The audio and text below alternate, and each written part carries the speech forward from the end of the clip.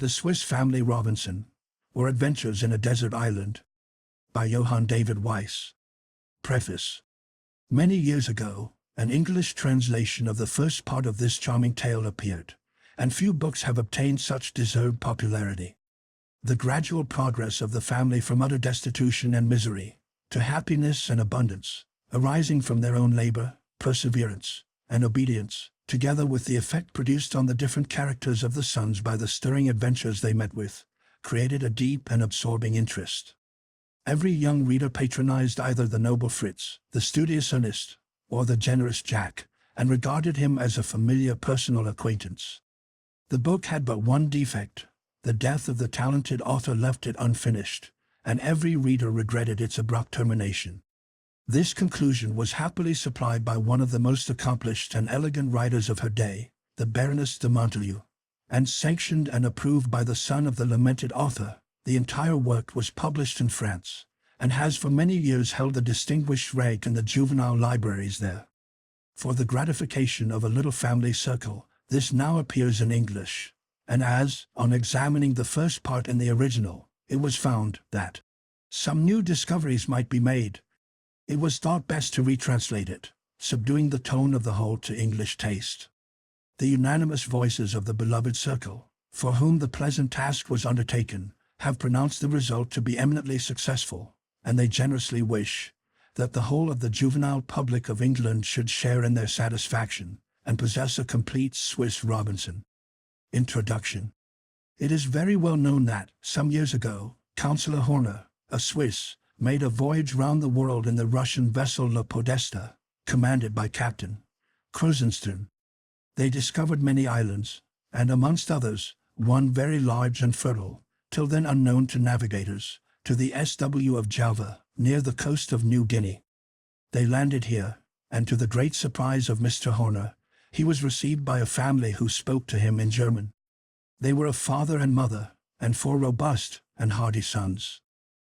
Their history was very interesting.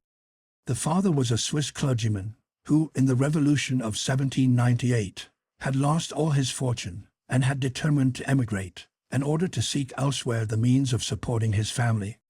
He went first to England, with his wife and children, consisting of 4 sons, between the ages of 12 and 5. He there undertook the office of missionary to Otaheite, not that he intended to remain on that uncivilized island, but he wished to proceed from thence to Port Jackson as a free colonist. He invested his little capital in seeds of every description, and some cattle, to take out with him. They had a prosperous voyage till they were near the coast of New Guinea, when they were overtaken by a frightful storm. At this period he commenced his journal, which he afterwards committed to the care of Mr. Horner, to be forwarded to his friends in Switzerland. Some time before, a boat from an English vessel, the Adventurer, had visited them, and the father had sent the first part of his journal by Lieutenant Bell to the captain, who remained in the vessel. A violent tempest arose, which continued some days, and drove the Adventurer from the coast. The family concluded the ship was lost, but this was not the case, as will be seen in the conclusion. Chapter 1. The tempest had raged for 6 days, and on the 7th seemed to increase. The ship had been so far driven from its course that no one on board knew where we were. Every one was exhausted with fatigue and watching. The shattered vessel began to leak in many places. The oaths of the sailors were changed to prayers, and each thought only how to save his own life. "Children," said I to my terrified boys, who were clinging round me, "God can save us if he will. To him nothing is impossible. But if he thinks it good to call us to him, let us not murmur. We shall not be separated." My excellent wife dried her tears, and from that moment became more tranquil. We knelt down to pray for the help of our Heavenly Father, and the fervor and emotion of my innocent boys proved to me that even children can pray, and find in prayer consolation and peace. We rose from our knees strengthened to bear the afflictions that hung over us. Suddenly we heard amid the roaring of the waves the cry of, "Land! Land!" At that moment the ship struck on a rock. The concussion threw us down. We heard a loud cracking, as if the vessel was parting asunder. We felt that we were aground, and heard the captain cry, in a tone of despair, "We are lost! Launch the boats!" These words were a dagger to my heart, and the lamentations of my children were louder than ever. I then recollected myself and said, "Courage, my darlings, we are still above water, and the land is near. God helps those who trust in him. Remain here, and I will endeavor to save us." I went on deck, and was instantly thrown down, and wet through by a huge sea. A second followed. I struggled boldly with the waves, and succeeded in keeping myself up, when I saw, with terror, the extent of our wretchedness. The shattered vessel was almost in two. The crew had crowded into the boats, and the last sailor was cutting the rope. I cried out, and prayed them to take us with them, but my voice was drowned in the roar of the tempest, nor could they have returned for us through waves that ran mountains high. All hope from their assistance was lost, but I was consoled by observing that the water did not enter the ship above a certain height. The stone, under which lay the cabin which contained all that was dear to me on earth, was immovably fixed between two rocks. At the same time I observed, towards the south, traces of land, which, though wild and barren, was now the haven of my almost expiring hopes, no longer being able to depend on any human aid. I returned to my family, and endeavored to appear calm. "Take courage," cried I. "There is yet hope for us. The vessel, in striking between the rocks, is fixed in a position which protects our cabin above the water, and if the wind should settle tomorrow, we may possibly reach the land." This assurance calmed my children, and as usual, they depended on all I told them. They rejoiced that the heaving of the vessel had ceased, as, while it lasted, they were continually thrown against each other. My wife, more accustomed to read my countenance, discovered my uneasiness, and by a sign, I explained to her that I had lost all hope. I felt great consolation in seeing that she supported our misfortune with truly Christian resignation. "Let us take some food," said she. "With the body the mind is strengthened. This must be a night of trial." Night came, and the tempest continued its fury, tearing away the planks from the devoted vessel with a fearful crashing. It appeared absolutely impossible that the boats could have outlived the storm. My wife had prepared some refreshment, of which the children partook with an appetite that we could not feel. The three younger ones retired to their beds, and soon slept soundly. Fritz, the eldest, watched with me. "I have been considering," said he, "how we could save ourselves. If we only had some cork jackets, or bladders, for Mama and my brothers, you and I don't need them, we could then swim to land." "A good thought," said I. "I will try during the night to contrive some expedient to secure our safety." We found some small empty barrels in the cabin, which we tied two together with our handkerchiefs, leaving a space between for each child, and fastened this new swimming apparatus under their arms. My wife prepared the same for herself. We then collected some knives, string, tinderbox, and such little necessaries as we could put in our pockets. Thus, in case the vessel should fall to pieces during the night, we hoped we might be enabled to reach land. At length Fritz, overcome with fatigue, lay down and slept with his brothers.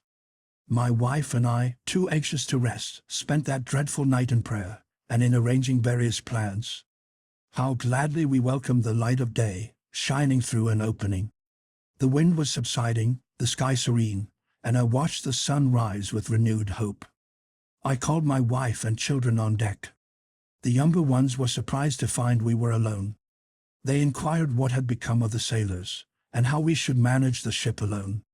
"Children," said I, "one more powerful than man has protected us till now, and will still extend a saving arm to us, if we do not give way to complaint and despair. Let all hands set to work. Remember that excellent maxim, God helps those who help themselves.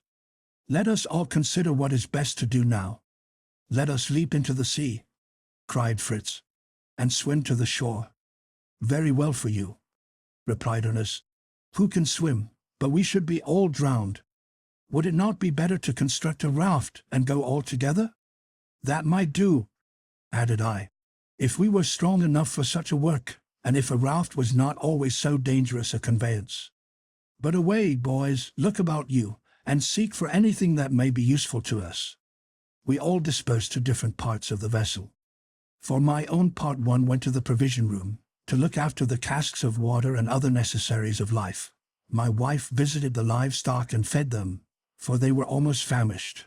Fritz sought for arms and ammunition, Ernest for the carpenter's tools. Jack had opened the captain's cabin, and was immediately thrown down by two large dogs, who leaped on him so roughly that he cried out as if they were going to devour him. However, hunger had rendered them so docile that they licked his hands, and he soon recovered his feet, seized the largest by the ears, and mounting his back, gravely rode up to me as I was coming from the hold. I could not help laughing. I applauded his courage, but recommended him always to be prudent with animals of that kind, who are often dangerous when hungry. My little troop began to assemble. Fritz had found 2 fowling pieces, some bags of powder and shot, and some balls in horn flasks. Ernest was loaded with an axe and hammer, a pair of pincers, a large pair of scissors, and an auger showed itself half out of his pocket. Francis had a large box under his arm, from which he eagerly produced what he called little pointed hooks. His brothers laughed at his prize. "Silence," said I. "The youngest has made the most valuable addition to our stores. These are fish hooks, and may be more useful for the preservation of our lives than anything the ship contains. However, Fritz and Ernest have not done amiss." "For my part," said my wife, "I only contribute good news. I have found a cow, an ass, 2 goats, 6 sheep, and a sow with young. I have fed them, and hope we may preserve them." "Very well," said I to my little workman. "I am satisfied with all but Master Jack, who, instead of anything useful, has contributed 2 great eaters, who will do us more harm than good. They can help us to hunt when we get to land," said Jack. "Yes," replied I. "But can you devise any means of our getting there?" "It does not seem at all difficult," said the spirited little fellow. "Put us each into a great tub, and let us float to shore. I remember sailing capitally that way on Godpapa's great pond at S. "A very good idea, Jack. Good counsel may sometimes be given even by a child. Be quick, boys. Give me the saw and auger, with some nails. We will see what we can do." I remembered seeing some empty casks in the hold. We went down and found them floating. This gave us less difficulty in getting them upon the lower deck, which was but just above the water. They were of strong wood, bound with iron hoops, and exactly suited my purpose. My sons and I therefore began to saw them through the middle. After long labor, we had 8 tubs all the same height. We refreshed ourselves with wine and biscuit, which we had found in some of the casks. I then contemplated with delight my little squadron of boats ranged in a line, and was surprised that my wife still continued depressed. She looked mournfully on them. "I can never venture in one of these tubs," said she. "Wait a little, till my work is finished," replied I, "and you will see it is more to be depended on than this broken vessel." I sought out a long, flexible plank, and arranged 8 tubs on it, close to each other, leaving a piece at each end to form a curve upwards, like the keel of a vessel. We then nailed them firmly to the plank, and to each other. We nailed the plank at each side, of the same length as the first, and succeeded in producing a sort of boat, divided into 8 compartments, in which it did not appear difficult to make a short voyage over a calm sea. But unluckily our wonderful vessel proved so heavy that our united efforts could not move it an inch. I sent Fritz to bring me the jackscrew, and in the meantime sawed a thick round pole into pieces. Then, raising the forepart of our work by means of the powerful machine, Fritz placed one of these rollers under it. Ernest was very anxious to know how this small machine could accomplish more than our united strength. I explained to him, as well as I could, the power of the lever of Archimedes, with which he had declared he could move the world, if he had but a point to rest it on, and I promised my son to take the machine to pieces when we were on shore, and explain the mode of operation. I then told them that God, to compensate for the weakness of man, had bestowed on him reason, invention, and skill in workmanship. The result of these had produced a science which, under the name of mechanics, taught us to increase and extend our limited powers incredibly by the aid of instruments. Jack remarked that the jackscrew worked very slowly. "Better slowly than not at all," said I. "It is a principle in mechanics that what is gained in time is lost in power." The jack is not meant to work rapidly, but to raise heavy weights, and the heavier the weight, the slower the operation. But can you tell me how we can make up for this slowness? Oh, by turning the handle quicker, to be sure. Quite wrong. That would not aid us at all. Patience and reason are the two fairies by whose potent help I hope to get our boat afloat. I quickly proceeded to tie a strong cord to the after part of it, and the other end to a beam in the ship, which was still firm, leaving it long enough for security. Then introducing 2 more rollers underneath, and working with the jack, we succeeded in launching our bark, which passed into the water with such velocity that but for our rope it would have gone out to sea. Unfortunately, it leaned so much on one side that none of the boys would venture into it. I was in despair, when I suddenly remembered it only wanted ballast to keep it in equilibrium. I hastily threw in anything I got hold of that was heavy, and soon had my boat level and ready for occupation. They now contended who should enter first, but I stopped them, reflecting that these restless children might easily capsize our vessel. I remembered that savage nations made use of an outrigger to prevent their canoe oversetting, and this I determined to add to my work. I fixed 2 portions of a topsail yard, one over the prow, the other across the stern, in such a manner that they should not be in the way in pushing off our boat from the wreck. I forced the end of each yard into the bunghole of an empty brandy cask, to keep them steady during our progress. It was now necessary to clear the way for our departure. I got into the first tub, and managed to get the boat into the cleft in the ship's side, by way of a haven. I then returned, and with the axe and saw, cut away right and left all that could obstruct our passage. Then we secured some oars, to be ready for our voyage next day. The day had passed in toil, and we were compelled to spend another night on the wreck, though we knew it might not remain till morning. We took a regular meal, for during the day we had scarcely had time to snatch a morsel of bread and a glass of wine. More composed than on the preceding night, we retired to rest. I took the precaution to fasten the swimming apparatus across the shoulders of my 3 younger children and my wife, for fear another storm might destroy the vessel and cast us into the sea. I also advised my wife to put on a sailor's dress, as more convenient for her expected toils and trials.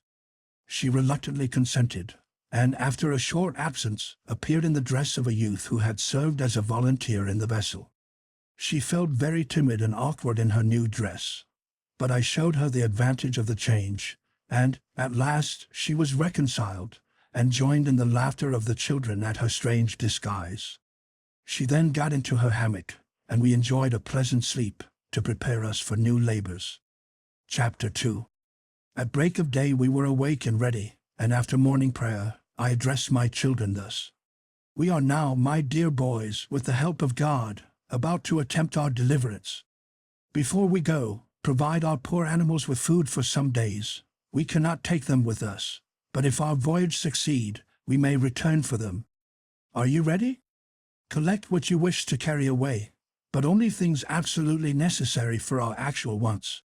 I planned that our first cargo should consist of a barrel of powder, 3 fowling pieces, 3 muskets, 2 pair of pocket pistols, and 1 pair larger, ball, shot, and lead as much as we could carry, with a bullet mold, and I wish each of my sons, as well as their mother, should have a complete game bag, of which there were several in the officers' cabins. We then set apart a box of portable soup, another of biscuit, an iron pot, a fishing rod, a chest of nails, and 1 of carpenter's tools, also some sailcloth to make a tent. In fact, my boys collected so many things, we were compelled to leave some behind, though I exchanged all the useless ballast for necessaries. When all was ready, we implored the blessing of God on our undertaking, and prepared to embark in our tubs. At this moment the cocks crowed a sort of reproachful farewell to us. We had forgotten them. I immediately proposed to take our poultry with us, geese, ducks, fowls and pigeons, for, as I observed to my wife, if we could not feed them, they would, at any rate, feed us. We placed our 10 hens and 2 cocks in a covered tub. The rest we set at liberty, hoping the geese and ducks might reach the shore by water, and the pigeons by flight. We waited a little for my wife, who came loaded with a large bag, which she threw into the tub that contained her youngest son. I concluded it was intended to steady him, or for a seat, and made no observation on it. Here follows the order of our embarkation.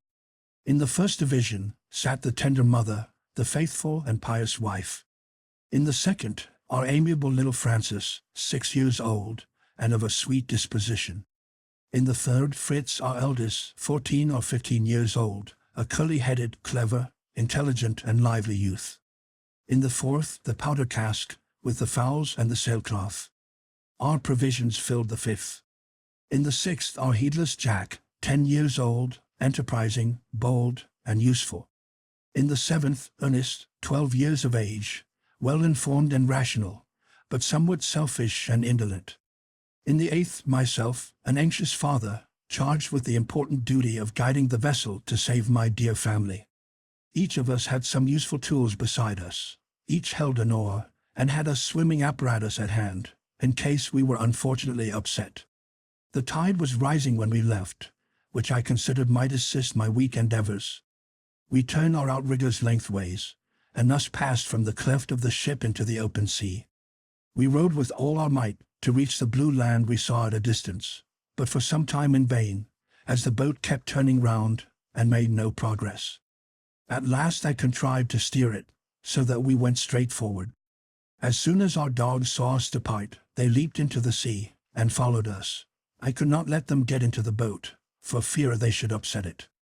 I was very sorry, for I hardly expected they would be able to swim to land, but by occasionally resting their forepaws on our outriggers, they managed to keep up with us.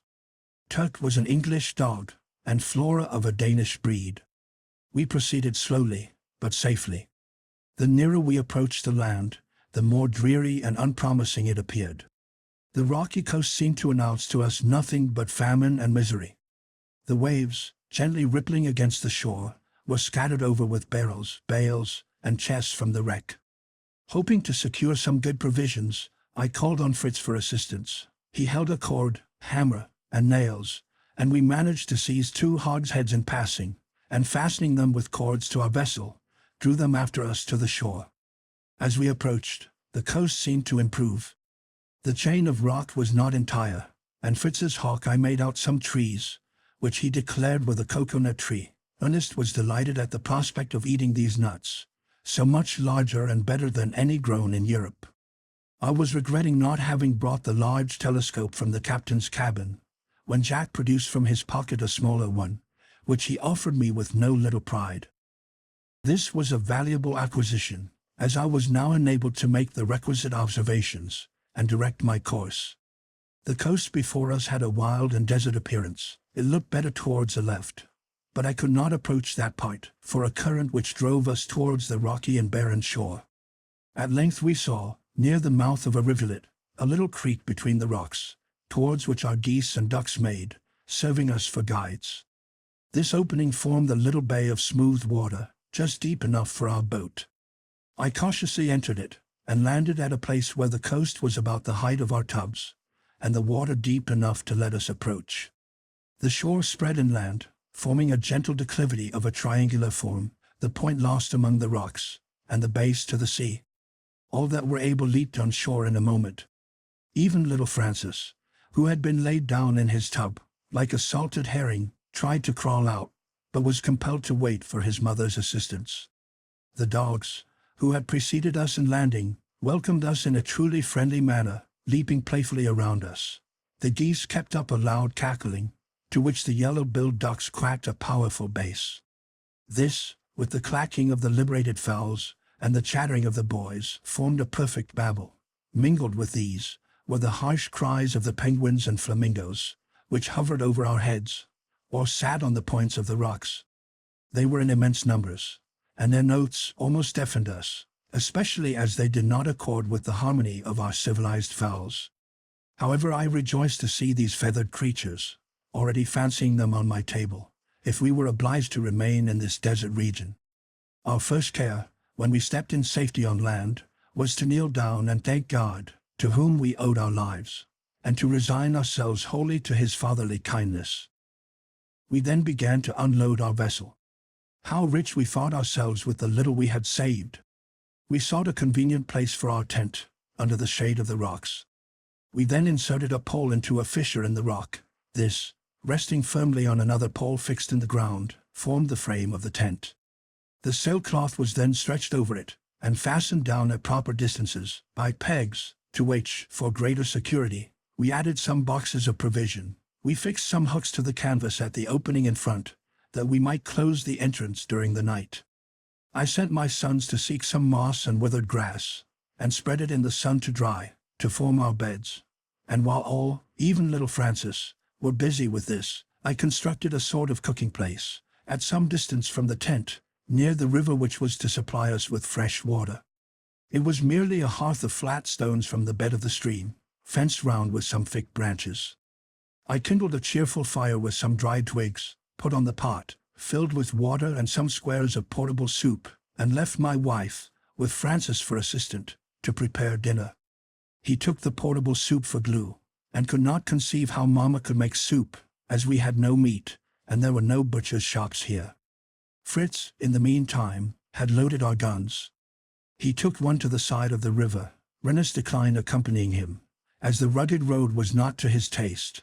He preferred the seashore. Jack proceeded to a ridge of rocks on the left, which ran towards the sea, to get some mussels. I went to try and draw the 2 floating hogsheads on shore, but could not succeed, for our landing place was too steep to get them up. Whilst I was vainly trying to find a more favorable place, I heard my dear Jack uttering most alarming cries. I seized my hatchet, and ran to his assistance. I found him up to the knees in a shallow pool, with a large lobster holding his leg in its sharp claws. It made off at my approach, but I was determined it should pay for the fright it had given me. Cautiously taking it up, I brought it out, followed by Jack, who, now very triumphant, wished to present it himself to his mother, after watching how I held it. But he had hardly got it into his hands, when it gave him such a violent blow on the cheek with its tail, that he let it fall, and began to cry again. I could not help laughing at him, and in his rage he seized the stone, and put an end to his adversary.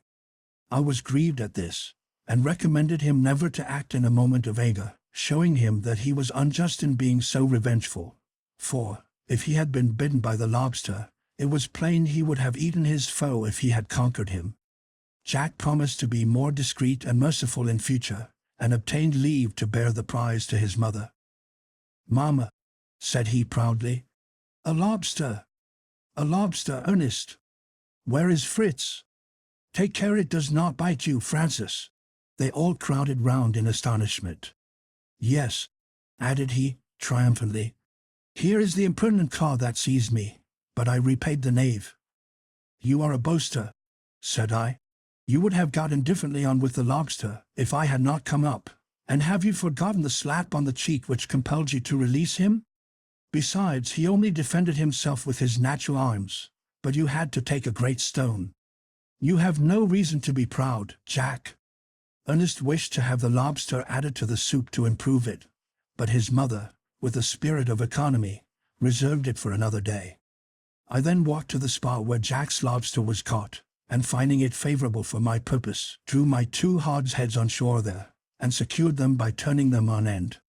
On returning, I congratulated Jack on being the first who had been successful in foraging. Ernest remarked that he had seen some oysters attached to a rock, but could not get at them without wetting his feet, which he did not like. "Indeed, my delicate gentleman," said I, laughing, "I must trouble you to return and procure us some. We must all unite in working for the public good, regardless of wet feet. The sun will soon dry us. I might as well bring some salt at the same time," said he. "I saw plenty in the fissures of the rock left by the sea, I should think, Papa?" "Doubtless, Mr. Reasoner," replied I. "Where else could it have come from? The fact was so obvious that you had better have brought a bagful than delayed to reflect about it. But if you wish to escape insipid soup, be quick and procure some." He went, and returned with some salt, so mixed with sand and earth, that I should have thrown it away as useless. But my wife dissolved it in fresh water, and filtering it through a piece of canvas, managed to flavor our soup with it. Jack asked why we could not have used sea water, and I explained to him that the bitter and nauseous taste of sea water would have spoiled our dinner. My wife stirred the soup with a little stick, and tasting it, pronounced it very good, but added, "We must wait for Fritz. And how shall we eat our soup without plates or spoons? We cannot possibly raise this large boiling pot to our heads and drink out of it." It was too true. We gazed stupefied at our pot, and at last all burst into laughter at our destitution and our folly in forgetting such useful necessaries. "If we only had coconuts," said Ernest, "we might split them and make basins and spoons." "If," replied I, "but we have none. We might as well wish for a dozen handsome silver spoons at once, if wishes were of any use." "But," observed he, "we can use oyster shells." "A useful thought, Ernest. Go directly and get the oysters. And remember, gentlemen, no complaints though the spoons are without handles, and you should dip your fingers into the bowl." Off ran Jack, and was mid-leg in the water before Ernest got to him. He tore down the oysters, and threw them to his idle brother, who filled his handkerchief, taking care to put a large one into his pocket for his own use, and they returned with their spoil. Fritz had not yet appeared, and his mother was becoming uneasy, when we heard him cheerfully hailing us at a distance. He soon came up, with a feigned air of disappointment, and his hands behind him, but Jack, who had glided round him, cried out, "A sucking pig! A sucking pig!" And he then, with great pride and satisfaction, produced his booty, which I recognized, from the description of travelers, to be the agouti, common in these regions, a swift animal, which burrows in the earth, and lives on fruits and nuts. Its flesh, something like that of the rabbit, has an unpleasant flavor to Europeans. All were anxious to know the particulars of the chase, but I seriously reproved my son for his little fiction, and warned him never to use the least deceit, even in jest. I then inquired where he had met with the agouti. He told me he had been on the other side of the river. "A very different place to this," continued he. "The shore lies low, and you can have no idea of the number of casks, chests, planks, and all sorts of things the sea has thrown up. Shall we go and take possession of them? And tomorrow, father, we ought to make another trip to the vessel, to look after our cattle. We might, at least, bring away the cow. Our biscuit would not be so hard dipped in milk." "And very much nicer," added the greedy Ernest. "Then," continued Fritz, "beyond the river there is rich grass for pasturage, and a shady wood. Why should we remain in this barren wilderness?" "Softly," replied I. "There is a time for all things. Tomorrow, and the day after tomorrow will have their work. But first tell me, did you see anything of our shipmates?" "Not a trace of man, living or dead, on land or sea. But I saw an animal more like a hog than this, but with feet like a hare. It leaped among the grass, sometimes sitting upright, and rubbing its mouth with its forepaws, sometimes seeking for roots, and gnawing them like a squirrel. If I had not been afraid it would escape me, I would have tried to take it alive. It seemed so very tame." As we were talking, Jack had been trying, with many grimaces, to force an oyster open with his knife. I laughed at his vain endeavors, and putting some on the fire, showed him them open of themselves. I had no taste for oysters myself, but as they are everywhere accounted a delicacy, I advised my sons to try them. They all at first declined the unattractive repast, except Jack, who, with great courage, closed his eyes, and desperately swallowed one as if it had been medicine. The rest followed his example, and then all agreed with me that oysters were not good. The shells were soon plunged into the pot to bring out some of the good soup, but scalding their fingers, it was who could cry out the loudest. Ernest took his large shell from his pocket, cautiously filled it with a good portion of soup, and set it down to cool, exulting in his own prudence. "You have been very thoughtful, my dear Ernest," said I. "But why are your thoughts always for yourself, so seldom for others? As a punishment for your egotism, that portion must be given to our faithful dogs. We can all dip our shells into the pot, the dogs cannot. Therefore they shall have your soup, and you must wait, and eat as we do." My reproach struck his heart, and he placed his shell obediently on the ground, which the dogs emptied immediately. We were almost as hungry as they were, and were watching anxiously till the soup began to cool, when we perceived that the dogs were tearing and gnawing Fritz's agouti.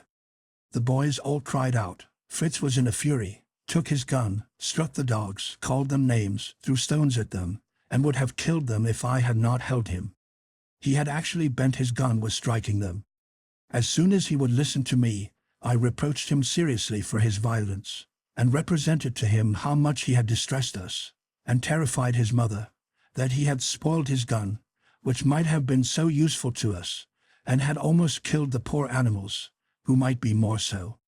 Anger, said I, leads to every crime. Remember Cain, who killed his brother in a fit of passion. Oh, father, said he in a voice of terror, and acknowledging his error, he asked pardon, and shed bitter tears.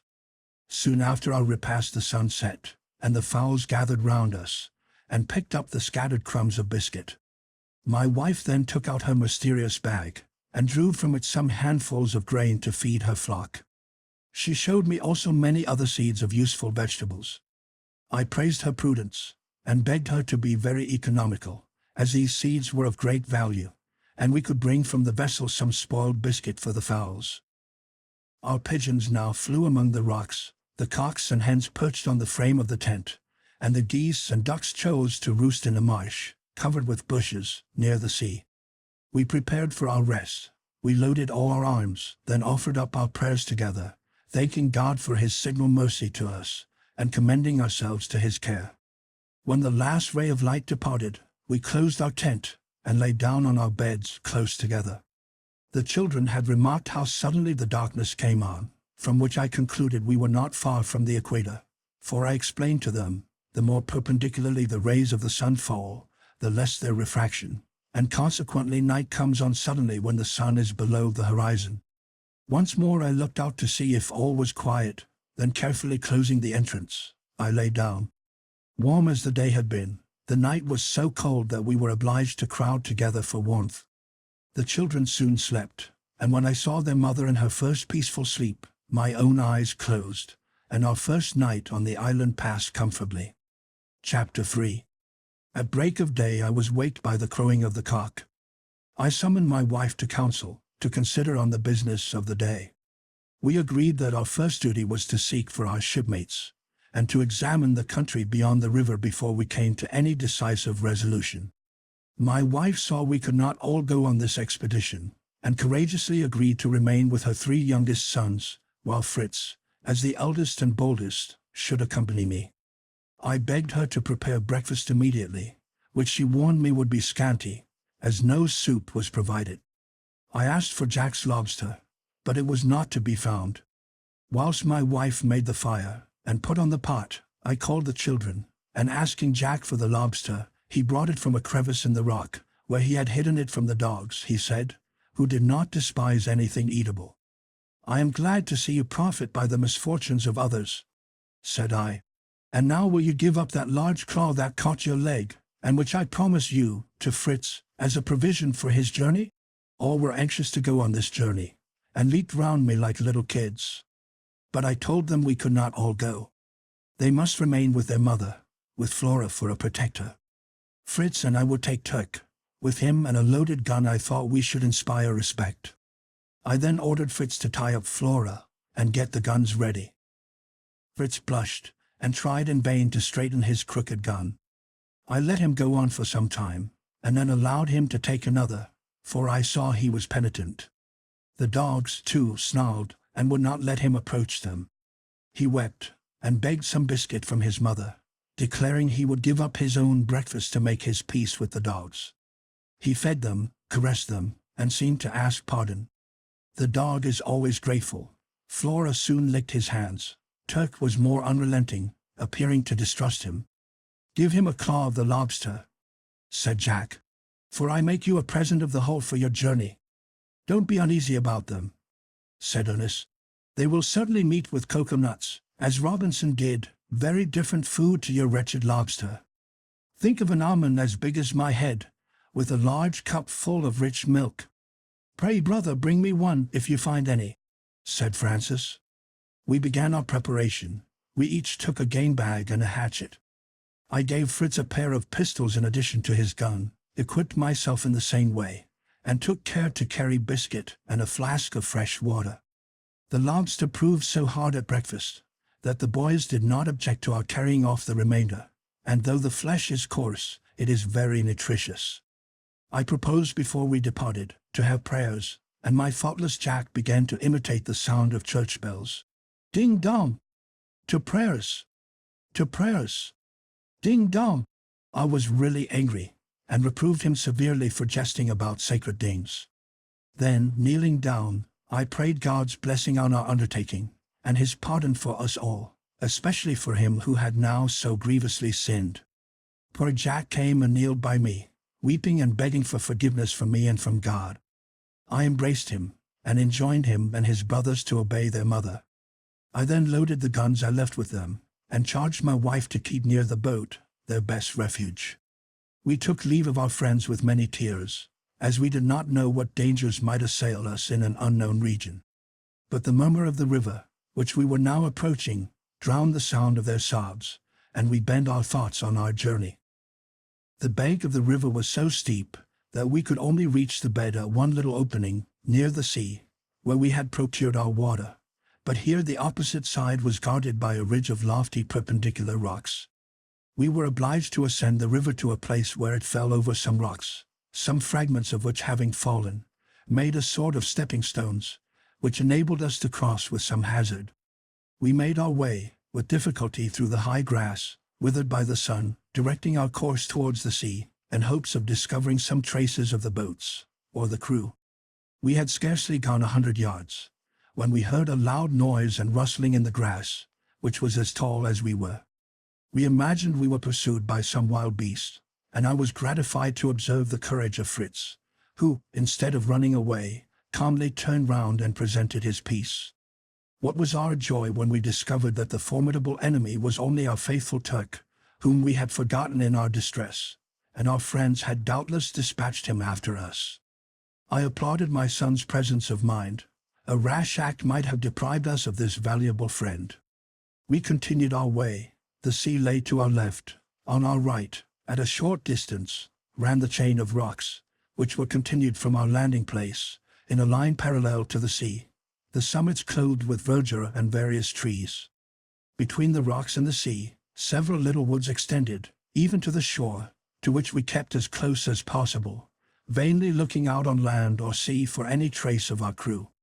Fritz proposed to fire his gun, as a signal to them, if they should be near us. But I reminded him that this signal might bring the ravages round us, instead of our friends. We rested in the shade, near a clear stream, and took some refreshment. He then inquired why we should search after those persons at all, who so unfeelingly abandoned us on the wreck. First, said I, we must not return evil for evil. Besides, they may assist us, or be in need of our assistance. Above all, remember, they could save nothing but themselves. We have got many useful things which they have as much right to as we. But we might be saving the lives of our cattle, said he. We should do our duty better by saving the life of a man, answered I. Besides, our cattle have food for some days, and the sea is so calm there is no immediate danger. We proceeded, and entering a little wood that extended to the sea, we rested in the shade, near a clear stream, and took some refreshment. We were surrounded by unknown birds, more remarkable for brilliant plumage than for the charm of their voice. Fritz thought he saw some monkeys among the leaves, and Turk began to be restless, smelling about, and barking very loud. Fritz was gazing up into the trees, when he fell over a large round substance, which he brought to me, observing that it might be a bird's nest. I thought it more likely to be a cocoanut. The fibrous covering had reminded him of the description he had read of the nests of certain birds, but on breaking the shell, we found it was indeed a cocoanut, but quite decayed and uneatable. Fritz was astonished. Where was the sweet milk that Ernest had talked of?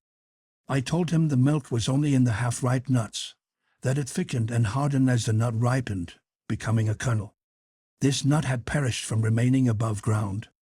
If it had been in the earth, it would have vegetated and burst the shell. I advised my son to try if he could not find a perfect nut. After some search, we found one, and sat down to eat it, keeping our own provision for dinner. The nut was somewhat rancid, but we enjoyed it, and then continued our journey. We were some time before we got through the wood, being frequently obliged to clear a road for ourselves through the entangled brushwood with our hatchets. At last we entered the open plain again, and had a clear view before us. The forest still extended about a stone's throw to our right, and Fritz, who was always on the lookout for discoveries, observed a remarkable tree here and there, which he approached to examine, and he soon called me to see this wonderful tree, with ones growing on the trunk. On coming up, I was overjoyed to find this tree, of which there were a great number, was the gourd tree, which bears fruit on the trunk. Fritz asked if these were sponges. I told him to bring me one, and I would explain the mystery. "There is one," said he, "very like a pumpkin, only harder outside." "Of this shell," said I. "We can make plates, dishes, basins, and flasks. We call it the gourd tree." Fritz leaped for joy. "Now my dear mother will be able to serve her soup properly." I asked him if he knew why the tree bore the fruit on its trunk, or on the thick branches only. He immediately replied that the smaller branches would not bear the weight of the fruit. He asked me if this fruit was eatable. "Harmless, I believe," said I, "but by no means delicate. Its great value to savage nations consists in the shell, which they use to contain their food and drink, and even cook in it." Fritz could not comprehend how they could cook in the shell without burning it. I told him the shell was not placed on the fire, but being filled with cold water, and the fish or meat placed in it, red-hot stones are, by degrees, introduced into the water, till it attains sufficient heat to cook the food, without injuring the vessel. We then set about making our dishes and plates. I showed Fritz a better plan of dividing the gourd than with a knife. I tied a string tightly round the nut, struck it with the handle of my knife till an incision was made, then tightened it till the nut was separated into two equally sized bowls. Fritz had spoiled his gourd by cutting it irregularly with his knife. I advised him to try and make spoons of it, as it would not do for basins now. I told him I had learned my plan from books of travels. It is the practice of the savages, who have no knives, to use a sort of string, made from the bark of trees for this purpose. "But how can they make bottles?" said he. "That requires some preparation," replied I. "They tie a bandage round the young gourd near the stalk, so that the part at liberty expands in a round form, and the compressed part remains narrow. They then open the top, and extract the contents by putting in pebbles and shaking it. By this means they have a complete bottle." We worked on. Fritz completed a dish and some plates, to his great satisfaction, but we considered that being so frail, we could not carry them with us. We therefore filled them with sand, that the sun might not warp them, and left them to dry, till we returned. As we went on, Fritz amused himself with cutting spoons from the rind of the gourd, and I tried to do the same with the fragments of the cocoanut. But I must confess my performances were inferior to those I had seen in the museum in London, the work of the South Sea Islanders. We laughed at our spoons, which would have required mouths from ear to eat with them. Fritz declared that the curve of the rind was the cause of that defect. If the spoons had been smaller, they would have been flat, and you might as well eat soup with an oyster shell as with a shovel. While we talked, we did not neglect looking about for our lost companions, but in vain. At last we arrived at a place where a tongue of land ran to some distance into the sea, on which was an elevated spot, favorable for observation. We attained the summit with great labor, and saw before us a magnificent prospect of land and water. But with all the aid our excellent telescope gave us, we could in no direction discover any trace of man. Nature only appeared in her greatest beauty. The shore enclosed a large bay, which terminated on the other side in a promontory. The gentle rippling of the waves, the varied verdure of the woods, and the multitude of novelties around us, would have filled us with delight, but for the painful recollection of those who, we now were compelled to believe, were buried beneath that glittering water. We did not feel less, however, the mercy of God, who had preserved us, and given us a home, with a prospect of subsistence and safety. We had not yet met with any dangerous animals, nor could we perceive any huts of savages. I remarked to my son that God seemed to have destined us to a solitary life in this rich country, unless some vessel should reach these shores. "And his will be done," added I. "It must be for the best. Now let us retire to that pretty wood to rest ourselves, and eat our dinner before we return. We proceeded towards a pleasant wood of palm trees, but before reaching it, had to pass through an immense number of reeds, which greatly obstructed our road. We were, moreover, fearful of treading on the deadly serpents who choose such retreats. We made Turk walk before us to give notice, and I cut a long, thick cane as a weapon of defense. I was surprised to see a glutinous juice oozing from the end of the cut cane. I tasted it, and was convinced that we had met with a plantation of sugar canes. I sucked more of it, and found myself singularly refreshed. I said nothing to Fritz, that he might have the pleasure of making the discovery himself.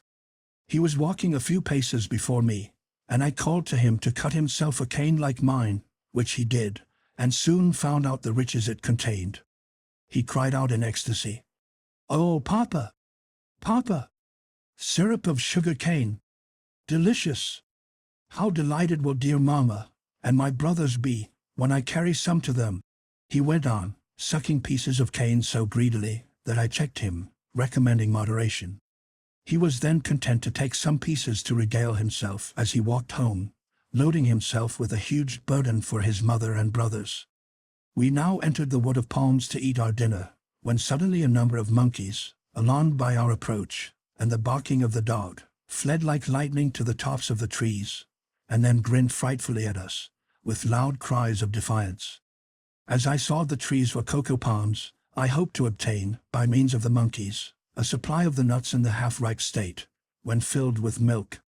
I held Fritz's arm, who was preparing to shoot at them, to his great vexation, as he was irritated against the poor monkeys for their derisive gestures. But I told him that though no patron of monkeys myself, I could not allow it. We had no right to kill any animal except in defense, or as a means of supporting life. Besides, the monkeys would be of more use to us living than dead, as I would show him. I began to throw stones at the monkeys, not being able, of course, to reach the place of their retreat, and they, in their anger, and in the spirit of imitation, gathered the nuts and hurled them on us in such quantities, that we had some difficulty in escaping from them. We had soon a large stock of coconuts. Fritz enjoyed the success of the stratagem, and when the shower subsided, he collected as many as he wished. We then sat down, and tasted some of the milk through the 3 small holes, which we opened with our knives. We then divided some with our hatchets, and quenched our thirst with the liquor, which has not, however, a very agreeable flavor. We like best the sort of thick cream which adheres to the shells, from which we scraped it with our spoons, and mixing it with the juice of the sugar cane, we produced a delicious dish. Turk had the rest of the lobster, which we now despised, with some biscuit. We then got up. I tied some nuts together by their stems, and threw them over my shoulder. Fritz took his bundle of canes, and we set out homewards. Chapter 4. Fritz groaned heavily under the weight of his canes as we traveled on, and pitied the poor negroes, who had to carry such heavy burdens of them. He then, in imitation of me, tried to refresh himself by sucking a sugar cane, but was surprised to find he failed in extracting any of the juice. At last, after some reflection, he said, "Ah, I remember, if there is no opening made for the air, I can get nothing out." I requested him to find a remedy for this. "I will make an opening," said he, "above the first knot in the cane. If I draw in my breath in sucking, and thus make a vacuum in my mouth, the outer air then forces itself through the hole I have made to fill this vacuum, and carries the juice along with it, and when this division of the cane is emptied, I can proceed to pierce above the next knot. I am only afraid that going on this way we shall have nothing but empty canes to carry to our friends." I told him that I was more afraid the sun might turn the syrup sour before we get our canes home, therefore we need not spare them. "Well, at any rate," said he, "I have filled my flask with the milk of the coconut to regale them." I told him I feared another disappointment, for the milk of the coconut, removed from the shell, spoiled sooner than the sugar-cane juice. I warned him that the milk, exposed to the sun in his tin flask, was probably become vinegar. He instantly took the bowl from his shoulder and uncorked it, when the liquor flew out with a report, foaming like champagne. I congratulated him on his new manufacture, and said we must beware of intoxication. "Oh, taste, Papa," said he. It is delicious, not at all like vinegar, but capital new, sweet, sparkling wine. This will be the best treat, if it remains in this state. I fear it will not be so, said I. This is the first stage of fermentation. When this is over, and the liquor is cleared, it is a sort of wine, or fermented liquor, more or less agreeable, according to the material used. By applying heat, a second, and slower fermentation succeeds, and the liquor becomes vinegar. Then comes on a third stage, which deprives it of its strength, and spoils it. I fear, in this burning climate, you will carry home only vinegar, or something still more offensive. But let us drink each other's health now, but prudently, or we shall soon feel the effects of this potent beverage. Perfectly refreshed, we went on cheerfully to the place where we had left our gourd utensils. We found them quite dry, and hard as bone. We had no difficulty in carrying them in our game bags. We had scarcely got through the little wood where we had breakfasted, when Turk darted furiously on a troop of monkeys, who were sporting about, and had not perceived him.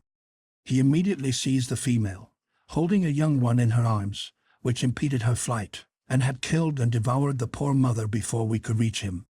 The young one had hidden itself among the long grass. When Fritz arrived, he had run with all his might, losing his hat, bottle, and canes, but could not prevent the murder of the poor mother. The little monkey no sooner saw him than it leaped upon his shoulders, fastening its paws in his curls, and neither cries, threats, nor shaking could rid him of it. I ran up to him laughing, for I saw the little creature could not hurt him, and tried in vain to disengage it. I told him he must carry it thus. It was evident the sagacious little creature, having lost its mother, had adopted him for a father. I succeeded, at last, in quietly releasing him, and took the little orphan, which was no bigger than a cat, in my arms, pitying its helplessness. The mother appeared as tall as Fritz. I was reluctant to add another mouth to the number we had to feed, but Fritz earnestly begged to keep it, offering to divide his share of coconut milk with it till we had our cows. I consented, on condition that he took care of it, and taught it to be obedient to him. Turk, in the meantime, was feasting on the remains of the unfortunate mother. Fritz would have driven him off, but I saw we had not food sufficient to satisfy this voracious animal, and we might ourselves be in danger from his appetite. We left him, therefore, with his prey, the little orphan sitting on the shoulder of his protector, while I carried the canes. Turk soon overtook us, and was received very coldly. We reproached him with his cruelty, but he was quite unconcerned, and continued to walk after Fritz. The little monkey seemed uneasy at the sight of him, and crept into Fritz's bosom, much to his inconvenience. But a thought struck him. He tied the monkey with a cord to Turk's back, leading the dog by another cord, as he was very rebellious at first. But our threats and caresses at last induced him to submit to his burden. We proceeded slowly, and I could not help anticipating the mirth of my little ones, when they saw us approach like a pair of showmen. I advised Fritz not to correct the dogs for attacking and killing unknown animals. Heaven bestows the dog on man, as well as the horse, for a friend and protector. Fritz thought we were very fortunate then, in having two such faithful dogs. He only regretted that our horses had died on the passage, and only left us the ass. "Let us not disdain the ass," said I. "I wish we had him here. He is of a very fine breed, and would be as useful as a horse to us." In such conversations, we arrived at the banks of our river before we were aware. Flora barked to announce our approach, and Turk answered so loudly that the terrified little monkey leaped from his back to the shoulder of its protector, and would not come down.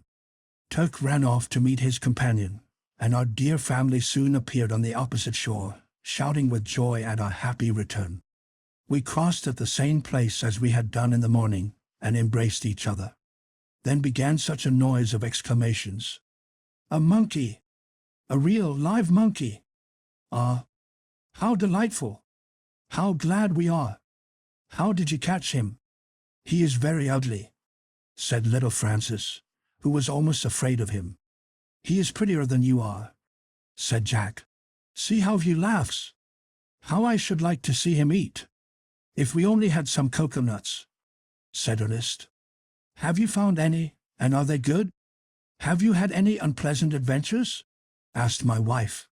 It was in vain to attempt replying to so many questions and exclamations. At length, when we got a little peace, I told them that, though I had brought them all sorts of good things, I had, unfortunately, not met with any of our companions. "God's will be done," said my wife.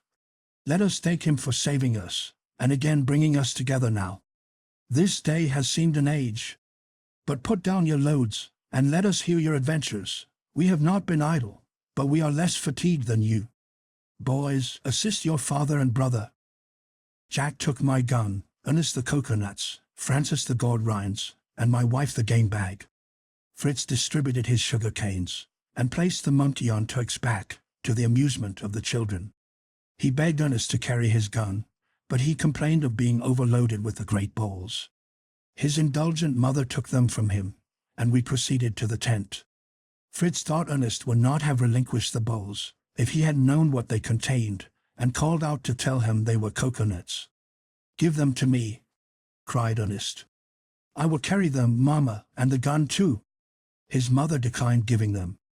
"I can throw away these sticks," said he, "and carry the gun in my hand." "I would advise you not," observed Fritz, "for the sticks are sugar canes." "Sugar canes!" cried they all, surrounding Fritz, who had to give them the history, and teach them the art of sucking the canes. My wife, who had a proper respect for sugar in her housekeeping, was much pleased with this discovery, and the history of all our acquisitions, which I displayed to her. Nothing gave her so much pleasure as our plates and dishes, which were actual necessaries. We went to our kitchen, and were gratified to see preparations going on for a good supper. My wife had planted a forked stick on each side the hearth.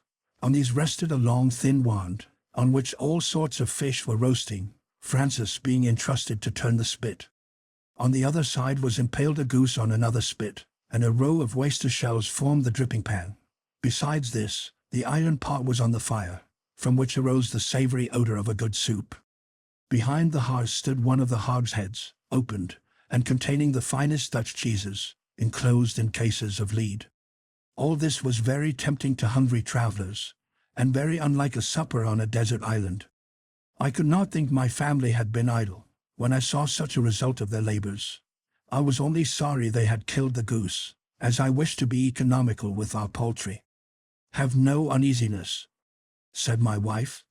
"This is not from our poultry yard, it is a wild goose killed by Ernest."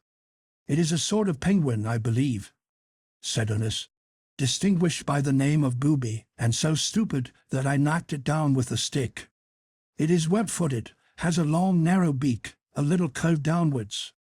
I have preserved the head and neck for you to examine. It exactly resembles the penguin of my book of natural history."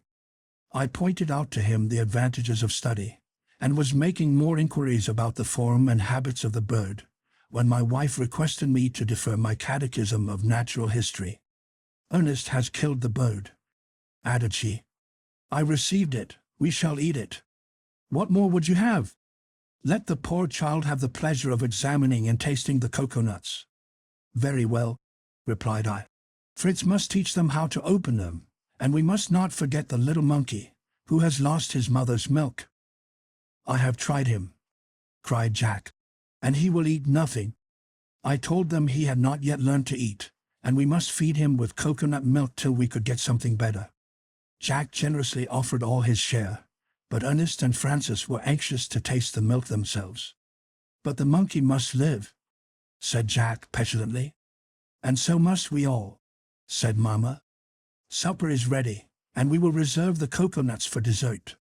We sat down on the ground, and the supper was served on our gourd rind service, which answered the purpose admirably. My impatient boys had broken the nuts, which they found excellent, and they made themselves spoons of the shell. Jack had taken care the monkey had his share.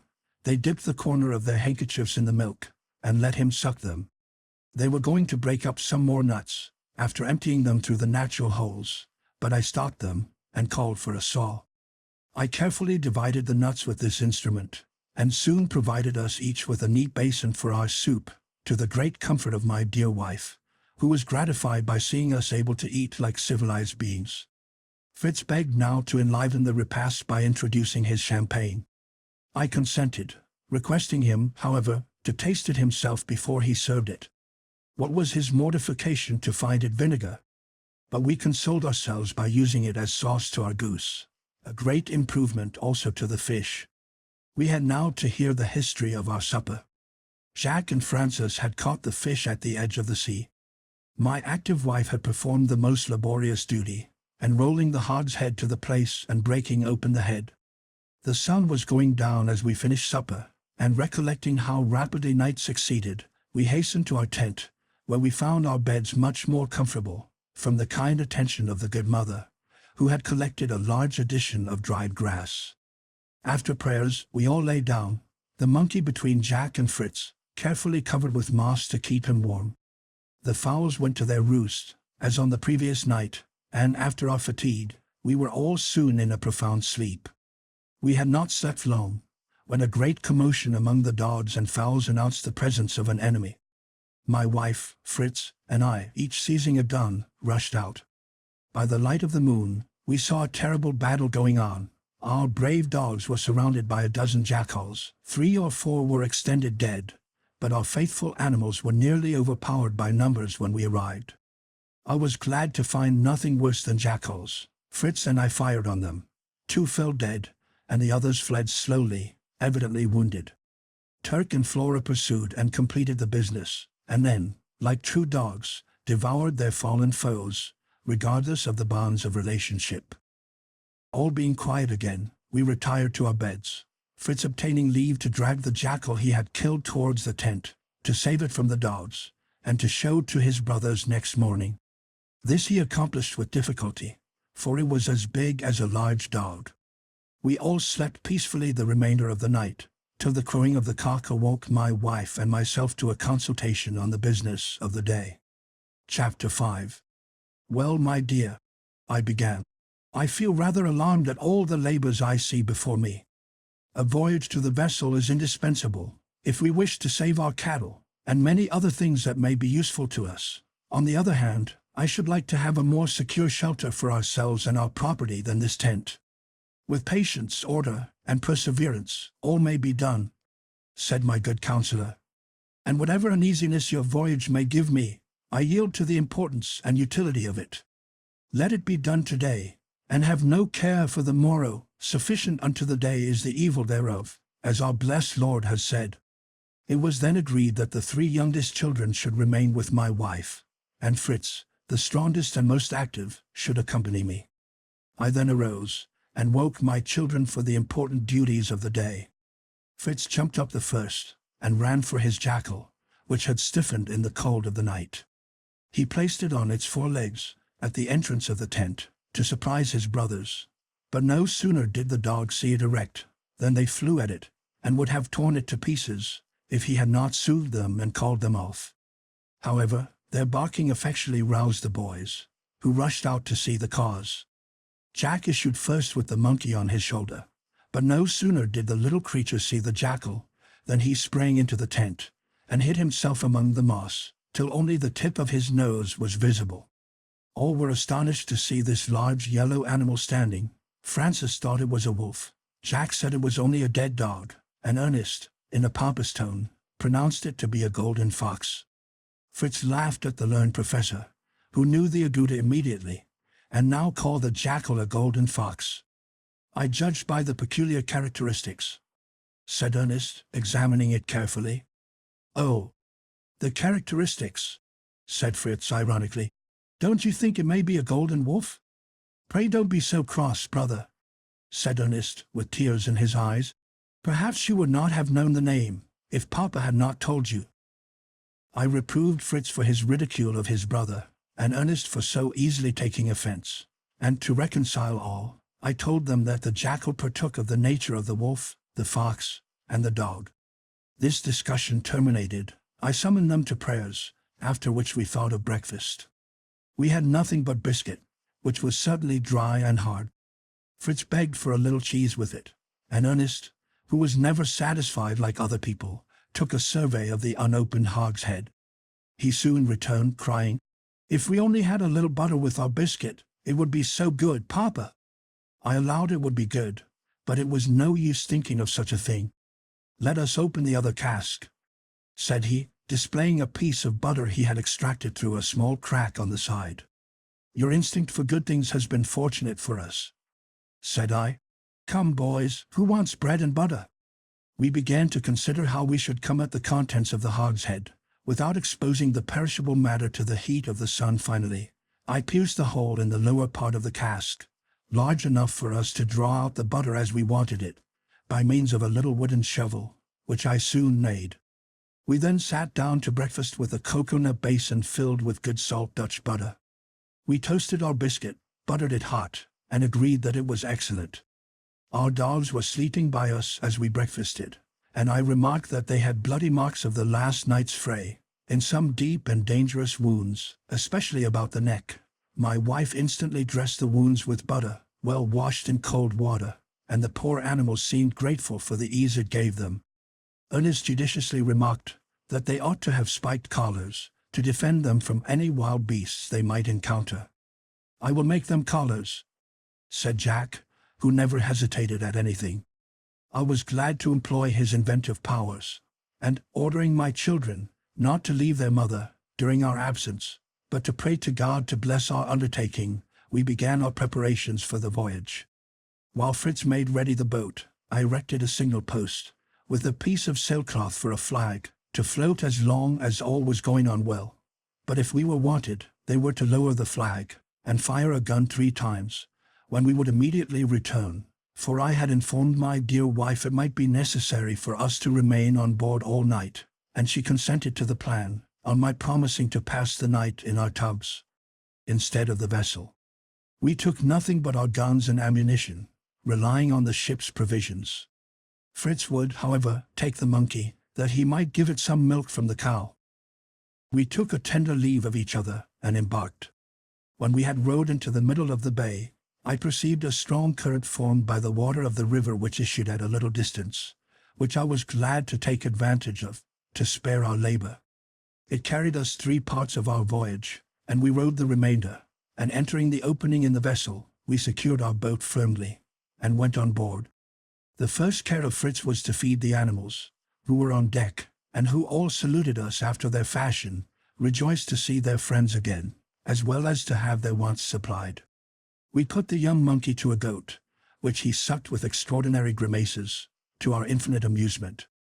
We then took some refreshment ourselves, and Fritz, to my great surprise, proposed that we should begin by adding a sail to our boat. He said the current which helped us to the vessel could not carry us back, but the wind which blew so strongly against us, and made our rowing so fatiguing, would be of great service, if we had a sail. I thanked my counselor for his good advice, and we immediately set to the task.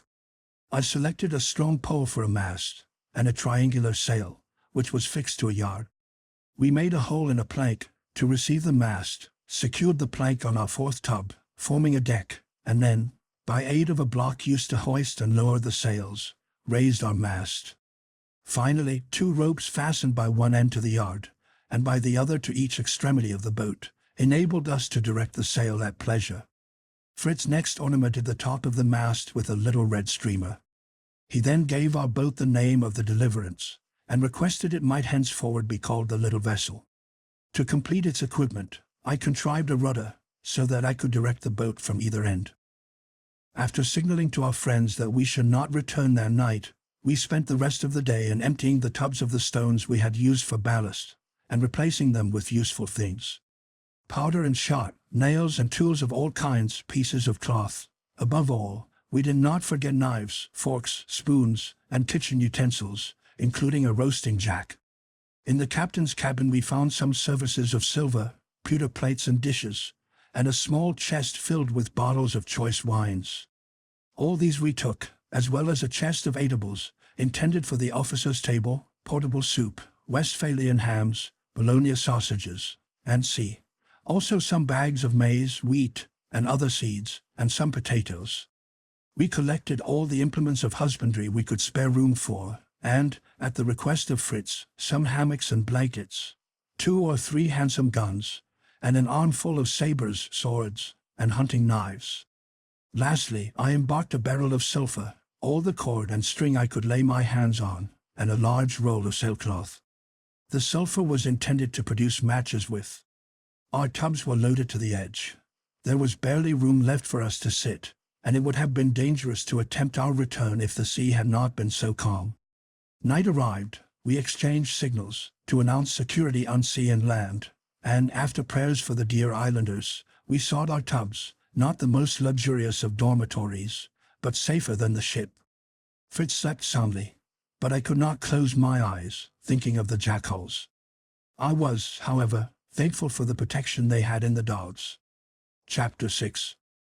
As soon as day broke, I mounted on deck to look through the telescope.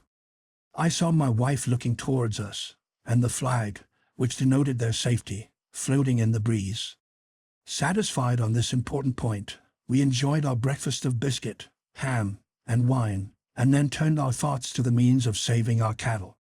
Even if we could contrive a raft, we could never get all the animals to remain still on it. We might venture the huge sow in the water, but the rest of the animals we found would not be able to swim to shore. At last Fritz suggested the swimming apparatus. We passed 2 hours in constructing them. For the cow and ass it was necessary to have an empty cask on each side, well bound in strong sailcloth, fastened by leather thongs over the back and under each animal. For the rest, we merely tied a piece of cork under their bodies, the sow only being unruly, and giving us much trouble. We then fastened a cord to the horns or neck of each animal, with a slip of wood at the end, for a convenient handle. Luckily, the waves had broken away part of the ship, and left the opening wide enough for the passage of our troop.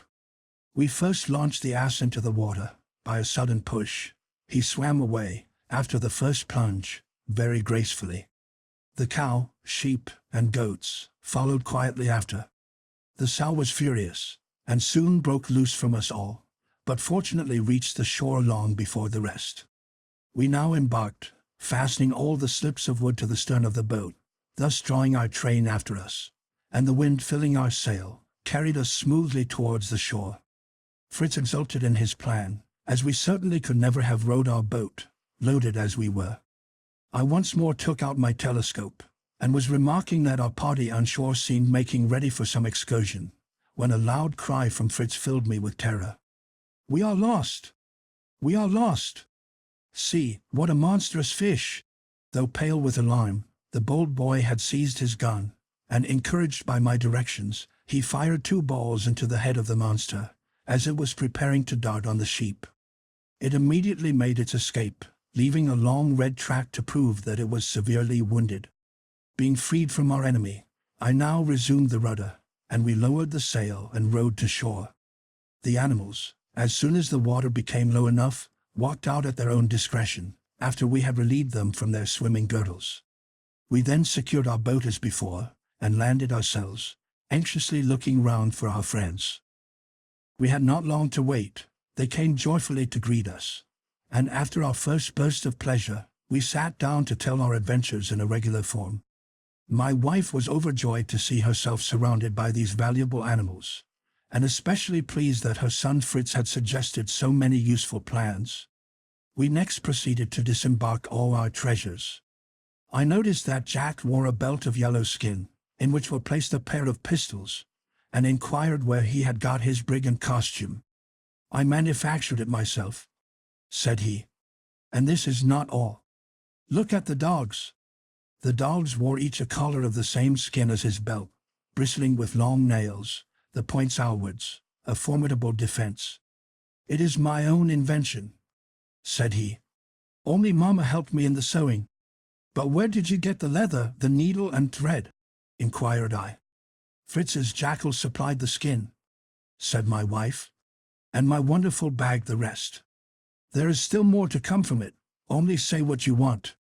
Fritz evidently felt a little vexation at his brother's unceremonious appropriation of the skin of the jackal, which displayed itself in the tone in which he exclaimed, holding his nose, "Keep at a distance, Mr. Skinner, you carry an intolerable smell about with you." I gave him a gentle hint of his duty in the position of eldest son, and he soon recovered his good humor. However, as the body as well as the skin of the jackal was becoming offensive, They united in dragging it down to the sea, while Jack placed his belt in the sun to dry. As I saw no preparation for supper, I told Fritz to bring the ham, and to the astonishment and joy of all, he returned with a fine Westphalian ham, which we had cut into in the morning. "I will tell you," said my wife, "why we have no supper prepared, but first I will make you an omelette." And she produced from a basket a dozen turtles' eggs. "You see," said Ernest, "they have all the characteristics of those Robinson Crusoe had in his island. They are white balls, the skin of which resembles moistened parchment." My wife promised to relate the history of the discovery after supper, and set about preparing her ham and omelette, while Fritz and I proceeded in unloading our cargo, assisted by the useful ass. Supper was now ready.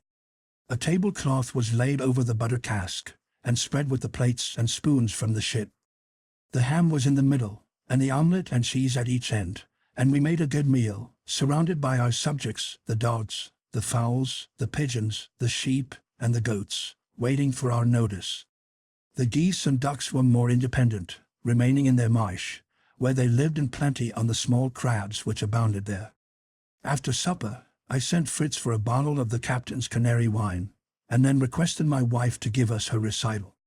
Chapter 7. "I will spare you the history of the first day," said my good Elizabeth, "spent in anxiety about you, and attending to the signals.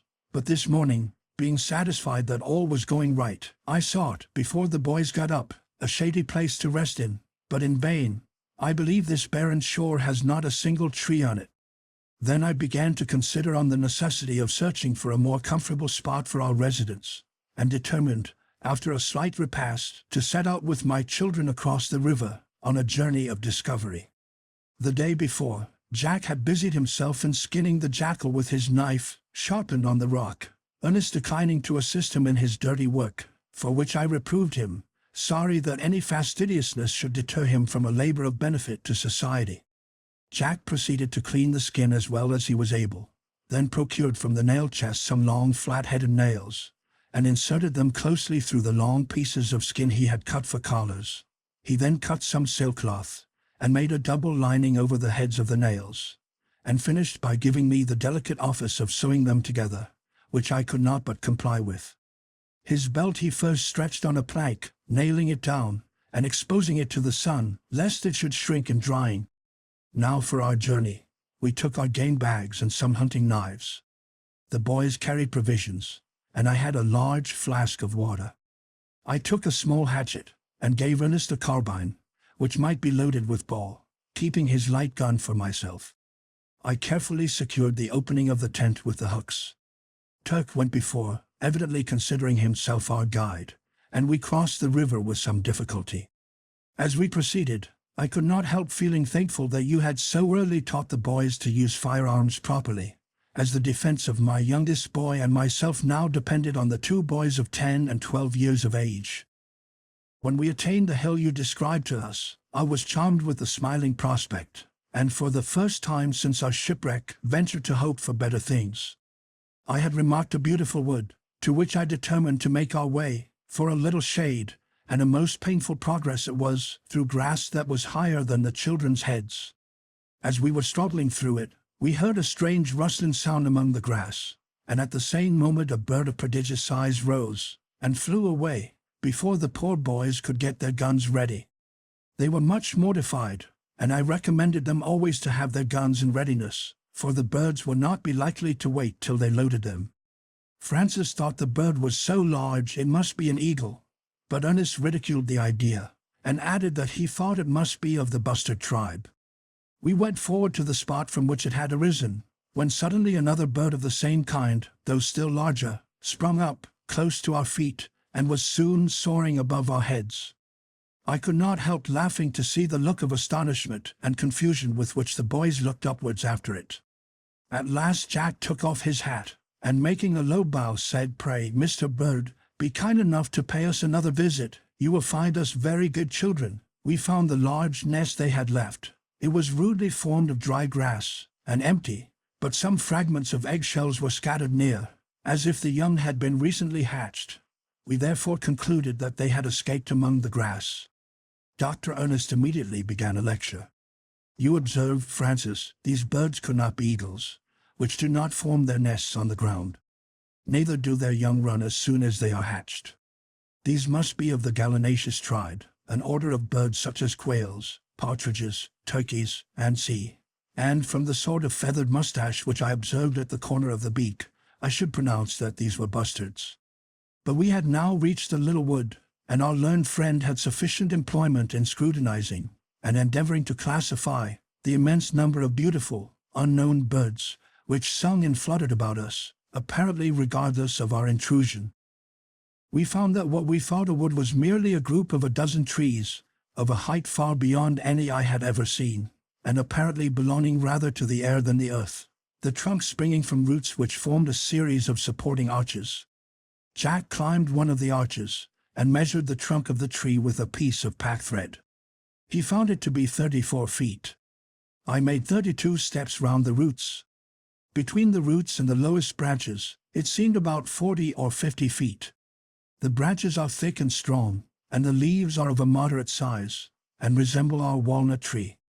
A thick, short, smooth turf clothed the ground beneath and around the detached roots of the trees, and everything combined to render this one of the most delicious spots the mind could conceive. Here we rested, and made our noonday repast. A clear rivulet ran near us, and offered its agreeable waters for our refreshment.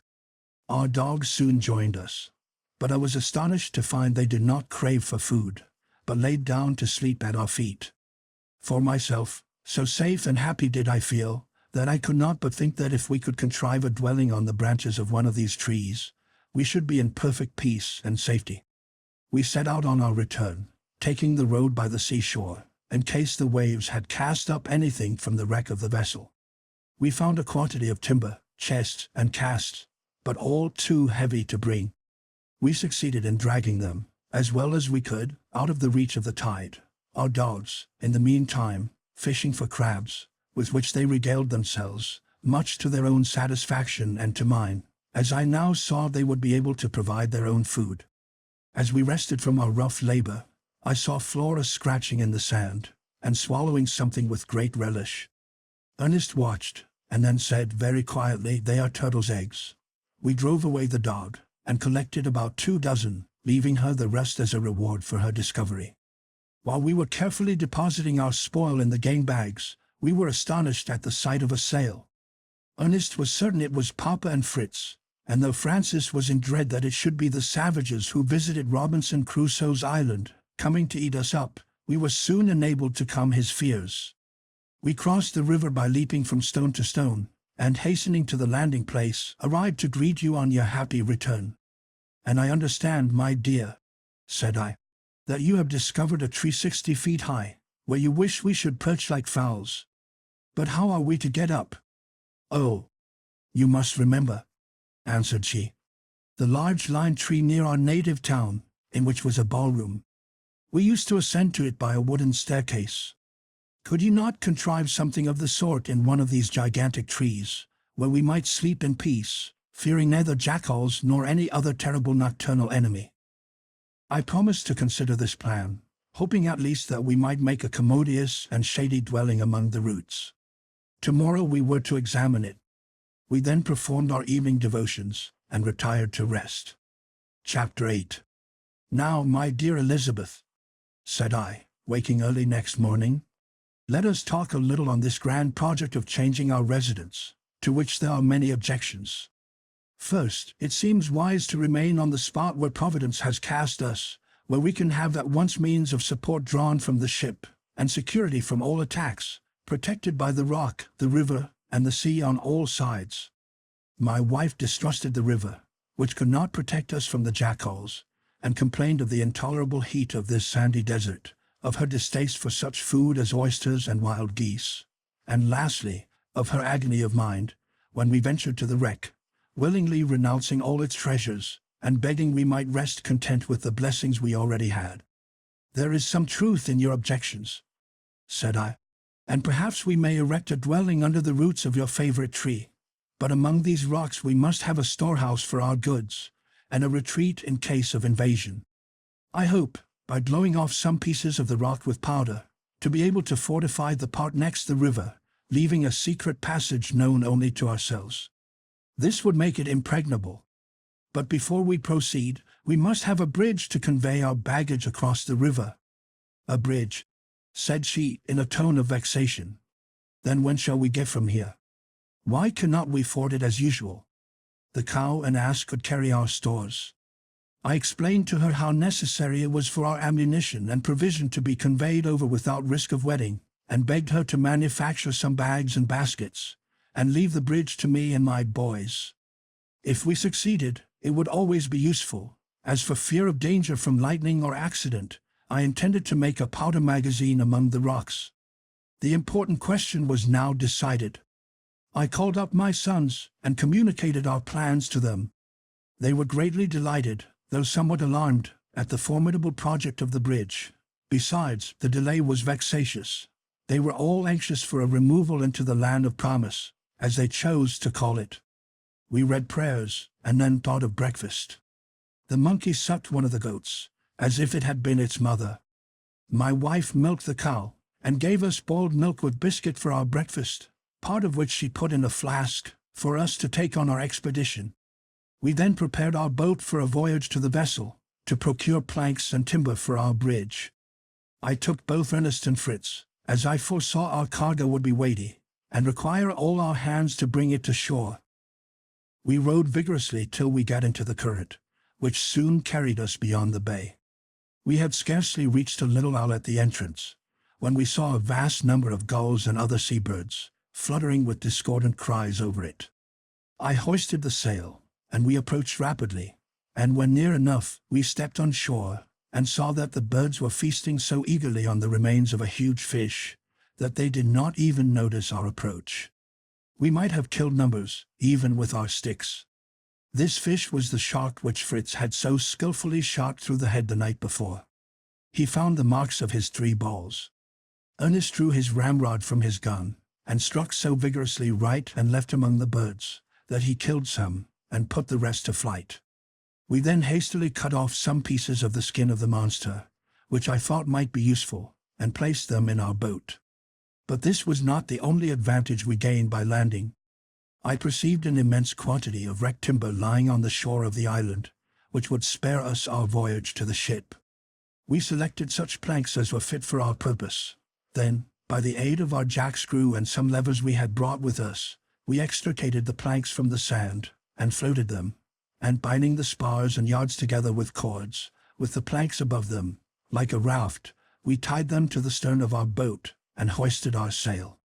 Fritz, as we sailed, was drying the shark's skin, which I hoped to convert into files.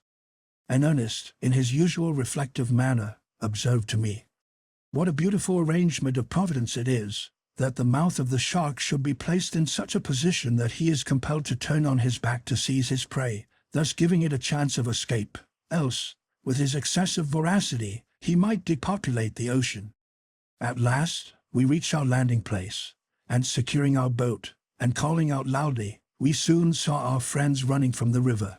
Each carried a handkerchief filled with some new acquisition, and Francis had over his shoulder a small fishing net. Jack reached us first, and threw down before us from his handkerchief some fine crawfish. They had each as many, forming a provision for many days. Francis claimed the merit of the discovery. Jack related that Francis and he took a walk to find a good place for the bridge. "Thank you, Mr. Architect," said I. "Then you must superintend the workmen. Have you fixed on your place?" "Yes, yes," cried he. "Only listen." When we got to the river, Francis, who was looking about, called out, "Jack! Jack! Fritz's jackal is covered with crabs." "Come, come," I ran to tell Mama, who brought a net that came from the ship, and we caught these in a few minutes, and could have got many more, if you had not come. I commanded them to put the smaller ones back into the river, reserving only as many as we could eat. I was truly thankful to discover another means of support. We now landed our timber. I had looked at Jack's site for the bridge, and thought my little architect very happy in his selection, but it was at a great distance from the timber. I recollected the simplicity of the harness the Laplanders used for their reindeer. I tied cords to the horns of the cow, as the strength of this animal is in the head, and then fastened the other ends round the piece of timber we wanted moving. I placed the halter round the neck of the ass, and attached the cords to this. We were thus enabled, by degrees, to remove all our wood to the chosen spot, where the sides of the river were steep, and appeared of equal height. It was necessary to know the breadth of the river, to select the proper planks, and Ernest proposed to procure a ball of packthread from his mother, to tie a stone to one end of the string, and throw it across the river, and to measure it after drawing it back. This expedient succeeded admirably. We found the breadth to be 18 feet, but as I proposed to give the bridge strength by having 3 feet, at least, resting on each shore, we chose some planks of 24 feet in length. How we were to get these across the river was another question, which we prepared to discuss during dinner, to which my wife now summoned us. Our dinner consisted of a dish of crawfish, and some very good rice milk. But before we began, we admired her work. She had made a pair of bags for the ass, sewed with packthread, but having no large needles, she had been obliged to pierce holes with a nail, a tedious and painful process. Well satisfied with her success, we turned to our repast, talking of our bridge, which the boys, by anticipation, named the nonpareil. We then went to work. There happened to be an old trunk of a tree standing on the shore. To this I tied my main beam by a strong cord, loose enough to turn round the trunk. Another cord was attached to the opposite end of the beam, long enough to cross the river twice. I took the end of my rope over the stream, where we had previously fixed the block, used in our boat, to a tree, by the hook which usually suspended it. I passed my rope, and returned with the end to our own side. I then harnessed my cow and ass to the end of my rope, and drove them forcibly from the shore. The beam turned slowly round the trunk, then advanced, and was finally lodged over the river, amidst the shouts of the boys, its own weight keeping it firm.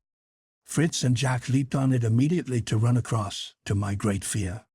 We succeeded in placing 4 strong beams in the same way, and by the aid of my sons, I arranged them at a convenient distance from each other, that we might have a broad and good bridge. We then laid down planks close together across the beams, but not fixed, as in time of danger it might be necessary rapidly to remove the bridge. My wife and I were as much excited as the children, and ran across with delight. Our bridge was at least 10 feet broad. Thoroughly fatigued with our day of labor, we returned home, supped, and offered thanks to God, and went to rest. Chapter 9. The next morning, after prayers, I assembled my family. We took a solemn leave of our first place of refuge. I cautioned my sons to be prudent, and on their guard, and especially to remain together during our journey. We then prepared for departure.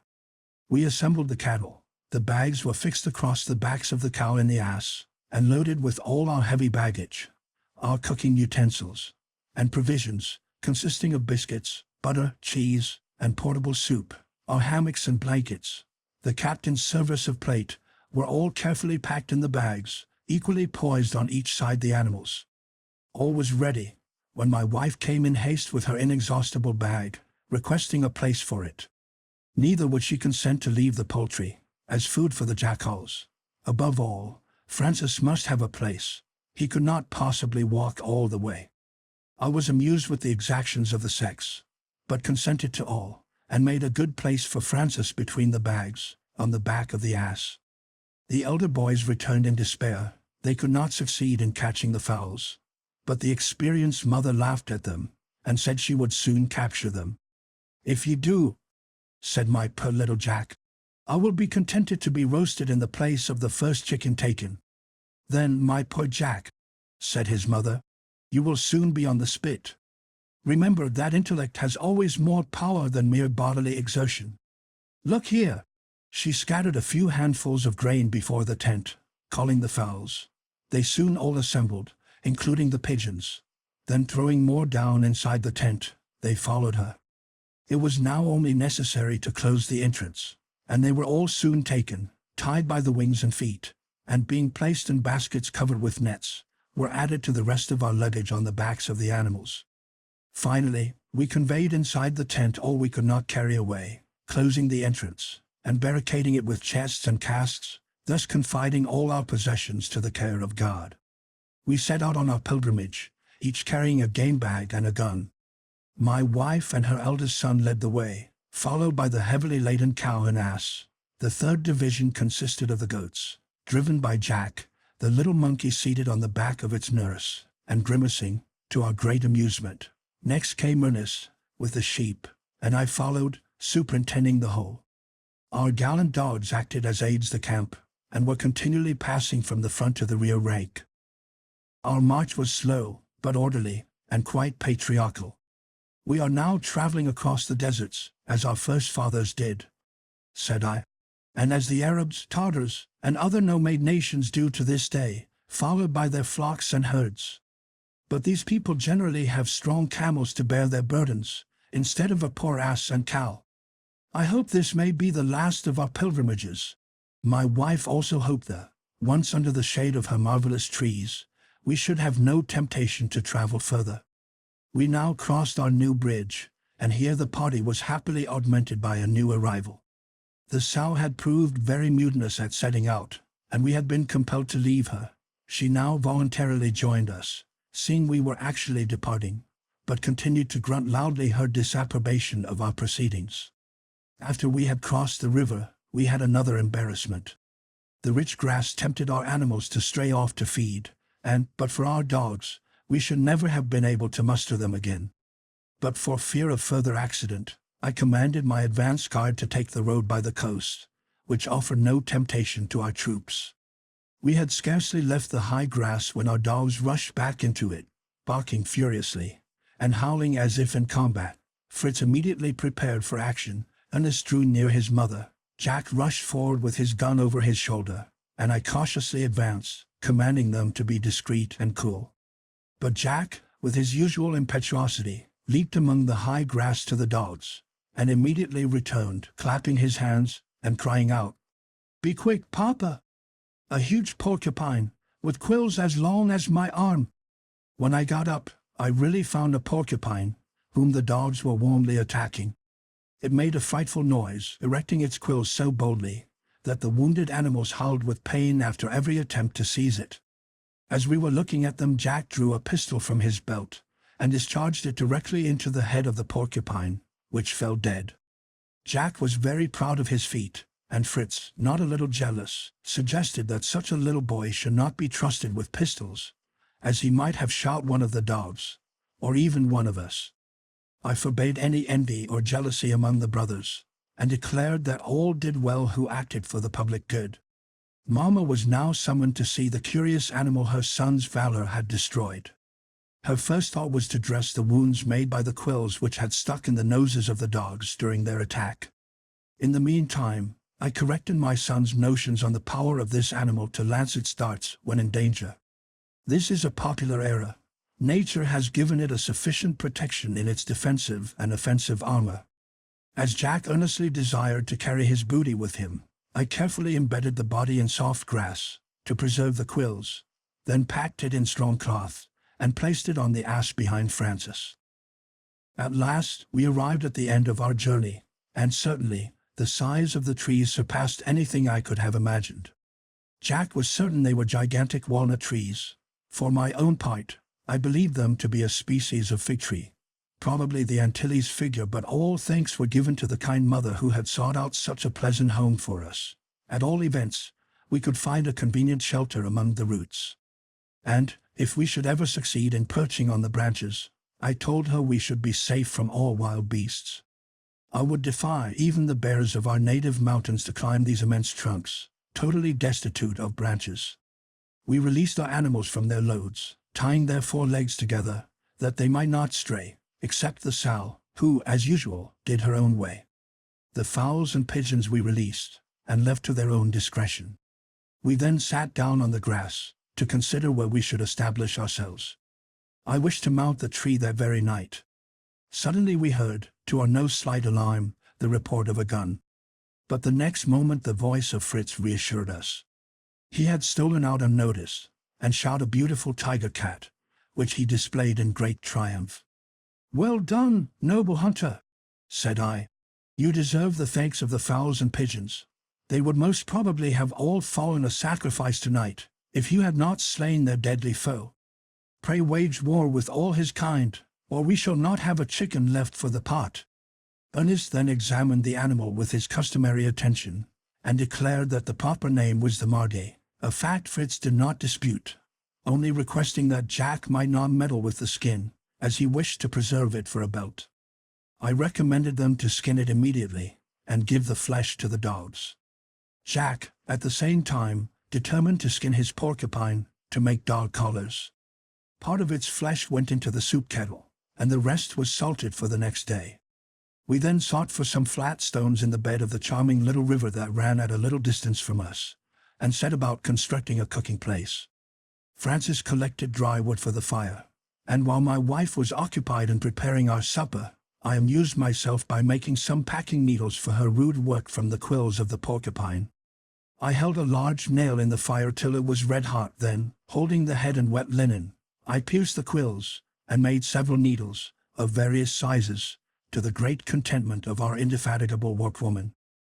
Still occupied with the idea of our castle in the air, I thought of making a ladder of ropes, but this would be useless, if we did not succeed in getting a cord over the lowered branches, to draw it up. Neither my sons nor myself could throw a stone, to which I had fastened a cord, over these branches, which were 30 feet above us. It was necessary to think of some other expedient. In the meantime, dinner was ready. The porcupine made excellent soup, and the flesh was well tasted, though rather hard. My wife could not make up her mind to taste it, but contented herself with a slice of ham and some cheese.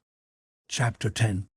After dinner, as I found we could not ascend at present, I suspended our hammocks under the arch roots of our tree, and covering the whole with sailcloth, we had a shelter from the dew and the insects. While my wife was employed making harness for the cow and ass, I went with my sons to the shore, to look for wood fit for our use next day. We saw a great quantity of wreck, but none fit for our purpose, till Ernest met with a heap of bamboo canes, half buried in sand and mud. These were exactly what I wanted. I drew them out of the sand, stripped them of their leaves, cut them in pieces of about 4 or 5 feet long, and my sons each made up a bundle to carry home. I then set out to seek some slender stalks to make arrows, which I should need in my project. We went towards a thick grove, which appeared likely to contain something for my purpose. We were very cautious, for fear of reptiles or other dangerous animals, allowing Flora to precede us. When we got near, she darted furiously among the bushes, and out flew a troop of beautiful flamingos, and soared into the air. Fritz, always ready, fired at them. 2 fell, one quite dead, the other, slightly wounded in the wing, made use of its long legs so well that it would have escaped, if Flora had not seized it, and held it till I came up to take possession. The joy of Fritz was extreme, to have this beautiful creature alive. He thought at once of curing its wound, and domesticating it with our own poultry. "What splendid plumage!" said Ernest. "And you see he is web-footed, like the goose, and has long legs like the stork. Thus he can run as fast on land as he can swim in the water." "Yes," said I, "and fly as quickly in the air. These birds are remarkable for the power and strength of their wings. Few birds have so many advantages." My boys occupied themselves in binding their captive and dressing his wound, while I sought some of the canes which had done flowering, to cut off the hard ends, to point my arrows. These are used by the savages of the Antilles. I then selected the highest canes I could meet with, to assist me in measuring, by a geometrical process, the height of the tree. Ernest took the canes, I had the wounded flamingo, and Fritz carried his own game. Very loud were the cries of joy and astonishment at our approach. The boys all hoped the flamingo might be tamed, of which I felt no doubt, but my wife was uneasy, lest it should require more food than she could spare. However, I assured her, our new guest would need no attention, as he would provide for himself at the riverside, feeding on small fishes, worms, and insects. His wounds I dressed, and found they would soon be healed. I then tied him to a stake, near the river, by a cord long enough to allow him to fish at his pleasure, and in fact, in a few days he learned to know us, and was quite domesticated. Meantime, My boys had been trying to measure the tree with the long canes I had brought, and came laughing to report to me that I ought to have got them 10 times as long to reach even the lowest branches. "There is a simpler mode than that," said I, "which geometry teaches us, and by which the highest mountains can be measured." I then showed the method of measuring heights by triangles and imaginary lines, using canes of different lengths and chords instead of mathematical instruments. My result was 30 feet to the lowest branches. This experiment filled the boys with wonder and desire to become acquainted with this useful, exact science, which, happily, I was able to teach them fully. I now ordered Fritz to measure our strong cord, and the little ones to collect all the small string, and wind it. I then took a strong bamboo and made a bow of it, and some arrows of the slender canes, filling them with wet sand to give them weight, and feathering them from the dead flamingo.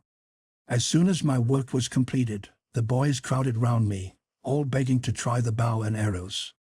I begged them to be patient, and asked my wife to supply me with a ball of thick strong thread. The enchanted bag did not fail us. The very bow I wanted appeared at her summons. This, my little ones declared, must be magic, but I explained to them that prudence, foresight, and presence of mind in danger, such as their good mother had displayed, produced more miracles than magic. I then tied the end of the ball of thread to one of my arrows, fixed it in my bow, and sent it directly over one of the thickest of the lower branches of the tree, and falling to the ground, it drew the thread after it. Charmed with this result, I hastened to complete my ladder. Fritz had measured our ropes, and found 2 of 40 feet each, exactly what I wanted. These I stretched on the ground at about 1 foot distance from each other. Fritz cut pieces of cane 2 feet long, which Ernest passed to me. I placed these in knots which I had made in the cords, at about a foot distance from each other, and Jack fastened each end with a long nail, to prevent its slipping. In a very short time our ladder was completed, and tying it to the end of the cord which went over the branch, we drew it up without difficulty. All the boys were anxious to ascend, but I chose Jack as the lightest and most active. Accordingly he ascended, while his brothers and myself held the ladder firm by the end of the cord. Fritz followed him, conveying a bag with nails and hammer. They were soon perched on the branches, huzzaying to us. Fritz secured the ladder so firmly to the branch that I had no hesitation in ascending myself.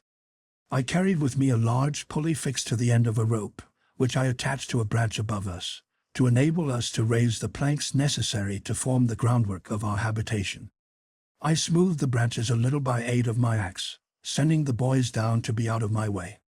After completing my day's work, I descended by the light of the moon, and was alarmed to find that Fritz and Jack were not below, and still more so, when I heard their clear, sweet voices, at the summit of the tree, singing the evening hymn, as if to sanctify our future abode. They had climbed the tree, instead of descending, and, filled with wonder and reverence at the sublime view below them, had burst out into the hymn of thanksgiving to God.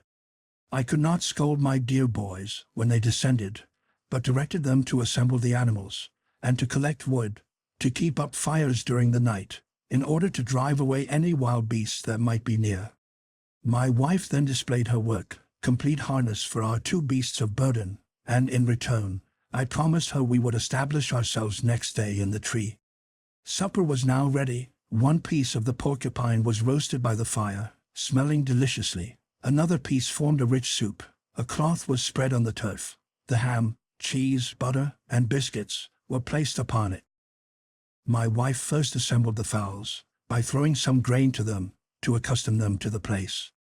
We soon saw the pigeons fly to roost on the higher branches of the trees, while the fowls perched on the ladder. The beasts we tied to the roots, close to us. Now that our cares were over, we sat down to a merry and excellent repast by moonlight. Then, after the prayers of the evening, I kindled our watch fires, and we all lay down to rest in our hammocks. The boys were rather discontented, and complained of their cramped position, longing for the freedom of their beds of moss. But I instructed them to lie, as the sailors do, diagonally, and swinging the hammock, and told them that brave Swiss boys might sleep as the sailors of all nations were compelled to sleep. After some stifled sighs and groans, all sank to rest except myself, kept awake by anxiety for the safety of the rest. Chapter 11. My anxiety kept me awake till near morning, when, after a short sleep, I rose, and we were soon all at work. My wife, after milking the cow and goats, harnessed the cow and ass, and set out to search for driftwood for our use. In the meantime, I mounted the ladder with Fritz, and we set to work stoutly, with axe and saw, to rid ourselves of all useless branches. Some, about 6 feet above our foundation, I left, to suspend our hammocks from, and others, a little higher, to support the roof, which, at present, was to be merely sailcloth. My wife succeeded in collecting us some boards and planks, which, with her assistance, and the aid of the pulley, we hoisted up. We then arranged them on the level branches close to each other, in such a manner as to form a smooth and solid floor.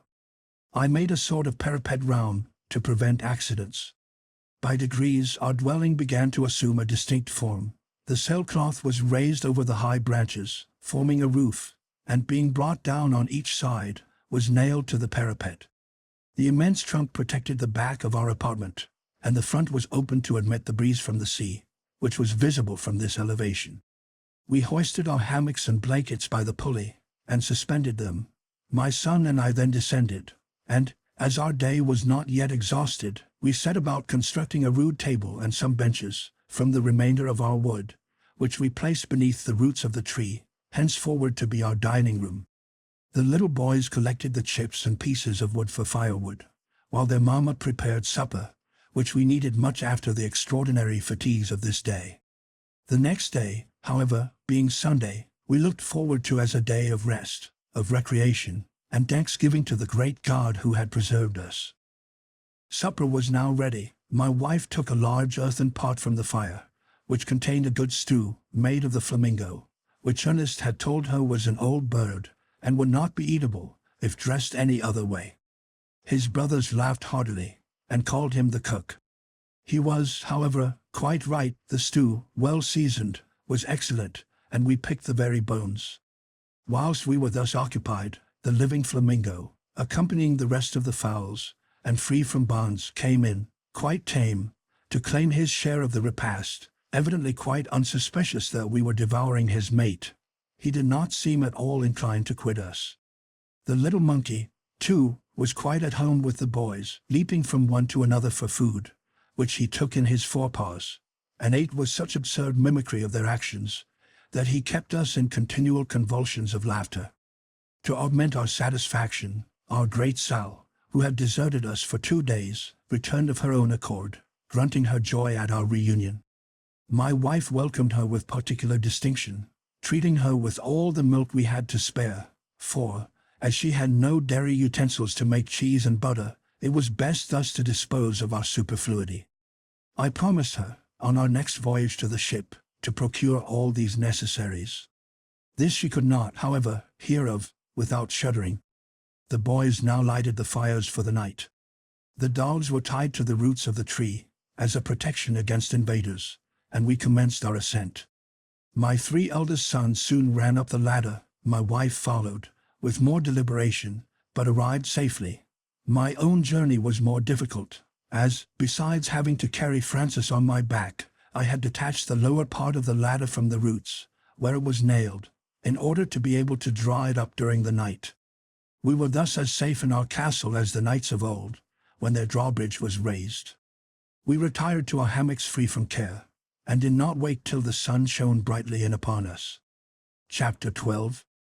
Next morning, all awoke in good spirits.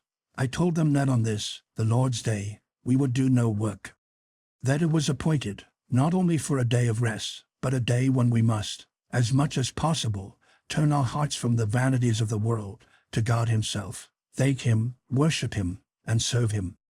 Jack thought we could not do this without a church and a priest, but Ernest believed that God would hear our prayers under his own sky, and Papa could give them a sermon. Francis wished to know if God would like to hear them sing the beautiful hymns Mama had taught them, without an organ accompaniment. Yes, my dear children, said I. God is everywhere, and to bless him, to praise him in all his works, to submit to his holy will, and to obey him, is to serve him. But everything in its time. Let us first attend to the wants of our animals, and breakfast, and we will then begin the services of the day by a hymn. We descended, and breakfasted on warm milk, fed our animals, and then, my children and their mother seated on the turf, I placed myself on a little eminence before them, and, after the service of the day, which I knew by heart, and singing some portions of the 119th Psalm, I told them a little allegory.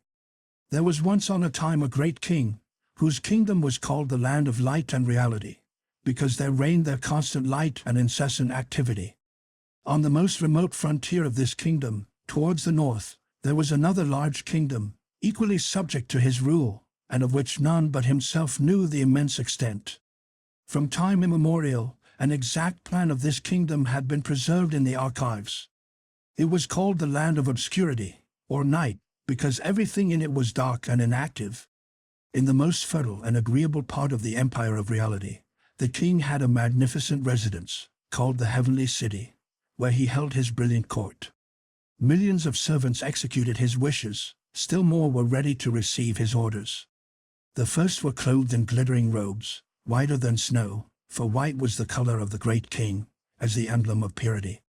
Others were clothed in armor, shining like the colors of the rainbow, and carried flaming swords in their hands. Each, at his master's nod, flew like lightning to accomplish his will. All his servants, faithful, vigilant, bold, and ardent, were united in friendship, and could imagine no happiness greater than the favor of their master. There were some, less elevated, who were still good, rich, and happy in the favors of their sovereign, to whom all his subjects were alike, and were treated by him as his children. Not far from the frontiers, the great king possessed a desert island, which he desired to people and cultivate, in order to make it, for a time, the abode of those of his subjects whom he intended to admit, by degrees, into his heavenly city, a favor he wished to bestow on the greatest number possible. This island was called Earthly Abode, and he who had passed some time there, worthily, was to be received into all the happiness of the heavenly city. To attain this, the great king equipped a fleet to transport the colonists, whom he chose from the kingdom of night, to this island, where he gave them light and activity, advantages they had not known before. Think how joyful their arrival would be. The island was fertile when cultivated, and all was prepared to make the time pass agreeably, till they were admitted to their highest honors. At the moment of embarkation, the great king sent his own son, who spoke thus to them in his name. My dear children, I have called you from inaction and insensibility to render you happy by feeling, by action, by life. Never forget I am your king, and obey my commands by cultivating the country I confide to you. Every one will receive his portion of land, and wise and learned men are appointed to explain my will to you. I wish you all to acquire the knowledge of my laws, and that every father should keep a copy, to read daily to his children, that they may never be forgotten. And on the first day of the week you must all assemble, as brothers, in one place, to hear these laws read and explained. Thus it will be easy for every one to learn the best method of improving his land, what to plant, and how to cleanse it from the tares that might choke the good seed. All may ask what they desire, and every reasonable demand will be granted, if it be conformable to the great end. If ye feel grateful for these benefits, and testify it by increased activity, and by occupying yourself on this day in expressing your gratitude to me, I will take care this day of rest shall be a benefit, and not a loss. I wish that all your useful animals, and even the wild beasts of the plains, should on this day repose in peace. He who obeys my commands in earthly abode shall receive a rich reward in the heavenly city, but the idle, the negligent, and the evil-disposed shall be condemned to perpetual slavery, or to labor in mines, in the bowels of the earth. From time to time, I shall send ships, to bring away individuals, to be rewarded or punished, as they have fulfilled my commands. None can deceive me. A magic mirror will show me the actions and thoughts of all. The colonists were satisfied, and eager to begin their labor. The portions of land and instruments of labor were distributed to them, with seeds, and useful plants, and fruit trees. They were then left to turn these good gifts to profit. But what followed? Everyone did as he wished. Some planted their ground with groves and gardens, pretty and useless. Others planted wild fruit, instead of the good fruit the great king had commanded. A third had sowed good seed, but not knowing the tares from the wheat he had torn up all before they reached maturity. But the most part left their land uncultivated. They had lost their seeds, or spoiled their implements. Many would not understand the orders of the great king, and others tried, by subtlety, to evade them. A few labored with courage, as they had been taught, rejoicing in the hope of the promise given them. Their greatest danger was in the disbelief of their teachers. Though every one had a copy of the law, few read it. All were ready, by some excuse, to avoid this duty. Some asserted they knew it, yet never thought on it. Some called these the laws of past times, not of the present. Others said the great king did not regard the actions of his subjects, that he had neither mines nor dungeons, and that all would certainly be taken to the heavenly city. They began to neglect the duties of the day dedicated to the great king. Few assembled, and of these the most part were inattentive, and did not profit by the instruction given them. But the great king was faithful to his word. From time to time, frigates arrived, bearing the name of some disease. These were followed by a large vessel called the Grave, bearing the terrible flag of the Admiral Death. This flag was of two colors, green and black, and appeared to the colonists, according to their state, the smiling color of hope, or the gloomy hue of despair. This fleet always arrived unexpectedly, and was usually unwelcome. The officers were sent out by the Admiral to seize those he pointed out. Many who were unwilling were compelled to go, and others whose land was prepared, and even the harvest ripening, were summoned. But these went joyfully, sure that they went to happiness. The fleet being ready, sailed for the heavenly city. Then the great king, in his justice, awarded the punishments and recompenses. Excuses were now too late. The negligent and disobedient were sent to labor in the dark mines, while the faithful and obedient, arrayed in bright robes, were received into their glorious abodes of happiness. I have finished my parable, my dear children. Reflect on it, and profit by it. Fritz, what do you think of it? I am considering the goodness of the great king, and the ingratitude of his people, answered he. And how very foolish they were, said Ernest. With a little prudence, they might have kept their land in good condition, and secured a pleasant life afterwards. Away with them to the mines, cried Jack. They richly deserved such a doom. How much I should like, said Francis, to see those soldiers in their shining armor. I hope you will see them some day, my dear boy, if you continue to be good and obedient. I then explained my parable fully, and applied the moral to each of my sons directly. You, Fritz, should take warning from the people who planted wild fruit, and wish to make them pass for good fruit. Such are those who are proud of natural virtues, easy to exercise, such as bodily strength or physical courage, and place these above the qualities which are only attained by labor and patience. You, Ernest, must remember the subjects who laid out their land in flowery gardens, like those who seek the pleasures of life rather than the duties. And you, my thoughtless Jack, and little Francis, think of the fate of those who left their land untilled, or heedlessly sowed tares for wheat. These are God's people who neither study nor reflect, who cast to the winds all instruction, and leave room in their minds for evil. Then let us all be, like the good laborers of the parable, constantly cultivating our ground, that, when death comes for us, we may willingly follow him to the feet of the great King, to hear these blessed words, good and faithful servants. Enter into the joy of your Lord. This made a great impression on my children. We concluded by singing a hymn. Then my good wife produced from her unfailing bag a copy of the Holy Scripture, from which I selected such passages as applied to our situation, and explained them to my best ability. My boys remained for some time thoughtful and serious, and though they followed their innocent recreations during the day, they did not lose sight of the useful lesson of the morning, but, by a more gentle and amiable manner, showed that my words had taken effect. The next morning, Ernest had used my bow, which I had given him, very skillfully, bringing down some dozens of small birds, a sort of ortolan, from the branches of our tree, where they assembled to feed on the figs. This induced them all to wish for such a weapon. I was glad to comply with their wishes, as I wished them to become skillful in the use of these arms of our forefathers, which might be of great value to us when our ammunition failed. I made 2 bows and 2 quivers to contain their arrows of a flexible piece of bark, and attaching a strap to them, I soon armed my little archers. Fritz was engaged in preparing the skin of the margay, with more care than Jack had shown with that of the jackal. I showed him how to clean it, by rubbing it with sand in the river, till no vestige of fat or flesh was left, and then applying butter, to render it flexible. These employments filled up the morning till dinner time came. We had earnest ordnance, and some fried ham and eggs, which made us a sumptuous repast. I gave my boys leave to kill as many ortolans as they chose, for I knew that, half-roasted, and put into casks, covered with butter, they would keep for a length of time, and prove an invaluable resource in time of need. As I continued my work, making arrows, and a bow for Francis, I intimated to my wife that the abundant supply of figs would save our grain, as the poultry and pigeons would feed on them, as well as the ortolans. This was a great satisfaction to her. And thus another day passed, and we mounted to our dormitory, to taste the sweet slumber that follows a day of toil. Chapter 13. The next morning, all were engaged in archery.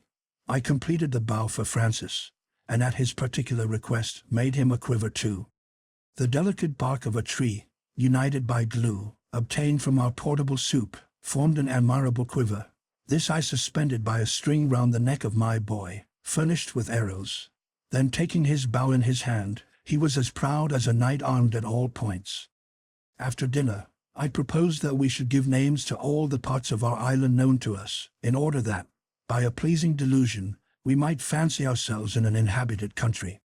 My proposal was well received, and then began the discussion of names. Jack wished for something high-sounding and difficult, such as Manamatapa or Zangba, very difficult words, to puzzle any one that visited our island. But I objected to this, as we were the most likely to have to use the names ourselves, and we should suffer from it. I rather suggested that we should give, in our own language, such simple names as should point out some circumstance connected with the spot. I proposed we should begin with the bay where we landed, and called on Fritz for his name. "The Bay of Oysters," said he. "We found so many there." "Oh, no," said Jack. "Let it be Lobster Bay, for there I was caught by the leg." "Map of the Happy Island." "Then we ought to call it the Bay of Tears," said Ernest, "to commemorate those ye shed on the occasion." "My advice," said my wife, "is that in gratitude to God we should name it Safety Bay." We were all pleased with this name, and proceeded to give the name of Ten House to our first abode, Shark Island, to the little island in the bay, where we had found that animal. And, at Jack's desire, the marshy spot where we had cut our arrows was named Flamingo Marsh. There the height from which we had vainly sought traces of our shipmates received the name of Cape Disappointment. The river was to be Jacka River, and the bridge Family Bridge. The most difficult point was to name our present abode. At last we agreed on the name of Falcon's Nest, in German Falkenhoist. This was received with acclamations, and I poured out for my young nestlings each a glass of sweet wine, to drink prosperity to Falcon's Nest. We thus laid the foundation of the geography of our new country, promising to forward it to Europe by the first post. After dinner, my sons returned to their occupation as tanners, Fritz to complete his belt, and Jack to make a sort of cuirass of the formidable skin of the porcupine, to protect the dogs. He finished by making a sort of helmet from the head of the animal, as strange as the cuirasses.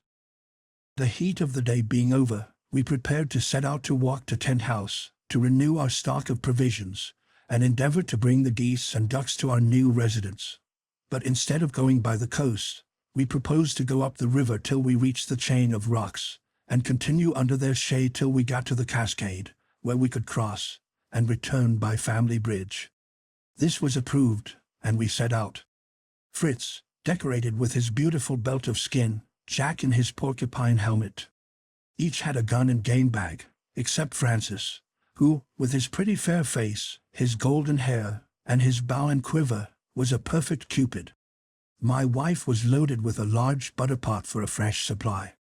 Turk walked before us with his coat of mail, and Flora followed, peeping at a respectful distance from him, for fear of the darts. Nips, as my boys called the monkey, finding this new saddle very inconvenient, jumped off, with many contortions, but soon fixed on Flora, who, not being able to shake him off, was compelled to become his palfrey. The road by the river was smooth and pleasant. When we reached the end of the wood, the country seemed more open, and now the boys, who had been rambling about, came running up, out of breath. Ernest was holding a plant with leaves and flowers, and green apples hanging on it. "Potatoes," said he. "I am certain they are potatoes." "God be praised," said I. "This precious plant will secure provision for our colony." "Well," said Jack, "if his superior knowledge discovered them, I will be the first to dig them up." And he set to work so ardently that we had soon a bag of fine ripe potatoes, which we carried on to Tent House. Chapter 14. We had been much delighted with the new and lovely scenery of our road, the prickly cactus, and aloe, with its white flowers, the Indian fig, the white and yellow jasmine, the fragrant vanilla, throwing round its graceful festoons. Above all, the regal pineapple grew in profusion, and we feasted on it, for the first time, with avidity. Among the prickly stalks of the cactus and aloes, I perceived the plant with large pointed leaves, which I knew to be the carrata. I pointed out to the boys its beautiful red flowers. The leaves are an excellent application to wounds, and thread is made from the filaments, and the pith of the stem is used by the savage tribes for tinder. When I showed the boys, by experiment, the use of the pith, they thought the tinder tree would be almost as useful as the potatoes. "At all events," I said, "it will be more useful than the pineapples. Your mother will be thankful for thread when her enchanted bag is exhausted." "How happy it is for us," said she, "that you have devoted yourself to reading and study. In our ignorance we might have passed this treasure, without suspecting its value." Fritz inquired of what use in the world all the rest of these prickly plants could be, which wounded every one that came near. "All these have their use, Fritz," said I. "Some contain juices and gums, which are daily made use of in medicine. Others are useful in the arts, or in manufactures. The Indian fig, for instance, is a most interesting tree. It grows in the most arid soil. The fruit is said to be sweet and wholesome." In a moment, my little active Jack was climbing the rocks to gather some of these figs, but he had not remarked that they were covered with thousands of slender thorns, finer than the finest needles, which terribly wounded his fingers. He returned, weeping bitterly and dancing with pain. Having rallied him a little for his greediness, I extracted the thorns, and then showed him how to open the fruit, by first cutting off the pointed end, as it lay on the ground. Into this I fixed a piece of stick, and then pared it with my knife. The novelty of the expedient recommended it, and they were soon all engaged eating the fruit, which they declared was very good. In the meantime, I saw Ernest examining one of the figs very attentively. "Oh, Papa," said he, "what a singular sight! The fig is covered with a small red insect. I cannot shake them off. Can they be the cochineal?" I recognized at once the precious insect, of which I explained to my sons the nature and use. "It is with this insect," said I, "that the beautiful and rich scarlet dye is made. It is found in America, and the Europeans give its weight in gold for it." Thus discoursing on the wonders of nature, and the necessity of increasing our knowledge by observation and study, we arrived at Tent House, and found it in the same state as we left it. We all began to collect necessaries. Fritz loaded himself with powder and shot. I opened the butter cask, and my wife and little Frances filled the pot. Ernest and Jack went to try and secure the geese and ducks, but they had become so wild that it would have been impossible, if Ernest had not thought of an expedient. He tied pieces of cheese for bait to threads, which he floated on the water. The voracious creatures immediately swallowed the cheese and were drawn out by the thread. They were then securely tied and fastened to the game bags, to be carried home on our backs. As the bait could not be recovered, the boys contented themselves with cutting off the string close to the beak, leaving them to digest the rest. Our bags were already loaded with potatoes, but we filled up the spaces between them with salt, and having relieved Turk of his armor, we placed the heaviest on his back. I took the butter pot, and after replacing everything, and closing our tent, we resumed our march, with our ludicrous encumbrances. The geese and ducks were very noisy in their adieu to their old marsh. The dogs barked, and we all laughed so excessively that we forgot our burdens till we sat down again under our tree. My wife soon had her pot of potatoes on the fire. She then milked the cow and goat, while I set the fowls at liberty on the banks of the river. We then sat down to a smoking dish of potatoes, a jug of milk, and butter and cheese. After supper we had prayers, thanking God especially for his new benefits, and we then sought our repose among the leaves. Chapter 15. I had observed on the shore, the preceding day, a quantity of wood, which I thought would suit to make a sledge, to convey our casks and heavy stores from tent house to Falcon's Nest. At dawn of day I woke Ernest, whose inclination to indolence I wished to overcome, and leaving the rest asleep, we descended, and harnessing the ass to a strong branch of a tree that was lying near, we proceeded to the shore. I had no difficulty in selecting proper pieces of wood. We sawed them the right length, tied them together, and laid them across the bow, which the patient animal drew very contentedly. We added to the load a small chest we discovered half buried in the sand, and we returned homewards, Ernest leading the ass, and I assisted by raising the load with a lever when we met with any obstruction. My wife had been rather alarmed, but seeing the result of our expedition, and hearing of the prospect of a sledge, she was satisfied. I opened the chest, which contained only some sailors' dresses and some linen, both wetted with sea water, but likely to be very useful as our own clothes decayed. I found Fritz and Jack had been shooting ortolans. They had killed about 50, but had consumed so much powder and shot that I checked a prodigality so imprudent in our situation. I taught them to make snares for the birds of the threads we drew from the karata leaves we had brought home. My wife and her 2 younger sons busied themselves with these, while I, with my 2 elder boys, began to construct the sledge. As we were working, we heard a great noise among the fowls, and Ernest, looking about, discovered the monkey seizing and hiding the eggs from the nests. He had collected a good store in a hole among the roots, which Ernest carried to his mother, and Nips was punished by being tied up every morning till the eggs were collected. Our work was interrupted by dinner, composed of ortolans, milk, and cheese. After dinner, Jack had climbed to the higher branches of the trees to place his snares, and found the pigeons were making nests. I then told him to look off into the snares, for fear our own poor birds should be taken, and above all, never in future to fire into the tree. "Papa," said little Francis, "can we not sow some gunpowder, and then we shall have plenty?" This proposal was received with shouts of laughter, which greatly discomposed the little innocent fellow. Professor Ernest immediately seized the opportunity to give a lecture on the composition of gunpowder. At the end of the day my sledge was finished. 2 long curved planks of wood, crossed by 3 pieces, at a distance from each other, formed the simple conveyance. The fore and hind parts were in the form of horns, to keep the load from falling off.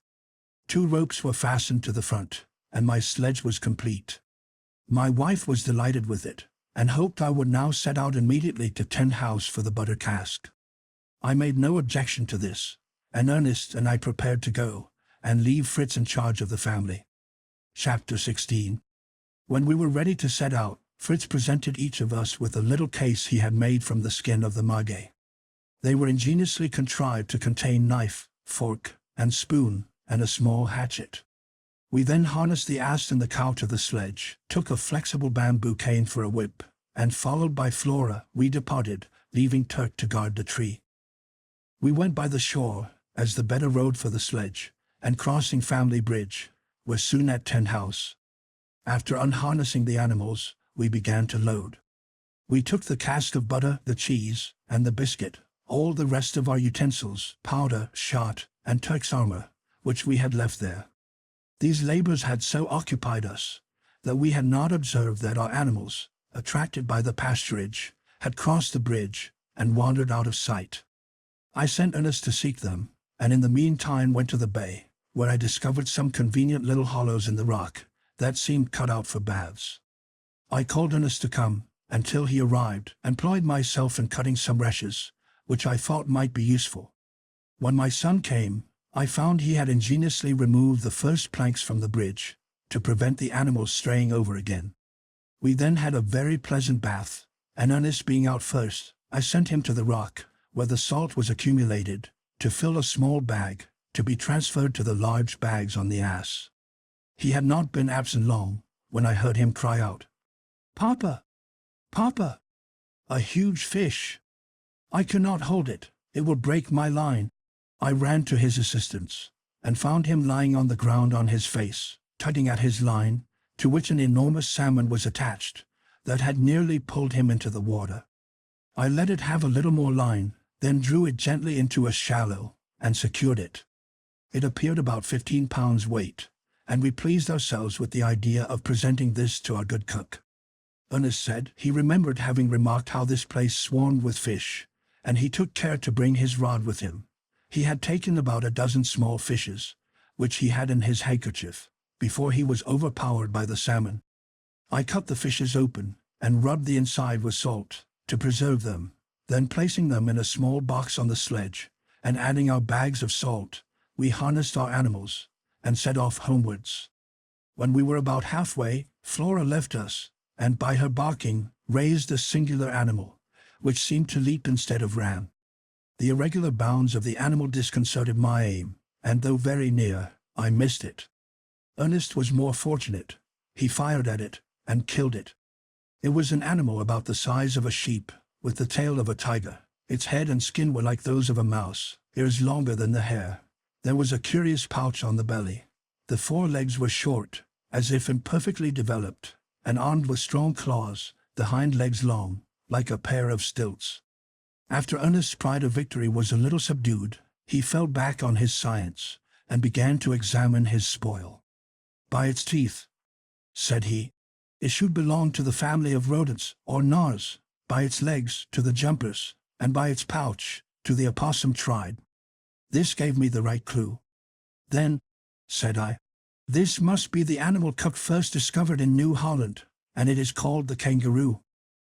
We now tied the legs of the animal together, and putting a stick through, carried it to the sledge very carefully, for Ernest was anxious to preserve the beautiful skin. Our animals were heavily laden, but giving them a little rest and some fresh grass, we once more started, and in a short time reached Falcon's Nest. My wife had been employed during our absence in washing the clothes of the 3 boys, clothing them in the meantime from the sailor's chest we had found a few days before. Their appearance was excessively ridiculous, as the garments neither suited their age nor size, and caused great mirth to us all. But my wife had preferred this disguise to the alternative of their going naked. We now began to display our riches, and relate our adventures. The butter and the rest of the provisions were very welcome, the salmon still more so, but the sight of the kangaroo produced screams of admiration. Fritz displayed a little jealousy, but soon surmounted it by an exertion of his nobler feelings, and only the keen eye of a father could have discovered it. He congratulated Ernest warmly, but could not help begging to accompany me next time. "I promise you that," said I, "as a reward for the conquest you have achieved over your jealousy of your brother. But remember, I could not have given you a greater proof of my confidence than in leaving you to protect your mother and brothers. A noble mind finds its purest joy in the accomplishment of its duty, and to that willingly sacrifices its inclination. But," I added in a low tone, lest I should distress my wife, "I propose another expedition to the vessel, and you must accompany me." We then fed our tired animals, giving them some salt with their grass, a great treat to them. Some salmon was prepared for dinner, and the rest salted. After dinner, I hung up the kangaroo till next day, when we intended to salt and smoke the flesh. Evening arrived, and an excellent supper of fish, ortolans, and potatoes refreshed us, and after thanks to God, we retired to rest. Chapter 17. I rose early, and descended the ladder, a little uneasy about my kangaroo, and found I was but just in time to save it, for my dogs had so enjoyed their repast on the entrails, which I had given them the night before, that they wished to appropriate the rest. They had succeeded in tearing off the head, which was in their reach, and were devouring it in a sort of growling partnership. As we had no storeroom for our provision, I decided to administer a little correction, as a warning to these gluttons. I gave them some smart strokes with a cane, and they fled howling to the stable under the roots. Their cries roused my wife, who came down, and though she could not but allow the chastisement to be just and prudent, she was so moved by compassion that she consoled the poor sufferers with some remains of last night's supper. I now carefully stripped the kangaroo of his elegant skin, and washing myself, and changing my dress after this unpleasant operation, I joined my family at breakfast.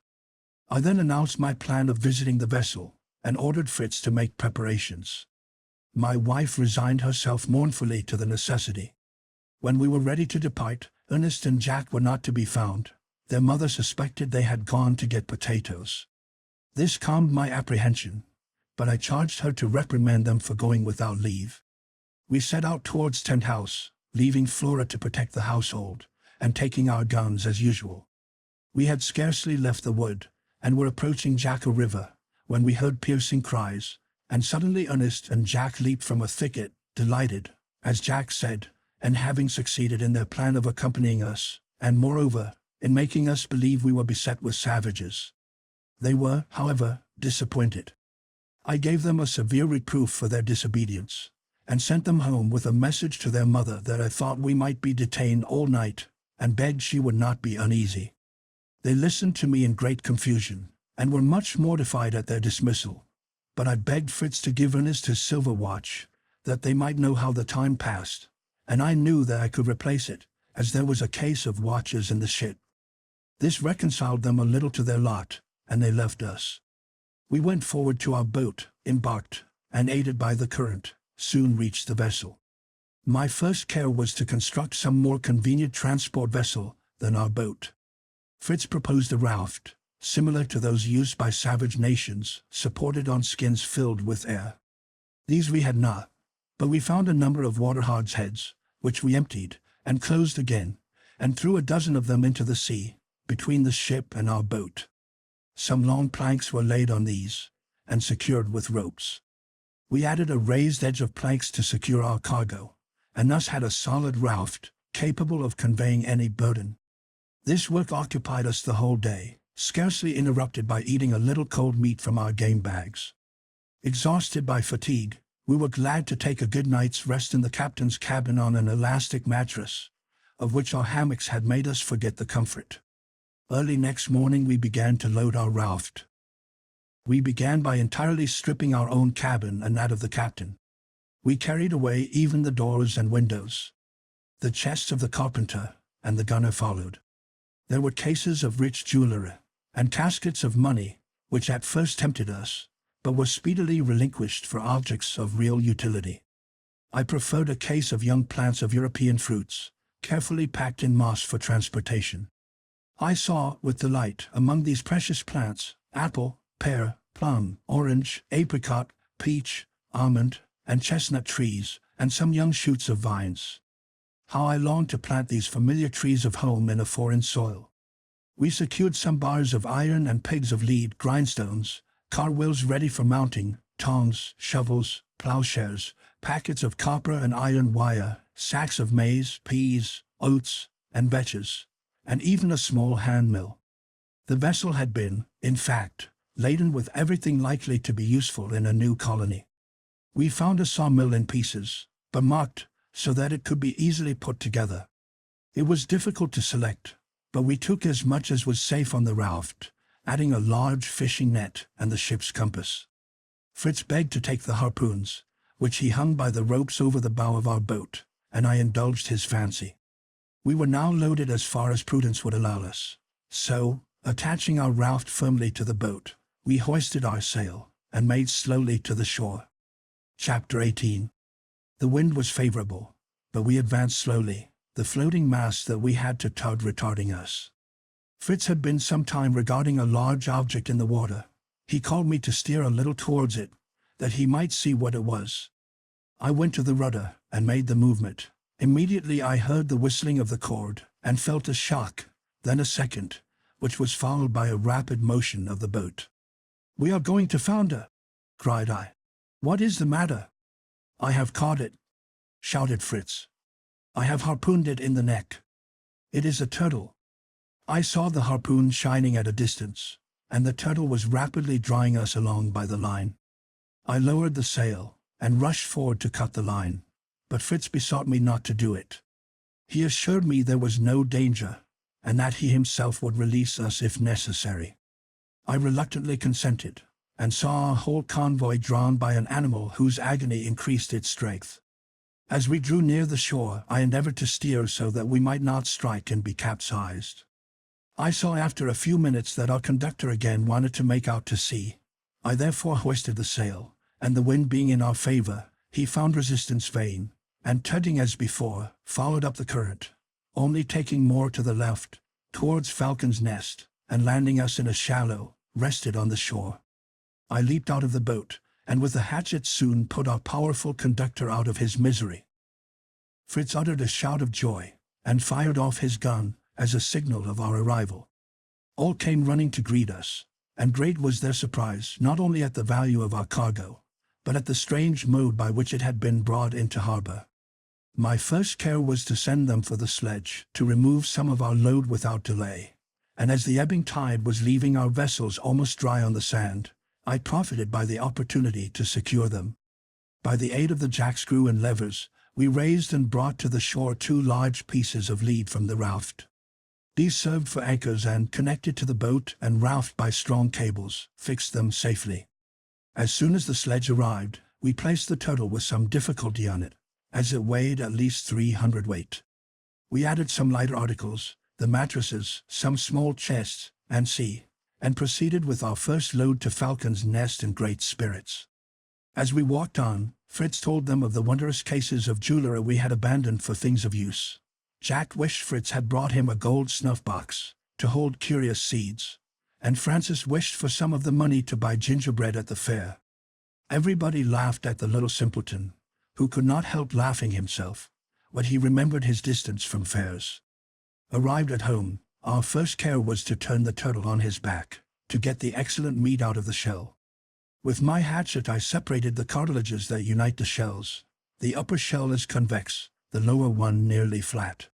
We had some of the turtle prepared for dinner, though my wife felt great repugnance in touching the green fat, notwithstanding my assurance of its being the chief delicacy to an epicure. We salted the remainder of the flesh, and gave the offal to the dogs. The boys were all clamorous to possess the shell, but I said it belonged to Fritz, by right of conquest, and he must dispose of it as he thought best. Then, said he, I will make a basin of it, and place it near the river, that my mother may always keep it full of fresh water. Very good, said I, and we will fill our basin, as soon as we find some clay to make a solid foundation. I found some this morning, said Jack, a whole bed of clay, and I brought these balls home to show you. And I have made a discovery too, said Ernest. Look at these roots, like radishes. I have not eaten any, but the sow enjoys them very much. A most valuable discovery indeed, said I. If I am not mistaken, this is the root of the manioc, which with the potatoes will ensure us from famine. Of this root they make in the West Indies a sort of bread, called cassava bread. In its natural state it contains a violent poison, but by a process of heating it becomes wholesome. The nutritious tapioca is a preparation from this root. By this time we had unloaded, and proceeded to the shore to bring a second load before night came on. We brought up 2 chests of our own clothes and property, some chests of tools, the cartwheels, and the handmill, likely now to be of use for the cassava. After unloading, we sat down to an excellent supper of turtle, with potatoes, instead of bread. After supper, my wife said, smiling, After such a hard day, I think I can give you something to restore you. She then brought a bottle and glasses, and filled us each a glass of clear, amber-colored wine. I found it excellent Malaga. She had been down to the shore the previous day, and there found a small cask thrown up by the waves. This, with the assistance of her sons, she had rolled up to the foot of our tree, and there covered it with leaves to keep it cool till our arrival. We were so invigorated by this cordial, that we set briskly to work to hoist up our mattresses to our dormitory, which we accomplished by the aid of ropes and pulleys. My wife received and arranged them, and after our usual evening devotions, we gladly lay down on them, to enjoy a night of sweet repose. Chapter 19. I rose before daylight, and leaving my family sleeping, descended, to go to the shore to look after my vessels. I found all the animals moving. The dogs leaped about me, the cocks were crowing, the goats browsing on the dewy grass. The ass alone was sleeping, and, as he was the assistant I wanted, I was compelled to rouse him, a preference which did not appear to flatter him. Nevertheless, I harnessed him to the sledge, and, followed by the dogs, went forward to the coast, where I found my boat and raft safe at anchor. I took up a moderate load and came home to breakfast, but found all still as I left them. I called my family, and they sprung up ashamed of their sloth. My wife declared it must have been the good mattress that had charmed her. I gave my boys a short admonition for their sloth. We then came down to a hasty breakfast, and returned to the coast to finish the unloading the boats, that I might, at high water, take them round to moor at the usual place in the bay of safety. I sent my wife up with the last load, while Fritz and I embarked, and seeing Jack watching us, I consented that he should form one of the crew, for I had determined to make another visit to the wreck before I moored my craft. When we reached the vessel, the day was so far advanced that we had only time to collect hastily anything easy to embark. My sons ran over the ship. Jack came trundling a wheelbarrow, which he said would be excellent for fetching the potatoes in. But Fritz brought me good news. He had found, between decks, a beautiful pinnace, a small vessel, of which the prow is square, taken to pieces, with all its fittings, and even 2 small guns. I saw that all the pieces were numbered, and placed in order. Nothing was wanting. I felt the importance of this acquisition, but it would take days of labor to put it together, and then how could we launch it? At present, I felt I must renounce the undertaking. I returned to my loading. It consisted of all sorts of utensils, a copper boiler, some plates of iron, tobacco graters, 2 grindstones, a barrel of powder, and 1 of flints. Jack did not forget his wheelbarrow, and we found 2 more, which we added to our cargo, and then sailed off speedily, to avoid the land wind, which rises in the evening. As we drew near, we were astonished to see a row of little creatures standing on the shore, apparently regarding us with much curiosity. They were dressed in black, with white waistcoats and thick cravats. Their arms hung down carelessly, but from time to time they raised them as if they wished to bestow on us a fraternal embrace.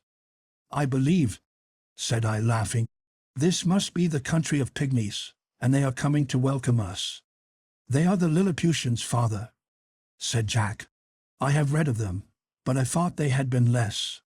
"As if Gulliver's Travels was true," said Fritz, in a tone of derision. "Then are there no pygmies?" asked he. "No, my dear boy," said I.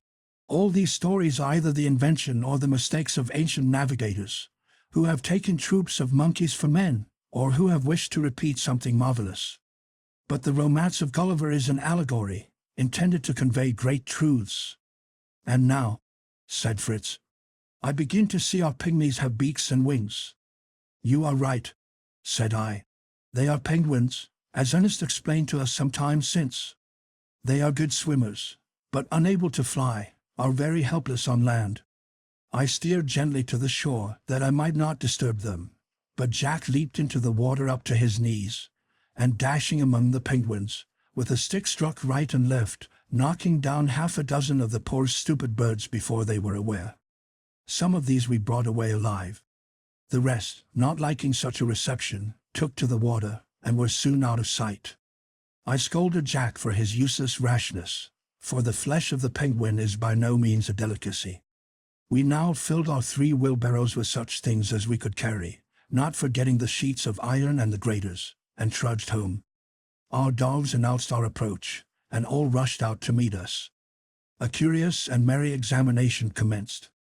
They laughed at my graters, but I let them laugh, for I had a project in my head.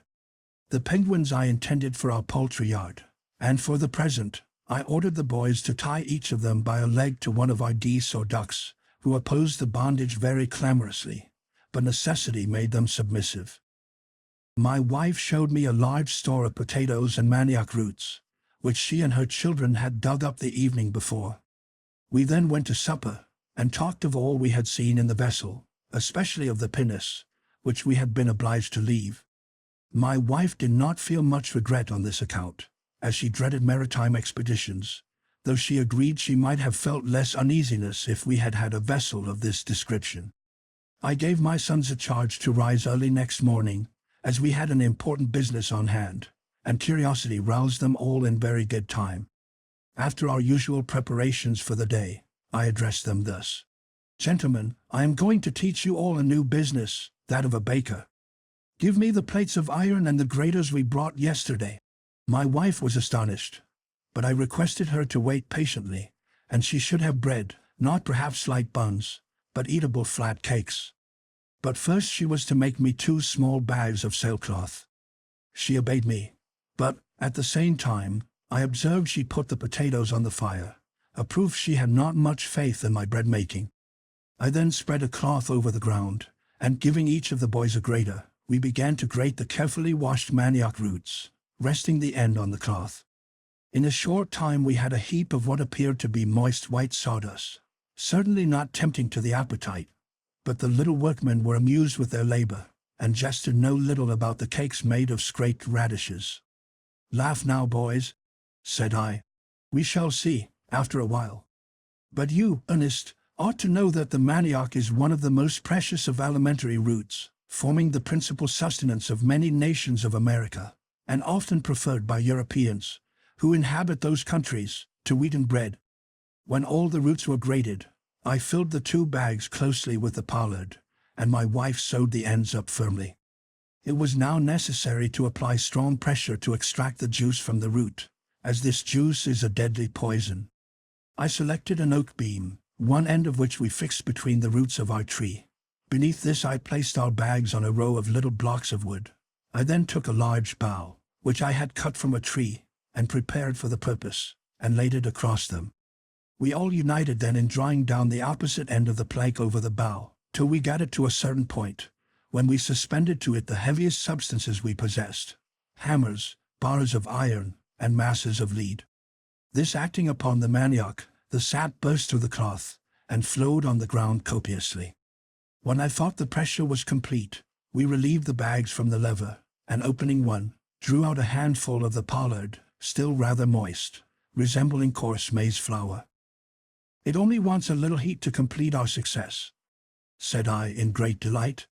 I ordered a fire to be lighted, and fixing one of our iron plates, which was round in form, and rather concave, on 2 stones placed on each side of the fire, I covered it with the flour which we took from the bag with a small wooden shovel. It soon formed the solid cake, which we turned, that it might be equally baked. It smelled so good, that they all wished to commence eating immediately, and I had some difficulty in convincing them that this was only a trial, and that our baking was still imperfect. Besides, as I told them there were 3 kinds of manioc, of which one contained more poison than the rest, I thought it prudent to try whether we had perfectly extracted it, by giving a small quantity to our fowls. As soon, therefore, as the cake was cold, I gave some to 2 chickens, which I kept apart, and also some to Master Nips, the monkey, that he might, for the first time, do us a little service. He ate it with so much relish, and such grimaces of enjoyment, that my young party were quite anxious to share his feast. But I ordered them to wait till we could judge of the effect, and leaving our employment, we went to our dinner of potatoes, to which my wife had added one of the penguins, which was truly rather tough and fishy. But as Jack would not allow this, and declared it was a dish fit for a king, we allowed him to regale on it as much as he liked. During dinner, I talked to them of the various preparations made from the manioc. I told my wife we could obtain an excellent starch from the express juice. But this did not interest her much, as at present she usually wore the dress of a sailor, for convenience, and had neither caps nor collars to starch. The cake made from the root is called by the natives of the Antilles cassava, and in no savage nation do we find any word signifying bread, an article of food unknown to them. We spoke of poisons, and I explained to my sons the different nature and effects of them. Especially I warned them against the manchineel, which ought to grow in this part of the world. I described the fruit to them as resembling a tempting yellow apple, with red spots, which is one of the most deadly poisons. It is said that even to sleep under the tree is dangerous. I forbade them to taste any unknown fruit, and they promised to obey me. On leaving the table, we went to visit the victims of our experiment. Jack whistled for Nips, who came in 3 bounds from the summit of a high tree, where he had doubtless been plundering some nest, and his vivacity, and the peaceful cackling of the fowls, assured us our preparation was harmless. "Now, gentlemen," said I, laughing, "to the bakehouse, and let us see what we can do." I wished them each to try to make the cakes. They immediately kindled the fire and heated the iron plate. In the meantime, I broke up the grated cassava and mixed it with a little milk, and giving each of them a coconut basin filled with the paste, I showed them how to pour it with a spoon upon the plate and spread it about. When the paste began to puff up, I judged it was baked on one side and turned it, like a pancake, with a fork, and after a little time, we had a quantity of nice yellow biscuits, which, with a jug of milk, made us a delicious collation, and determined us, without delay, to set about cultivating the manioc. The rest of the day was employed in bringing up the remainder of our cargo, by means of the sledge and the useful wheelbarrows. Chapter 20. The next morning I decided on returning to the wreck. The idea of the pinnace continually haunted my mind, and left me no repose. But it was necessary to take all the hands I could raise, and with difficulty I got my wife's consent to take my 3 elder sons, on promising her we would return in the evening. We set out, taking provision for the day, and soon arrived at the vessel, when my boys began to load the raft with all manner of portable things. But the great matter was the pinnace.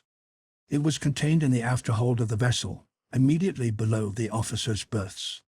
My sons, with all the ardor of their age, begged to begin by clearing a space in the vessel to put the pinnace together, and we might afterwards think how we should launch it. Under any other circumstances I should have shown them the folly of such an undertaking, but in truth, I had myself a vague hope of success that encouraged me, and I cried out, "To work! To work!" The hold was lighted by some chinks in the ship's side. We set diligently to work, hacking, cutting, and sawing away all obstacles, and before evening we had a clear space round us. But now it was necessary to return, and we put to sea with our cargo, purposing to continue our work daily. On reaching the Bay of Safety, we had the pleasure of finding my wife and Francis, who had established themselves at Tent House, intending to continue there till our visits to the vessel were concluded, that they might always keep us in sight, and spare us the unnecessary labor of a walk after our day's work. I thanked my wife tenderly for this kind sacrifice, for I knew how much she enjoyed the cool shade of Falcon's Nest, and in return I showed her the treasures we had brought her from the vessel, consisting of 2 barrels of salt butter, 3 hogsheads of flour, several bags of millet, rice, and other grains, and a variety of useful household articles, which she conveyed with great delight to our storehouse in the rocks. For a week we spent every day in the vessel, returning in the evening to enjoy a good supper, and talk of our progress, and my wife, happily engrossed with her poultry and other household cares, that accustomed to our absence. With much hard labor, the pinnace was at last put together. Its construction was light and elegant. It looked as if it would sail well. At the head was a short half-deck. The masts and sails were like those of a brigantine. We carefully caulked all the seams with tow dipped in melted tar, and we even indulged ourselves by placing the 2 small guns in it, fastened by chains. And there stood the beautiful little bark, immovable on the stocks. We admired it incessantly, but what could we do to get it afloat? The difficulty of forcing a way through the mighty timbers lined with copper, that formed the side of the ship, was insurmountable. Suddenly, suggested by the excess of my despair, a bold but dangerous idea presented itself to me, in which all might be lost, as well as all gained. I said nothing about this to my children, to avoid the vexation of a possible disappointment, but began to execute my plan. I found a cast iron mortar, exactly fitted for my purpose, which I filled with gunpowder. I then took a strong oak plank to cover it, to which I fixed iron hooks, so that they could reach the handles of the mortar.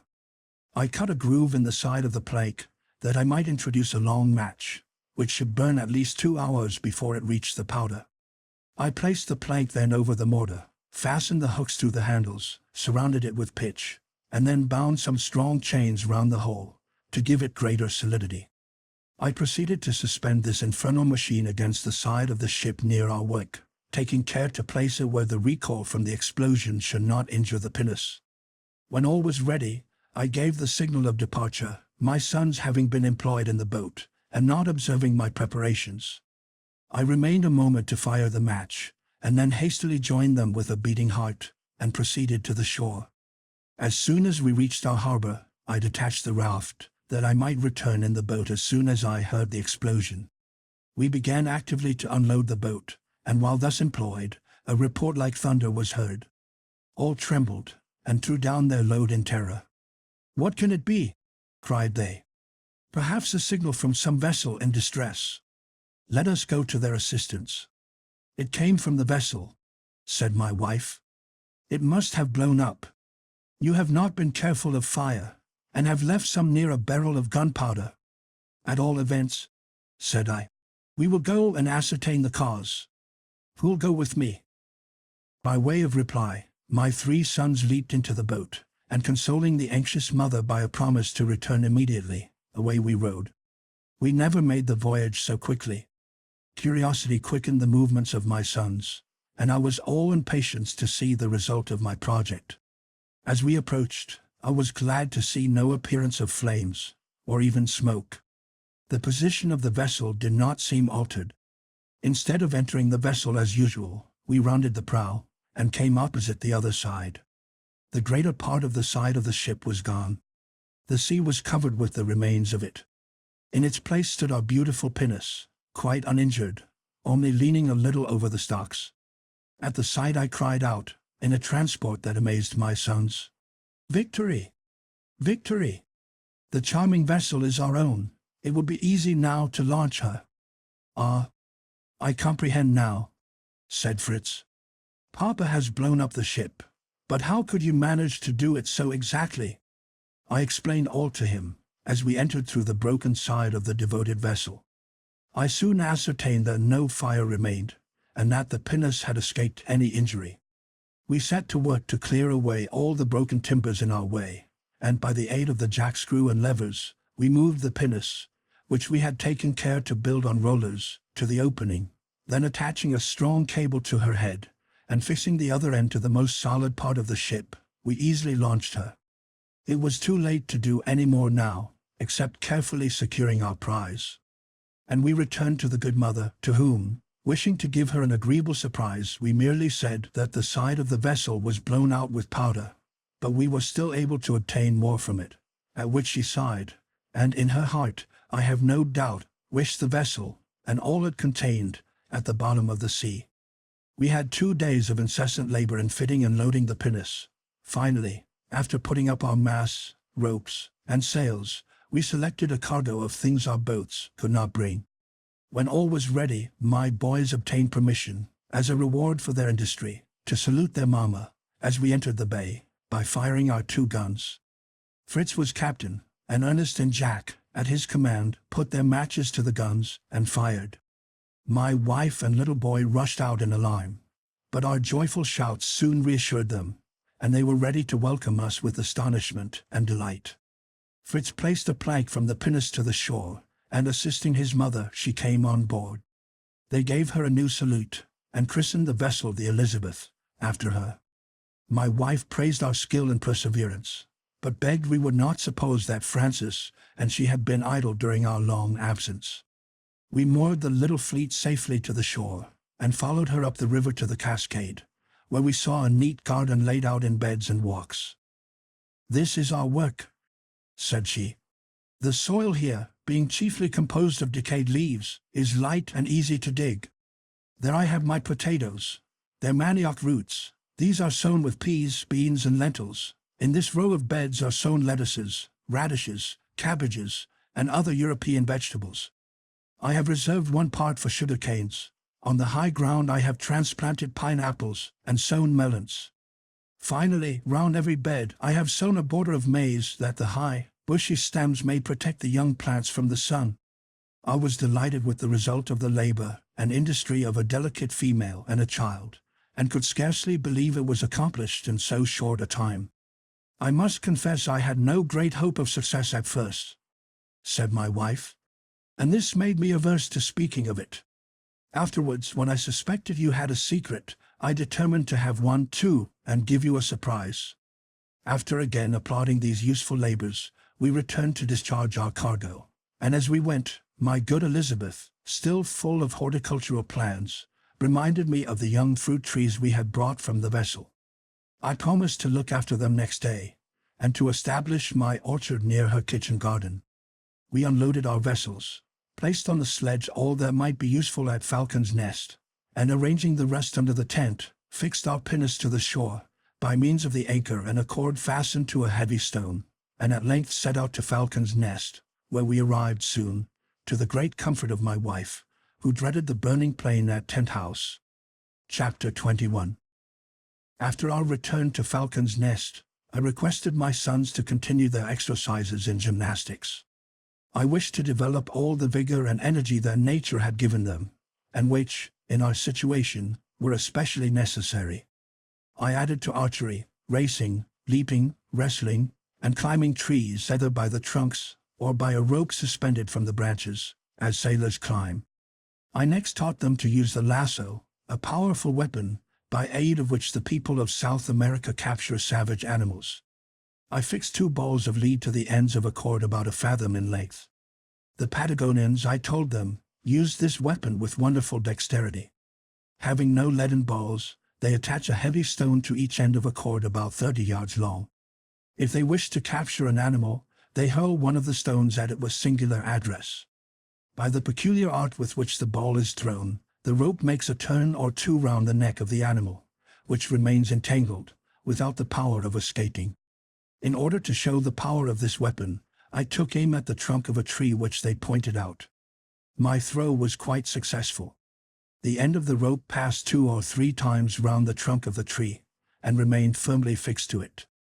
If the tree had been the neck of a tiger, I should have been absolute master of it. This experiment decided them all to learn the use of the lasso.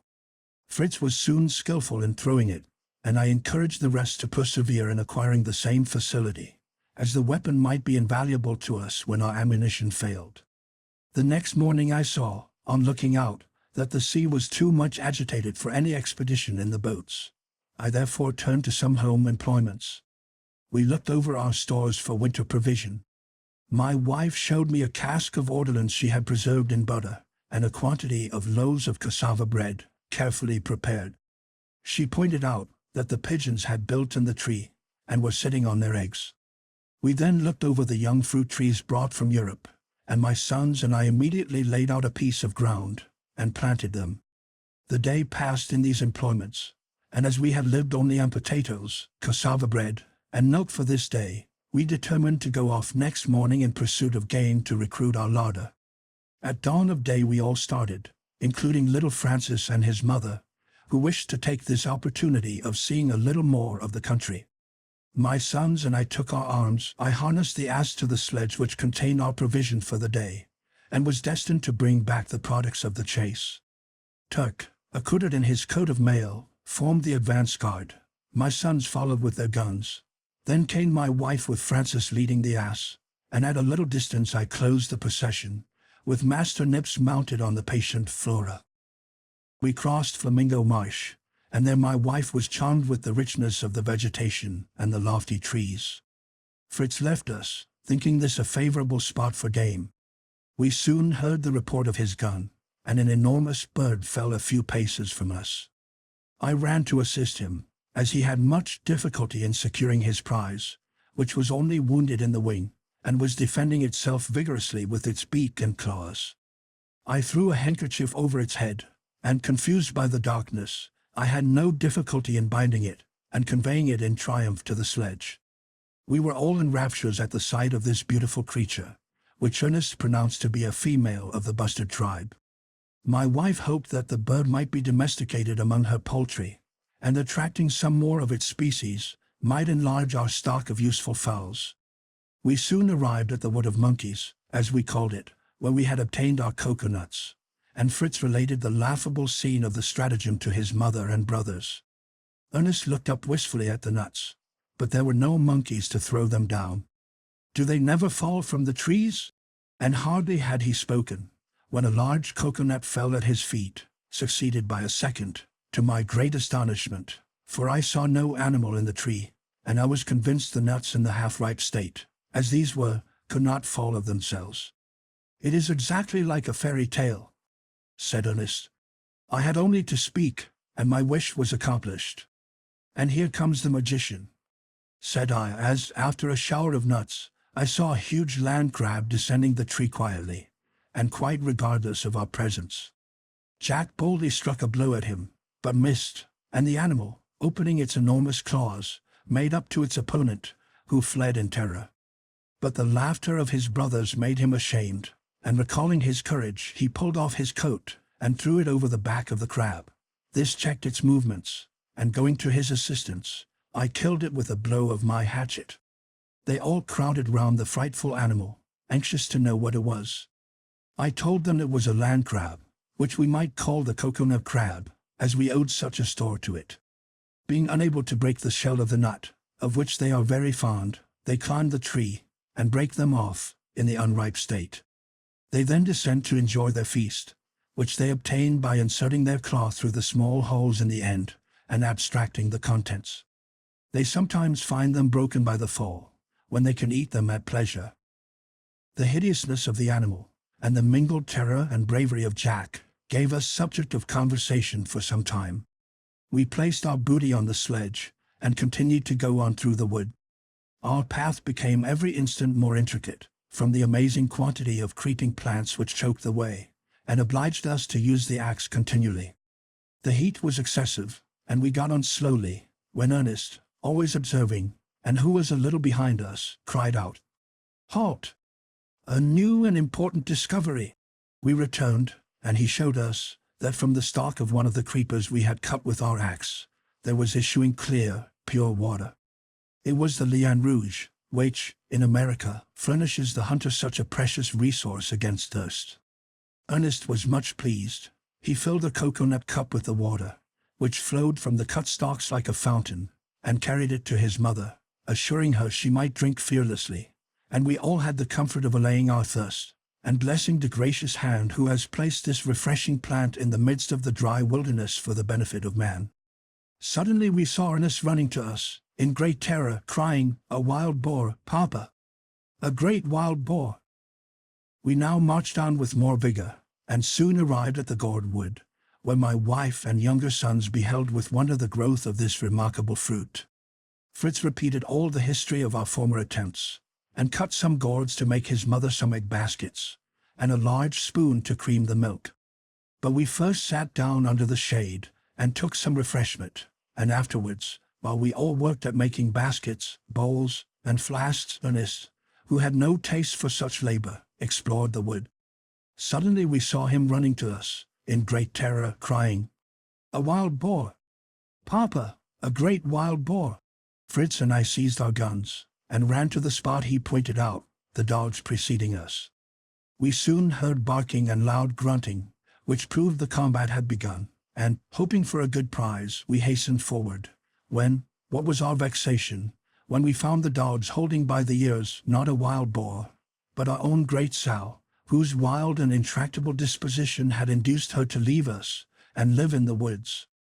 We could not but laugh at our disappointment, after a while, and I made the dogs release the poor sow, who immediately resumed her feast on a small fruit, which had fallen from the trees, and scattered on the ground, had evidently tempted the voracious beast to this part. I took up one of these apples, which somewhat resembled the medlar, and opening it, found the contents of a rich and juicy nature, but did not venture to taste it till we had put it to the usual test. We collected a quantity. I even broke a loaded branch from the tree, and we returned to our party. Master Nets no sooner saw them than he seized on some, and crunched them up with great enjoyment. This satisfied me that the fruit was wholesome, and we regaled ourselves with some. My wife was especially delighted when I told her this must be the guava, from which the delicious jelly is obtained, so much prized in America. "But with all this," said Fritz, "we have a poor show of game. Do let us leave Mamma with the young ones, and set off, to see what we can meet with. I consented, and we left Ernest with his mother and Francis, Jack wishing to accompany us. We made towards the rocks at the right hand, and Jack preceded us a little, when he startled us by crying out, "A crocodile, Papa, a crocodile!" "You simpleton," said I. "A crocodile in a place where there is not a drop of water." "Papa, I see it," said the poor child, his eyes fixed on one spot. "It is there, on this rock, sleeping. I am sure it is a crocodile." As soon as I was near enough to distinguish it, I assured him his crocodile was a very harmless lizard, called the iguana, whose eggs and flesh were excellent food. Fritz would immediately have shot at this frightful creature, which was about 5 feet in length. I showed him that his scaly coat rendered such an attempt useless. I then cut a strong stick in a light wand. To the end of the former I attached a cord with a noose. This I held in my right hand, keeping the wand in my left. I approached softly, whistling. The animal awoke, apparently listening with pleasure. I drew nearer, tickling him gently with the wand. He lifted up his head, and opened his formidable jaws. I then dexterously threw the noose round his neck, drew it, and jumping on his back, by the aid of my sons, held him down, though he succeeded in giving Jack a desperate blow with his tail. Then, plunging my wand up his nostrils, a few drops of blood came, and he died apparently without pain. We now carried off our game. I took him on my back, holding him by the foreclaws, while my boys carried the tail behind me, and with shouts of laughter, the procession returned to the sledge. Poor little Francis was in great dismay when he saw the terrible monster we brought, and began to cry. But we rallied him out of his cowardice, and his mother, satisfied with our exploits, begged to return home. As the sledge was heavily laden, we decided to leave it till the next day, placing on the ass, the iguana, the crab, our gourd vessels, and a bag of the guavas, little Francis being also mounted. The bustard we loosed, and securing it by a string tied to one of its legs, led it with us. We arrived at home in good time. My wife prepared part of the iguana for supper, which was pronounced excellent. The crab was rejected as tough and tasteless. Our new utensils were then tried, the egg baskets and the milk bowls, and Fritz was charged to dig a hole in the earth, to be covered with boards, and serve as a dairy, till something better was thought of. Finally, we ascended our leafy abode, and slept in peace. Chapter 22. I projected an excursion with my eldest son, to explore the limits of our country, and satisfy ourselves that it was an island, and not a part of the continent. We set out, ostensibly, to bring the sledge we had left the previous evening. I took Turk and the ass with us, and left Flora with my wife and children, and with a bag of provisions, we left Falcon's Nest as soon as breakfast was over. In crossing a wood of oaks, covered with the sweet, eatable acorn, we again met with the sow. Our service to her in the evening did not seem to be forgotten, for she appeared tamer, and did not run from us. A little farther on, we saw some beautiful birds.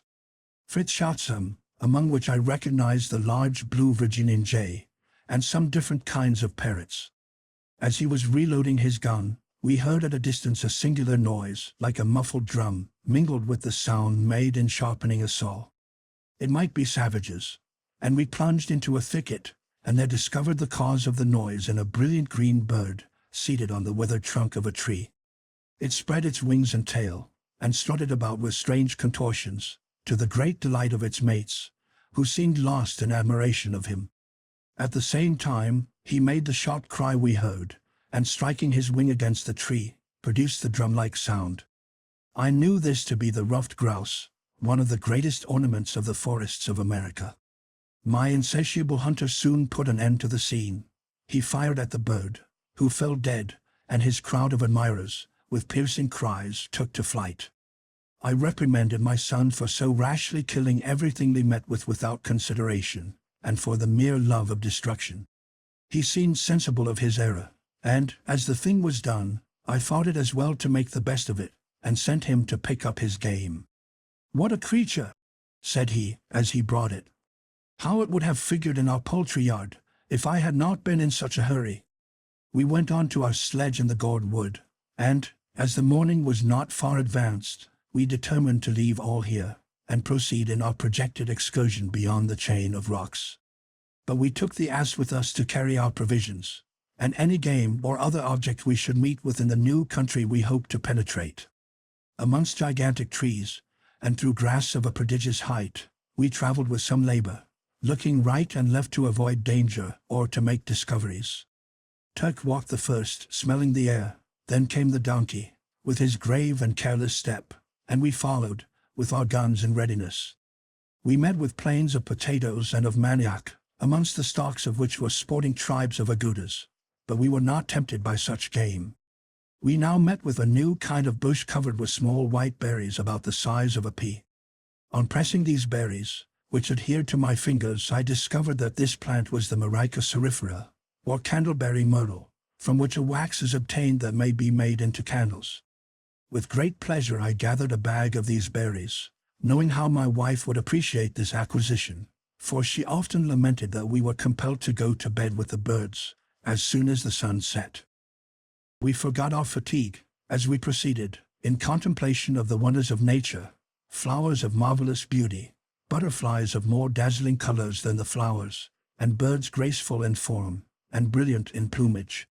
Fritz climbed a tree, and succeeded in securing a young green parrot, which he enveloped in his handkerchief, with the intention of bringing it up and teaching it to speak.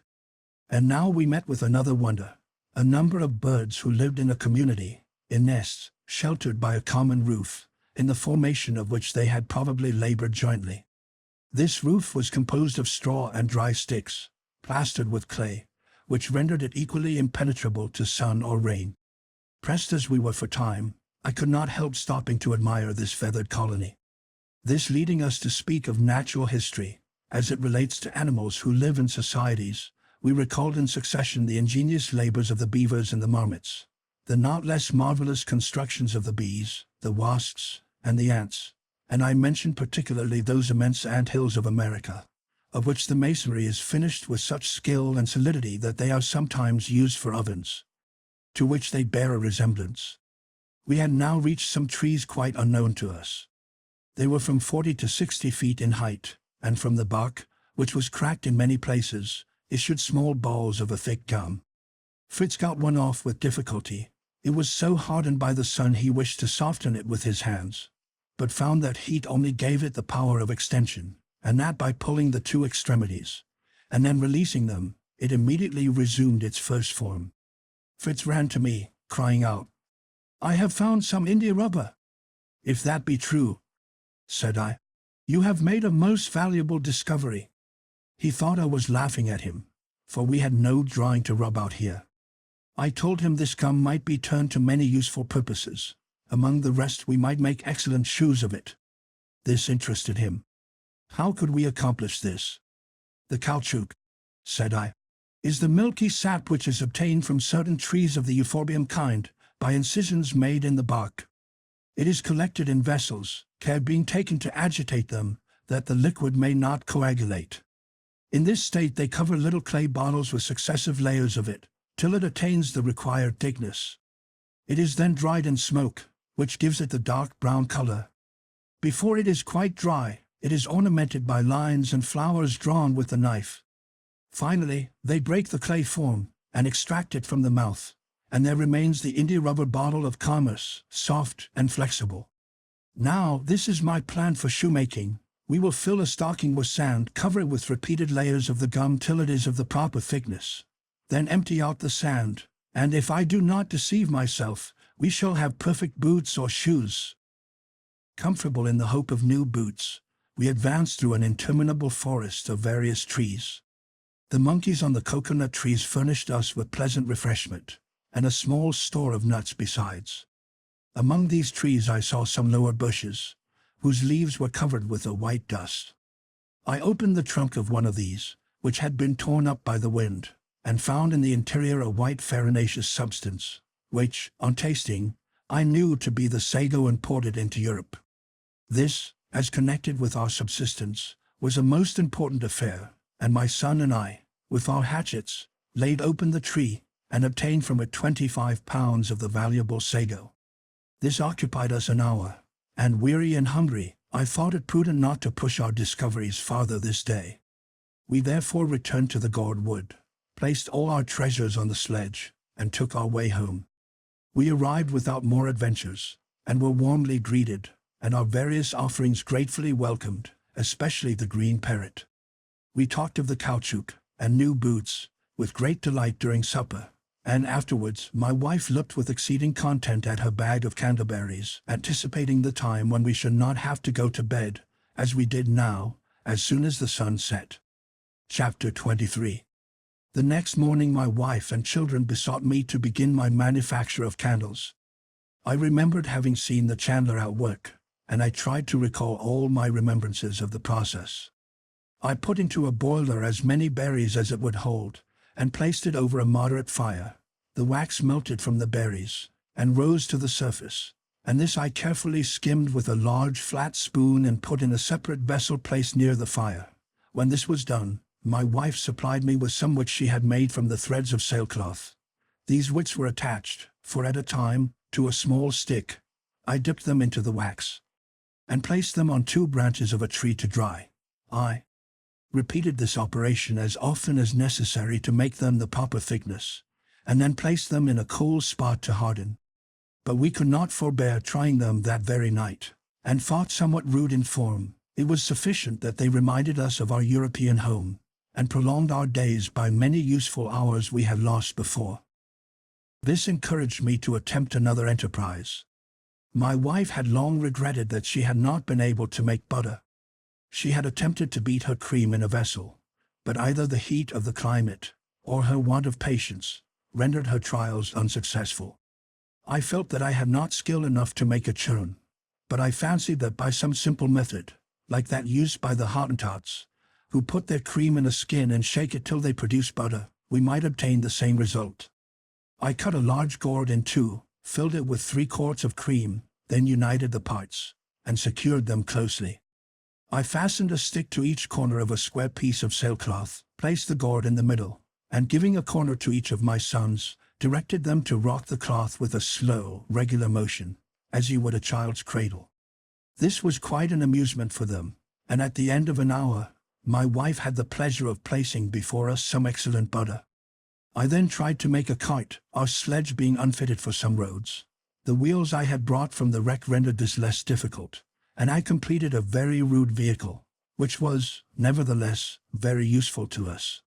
While I was thus usefully employed, my wife and children were not idle. They had transplanted the European trees, and thoughtfully placed each in the situation best suited to it. I assisted with my hands and counsels. The vines we planted round the roots of our trees, and hoped in time to form a trellis work. Of the chestnut, walnut, and cherry trees, we formed an avenue from Falcon's Nest to Family Bridge, which, we hoped, would ultimately be a shady road between our 2 mansions. We made a solid road between the 2 rows of trees, raised in the middle and covered with sand, which we brought from the shore in our wheelbarrows. I also made a sort of tumbrel, to which we harnessed the ass, to lighten this difficult labor. We then turned our thoughts to Tent House, our first abode, and which still might form our refuge in case of danger. Nature had not favored it, but our labors soon supplied all deficiencies. We planted round it every tree that requires ardent heat, the citron, pistachio, the almond, the mulberry, the Siamese orange, of which the fruit is as large as the head of a child, and the Indian fig, with its long prickly leaves, all had a place here. These plantations succeeding admirably, we had, after some time, the pleasure of seeing the dry and sandy desert converted into a shady grove, rich in flowers and fruit. As this place was the magazine for our arms, ammunition, and provisions of all sorts, we made a sort of fortress of it, surrounding it with a high hedge of strong, thorny trees, so that not only to wild beasts, but even to human enemies, it was inaccessible. Our bridge was the only point of approach, and we always carefully removed the first planks after crossing it. We also placed our 2 cannon on a little elevation within the enclosure, and finally, we planted some cedars near our usual landing place, to which we might, at a future time, fasten our vessels. These labors occupied us 3 months, only interrupted by a strict attention to the devotions and duties of the Sunday. I was most especially grateful to God for the robust health we all enjoyed in the midst of our employments. All went on well in our little colony. We had an abundant and certain supply of provisions, but our wardrobe, notwithstanding the continual repairing my wife bestowed on it, was in a most wretched state, and we had no means of renewing it, except by again visiting the wreck, which I knew still contained some chests of clothes and bales of cloth. This decided me to make another voyage. Besides, I was rather anxious to see the state of the vessel. We found it much in the same condition we had left it, except being much more shattered by the winds and waves. We selected many useful things for our cargo. The bales of linen and woolen cloth were not forgotten, some barrels of tar, and everything portable that we could remove, doors, windows, tables, benches, locks and bolts, all the ammunition, and even such of the guns as we could move. In fact, we completely sacked the vessel, carrying off, after several days' labor, all our booty, with the exception of some weighty articles, amongst which were 3 or 4 immense boilers, intended for a sugar manufactory. These we tied to some large empty casks, which we pitched completely over, and hoped they would be able to float in the water. When we had completed our arrangements, I resolved to blow up the ship. We placed a large barrel of gunpowder in the hold, and arranging a long match from it, which would burn some hours, we lighted it, and proceeded without delay to Safety Bay to watch the event. I proposed to my wife to sup on a point of land where we could distinctly see the vessel. Just as the sun was going down, a majestic rolling, like thunder, succeeded by a column of fire, announced the destruction of the vessel, which had brought us from Europe, and bestowed its great riches on us. We could not help shedding tears, as we heard the last mournful cry of this soul remaining bond that connected us with home. We returned sorrowfully to Tent House, and felt as if we had lost an old friend. We rose early next morning, and hastened to the shore, which we found covered with the wreck, which, with a little exertion, we found it easy to collect. Amongst the rest were the large boilers. We afterwards used these to cover our barrels of gunpowder, which we placed in a part of the rock, where, even if an explosion took place, no damage could ensue. My wife, in assisting us with the wreck, made the agreeable discovery that 2 of our ducks and 1 goose had hatched each a brood, and were leading their noisy young families to the water. This reminded us of all our poultry and domestic comfort at Falcon's Nest, and we determined to defer, for some time, the rest of our work at Tent House, and to return the next day to our shady summer home. Chapter 24. As we went along the avenue of fruit trees, I was concerned to see my young plants beginning to droop, and I immediately resolved to proceed to Cape Disappointment the next morning, to cut bamboos to make props for them. It was determined we should all go, as, on our arrival at Falcon's Nest, we discovered many other supplies wanting. The candles were failing. We must have more berries, for now my wife sewed by candlelight, while I wrote my journal. She wanted, also, some wildfowl's eggs to set under her hens. Jack wanted some guavas, and Francis wished for some sugar canes. So we made a family tour of it, taking the cart, with the cow and ass, to contain our provision, and a large sailcloth, to make a tent. The weather was delightful, and we set out singing, in great spirits. We crossed the potato and manioc plantations, and the wood of guavas, on which my boys feasted to their great satisfaction. The road was rugged, but we assisted to move the cart, and rested frequently. We stopped to see the bird colony, which greatly delighted them all, and Ernest declared they belonged to the species of Loxia gregaria, the sociable grosbeak. He pointed out to us their wonderful instinct in forming their colony in the midst of the candleberry bushes, on which they feed. We filled 2 bags with these berries, and another with guavas, my wife proposing to make jelly from them. We then proceeded to the caoutchouc tree, and here I determined to rest a while, to collect some of the valuable gum. I had brought some large gourd shells with me for the purpose. I made incisions in the trees, and placed these bowls to receive the gum, which soon began to run out in a milky stream, and we hoped to find them filled on our return. We turned a little to the left, and entered a beautiful and fertile plain, bounded on one side by the sugar canes, behind which rose a wood of palms, on the other by the bamboos, and before us was Cape Disappointment, backed by the ocean, a magnificent picture. We at once decided to make this our resting place. We even thought of transferring our residence from Falcon's Nest to this spot, but we dismissed the thought when we reflected on the perfect security of our dear castle in the air. We contented ourselves with arranging to make this always our station for refreshment in our excursions. We loosed our animals and allowed them to graze on the rich grass around us. We arranged to spend the night here, and taking a light repast, we separated on our several employments, some to cut sugar canes, others bamboos, and after stripping them, to make them into bundles and place them in the cart. This hard work made the boys hungry. They refreshed themselves with sugar canes, but had a great desire to have some coconuts. Unfortunately, there were neither monkeys nor crabs to bestow them, and the many attempts they made to climb the lofty, bare trunk of the palm ended only in disappointment and confusion. I went to their assistance.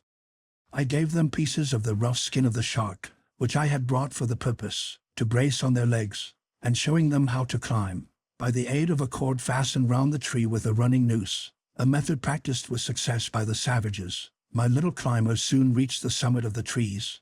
They then used their hatchets, which they had carried up in their girdles, and a shower of coconuts fell down.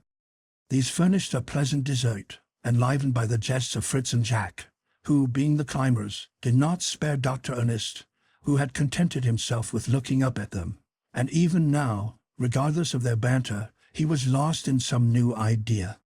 Rising suddenly, and looking at the palms, he took a coconut cup and a tin flask with a handle, and gravely addressed us thus: "Gentlemen and lady, this exercise of climbing is really very disagreeable and difficult, but since it confers so much honor on the undertakers, I should like also to attempt an adventure, hoping to do something at once glorious and agreeable to the company."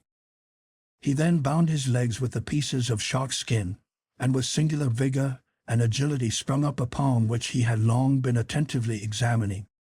His brothers laughed loudly at his taking the trouble to ascend a tree that had not a single nut on it. Ernest took no notice of their ridicule, but as soon as he reached the top, struck with his hatchet, and a tuft of tender yellow leaves fell at our feet, which I recognized as the product of the cabbage palm, a delicate food highly valued in America. His mother thought it a mischievous act to destroy the tree thus, but he assured her his prize was worth many coconuts. But our hero did not descend, and I asked him if he wanted to replace the cabbage he had cut off. "Wait a little," said he. "I am bringing you some wine to drink my health, but it comes slower than I could wish." He now descended, holding his cocoa cup, into which he poured from the flask a clear rose-colored liquor, and presenting it to me, begged me to drink. It was, indeed, the true palm wine, which is as pleasant as champagne, and taken moderately, a great restorative. We all drank, and Ernest was praised and thanked by all, till he forgot all the scoffs he had received. As it was getting late, we set about putting up our tent for the night, when suddenly our ass, who had been quietly grazing near us, began to bray furiously, erected his ears, kicking right and left, and plunging into the bamboos, disappeared. This made us very uneasy. I could not submit to lose the useful animal, and moreover, I was afraid his agitation announced the approach of some wild beast. The dogs and I sought for any trace of it in vain. I therefore, to guard against any danger, made a large fire before our tent, which I continued to watch till midnight, when, all being still, I crept into the tent, to my bed of moss, and slept undisturbed till morning. In the morning we thanked God for our health and safety, and then began to lament our poor donkey, which, I hoped, might have been attracted by the light of our fire and have returned. But we saw nothing of him, and we decided that his services were so indispensable that I should go, with one of my sons, and the 2 dogs, in search of him, and cross the thickets of bamboo. I chose to take Jack with me, to his great satisfaction, for Fritz and Ernest formed a better guard for their mother in a strange place. We set out, well armed, with bags of provisions on our back, and after an hour's fruitless search among the canes, we emerged beyond them, and an extensive plain on the borders of the great bay. We saw that the ridge of rock still extended on the right till it nearly reached the shore, when it abruptly terminated in a perpendicular precipice. A considerable river flowed into the bay here, and between the river and the rock was a narrow passage, which at high water would be overflowed. We thought it most likely that our ass had passed by this defile, and I wished to see whether these rocks merely bordered or divided the island. We therefore went forward till we met with a stream, which fell in a cascade from a mass of rocks into the river. We ascended the stream till we found a place shallow enough to cross.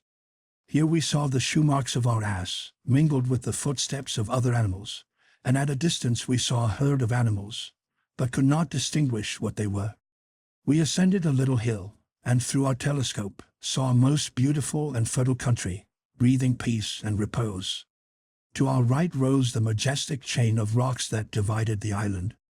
On our left a succession of beautiful green hills spread to the horizon. Woods of palms and various unknown trees were scattered over the scene. The beautiful stream meandered across the valley like a silver ribbon, bordered by rushes and other aquatic plants. There was no trace of the footstep of man. The country had all the purity of its first creation.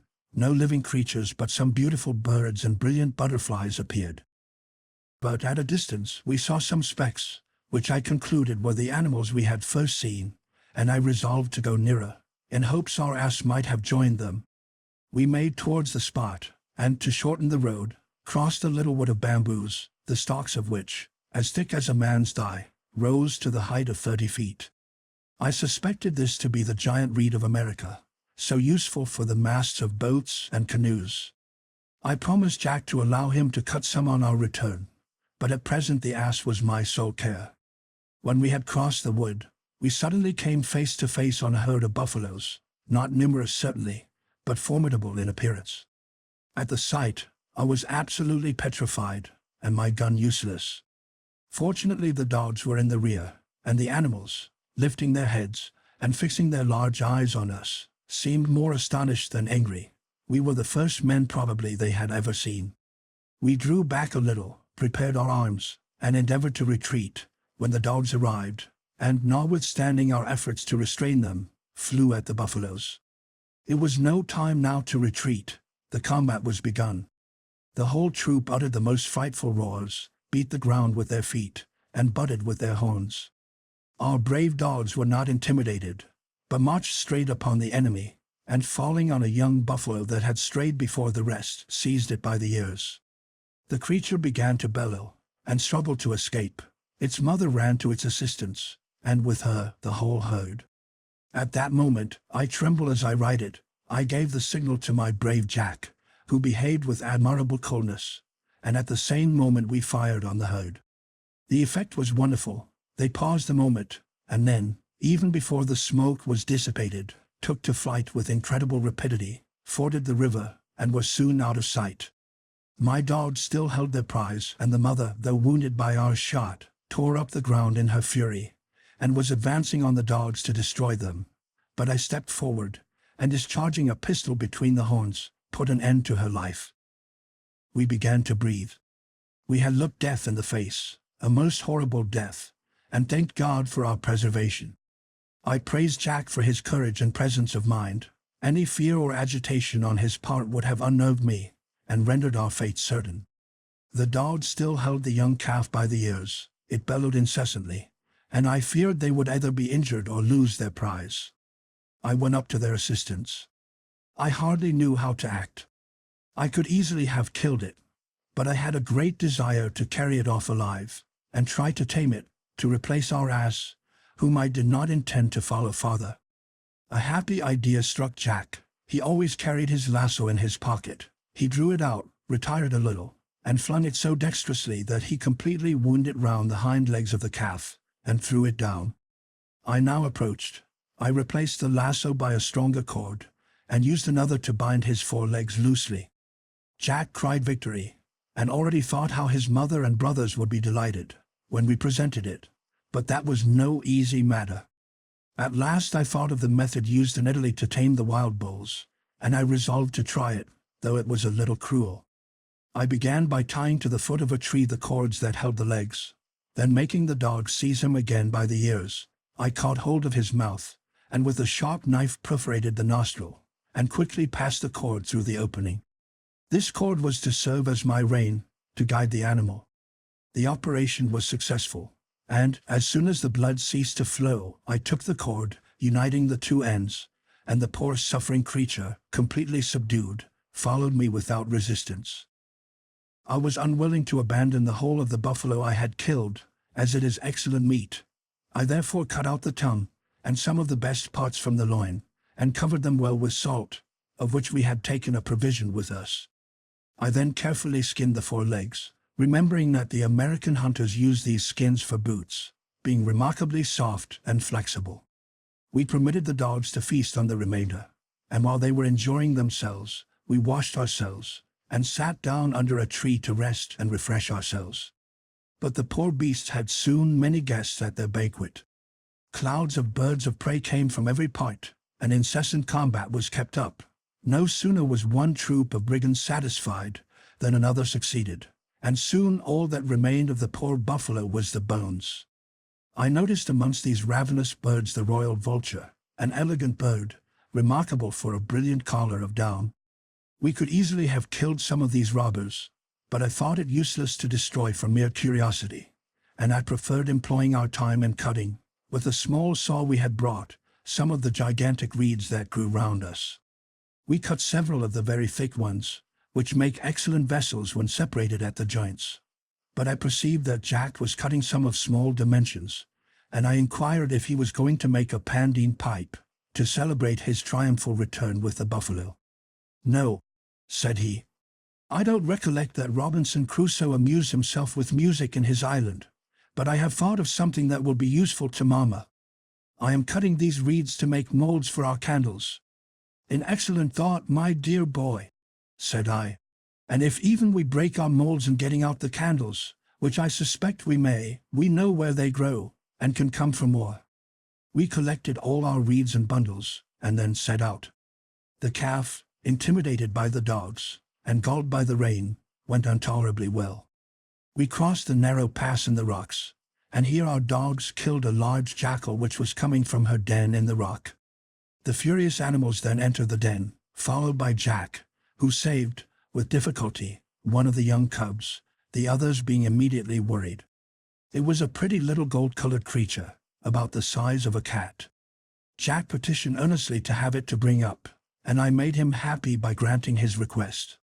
In the meantime I had tied the calf to a low tree, which I discovered was the thorny dwarf palm, which grows quickly, and is extremely useful for fences. It bears an oblong fruit, about the size of a pigeon's egg, from which is extracted an oil which is an excellent substitute for butter. I determined to return for some young plants of this palm to plant at Tent House. It was almost night when we joined our family, and endless were the questions the sight of the buffalo produced, and great was the boasting of Jack the Dauntless. I was compelled to lower his pride a little by an unvarnished statement, though I gave him much credit for his coolness and resolution. And supper time arriving, my wife had time to tell me what had passed while we had been on our expedition. Chapter 25.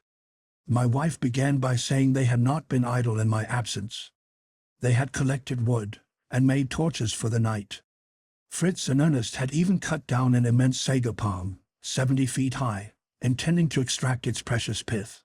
But this they had been unable to accomplish alone, and waited for my assistance. But while they were engaged in this employment, a troop of monkeys had broken into the tent and pillaged and destroyed everything. They had drunk or overturned the milk, and carried off or spoiled all our provisions, and even so much injured the palisade I had erected round the tent, that it took them an hour, after they returned, to repair the damage. Fritz had made also a beautiful capture, and a nest he had discovered in the rocks at Cape Disappointment. It was a superb bird, and though very young, quite feathered. Ernest had pronounced it to be the eagle of Malabar, and I confirmed his assertion. And as this species of eagle is not large, and does not require much food, I advised him to train it as a falcon, to chase other birds. I took this opportunity to announce that henceforward every one must attend to his own livestock, where they should be set at liberty, Mamma having sufficient to manage in her own charge. We then made a fire of green wood, and the smoke of which we placed the buffalo meat we had brought home, leaving it during the night, that it might be perfectly cured. We had had some for supper, and thought it excellent. The young buffalo was beginning to graze, and we gave him a little milk tonight, as well as to the jackal. Fritz had taken the precaution to cover the eyes of his eagle, and tying it fast by the leg to a branch, it rested very tranquilly. We then retired to our mossy beds, to recruit our strength for the labors of another day.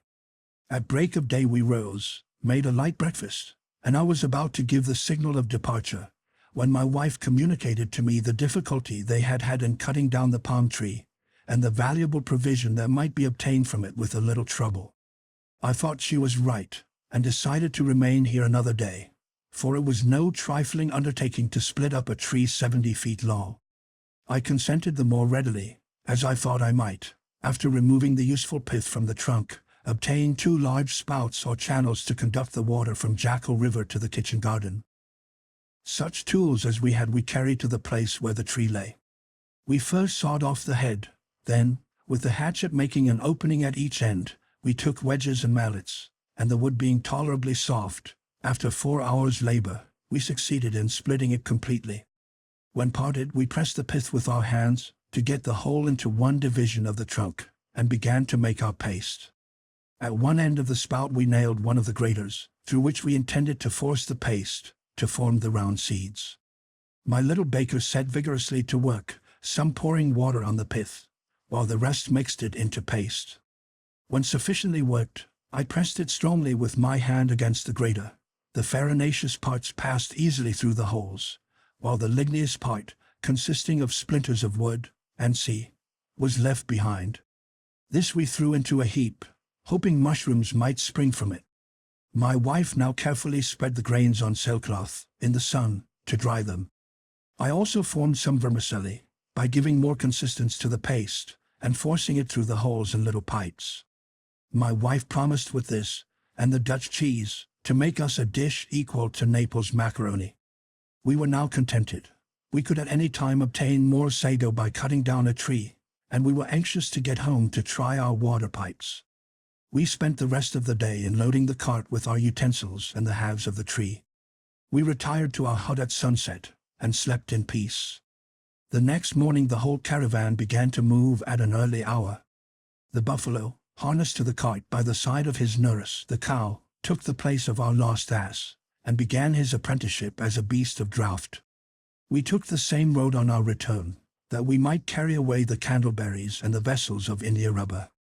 The vanguard was composed of Fritz and Jack, who pioneered our way, by cutting down the underwood to make a road for the cart. Our water pipes, being very long, somewhat impeded our progress, but we happily reached the candleberry trees without accident, and placed our sacks on the cart. We did not find more than a quart of the caoutchouc gum, but it would be sufficient for our first experiment, and I carried it off. In crossing the little wood of guavas, we suddenly heard our dogs, who were before us with Fritz and Jack, uttering the most frightful howlings. I was struck with terror lest they should have encountered a tiger, and rushed forward ready to fire. The dogs were endeavoring to enter a thicket, in the midst of which Fritz declared he had caught a glimpse of an animal larger than the buffalo, with a black, bristly skin.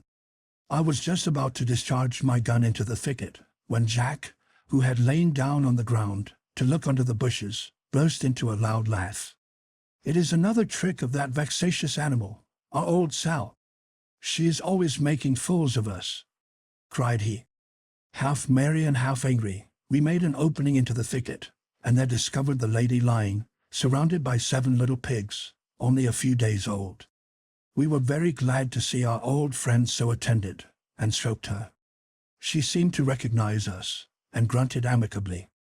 We supplied her with some potatoes, sweet acorns, and cassava bread, intending, in return, to eat her young ones, when they were ready for the spit, though my dear wife cried out against the cruelty of the idea. At present we left them with her, but proposed afterwards to take away 2, to be brought up at home, and leave the rest to support themselves on acorns in the woods, where they would become game for us. At length we arrived at Falcon's Nest, which we regarded with all the attachment of home. Our domestic animals crowded round us, and noisily welcomed us. We tied up the buffalo and jackal, as they were not yet domesticated.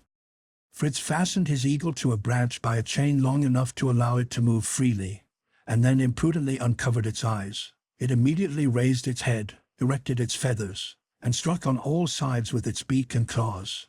Our fowls took to flight, but the poor parrot fell in his way, and was torn to pieces before we could assist it. Fritz was very angry, and would have executed the murderer. But Ernest begged he would not be so rash, as parrots were more plentiful than eagles, and it was his own fault for uncovering his eyes. The falconers always keeping their young birds hooded 6 weeks, till they are quite tamed. He offered to train it, if Fritz would part with it, but this Fritz indignantly refused. I told them the fable of the dog in the manger, which abashed Fritz, and he then besought his brother to teach him the means of training this noble bird, and promised to present him with his monkey. Ernest then told him that the Caribs subdue the largest birds by making them inhale tobacco smoke. Fritz laughed at this, but Ernest brought a pipe and some tobacco he had found in the ship, and began to smoke gravely under the branch where the bird was perched. It was soon calm, and on his continuing to smoke it became quite motionless. Fritz then easily replaced the bandage, and thanked his brother for his good service. The next morning we set out early to our young plantation of fruit trees, to fix props to support the weaker plants. We loaded the cart with the thick bamboo canes and our tools, and harnessed the cow to it, leaving the buffalo in the stable, as I wished the wound in his nostrils to be perfectly healed before I put him to any hard work. I left Francis with his mother, to prepare our dinner, begging them not to forget the macaroni. We began at the entrance of the avenue to Falcon's Nest, where all the trees were much bent by the wind. We raised them gently by a crowbar. I made a hole in the earth, in which one of my sons placed the bamboo props, driving them firmly down with a mallet, and we proceeded to another, while Ernest and Jack tied the trees to them with a long, tough, pliant plant, which I suspected was a species of lana. As we were working, Fritz inquired if these fruit trees were wild. "A pretty question," cried Jack. "Do you think that trees are tamed like eagles or buffaloes? You perhaps could teach them to bow politely, so that we might gather the fruit."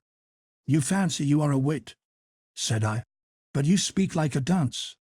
We cannot make trees bow at our pleasure, but we can make a tree, which by nature bears sour and uneatable fruit, produce what is sweet and wholesome. This is effected by grafting into a wild tree a small branch, or even a bud, of the sort you wish. I will show you this method practically at some future time, for by these means we can procure all sorts of fruit. Only we must remember that we can only graft a tree with one of the same natural family. Thus, we could not graft an apple on a cherry tree, for one belongs to the apple tribe, and the other to the plum tribe." "Do we know the origin of all these European fruits?" asked the inquiring Ernest. "All our shell fruits," answered I, "such as the nut, the almond, and the chestnut, are natives of the East, the peach, of Persia, the orange and apricot, of Armenia. The cherry, which was unknown in Europe 60 years before Christ, was brought by the proconsul Lucullus from the southern shores of the Euxine. The olives come from Palestine. The first olive trees were planted on Mount Olympus, and from thence were spread through the rest of Europe. The fig is from Lydia. The plums, your favorite fruit, with the exception of some natural sorts that are natives of our forests, are from Syria, and the town of Damascus has given its name to one sort, the Damascene, or damson. The pear is a fruit of Greece. The ancients called it the fruit of Peloponnesus.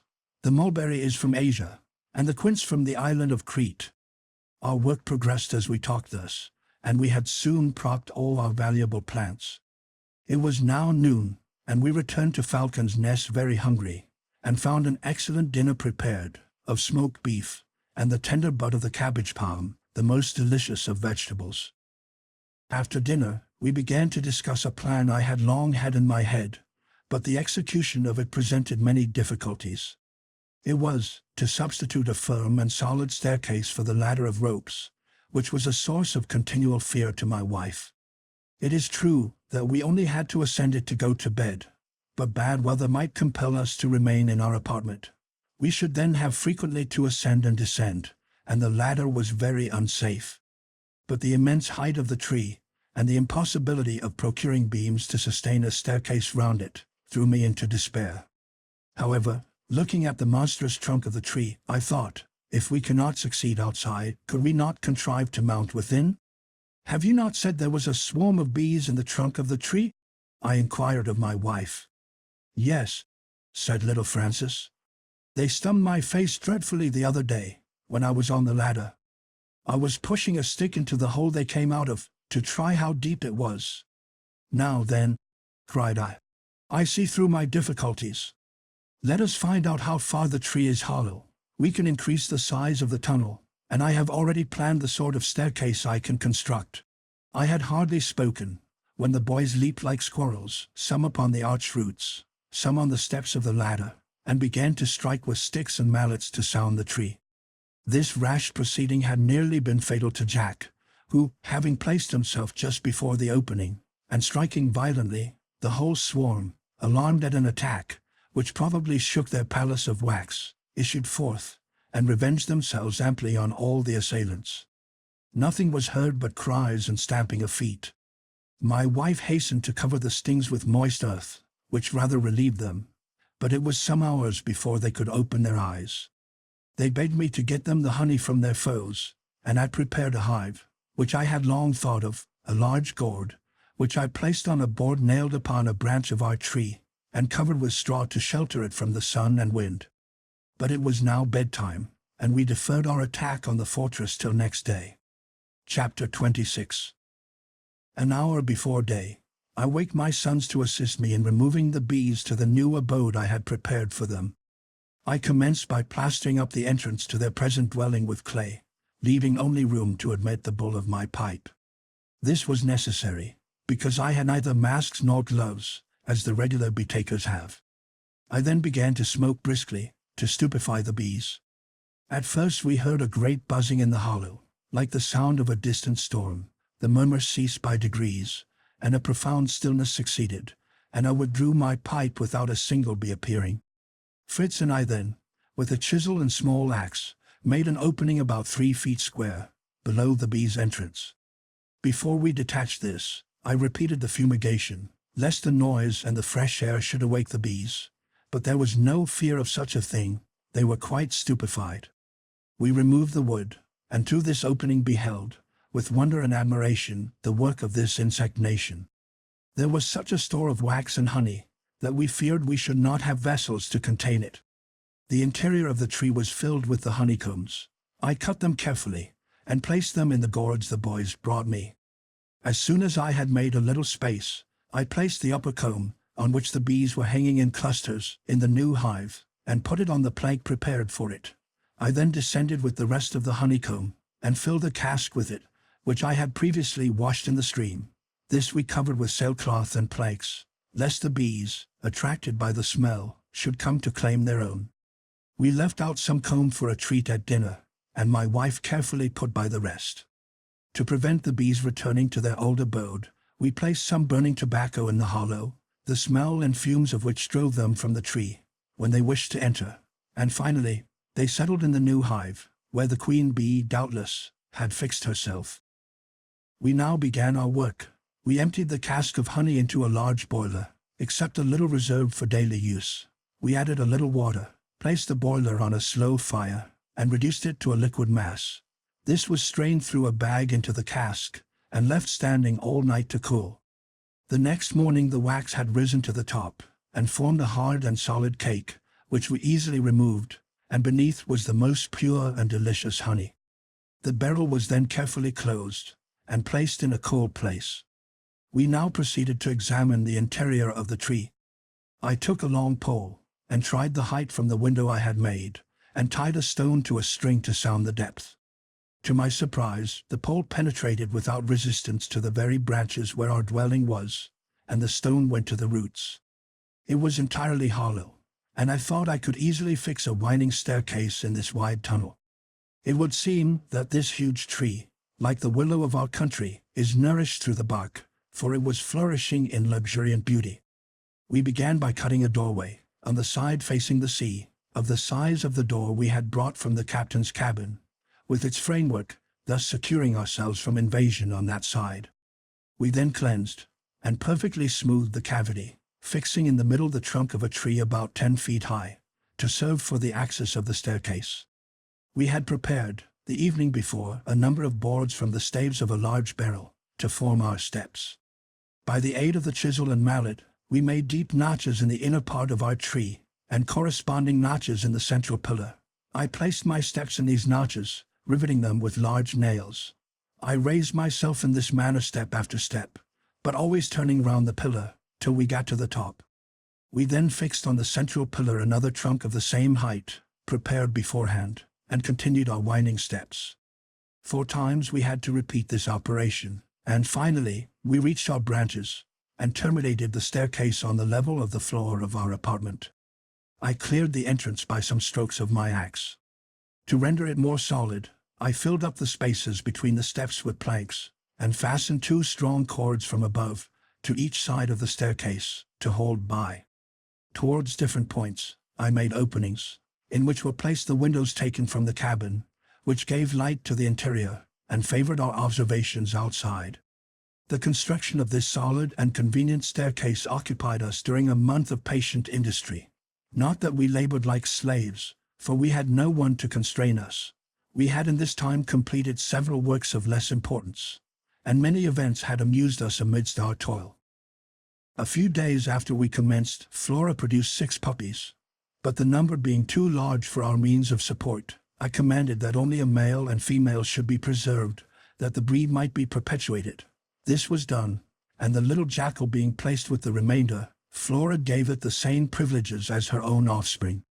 Our goats also, about this time, gave us 2 kids, and our sheep some lambs. We saw this increase of our flock with great satisfaction, and for fear these useful animals should take it into their heads to stray from us, as our ass had done, we tied round their necks some small bells we had found on the wreck, intended to propitiate the savages, and which would always put us on the track of the fugitives. The education of the young buffalo was one of the employments that varied our labor as carpenters. Through the incision in his nostrils, I had passed a small stick, to the ends of which I attached a strap. This formed a kind of bit, after the fashion of those of the Hottentots, and by this I guided him as I chose, though not without much rebellion on his part. It was only after Fritz had broken it in for mounting, that we began to make it carry. It was certainly a remarkable instance of patience and perseverance surmounting difficulties, that we not only made it bear the wallets we usually placed on the ass, but Ernest, Jack, and even little Francis, took lessons in horsemanship, by riding him, and henceforward, would have been able to ride the most spirited horse without fear, for it could not be worse than the buffalo they had assisted to subdue. In the midst of this, Fritz did not neglect the training of his young eagle. The royal bird began already to pounce very cleverly on the dead game his master brought, and placed before him, sometimes between the horns of the buffalo, sometimes on the back of the great bustard, or the flamingo. Sometimes he put it on a board, or on the end of a pole, to accustom it to pounce, like the falcon, on other birds. He taught it to settle on his wrist at a call, or a whistle, but it was some time before he could trust it to fly, without a long string attached to its leg, for fear its wild nature should carry it from us forever. Even the indolent Ernest was seized with the mania of instructing animals.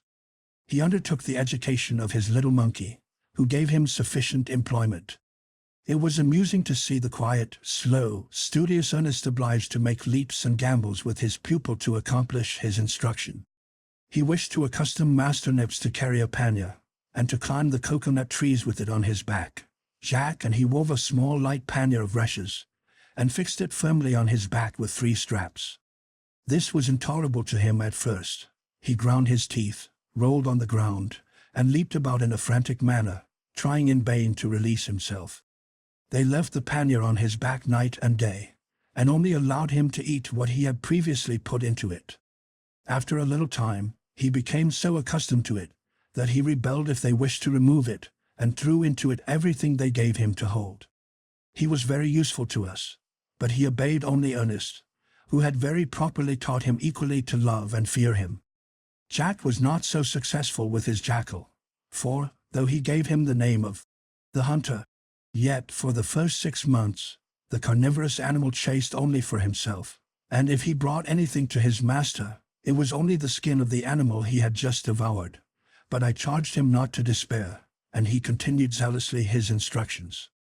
During this time I had perfected my candle manufacture, by means of mixing the beeswax with that obtained from the candleberry, and by using cane molds, which Jack first suggested to me, I succeeded in giving my candles the roundness and polish of those of Europe. The wicks were for some time an obstacle. I did not wish to use the small quantity of calico we had left, but my wife happily proposed to me to substitute the pith of a species of elder, which answered my purpose completely. I now turned myself to the preparation of the caoutchouc, of which we had found several trees. I encouraged the boys to try their ingenuity in making flasks and cups, by covering molds of clay with the gum, as I had explained to them. For my part, I took a pair of old stockings, and filled them with sand for my mole, which I covered with a coating of mud, and left to dry in the sun. I cut out a pair of soles of buffalo leather, which I first hammered well, and then fastened with small tacks to the sole of the stocking, filling up the spaces left with the gum, so as to fix it completely. Then, with a brush of goat's hair, I covered it with layer upon layer of the elastic gum, till I thought it sufficiently thick. It was easy after this to remove the sand, the stocking, and the hardened mud, to shake out the dust, and I had a pair of waterproof boots, without seam, and fitting as well as if I had employed an English shoemaker. My boys were wild with joy, and all begged for a pair, but I wished first to try their durability, compared with those of buffalo leather. I began to make a pair of boots for Fritz, using the skin drawn from the legs of the buffalo we had killed, but I had much more difficulty than with the caoutchouc. I used the gum to cover the seams, so that the water might not penetrate. They were certainly not elegant as a work of art, and the boys laughed at their brother's awkward movements in them, but their own productions, though useful vessels, were not models of perfection. We then worked at our fountain, a great source of pleasure to my wife and to all of us. We raised, in the upper part of the river, a sort of dam, made with stakes and stones, from whence the water flowed into our channels of the sago palm, laid down a gentle declivity nearly to our tent, and there was received into the shell of the turtle, which we had raised on some stones of a convenient height, the hole which the harpoon had made serving to carry off the waste water through a cane that was fitted to it. On 2 cross sticks were placed the gourds that served us for pails, and thus we had always the murmuring of the water near us, and a plentiful supply of it, always pure and clean, which the river, troubled by our waterfowl and the refuse of decayed leaves, could not always give us. The only inconvenience of these open channels was, that the water reached us warm and unrefreshing, but this I hope to remedy in time, by using bamboo pipes buried in the earth. In the meantime, we were grateful for this new acquisition, and gave credit to Fritz, who had suggested the idea. Chapter 27. One morning, as we were engaged in giving the last finish to our staircase, we were alarmed at hearing at a distance strange, sharp, prolonged sounds, like the roars of a wild beast, but mingled with an unaccountable hissing. Our dogs erected their ears, and prepared for deadly combat. I assembled my family. We then ascended our tree, closing the lower door, loaded our guns, and looked anxiously round, but nothing appeared. I armed my dogs with their porcupine coats of mail and collars, and left them below to take care of our animals. The horrible howling seemed to approach nearer to us. At length, Fritz, who was leaning forward to listen as attentively as he could, threw down his gun, and bursting into a loud laugh, cried out, "It is our fugitive, the ass, come back to us, and singing his psalm of joy on his return." We listened, and were sure he was right, and could not but feel a little vexation at being put into such a fright by a donkey. Soon after, we had the pleasure of seeing him appear among the trees, and what was still better, he was accompanied by another animal of his own species, but infinitely more beautiful. I knew it at once to be the onagra, or wild ass, a most important capture, if we could make it, though all naturalists have declared it impossible to tame this elegant creature, yet I determined to make the attempt. I went down with Fritz, exhorting his brothers to remain quiet, and I consulted with my privy councillor on the means of taking our prize. I also prepared, as quickly as possible, a long cord with a noose, kept open by a slight stick, which would fall out as soon as the animals had entered, while any attempt to escape would only draw the noose closer. The end of this cord was tied to the root of a tree. I took then a piece of bamboo, about 2 feet long, and splitting it up, tied it firmly at one end, to form a pair of pincers for the nose of the animal. In the meantime, the two animals had approached nearer, our old grizzle apparently doing the honors to his visitor, and both grazing very comfortably. By degrees we advanced softly to them, concealed by the trees, Fritz carrying the lasso, and I the pincers. The onagra, as soon as he got sight of Fritz, who was before me, raised his head, and started back, evidently only in surprise, as it was probably the first man the creature had seen. Fritz remained still, and the animal resumed his browsing. Fritz went up to our old servant, and offered him a handful of oats mixed with salt. The ass came directly to eat its favorite treat. Its companion followed, raised its head, snuffed the air, and came so near that Fritz adroitly threw the noose over its head. The terrified animal attempted to fly, but that drew the cord so tight as almost to stop his respiration, and he lay down, his tongue hanging out. I hastened up and relaxed the cord, lest he should be strangled. I threw the halter of the ass round his neck, and placed the split cane over his nose, tying it firmly below with a string. I subdued this wild animal by the means that blacksmiths use the first time they shoe a horse. I then took off the noose, and tied the halter by two long cords to the roots of two separate trees, and left him to recover himself. In the meantime, the rest of the family had collected to admire this noble animal, whose graceful and elegant form, so superior to that of the ass, raises it almost to the dignity of a horse. After a while it rose, and stamped furiously with its feet, trying to release itself, but the pain in its nose obliged it to lie down again.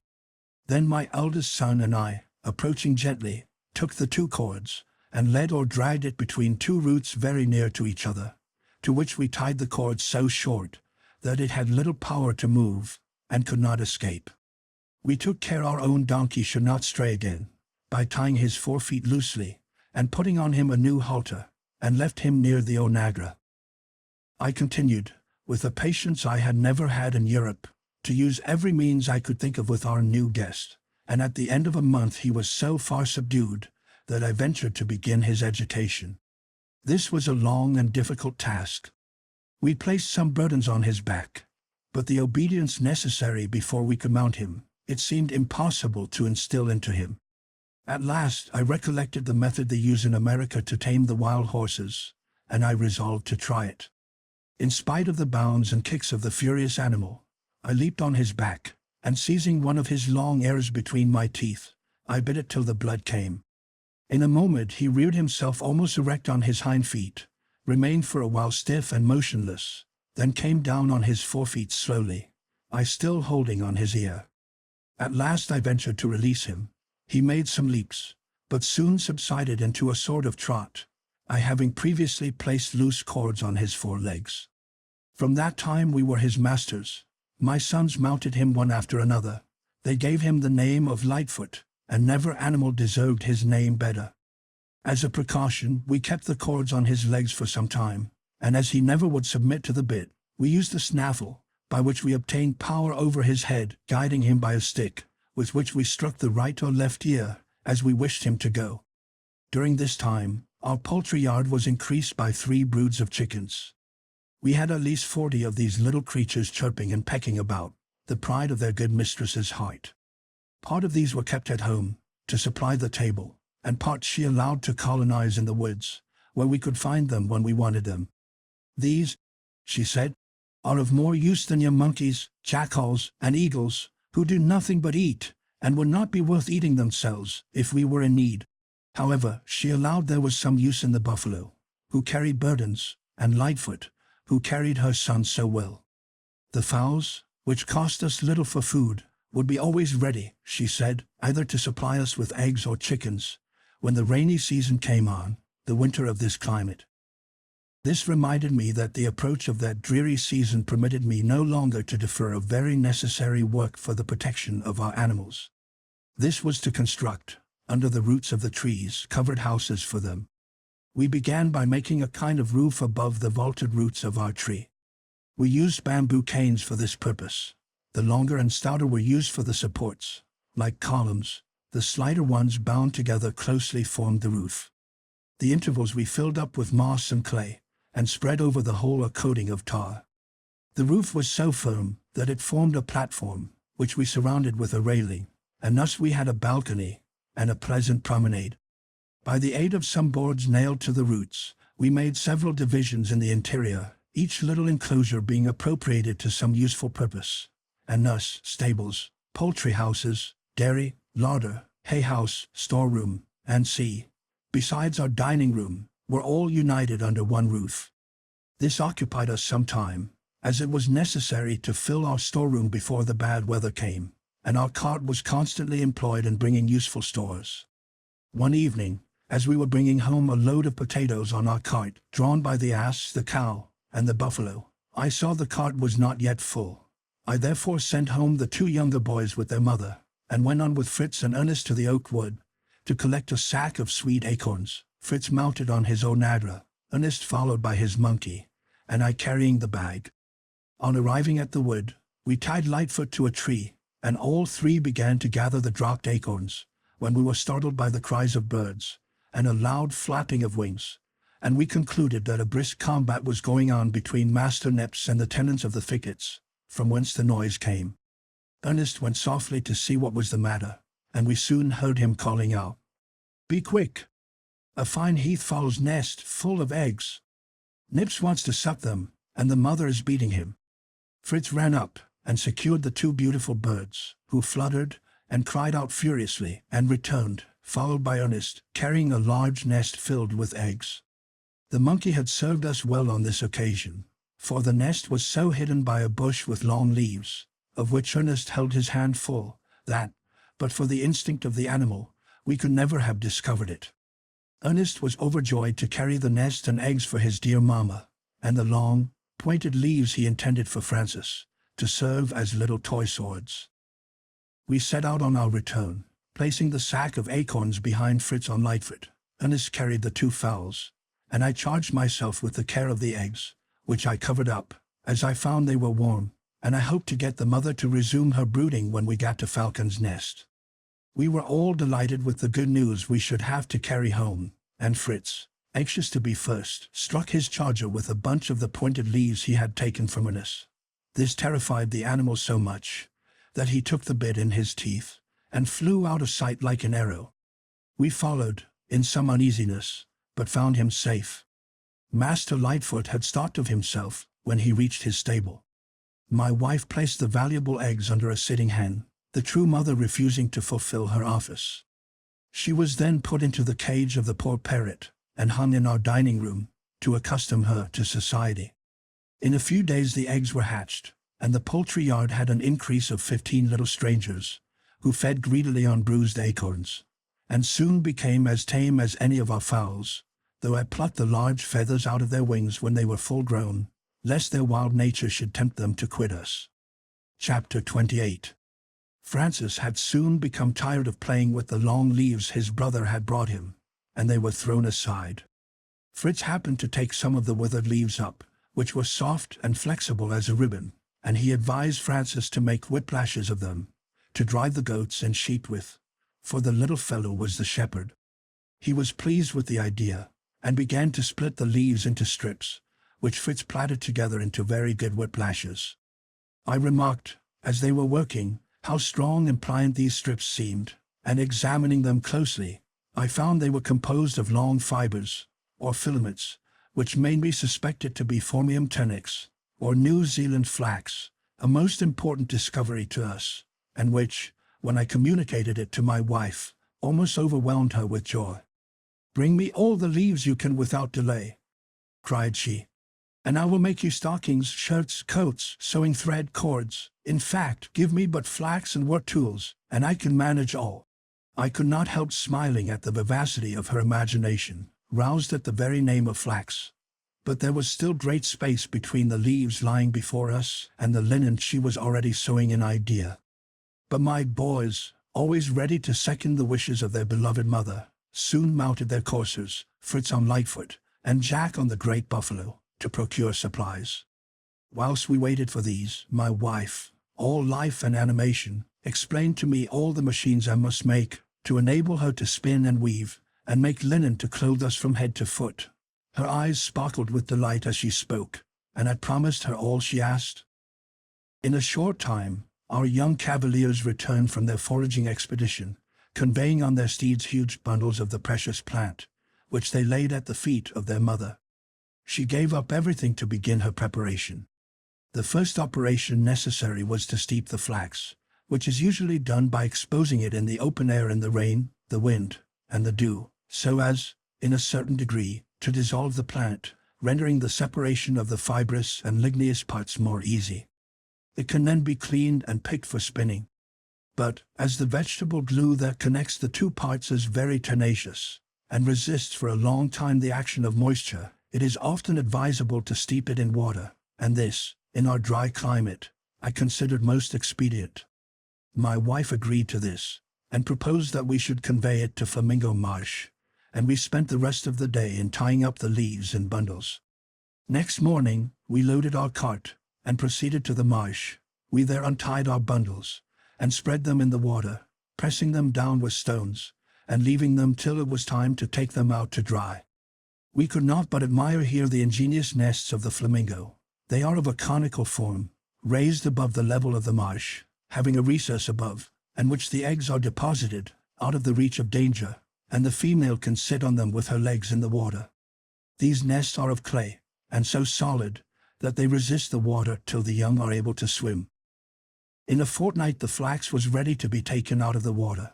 We spread it in the sun, which dried it so effectually that we brought it to Falcon's Nest the same evening, where it was stored till we were ready for further operations. At present we labored to lay up provision for the rainy season, leaving all sedentary occupations to amuse us in our confinement. We brought in continually loads of sweet acorns, manioc, potatoes, wood, fodder for the cattle, sugar canes, fruit, indeed everything that might be useful during the uncertain period of the rainy season. We profited by the last few days to sow the wheat and other remaining European grains, that the rain might germinate them. We had already had some showers. The temperature was variable, the sky became cloudy, and the wind rose. The season changed sooner than we expected. The winds raged through the woods, the sea roared, mountains of clouds were piled in the heavens.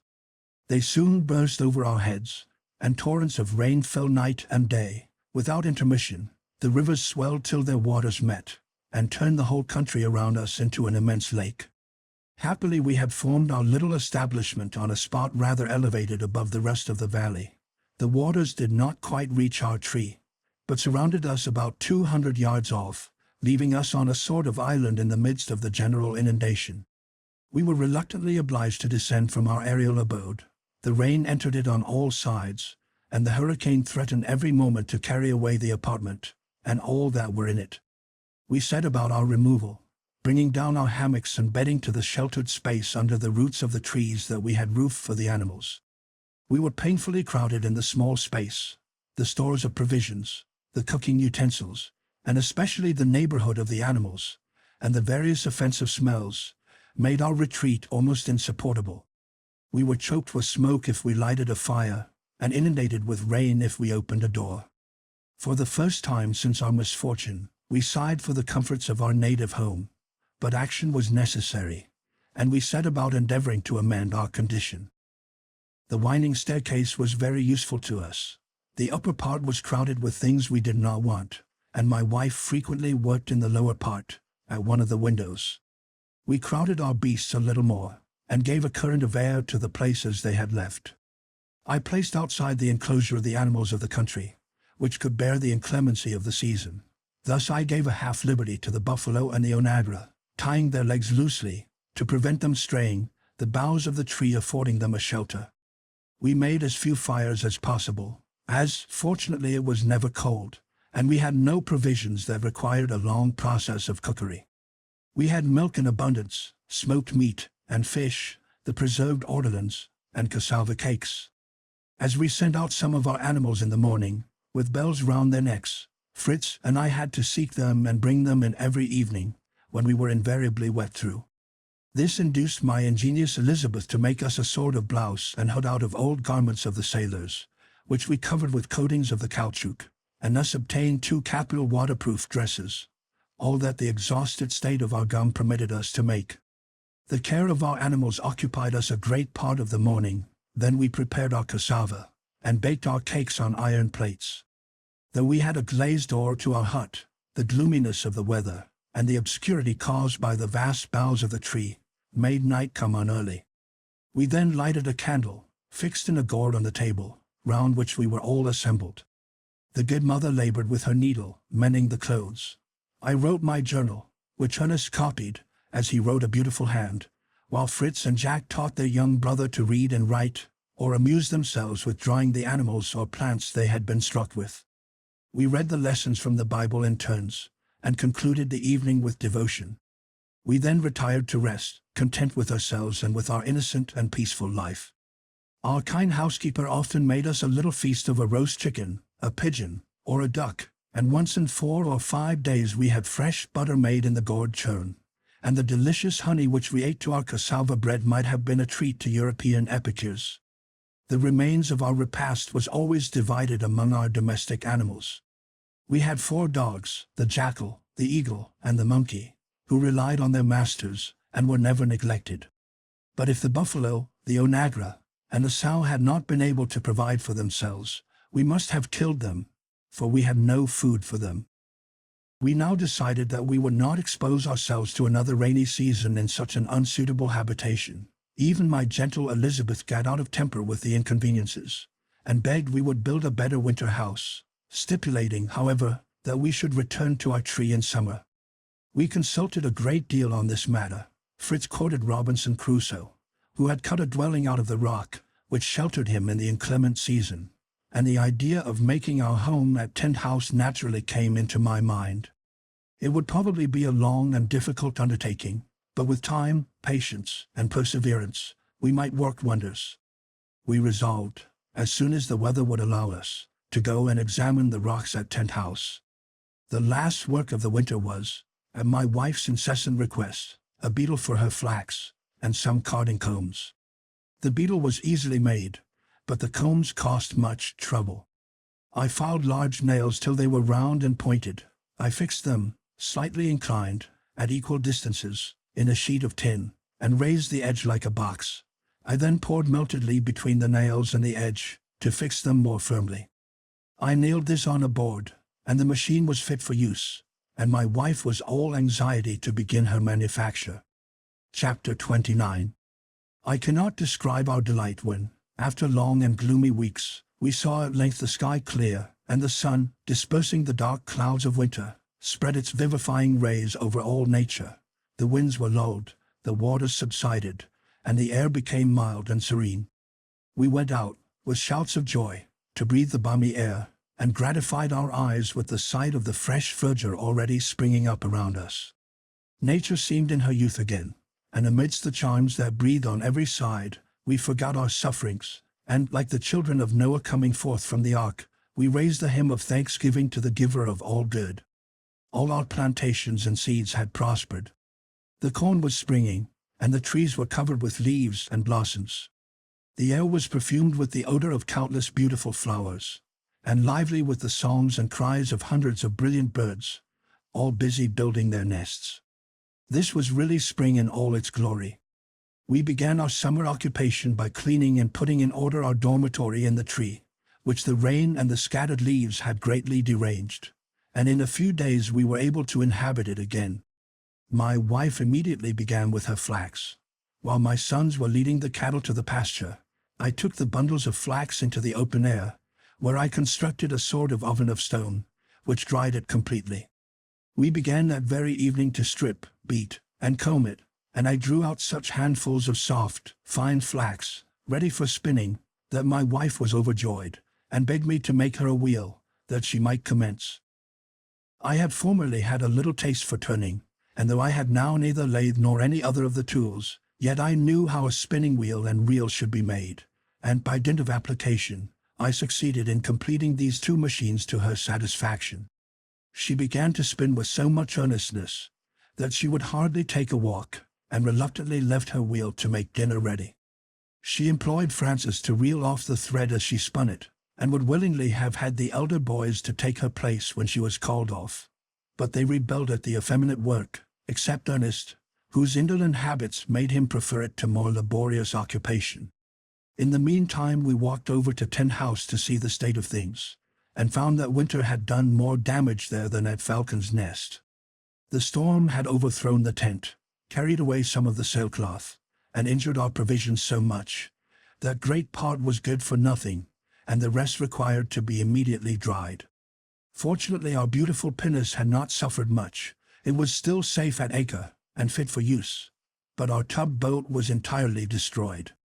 Our most important loss was 2 barrels of gunpowder, which had been left in the tent instead of under the shelter of the rock, and which the rain had rendered wholly useless.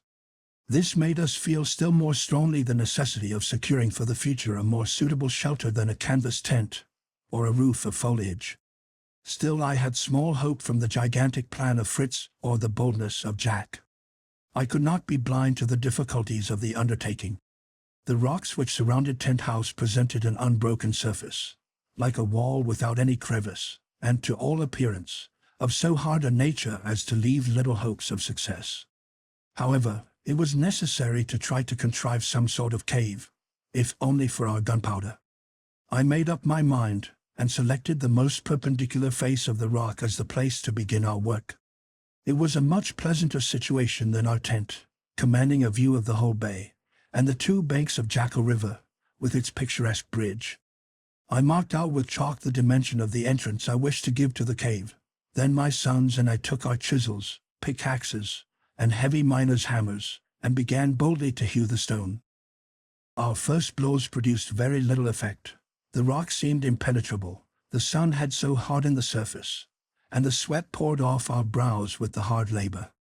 Nevertheless, the efforts of my young workmen did not relax. Every evening we left our work advanced, perhaps, a few inches, and every morning returned to the task with renewed ardor. At the end of 5 or 6 days, when the surface of the rock was removed, we found the stone become easier to work. It then seemed calcareous, and finally, only a sort of hardened clay, which we could remove with spades, and we began to hope. After a few days more labor, we found we had advanced about 7 feet. Fritz wheeled out the rubbish, and formed a sort of terrace with it before the opening, while I was working at the higher part. Jack, as the least, worked below. One morning he was hammering an iron bar, which he had pointed at the end, into the rock to loosen the earth, when he suddenly cried out, "Papa! Papa! I have pierced through." "Not through your hand, child?" asked I. "No, Papa," cried he. "I have pierced through the mountain." "Huzzah!" Fritz ran in at the shout, and told him he had better have said at once that he had pierced through the earth. But Jack persisted that, however his brother might laugh, he was quite sure he had felt his iron bar enter an empty space behind. I now came down from my ladder, and moving the bar, I felt there was really a hollow into which the rubbish fell, but apparently very little below the level we were working on. I took a long pole and probed the cavity, and found that it must be of considerable size. My boys wished to have the opening enlarged and to enter immediately, but this I strictly forbade, for, as I leaned forward to examine it through the opening, a rush of mephitic air gave me a sort of vertigo. "Come away, children!" cried I in terror. "The air you would breathe there is certain death." I explained to them that, under certain circumstances, carbonic acid gas was frequently accumulated in caves or grottos, rendering the air unfit for respiration, producing giddiness of the head, fainting, and eventually death. I sent them to collect some hay, which I lighted and threw into the cave. This was immediately extinguished. We repeated the experiment several times with the same result. I now saw that more active means must be resorted to. We had brought from the vessel a box of fireworks, intended for signals. I threw into the cave, by a cord, a quantity of rockets, grenades, and scattered a train of gunpowder from them. To this I applied a long match, and we retired to a little distance. This succeeded well. A great explosion agitated the air. A torrent of the carbonic acid gas rushed through the opening, and was replaced by the pure air. We sent in a few more rockets, which flew round like fiery dragons, disclosing to us the vast extent of the cave. A shower of stars, which concluded our experiment, made us wish the duration had been longer. It seemed as if a crowd of winged genii, carrying each a lamp, were floating about in that enchanted cavern. When they vanished, I threw in some more lighted hay, which blazed in such a lively manner that I knew all danger was over from the gas. But for fear of deep pits, or pools of water, I would not venture in without lights. I therefore dispatched Jack, on his buffalo, to report this discovery to his mother, and bring all the candles she had made. I purposely sent Jack on the errand, for his lively and poetic turn of mind would, I hoped, invest the grotto with such charms, that his mother would even abandon her will to come and see it. This succeeded well. A great explosion agitated the air. A torrent of the carbonic acid gas rushed through the opening. Delighted with his commission, Jack leaped upon his buffalo, and waving his whip, galloped off with an intrepidity that made my hair stand on end. During his absence, Fritz and I enlarged the opening, to make it easy of access, removed all the rubbish, and swept a road for Mama. We had just finished, when we heard the sound of wheels crossing the bridge, and the cart appeared, drawn by the cow and ass, led by Ernest. Jack rode before on his buffalo, blowing through his hand to imitate a horn, and whipping the lazy cow and ass. He rode up first, and alighted from his huge courser, to help his mother out. I then lighted our candles, giving one to each, with a spare candle and flint and steel in our pockets. We took our arms, and proceeded in a solemn manner into the rock. I walked first, my sons followed, and their mother came last, with Francis. We had not gone on above a few steps, when we stopped, struck with wonder and admiration. All was glittering around us. We were in a grotto of diamonds. From the height of the lofty vaulted roof hung innumerable crystals, which, uniting with those on the walls, formed colonnades, altars, and every sort of Gothic ornament of dazzling luster, creating a fairy palace, or an illuminated temple. When we were a little recovered from our first astonishment, we advanced with more confidence. The grotto was spacious, the floor smooth, and covered with a fine dry sand. From the appearance of these crystals, I suspected their nature, and on breaking off a piece and tasting it, I found, to my great joy, that we were in a grotto of rock salt, which is found in large masses in the earth, usually above a bed of gypsum, and surrounded by fossils. We were charmed with this discovery, of which we could no longer have a doubt. What an advantage this was to our cattle, and to ourselves. We could now procure this precious commodity without care or labor. The acquisition was almost as valuable as this brilliant retreat was in itself, of which we were never tired of admiring the beauty. My wife was struck with our good fortune in opening the rock precisely at the right spot, but I was of opinion that this mine was of great extent, and that we could not well have missed it. Some blocks of salt were scattered on the ground, which had apparently fallen from the vaulted roof. I was alarmed, for such an accident might destroy one of my children, but on examination, I found the mass above too solid to be detached spontaneously, and I concluded that the explosion of the fireworks had given this shock to the subterranean palace, which had not been entered since the creation of the world. I feared there might yet be some pieces loosened. I therefore sent out my wife and younger sons. Fritz and I remained, and, after carefully examining the suspected parts, we fired our guns, and watched the effect. 1 or 2 pieces fell, but the rest remained firm, though we struck with long poles as high as we could reach. We were now satisfied of the security of our magnificent abode, and began to plan our arrangements for converting it into a convenient and pleasant habitation. The majority were for coming here immediately, but the wiser heads determined that, for this year, Falcon's Nest was to continue our home. There we went every night, and spent the day at Tent House, contriving and arranging our future winter dwelling. Chapter 30. The last bed of rock, before we reached the cave which Jack had pierced, was so soft and easy to work that we had little difficulty in proportioning and opening the place for our door. I hoped that, being now exposed to the heat of the sun, it would soon become as hard as the original surface. The door was that we had used for the staircase at Falcon's Nest, for as we only intended to make a temporary residence of our old tree, there was no necessity for solid fittings. And besides, I intended to close the entrance of the tree by a door of bark, more effectually to conceal it, in case savages should visit us. I then laid out the extent of the grotto at pleasure, for we had ample space. We began by dividing it into 2 parts, That on the right of the entrance was to be our dwelling. On the left were, first, our kitchen, then the workshop and the stables. Behind these were the storerooms and the cellar. In order to give light and air to our apartments, it was necessary to insert in the rock the windows we had brought from the ship, and this cost us many days of labor. The right-hand portion was subdivided into 3 rooms. The first our own bedroom, the middle, the common sitting room, and beyond the boys' room. As we had only 3 windows, we appropriated 1 to each bedroom, and the 3rd to the kitchen, contenting ourselves, at present, with a grating in the dining room.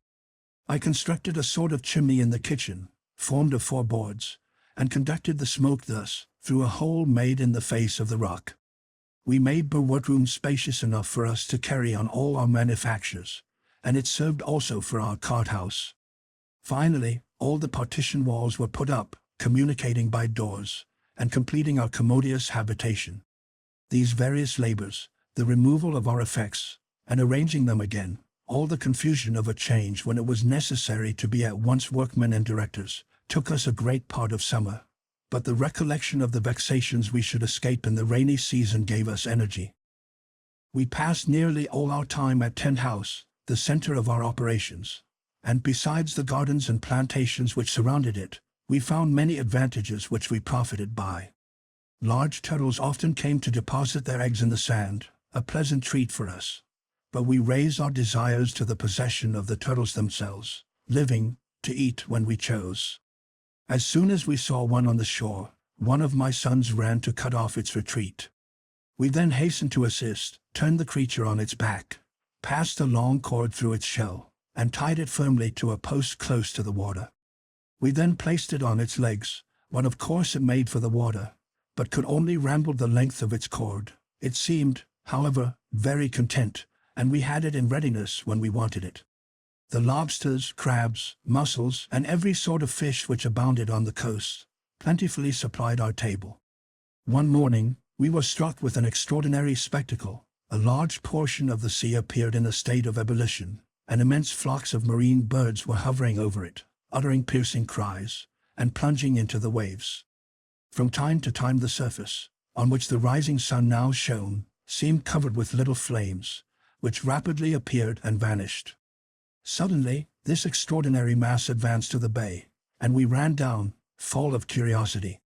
We found, on our arrival, that this strange phenomenon was caused by a shoal of herrings.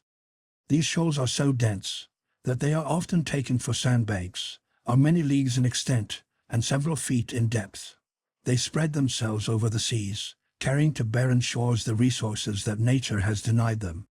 These brilliant, scaly creatures had now entered the bay, and my wife and children were lost in admiration of the wonderful sight. But I reminded them that when Providence sends plenty, we ought to put forth our hands to take it. I sent immediately for the necessary utensils, and organized my fishery. Fritz and Jack stood in the water, and such was the thickness of the shoal, that they filled baskets, taking them up as you would water in a pail. They threw them on the sand. My wife and Ernest cut them open, cleaned them, and rubbed them with salt.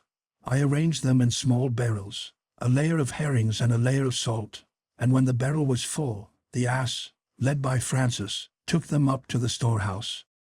This labor occupied us several days, and at the end of that time we had 12 barrels of excellent salt provision against the winter season. The refuse of this fishery, which we threw into the sea, attracted a number of sea dogs. We killed several for the sake of the skin and the oil, which would be useful to burn in lamps, or even as an ingredient in soap, which I hope to make at some future time. At this time I greatly improved my sledge, by placing it on 2 small wheels belonging to the guns of the ship, making it a light and commodious carriage, and so low that we could easily place heavy weights on it. Satisfied with our labors, we returned very happy to Falcon's Nest, to spend our Sunday, and to thank God heartily for all the blessings he had given us. Chapter 31. We went on with our labors but slowly, as many employments diverted us from the great work. I had discovered that the crystals of salt in our grotto had a bed of gypsum for their base, from which I hoped to obtain a great advantage. I was fortunate enough to discover, behind a projecting rock, a natural passage leading to our storeroom, strewed with fragments of gypsum. I took some of it to the kitchen, and by repeated burnings calcined it, and reduced it to a fine white powder, which I put into casks, and carefully preserved for use. My intention was to form our partition walls of square stones, cemented with the gypsum. I employed my sons daily to collect this, till we had amassed a large quantity, using some, in the first place, effectually to cover our herring barrels. 4 barrels were salted and covered in this way. The rest my wife smoked in a little hut of reeds and branches, in the midst of which the herrings were laid on sticks, and exposed to the smoke of a fire of green moss kindled below.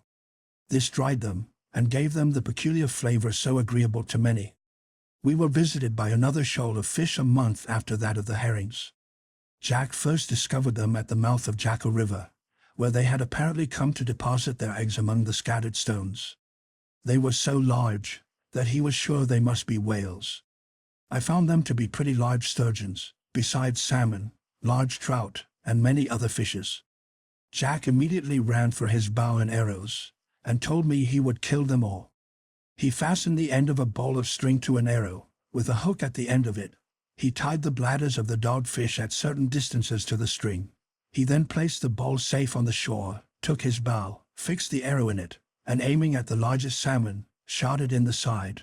The fish tried to escape. I assisted him to draw the cord. It was no easy task, for he struggled tremendously, but at length, weakened by loss of blood, we drew him to land, and dispatched him. The other boys came running up to congratulate the young fisherman on his invention, and as it was to be feared that the rest, alarmed by this attack, might take their departure, we determined to abandon everything for the fishery. Fritz threw his harpoon, and landed, by means of the reel, some large salmon. Ernest took his rod, and caught trout, and I, armed like Neptune with an iron trident, succeeded in striking, amongst the stones, some enormous fish. The greatest difficulty was to land our booty. Fritz had struck a sturgeon at least 8 feet long, which resisted our united efforts, till my wife brought the buffalo, which we harnessed to the line, and made ourselves masters of this immense prize. We had a great deal of labor in opening and cleaning all our fish. Some we dried and salted, some my wife boiled in oil, as they preserve the tunny. The spawn of the sturgeon, a huge mass, weighing not less than 30 pounds, are laid aside to prepare as caviar, a favorite dish in Holland and Russia. I carefully cleansed the eggs from the skin and fibers that were mixed with them, washed them thoroughly in seawater, slightly sprinkled them with salt, then put them in a gourd pierced with small holes to let the water escape, and placed weights on them to press them completely for 24 hours. We then removed the caviar in solid masses, like cheeses, took it to the smoking hut to dry, and in a few days had this large addition to our winter provision. My next employment was the preparation of the valuable isinglass. I took the air bladder and sounds of the fish, cut them in strips, twisted them in rolls, and dried them in the sun. This is all that is necessary to prepare this excellent glue. It becomes very hard, and when wanted for use, is cut up in small pieces, and dissolved over a slow fire. The glue was so white and transparent, that I hoped to make window panes from it instead of glass. After this work was finished, we began to plan a boat to replace our tub raft. I wished to try to make one of bark, as the savage nations do, and I proposed to make an expedition in search of a tree for our purpose. All those in our own neighborhood were too precious to destroy, some for their fruits, others for their shade. We resolved to search at a distance for trees fit for our purpose, taking in our road a survey of our plantations and fields. Our garden at Tent House produced abundantly continual successions of vegetables in that virgin soil, and in a climate which recognized no change of season. The peas, beans, lentils, and lettuces were flourishing, and only required water, and our channels from the river brought this plentifully to us. We had delicious cucumbers and melons. The maize was already a foot high, the sugar canes were prospering, and the pineapples on the high ground promised us a rich treat. We hoped our distant plantations were going on as well, and all set out one fine morning to Falcon's Nest, to examine the state of things there. We found my wife's cornfields were luxuriant in appearance, and for the most part ready for cutting. There were barley, wheat, oats, beans, millet, and lentils. We cut such of these as were ready, sufficient to give us seeds for another year. The richest crop was the maize, which suited the soil. But there were a quantity of gatherers more eager to taste these new productions than we were. These were birds of every kind, from the bustard to the quail, and from the various establishments they had formed round, it might be presumed they would not leave much for us. After our first shock at the sight of these robbers, we used some measures to lessen the number of them. Fritz unhooked his eagle, and pointed out the dispersing bustards. The well-trained bird immediately soared, and pounced on a superb bustard, and laid it at the feet of its master. The jackal, too, who was a capital pointer, brought to his master about a dozen little fat quails, which furnished us with an excellent repast, to which my wife added a liquor of her own invention, made of the green maize crushed in water, and mingled with the juice of the sugar cane, a most agreeable beverage, white as milk, sweet and refreshing. We found the bustard, which the eagle had struck down, but slightly wounded. We washed his hurts with a balsam made of wine, butter, and water, and tied him by the leg in the poultry yard, as a companion to our tame bustard. We passed the remainder of the day at Falcon's Nest, putting our summer abode into order, and thrashing out our grain, to save the precious seed for another year. The turkey wheat was laid by in sheaves, till we should have time to thrash and winnow it, and then I told Fritz that it would be necessary to put the hand mill in order, that we had brought from the wreck. Fritz thought we could build a mill ourselves on the river, but this bold scheme was, at present, impracticable. The next day we set out on an excursion in the neighborhood. My wife wished to establish colonies of our animals at some distance from Falcon's Nest, at a convenient spot, where they would be secure, and might find subsistence. She selected from her poultry yard 12 young fowls. I took 4 young pigs, 2 couple of sheep, and 2 goats. These animals were placed in the cart, in which we had previously placed our provisions of every kind, and the tools and utensils we might need, not forgetting the rope ladder and the portable tent. We then harnessed the buffalo, the cow, and the ass, and departed on our tour. Fritz rode before on Lightfoot to reconnoiter the ground, that we might not plunge into any difficulties. As this time, we went in a new direction, exactly in the midst between the rocks and the shore, that we might get acquainted with the whole of the country that stretched to Cape Disappointment. We had the usual difficulty, at first, in getting through the high grass, and the underwood embarrassed our road, till we were compelled to use the axe frequently. I made some trifling discoveries that were useful, while engaged in this labor, amongst others, some roots of trees curved like saddles, and yokes for beasts of draught. I cut away several of these, and placed them on the cart. When we had nearly passed the wood, we were struck with the singular appearance of a little thicket of low bushes, apparently covered with snow. Francis clapped his hands with joy, and begged to get out of the cart that he might make some snowballs. Fritz galloped forward, and returned, bringing me a branch loaded with this beautiful white down, which, to my great joy, I recognized to be cotton. It was a discovery of inestimable value to us, and my wife began immediately to enumerate all the advantages we should derive from it, when I should have constructed for her the machines for spinning and weaving the cotton. We soon gathered as much as filled 3 bags, intending afterwards to collect the seeds of this marvelous plant, to sow in the neighborhood of Ten House. After crossing the plain of the cotton trees, we reached the summit of a hill, from which the eye rested on a terrestrial paradise. Trees of every sort covered the sides of the hill, and a murmuring stream crossed the plain, adding to its beauty and fertility. The wood we had just crossed formed a shelter against the north winds, and the rich pasture offered food for our cattle. We decided at once that this should be the site of our farm. We erected our tent, made a fireplace, and set about cooking our dinner. While this was going on, Fritz and I sought a convenient spot for our structure, and we met with a group of beautiful trees, at such a distance one from another, as to form natural pillars for our dwelling. We carried all our tools here, but as the day was far advanced, we delayed commencing our work till next day. We returned to the tent, and found my wife and her boys picking cotton, with which they made some very comfortable beds, and we slept peacefully under our canvas roof. Chapter 32. The trees which I had chosen for my farmhouse were about 1 foot in diameter in the trunk. They formed the long square, the long side facing the sea. The dimensions of the whole were about 24 feet by 16. I cut deep mortises in the trees, about 10 feet distant from the ground, and again 10 feet higher, to form a second story. I then placed in them strong poles. This was the skeleton of my house, solid, if not elegant. I placed over this a rude roof of bark, cut in squares, and placed sloping, that the rain might run off. We fastened these with the thorn of the acacia, as our nails were too precious to be lavished. While procuring the bark, we made many discoveries. The first was that of two remarkable trees, the Pistacia terebinthus and the Pistacia atlantica. The next, the thorny acacia, from which we got the substitute for nails. The instinct of my goats led us also to find out, among the pieces of bark, that of the cinnamon, not perhaps equal to that of Ceylon, but very fragrant and agreeable. But this was of little value, compared to the turpentine and mastic I hoped to procure from the pistachios, to compose a sort of pitch to complete our intended boat. We continued our work at the house, which occupied us several days. We formed the walls of thin laths interwoven with long pliant reeds for about 6 feet from the ground. The rest was merely a sort of light trellis work, to admit light and air. The door opened on the front to the sea.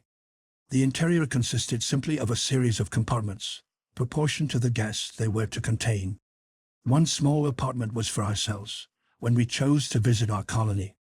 On the upper story was a sort of hayloft for the fodder. We projected plastering the walls with clay, but these finishing touches we deferred to a future time, contented that we had provided a shelter for our cattle and fowls. To accustom them to come to this shelter of themselves, we took care to fill their racks with the food they liked best, mingled with salt, and this we proposed to renew at intervals, till the habit of coming to their houses was fixed. We all labored ardently, but the work proceeded slowly, from our inexperience, and the provisions we had brought were nearly exhausted. I did not wish to return to Falcon's Nest till I had completed my new establishment, and therefore determined to send Fritz and Jack to look after the animals at home, and bring back a fresh stock of provisions. Our 2 young couriers set out, each on his favorite steed, Fritz leading the ass to bring back the load, and Jack urging the indolent animal forward with his whip. During their absence, Ernest and I made a little excursion, to add to our provision, if we could meet with them, some potatoes and coconuts. We ascended the stream for some time, which led us to a large marsh, beyond which we discovered a lake abounding with waterfowl. This lake was surrounded by tall, thick grass, with ears of a grain, which I found to be a very good, though small, sort of rice. As to the lake itself, it is only a Swiss, accustomed from his infancy to look on such smooth, tranquil waters, that can comprehend the happiness we felt on looking upon this. We fancied we were once more in Switzerland, our own dear land, but the majestic trees and luxuriant vegetation soon reminded us we were no longer in Europe, and that the ocean separated us from our native home. In the meantime, Ernest had brought down several birds, with a skill and success that surprised me. A little after, we saw Nix leap off the back of his usual palfrey, Flora, and, making his way through the rich grass, collect and carry rapidly to his mouth something that seemed particularly to please his palate. We followed him, and to our great comfort, were able to refresh ourselves with that delicious strawberry called in Europe the chili or pineapple strawberry. We ate plentifully of this fruit, which was of enormous size. Ernest especially enjoyed them, but did not forget the absent. He filled Nix's little pannier with them, and I covered them with large leaves, which I fastened down with reeds, lest he should take a fancy to help himself as we went home. I took, also, a specimen of rice for the inspection of our good housekeeper, who would, I knew, rejoice in such an acquisition. We proceeded round the lake, which presented a different scene on every side.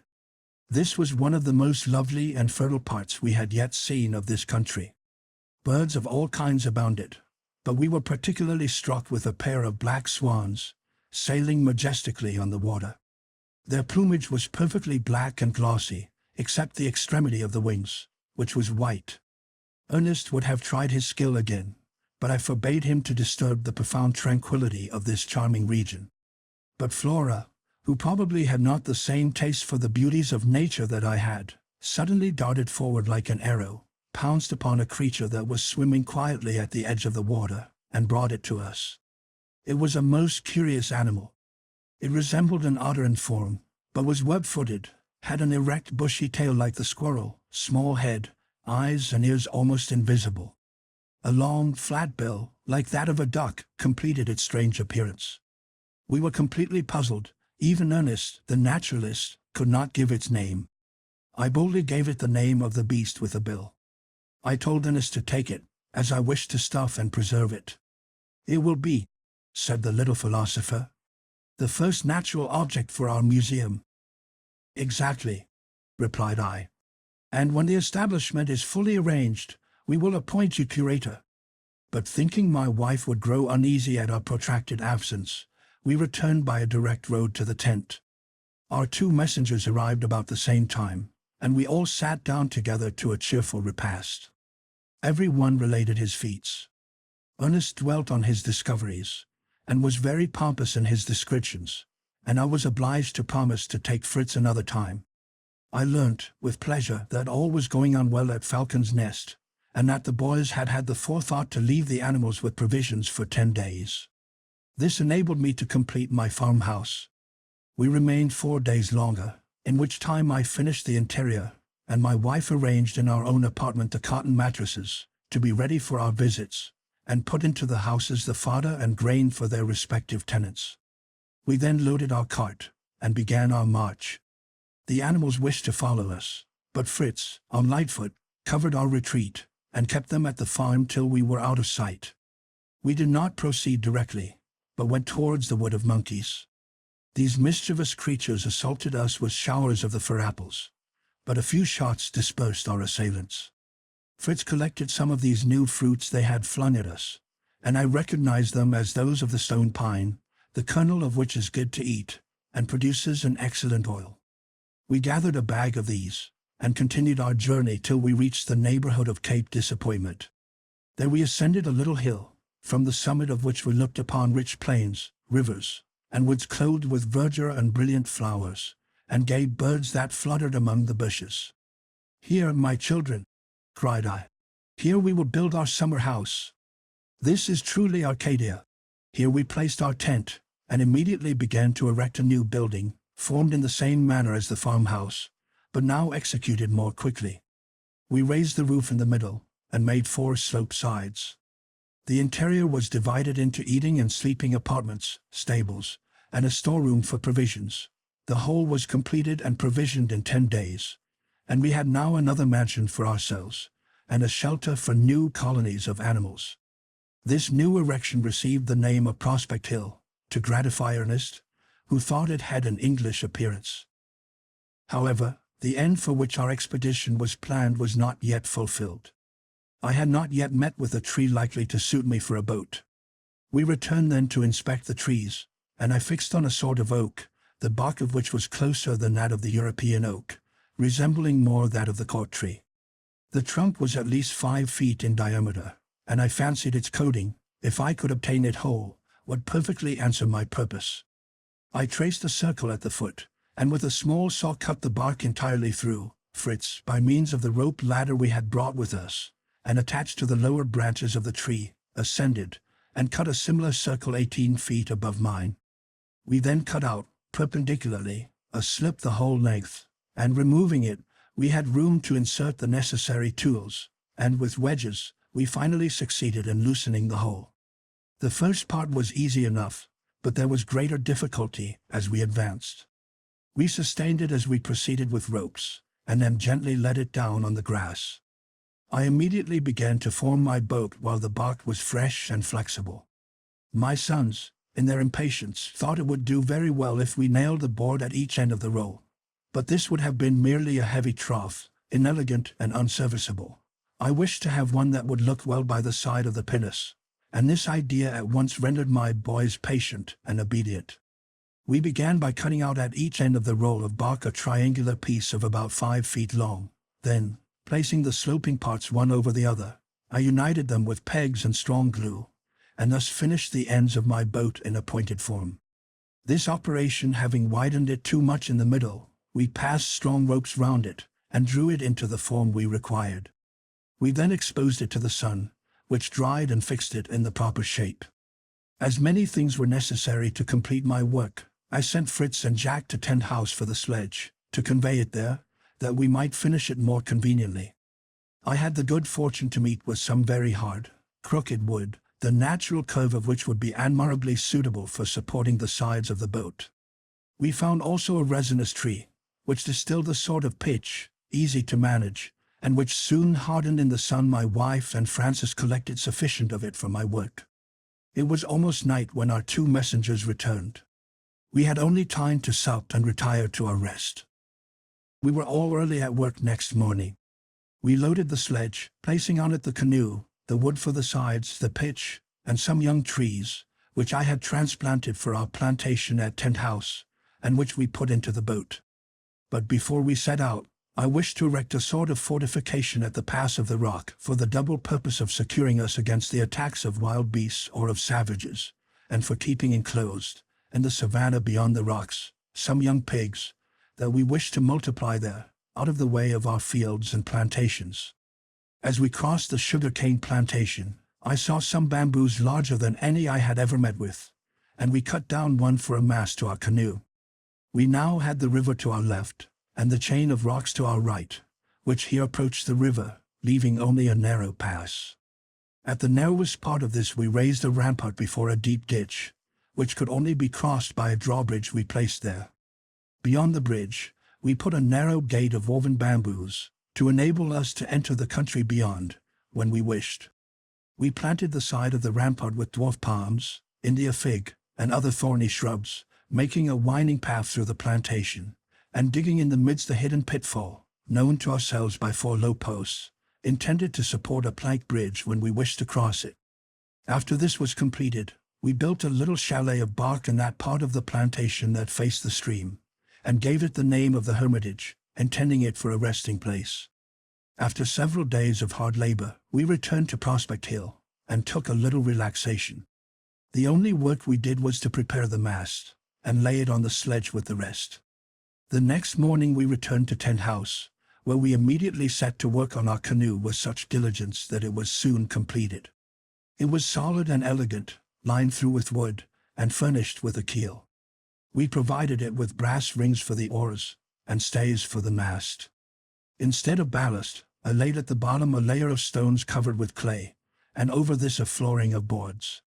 The benches for the rowers were laid across, and in the midst the bamboo mast rose majestically, with a triangular sail. Behind I fixed the rudder, worked by a tiller, and I could boast now of having built a capital canoe. Our fleet was now in good condition. For distant excursions we could take the pinnace, but the canoe would be invaluable for the coasting service.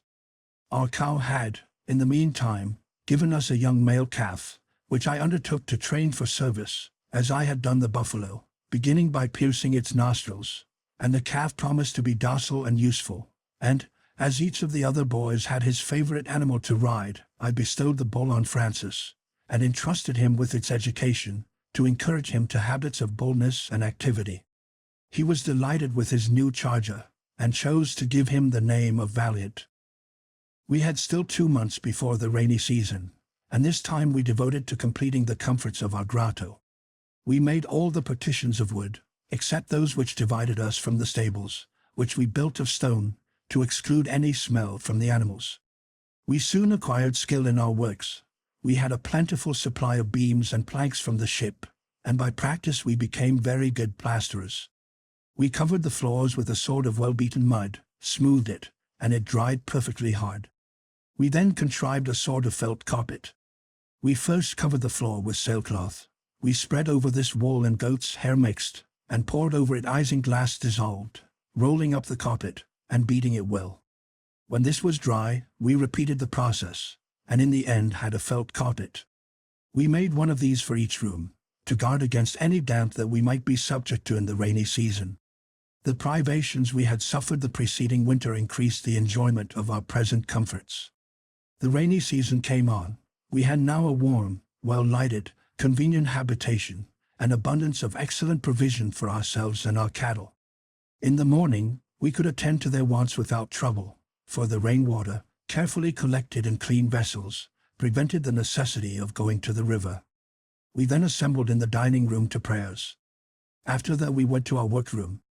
My wife took her wheel, or her loom, which was a rude construction of mine, but in which she had contrived to weave some useful cloth of wool and cotton, and also some linen, which she had made up for us.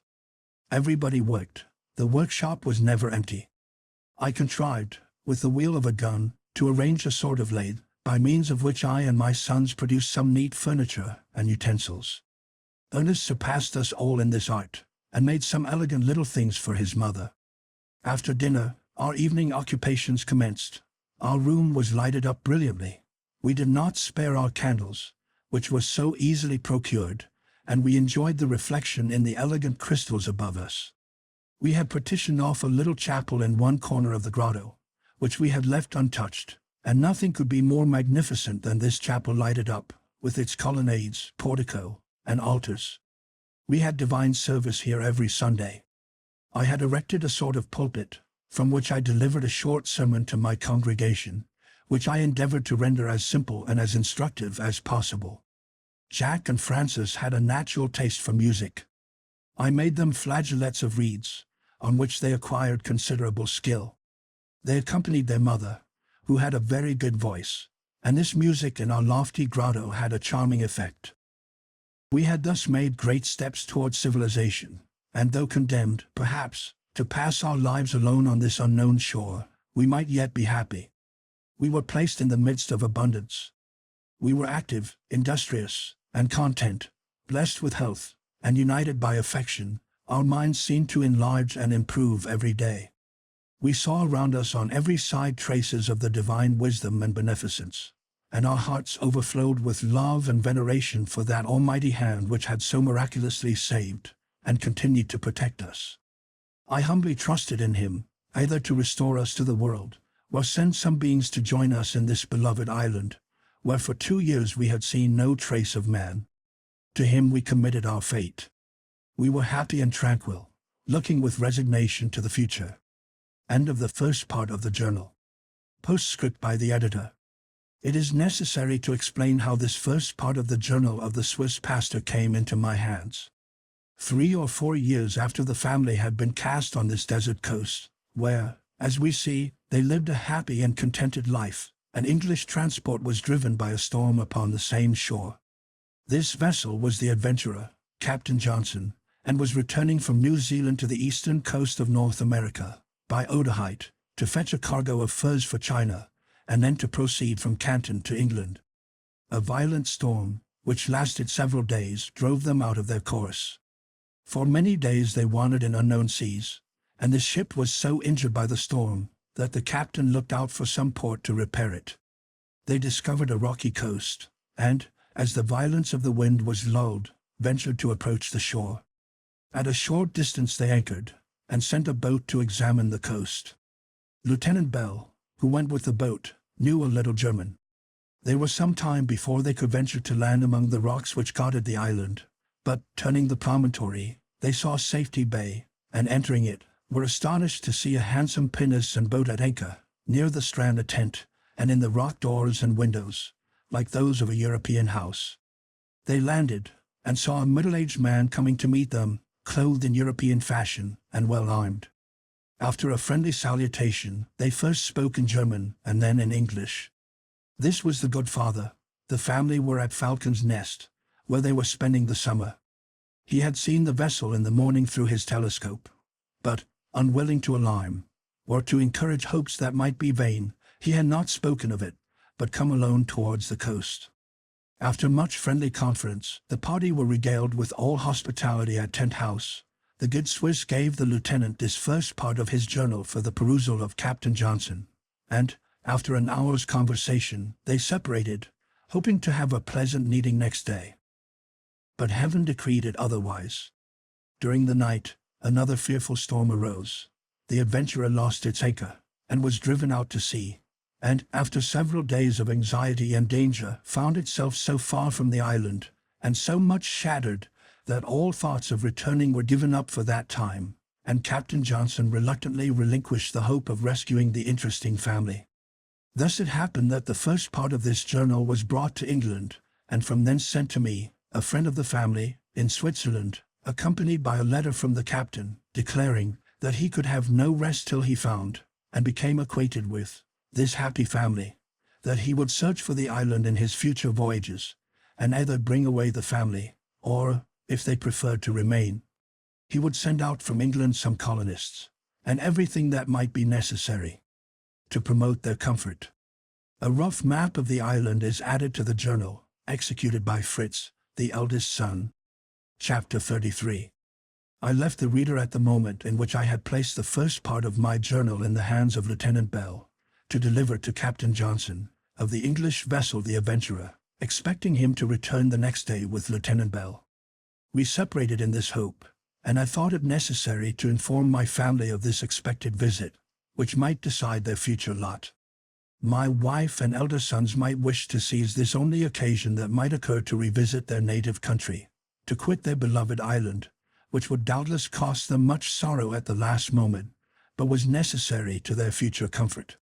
I could not help feeling distressed at the prospect of my dear children's solitary old age, and I determined, if they did not wish to return with Captain Johnson, to request him to send some colonists out to people our island.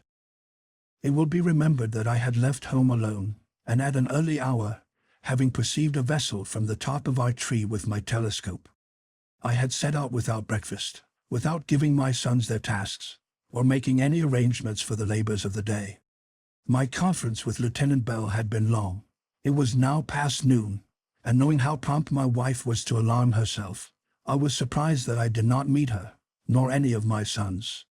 I began to be uneasy, and on my arrival I hastily mounted the tree, and found my faithful partner extended on her bed, surrounded by her 4 sons, and apparently in great pain.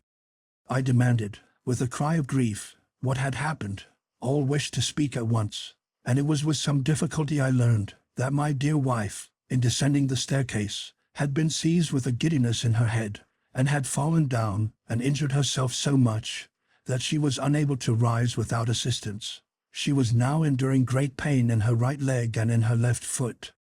Ernest and I, added Fritz, carried her without delay to her bed, though not without difficulty, for the staircase is so narrow, but she continued to get worse, and we did not know what to do. Jack, I have rubbed her foot continually, but it swells more and more, as well as her leg, which I dare not touch, it hurts her so much. Ernest, I remember, father, that of the chests that we brought from the ship there is one unopened, which is marked medicines. May it not contain something that will relieve Mamma? Father, perhaps it may, my son. You did well to remember it. We will go to Tent House for it. Fritz, you shall accompany me to assist in bringing it. I wished to be alone with Fritz, to consult him about the English vessel, and was glad of this opportunity.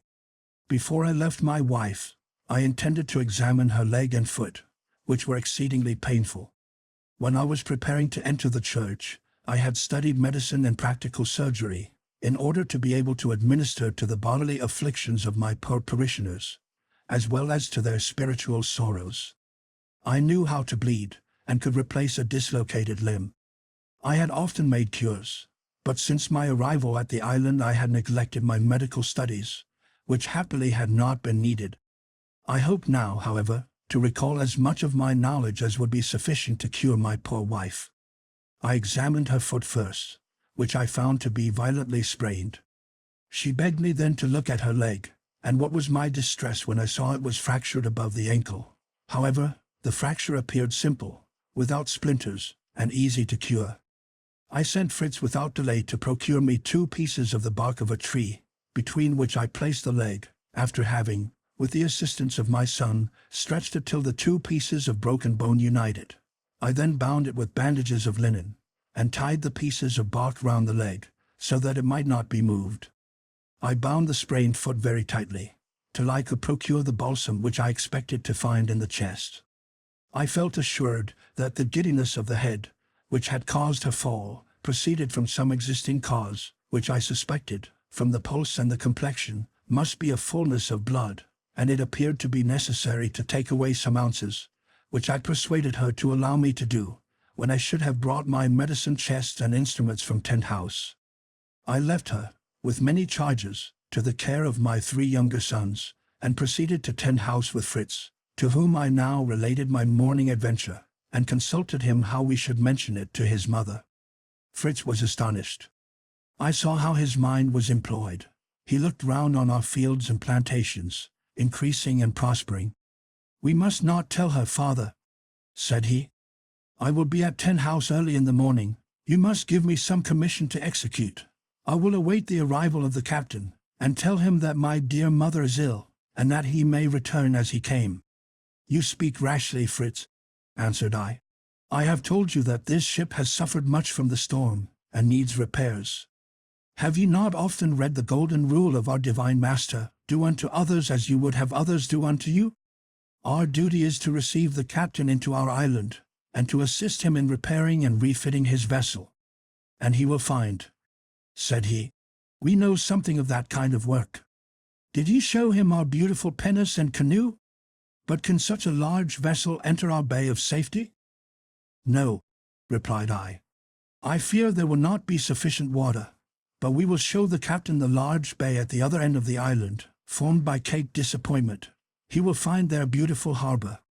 And he and his officers may live at the farm, and we can go over every day to assist in repairing their vessel," continued Fritz. "Very well," said I. "And when it is finished he will, in return, give us a place in it to return to Europe." "To return to Europe, father?" cried he.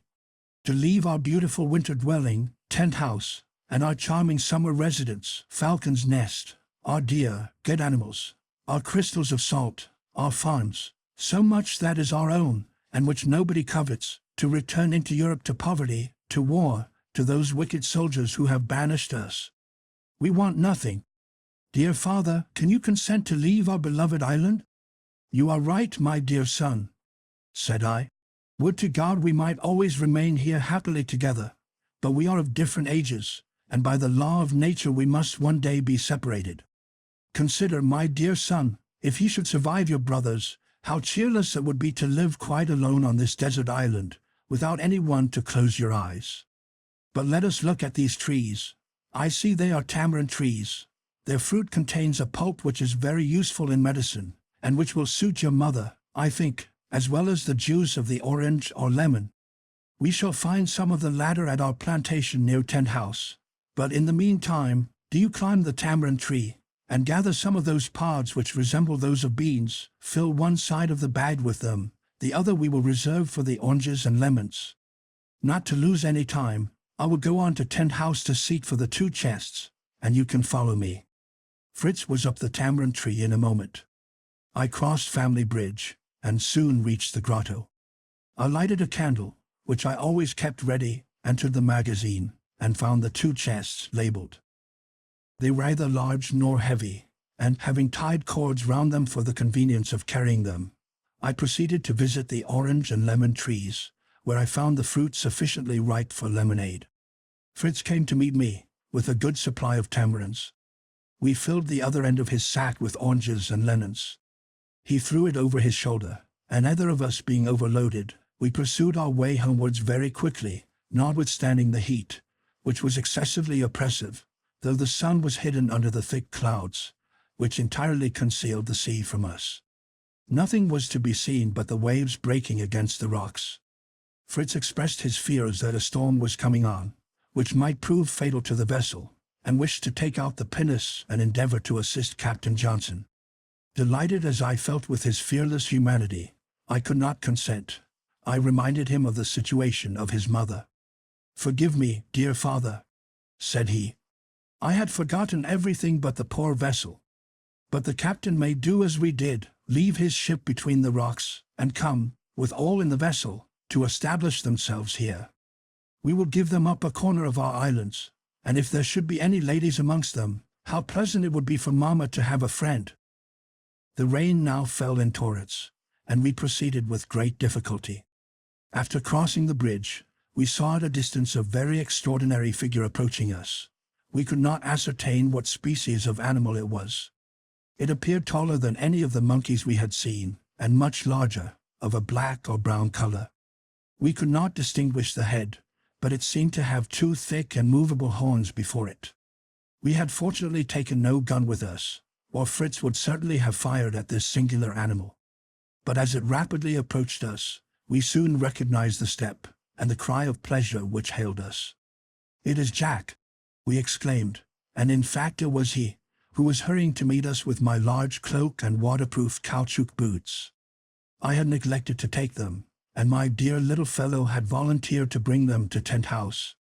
To protect himself on the way, he had put the cloak on, covering his head with the hood, and my boots being too large for him, he had put one on each arm, which he held up to secure the hood.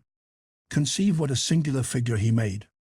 Notwithstanding our uneasiness, and our wretched condition, for we were wet to the skin, we could not but laugh heartily at him.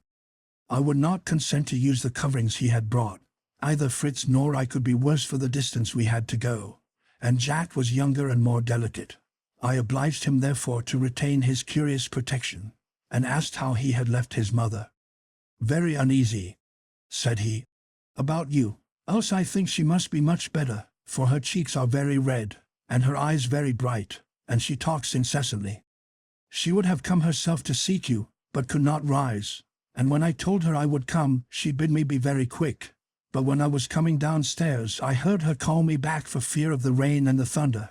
I would not hear her, but ran as fast as I could, hoping to reach Tent House." "Why did you come back so soon?" "To spare you half your journey, my brave little man," said I, hastening on, for Jack's account of his mother made me uneasy. I perceived she must be laboring under fever, and the blood ascending to her head. My children followed me, and we soon reached the foot of our castle in the air. Chapter 34. We entered our apartment literally as if we had come out of the sea, and I found my poor Elizabeth much agitated. "Heaven be praised," said she. "But where is Jack, that rash little fellow?" "Here I am, mamma," said he, "as dry as when I left you. I have left my dress below, that I might not terrify you, for if Mr. Fritz had had his gun, I might have been shot as a rhinoceros, and not been here to tell you my story." The good mother then turned her thoughts on Fritz and me, and would not suffer us to come near her till we had changed our drenched garments. To oblige her, we retired to a little closet I had contrived between two thick branches at the top of the staircase, which was used to contain our chests of linen, our dresses, and our provisions. Our dress was soon changed. We hung up the wet garments, and I returned to my companion, who was suffering from her foot, but still more from a frightful headache. She had a burning fever. I concluded that bleeding was urgently needed, but commenced by assuaging her thirst with some lemonade. I then opened my box of surgical instruments, and approached the opening to the east which served us for a window, and which we could close by means of a curtain that was now entirely raised to give air to our dear invalid, and to amuse my children, who were watching the storm. The mighty waves that broke against the rocks, the vivid lightning bursting through the castles of murky clouds, the majestic and incessant rolling of the thunder, formed one of those enchanting spectacles to which they had been from infancy accustomed.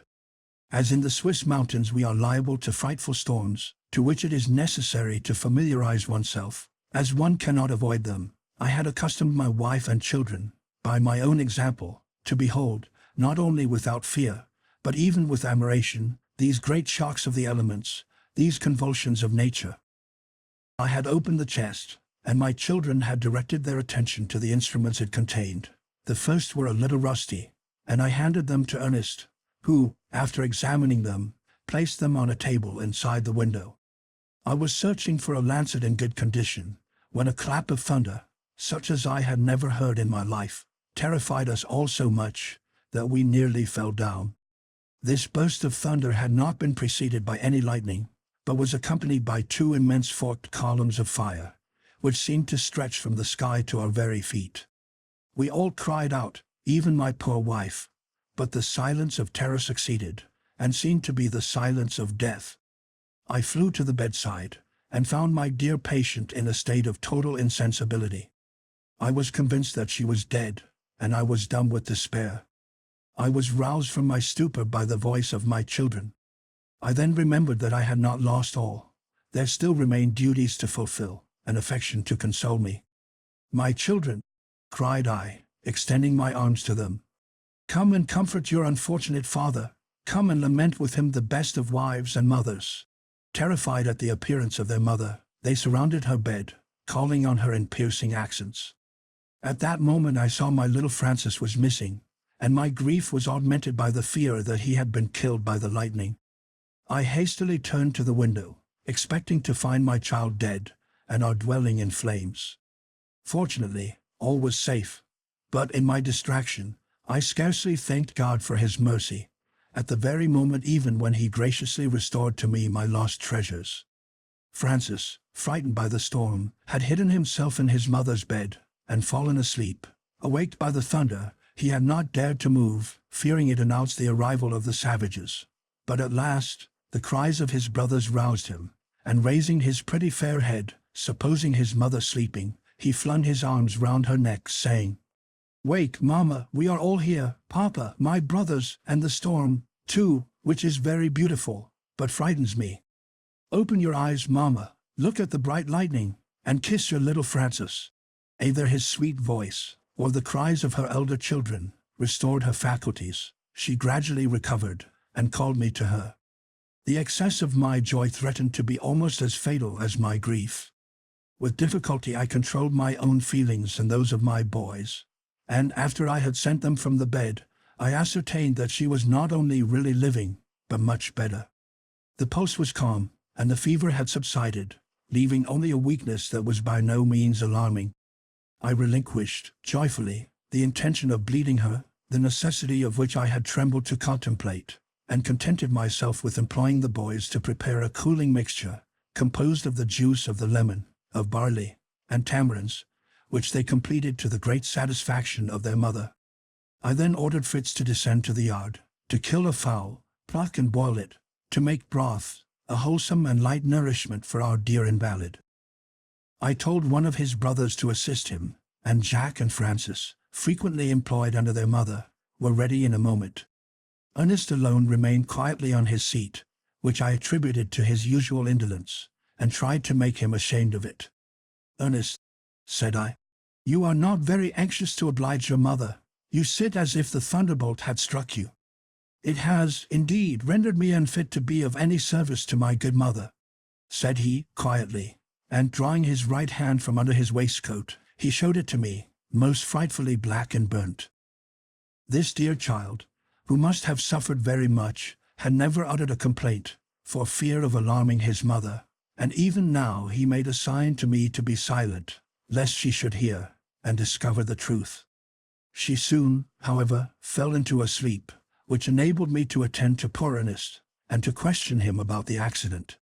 I learned that a long and pointed steel instrument, which he was examining near the large window, stooping over it to see it better, had attracted the lightning, which, falling partly on the hand in which he held it, had caused the misfortune.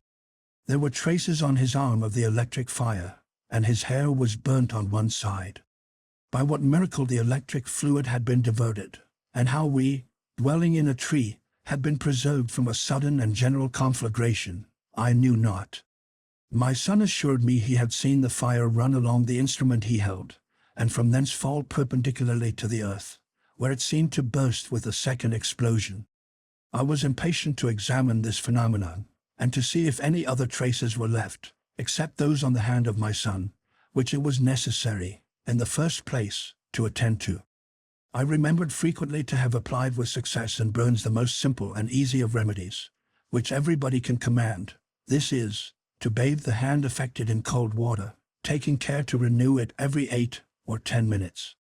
I placed Ernest between 2 tubs of cold water, and exhorting him to patience and perseverance, I left him to bathe his hand, and approached the opening, to try and discover what had preserved us, by averting the direction of the lightning, which one might have expected would have killed my son, and destroyed our dwelling. I saw only some light traces on the table, but, on looking more attentively, I found that the greater part of the surgical instruments which Ernest had placed upon it were either melted or much damaged. In examining them separately, I remarked one much longer than the rest, which projected beyond the edge of the table, and was much marked by the fire. I could not easily take it up. It had adhered somewhat in melting, and in endeavoring to disengage it, I saw that the point, which was beyond the opening, touched a thick wire, which seemed to be suspended from the roof of our tent. All was now explained to me, except that I could in no way account for this wire, placed expressly to serve as a conductor for the lightning. It seemed to be the work of magic. The evening was too far advanced for me to distinguish how it was fastened, and what fixed it below. Therefore, enjoining Ernest to call loudly if he needed me, I hastened down. I saw my 3 cooks very busy, as I passed through, preparing the broth for their mother. They assured me it would be excellent. Fritz boasted that he had killed the fowl with all speed, Jack that he had plucked it without tearing it much, and Francis that he had lighted and kept up the fire. They had nothing to employ them just then, and I took them with me to have someone to talk to on the phenomenon of the lightning. Below the window I found a large packet of iron wire, which I had brought from Tent House some days before, intending on some leisure day to make a sort of grating before our poultry yard. By what chance was it here, and hooked by one end to the roof of our house? Some time before I had replaced our cloth canopy by a sort of roof covered with bark nailed upon laths. The cloth still enclosed the sides and front. All was so inflammable that, but for the providential conductor, we must have been in flames in an instant. I thanked God for our preservation, and little Francis, seeing me so happy, said, "Is it quite true, Papa, that this wire has preserved us?" "Yes, it is true, my darling, and I wish to know what good genius has placed it there, that I may be thankful," said I. "Ah, Father," said my little fellow, "embrace me, but do not thank me, for I did not know that I was doing good." Astonished at this information, I requested my boy to tell me why and how he had fixed the wire. "I wanted to reach some figs," said he, "when you and Fritz were at Tent House, and Jack and Ernest were nursing Mamma. I wished to do some good for her. I thought she would like some of our sweet figs, but there were none in my reach, and I had no stick long enough to beat them down. I went below, and found that great roll of wire. I tried to break a piece off, but could not, and I then determined to carry the whole up to our dwelling, and to bend one end into a hook, by which I might catch some of the branches, and bring them near me to gather the figs. I was very successful at first, and secured 1 or 2 figs. I had my packet of wire on the table by the window, and stood near it myself. I thought I could reach a branch that hung over our roof, loaded with fruit. I leaned forward, and extended my hook to the branch. I felt I had secured it, and joyfully began to pull. You know, Papa, they bend, and don't break, but it remained immovable, as well as my hook, which was held by one of the laths of the roof. I pulled with all my strength, and in my efforts, I struck my foot against a roll of wire, which fell down to the ground without detaching the hook. You may judge how firm it is, for it is no trifling leap from our house to the ground. "A good work indeed, my boy," said I, "is yours, for it has saved us. God has inspired you, and has made use of the hand of a child for our preservation. Your conductor shall remain where you have so happily placed it. We may still have need of it. The sky still looks very threatening. Let us return to your mother, and take a light with us." I had contrived a sort of portable lantern, made of isinglass, which lighted us in our offices. Moreover, a calabash pierced with small holes, with a candle inside, was placed at the top of the winding staircase, and lighted it entirely, so that we were able to descend without danger by night as well as by day. I was, however, uneasy about the way we should bring my wife down, if we found it necessary to remove her during her sickness. I named it to Fritz. "Have no uneasiness, Father," said he. "Ernest and I are very strong now, and we can carry Mamma like a feather." "You and I might, my dear boy," said I, "but Ernest cannot be of much assistance to us at present." I then related his misfortune to them. They were distressed and astonished, not comprehending the cause, which I promised to explain. They wished now, however, to see their brother. Fritz then requested, in a low tone of voice, that he might go to Tent House, to see if the vessel and the captain had arrived.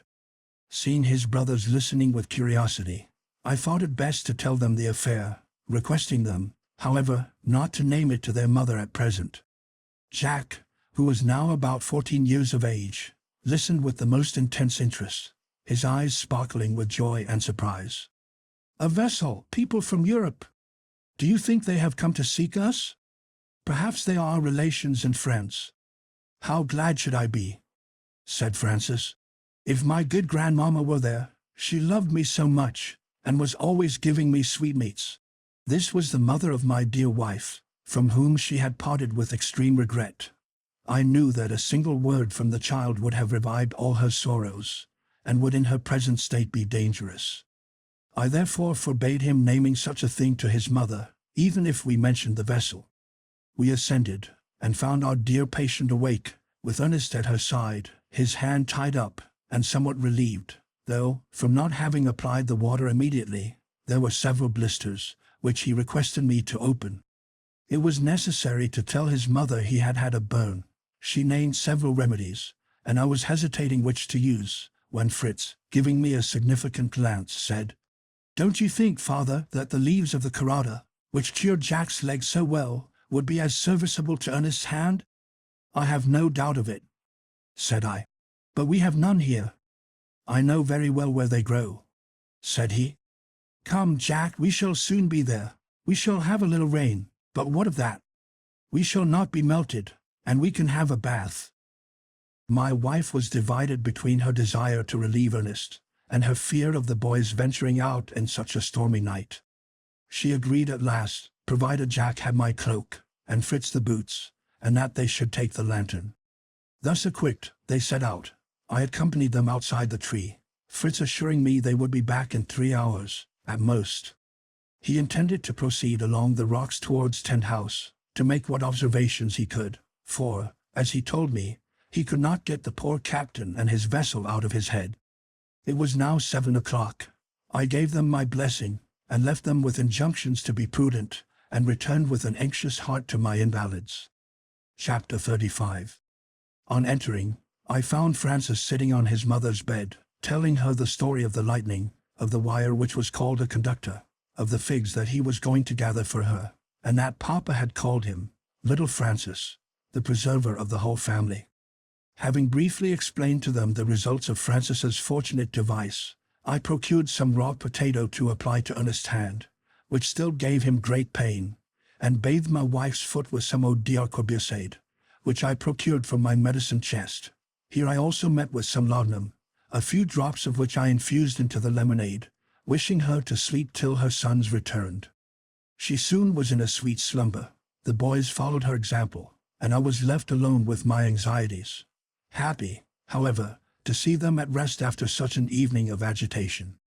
The hours passed, still my children returned not. I was continually at the window, listening for their steps or the sound of their voices. I heard only the rain falling in torrents, the waves breaking against the rocks, and the wind howling frightfully. I could not help thinking of the danger they ran, having twice to cross the river, which was doubtless swollen by the rain. I was not so much alarmed for Fritz, a strong, bold youth of 19 years of age, and a determined hunter, as for poor Jack, bold even to rashness, and having neither strength nor experience to secure him. I could not help fancying him carried away by the stream, and his brother not daring to return without him. My wife occasionally awoke, but the narcotic stupefied her. She did not perceive the absence of her sons. Francis slept tranquilly, but when Ernest awoke, and heard the tempest so terribly augmented, he was almost distracted. All his selfishness, all his indolence disappeared. He entreated me to allow him to go in search of his brothers, and with difficulty I detained him. To convince him that he was not the sole cause of the danger of Fritz and Jack, I related to him, for the first time, the history of the boat and the vessel, and assured him that the great cause of their anxiety to go over to Tent House was to search for some traces of the unfortunate seamen and their vessel, exposed to that furious sea. "And Fritz also is exposed to that sea," cried Ernest. "I know it. I am sure that he is at this moment in his canoe, struggling against the waves." "And Jack, my poor Jack," sighed I, infected with his fears. "No, father," added Ernest. "Be composed. Fritz will not be so imprudent.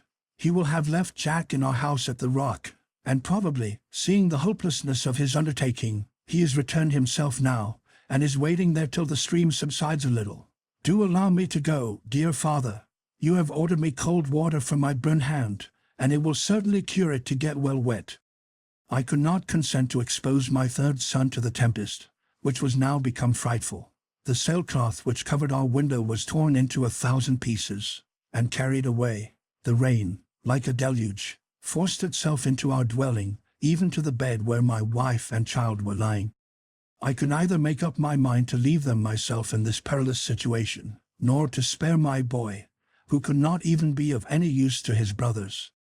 I commanded him to remain, succeeded in persuading him of their probable safety, and induced him to lie down to rest. Now, in my terrible solitude, I turned to him, who tempers the wind to the shorn lamb, who forbids us not to address him in the trials he sends us, to beseech him to soften them, or to give us strength to bear them. Kneeling down, I dared to supplicate him to restore me my children, submissively adding, after the example of our blessed Saviour, "Yet not my will, but thine be done, O Lord." My prayers appeared to be heard. The storm gradually abated, and the day began to break. I awoke Ernest, and having dressed his wounded hand, he set out for Tent House, in search of his brothers. I followed him with my eyes as far as I could see. The whole country appeared one vast lake, and the road to Tent House was like the bed of a river. But, protected by his good gaiters of buffalo skin, he proceeded fearlessly, and was soon out of my sight. I was recalled from the window by the voice of my wife, who was awake, and anxiously inquiring for her sons. "They are gone," said I, "to gather the leaves of the carrata for Ernest's burned hand, and he wished to go too." Her deep sleep had entirely chased from her memory all the events of the previous evening, and I was glad to allow Francis to repeat his little tale of the burn and his conductor in order to gain time. She was astonished and uneasy to hear of Ernest's accident, and was afraid they would get wet in searching for the carrata, little aware of the hours of anguish I had endured waiting and watching for those she believed had only just left home. At that moment, the dear and well-known voices were heard under the great window. "Father, I am bringing back my brothers," cried Ernest. "Yes, Papa, we are all alive, and as wet as fishes," added the sweet voice of Jack. "But not without having had our troubles," said the manly voice of Fritz. I rushed down the staircase to meet them, and embracing them, I led them, trembling with emotion, to the bed of their mother, who could not comprehend the transport of joy I expressed. "Dear Elizabeth," said I, "here are our sons. God has given them to us a second time." "Have we then been in any danger of losing them?" said she. "What is the meaning of this?" They saw their mother was unconscious of their long absence, and assured her it was only the storm which had so completely wetted them that had alarmed me. I hastened to get them to change their clothes, and go to bed a little while to rest themselves, as, however anxious I was myself, I wished to prepare my wife for their recital, and also to tell her of the vessel. Jack would not go till he had produced his bundle of the carrata leaves. "There is enough for 36 thunderstorms," said he, "and I will prepare them. I have had some experience with my own, and I know the best method." He soon divided one of the leaves with his knife, after cutting away the triangular thorn from the end, and applied it to his brother's hand, binding it with his handkerchief. Having completed this dressing, he threw off his clothes, and jumping into his bed, he and his brothers were sound asleep in 10 minutes. I then sat down by my wife, and began my tale, from my first view of the vessel, and my anxious watching for intercourse with it, in order that we might take the opportunity to return to Europe. "But why should we return to Europe?" said she. "We want nothing here now, since I have got flax, cotton, and a wheel. Our children lead an active, healthy, and innocent life, and live with us, which they might not do in the world. For 4 years we have been happy here, and what shall we find in Europe to compensate us for what we leave here?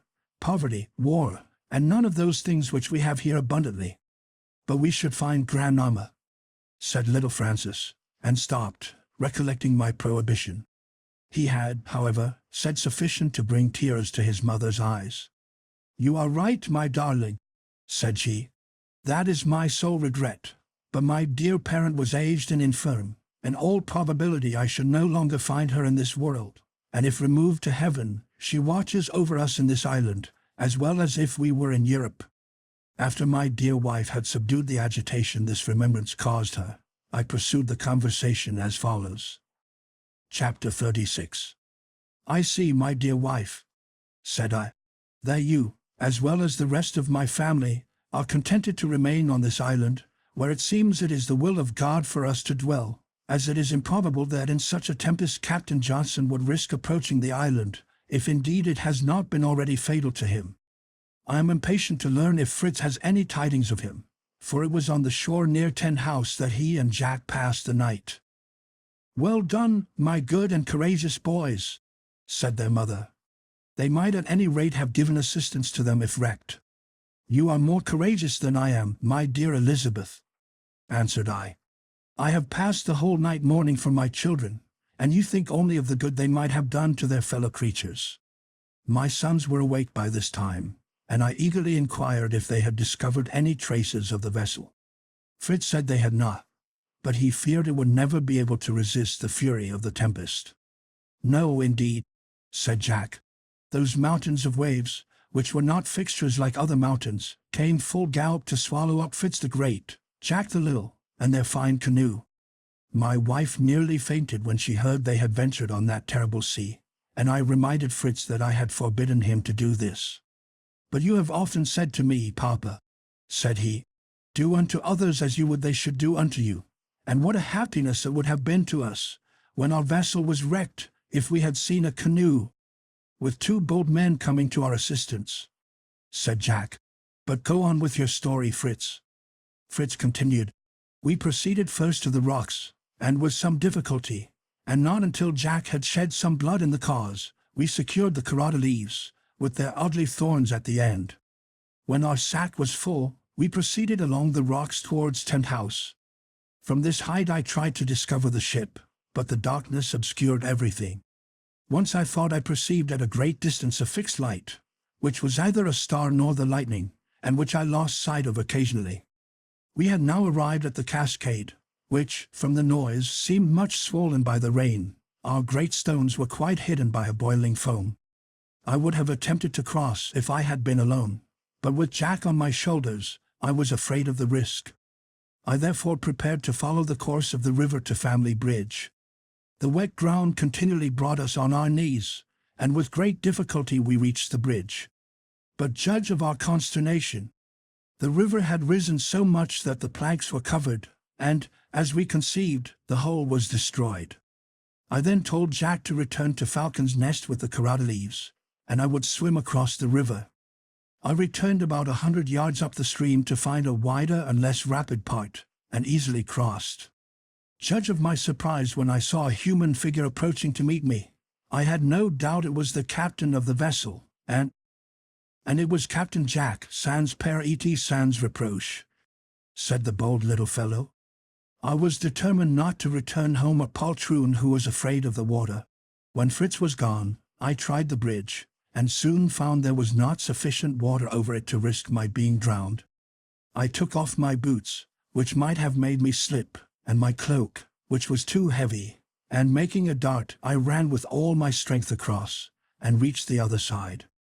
I put on my boots, which I had in my hands, and advanced to meet Fritz, who called out, as soon as he saw me. "Is it you, Captain?" I tried to say. "Yes, certainly," in a deep tone, but my laughter betrayed me. "To my great regret," said Fritz. "I should truly have preferred meeting Captain Johnson, but I fear he and his people are at the bottom of the sea." After meeting with Jack, we proceeded to Tent House, where we kindled a good fire, and dried ourselves a little. We then refreshed ourselves with some wine which remained on the table where you had entertained the captain, and proceeded to prepare a signal to inform the vessel we were ready to receive them. We procured a thick bamboo cane from the magazine. I fixed firmly to one end of it the large lantern of the fish's bladder you gave us to take. I filled the lamp with oil, and placed in it a thick cotton wick, which, when lighted, was very brilliant. Jack and I then placed it on the shore, at the entrance of the bay. We fixed it before the rock, where the land wind would not reach it, sunk it 3 or 4 feet into the ground, steadied it with stones, and then went to rest over our fire, after this long and difficult labor. After drying ourselves a little, we set out on our return, when, looking towards the sea, we were startled by the appearance of the same light we had noticed before. We heard, At the same time, the distant report of a gun, which was repeated 3 or 4 times at irregular intervals. We were persuaded that it was the vessel calling to us for aid, and remembering the command of our Savior, we thought you would forgive our disobedience if we presented to you in the morning the captain, the lieutenant, and as many as our canoe would contain. We entered it then without any fear, for you know how light and well-balanced it is, and rowing into the bay, the sail was spread to the wind, and we had no more trouble. I then took the helm. My own signal light shone clearly on the shore, and except for the rain which fell in torrents, the waves which washed over our canoe, and uneasiness about the ship and about you, and our fear that the wind might carry us into the open sea, we should have had a delightful little maritime excursion. When we got out of the bay, I perceived the wind was driving us toward Shark's Island, which, being directly before the bay, forms 2 entrances to it. I intended to go round it, and disembark there, if possible, that I might look out for some trace of the ship, but we found this impossible. The sea ran too high. Besides, we should have been unable to moor our canoe, the island not affording a single tree or anything we could lash it to, and the waves would soon have carried it away. We had now lost sight of the light, and hearing no more signals, I began to think on your distress when we did not arrive at the hour we promised. I therefore resolved to return by the other side of the bay, carefully avoiding the current, which would have carried us into the open sea. I lowered the sail by means of the ropes you had fixed to it, and we rowed into port. We carefully moored the canoe, and without returning to Tent House, took the road home. We crossed the bridge as Jack had done, found the waterproof cloak and bag of carrata leaves where he had left them, and soon after met Ernest. As it was daylight, I did not take him for the captain, but knew him immediately, and felt the deepest remorse when I heard from him and what anxiety and anguish you had passed the night. Our enterprise was imprudent, and altogether useless, but we might have saved life, which would have been an ample remuneration. I fear all is hopeless. What do you think, father, of their fate? I hope they are far from this dangerous coast, said I, but if still in our neighborhood, we will do all we can to assist them. As soon as the tempest is subsided, we will take the pinnace and sail round the island.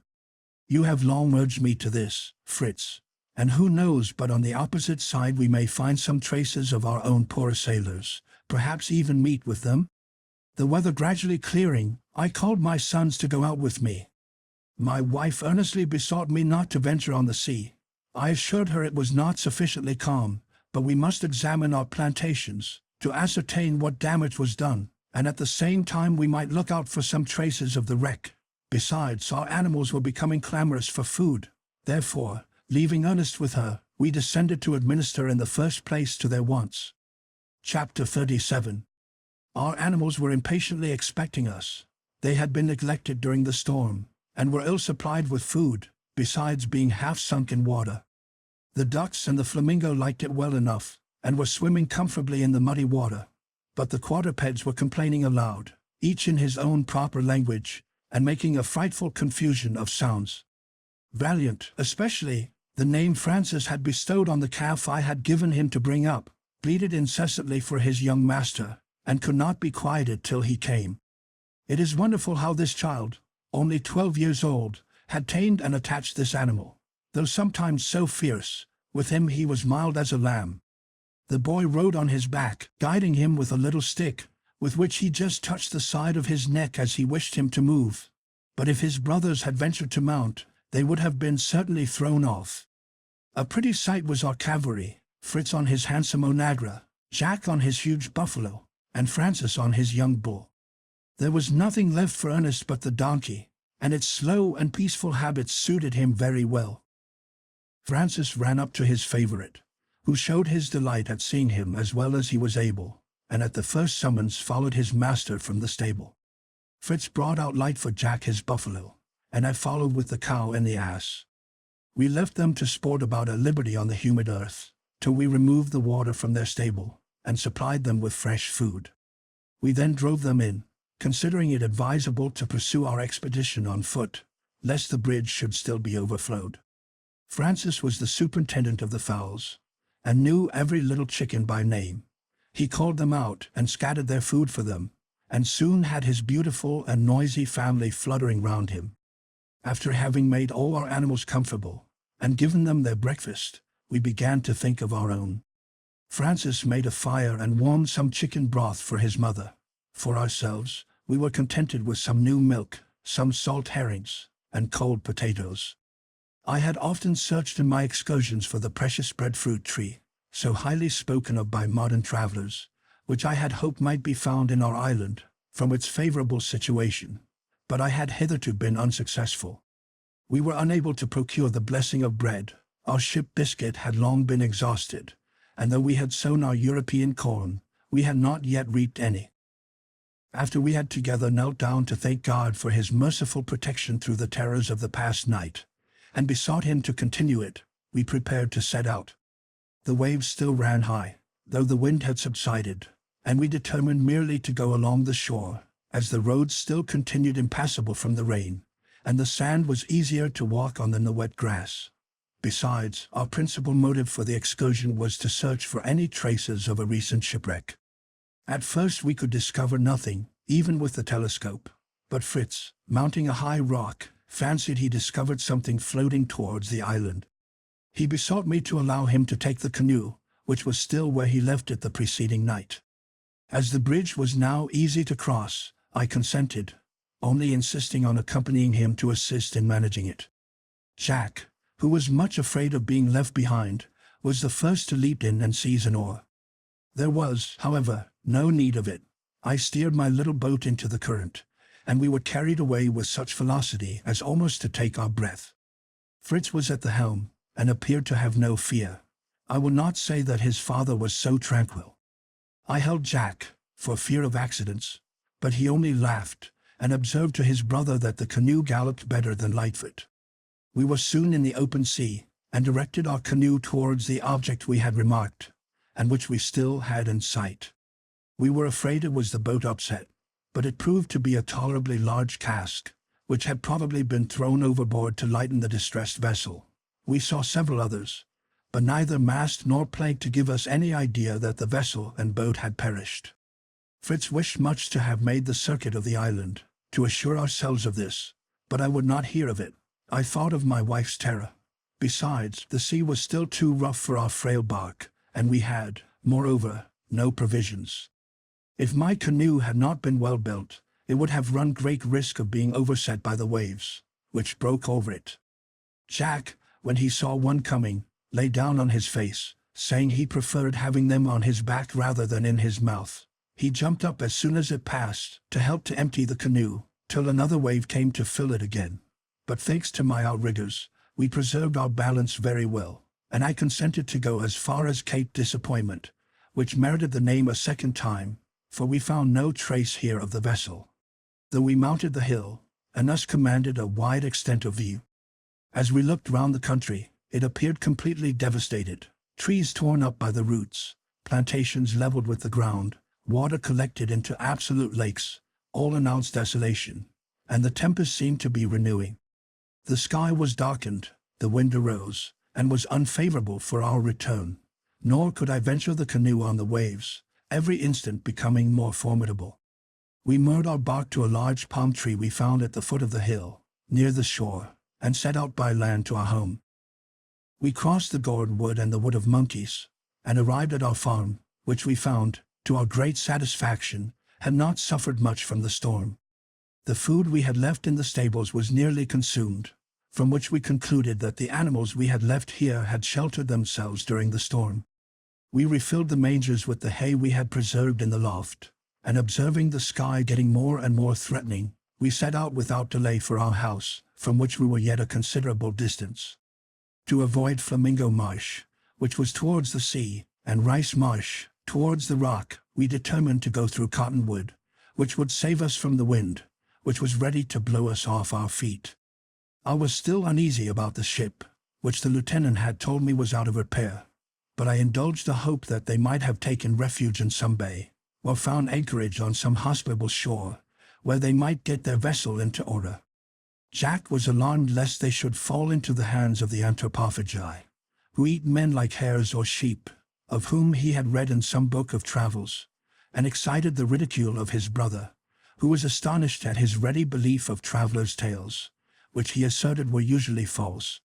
"But Robinson Crusoe would not tell a falsehood," said Jack indignantly. "And there were cannibals came to his island, and were going to eat Friday, if he had not saved him."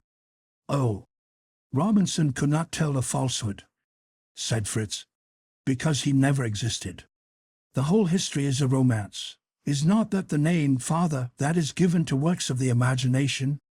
"It is," said I, "but we must not call Robinson Crusoe a romance, though Robinson himself, and all the circumstances of his history are probably fictitious. The details are all founded on truth, on the adventures and descriptions of voyagers who may be depended on, and unfortunate individuals who have actually been wrecked on unknown shores.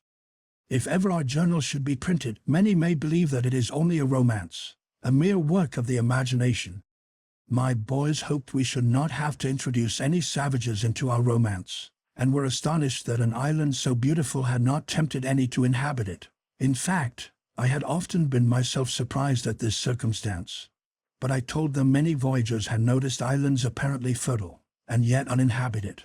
Besides, the chain of rocks which surrounded this might prevent the approach of savages, unless they had discovered the little bay of safety where we had landed. Fritz said he anxiously desired to circumnavigate the island, in order to ascertain the size of it, and if there were similar chains of rocks on the opposite side. I promised him, as soon as the stormy weather was past, and his mother well enough to remove to Tent House, we would take our pinnace, and set out on our little voyage. We now approached the marsh, and he begged me to let him go and cut some canes, as he projected making a sort of carriage for his mother. As we were collecting them, he explained his scheme to me. He wished to weave of these reeds, which were very strong, a large and long sort of pannier, in which his mother might sit or recline, and which might be suspended between two strong bamboo canes by handles of rope. He then purposed to yoke two of our most gentle animals, the cow and the ass, the one before and the other behind, between these shafts, the leader to be mounted by one of the children as director. The other would follow naturally, and the good mother would thus be carried, as if in a litter, without any danger of jolting. I was pleased with this idea, and we all set to work to load ourselves each with a huge burden of reeds. They requested me not to tell my wife, that they might give her an agreeable surprise. It needed such affection as ours to induce us to the undertaking in such unpropitious weather. It rained in torrents, and the marsh was so soft and wet that we were in danger of sinking at every step. However, I could not be less courageous than my sons, whom nothing daunted, and we soon made up our bundles, and placing them on our heads, they formed a sort of umbrella, which was not without its benefits. We soon arrived at Falcon's Nest. Before we reached the tree, I saw a fire shine to such a distance that I was alarmed, but soon found it was only meant for our benefit by our kind friends at home. When my wife saw the rain falling, she had instructed her little assistant to make a fire in our usual cooking place, at a little distance from the tree, and protected by a canopy of waterproof cloth from the rain. The young cook had not only kept up a good fire to dry us on our return, but had taken the opportunity of roasting 24 of those excellent little birds which his mother had preserved in butter, and which, all ranged on the old sword which served us for a spit, were just ready on our arrival, and the fire and feast were equally grateful to the hungry, exhausted, and wet travelers, who sat down to enjoy them. However, before we sat down to our repast, we went up to see our invalids, whom we found tolerably well, though anxious for our return. Ernest, with his sound hand, and the assistance of Francis, had succeeded in forming a sort of rampart before the opening into the room, composed of the 4 hammocks in which he and his brothers slept, placed side by side, on end. This sufficiently protected them from the rain, but excluded the light, so that they had been obliged to light a candle, and Ernest had been reading to his mother in a book of voyages that had formed part of the captain's small library. It was a singular coincidence that while we were talking of the savages on the way home, they were also reading of them, and I found my dear wife much agitated by the fears these accounts had awakened in her mind. After soothing her terrors, I returned to the fire to dry myself, and to enjoy my repast. Besides the birds, Francis had prepared fresh eggs and potatoes for us. He told me that his mamma had given up her office of cook to him, and assured me that he would perform the duties to our satisfaction, provided he was furnished with materials. Fritz was to hunt, Jack to fish, I was to order dinner, and he would make it ready. "And when we have neither game nor fish," said Jack, "we will attack your poultry yard." This was not at all to the taste of poor little Francis, who could not bear his favorites to be killed, and who had actually wept over the chicken that was slaughtered to make broth for his mother. We were obliged to promise him that, when other resources failed, we would apply to our barrels of salt fish. He, however, gave us leave to dispose as we liked of the ducks and geese, which were too noisy for him. After we had concluded our repast, we carried a part of it to our friends above, and proceeded to give them an account of our expedition. I then secured the hammock somewhat more firmly, to save us from the storm that was still raging, and the hour of rest being at hand, my sons established themselves on mattresses of cotton, made by their kind mother, and in spite of the roaring of the winds, we were soon in profound repose. Chapter 38. The storm continued to rage the whole of the following day, and even the day after, with the same violence. Happily our tree stood firm, though several branches were broken, amongst others, that to which Francis's wire was suspended. I replaced it with more care, carried it beyond our roof, and fixed at the extremity the pointed instrument which had attracted the lightning. I then substituted for the hammocks before the window strong planks, which remained from my building, and which my sons assisted me to raise with pulleys, after having sawed them to the proper length. Through these I made loopholes, to admit the light and air. In order to carry off the rain, I fixed a sort of spout, made of the wood of a tree I had met with, which was unknown to me, though apparently somewhat like the elder. The whole of the tree, almost to the bark, was filled up with a sort of pith, easily removed. From this tree I made the pipes for our fountain, and the remainder was now useful for these rain-spouts. I employed those days in which I could not go out, and separating the seeds and grain, of which I saw we should have need, and in mending our work tools. My sons, in the meantime, nestled under the tree among the roots, were incessantly employed in the construction of the carriage for their mother. The Carruthers had nearly completed the cure of Ernest's hand, and he was able to assist his brothers preparing the canes, which Fritz and Jack wove between the flat wooden wands, with which they had made the frame of their pannier. They succeeded in making it so strong and close, that they might have carried liquids in it. My dear wife's foot and leg were gradually improving, and I took the opportunity of her confinement, to reason with her on her false notion of the dangers of the sea, and to represent to her the gloomy prospect of our sons, if they were left alone in the island. She agreed with me, but could not resolve to leave it. She hoped God would send some vessel to us, which might leave us some society, and after all, if our sons were left, she pointed out to me, that they had our beautiful pinnace, and might at any time, of their own accord, leave the island. "And why should we anticipate the evils of futurity, my dear friend?" said she. "Let us think only of the present. I am anxious now to know if the storm has spared my fine kitchen garden." "You must wait a little," said I. "I am as uneasy as you, for my maize plantations, my sugar canes, and my cornfields." At last, one night, the storm ceased, the clouds passed away, and the moon showed herself in all her glory. How delighted we were! My wife got me to remove the large planks I had placed before the opening, and the bright moonbeams streamed through the branches of the tree into our room. A gentle breeze refreshed us, and so delighted were we in gazing on that sky of promise, that we could scarcely bear to go to bed, but spend half the night in projects for the morrow. The good mother alone said that she could not join in our excursions. Jack and Francis smiled at each other, as they thought of their litter, which was now nearly finished. A bright sun awoke us early next morning. Fritz and Jack had requested me to allow them to finish their carriage, so, leaving Ernest with his mother, I took Francis with me to ascertain the damage done to the garden at Tent House, about which his mother was so anxious. We easily crossed the bridge, but the water had carried away some of the planks. However, my little boy leaped from one plank to another with great agility, though the distance was sometimes considerable. He was so proud of being my sole companion, that he scarcely touched the ground as he ran on before me.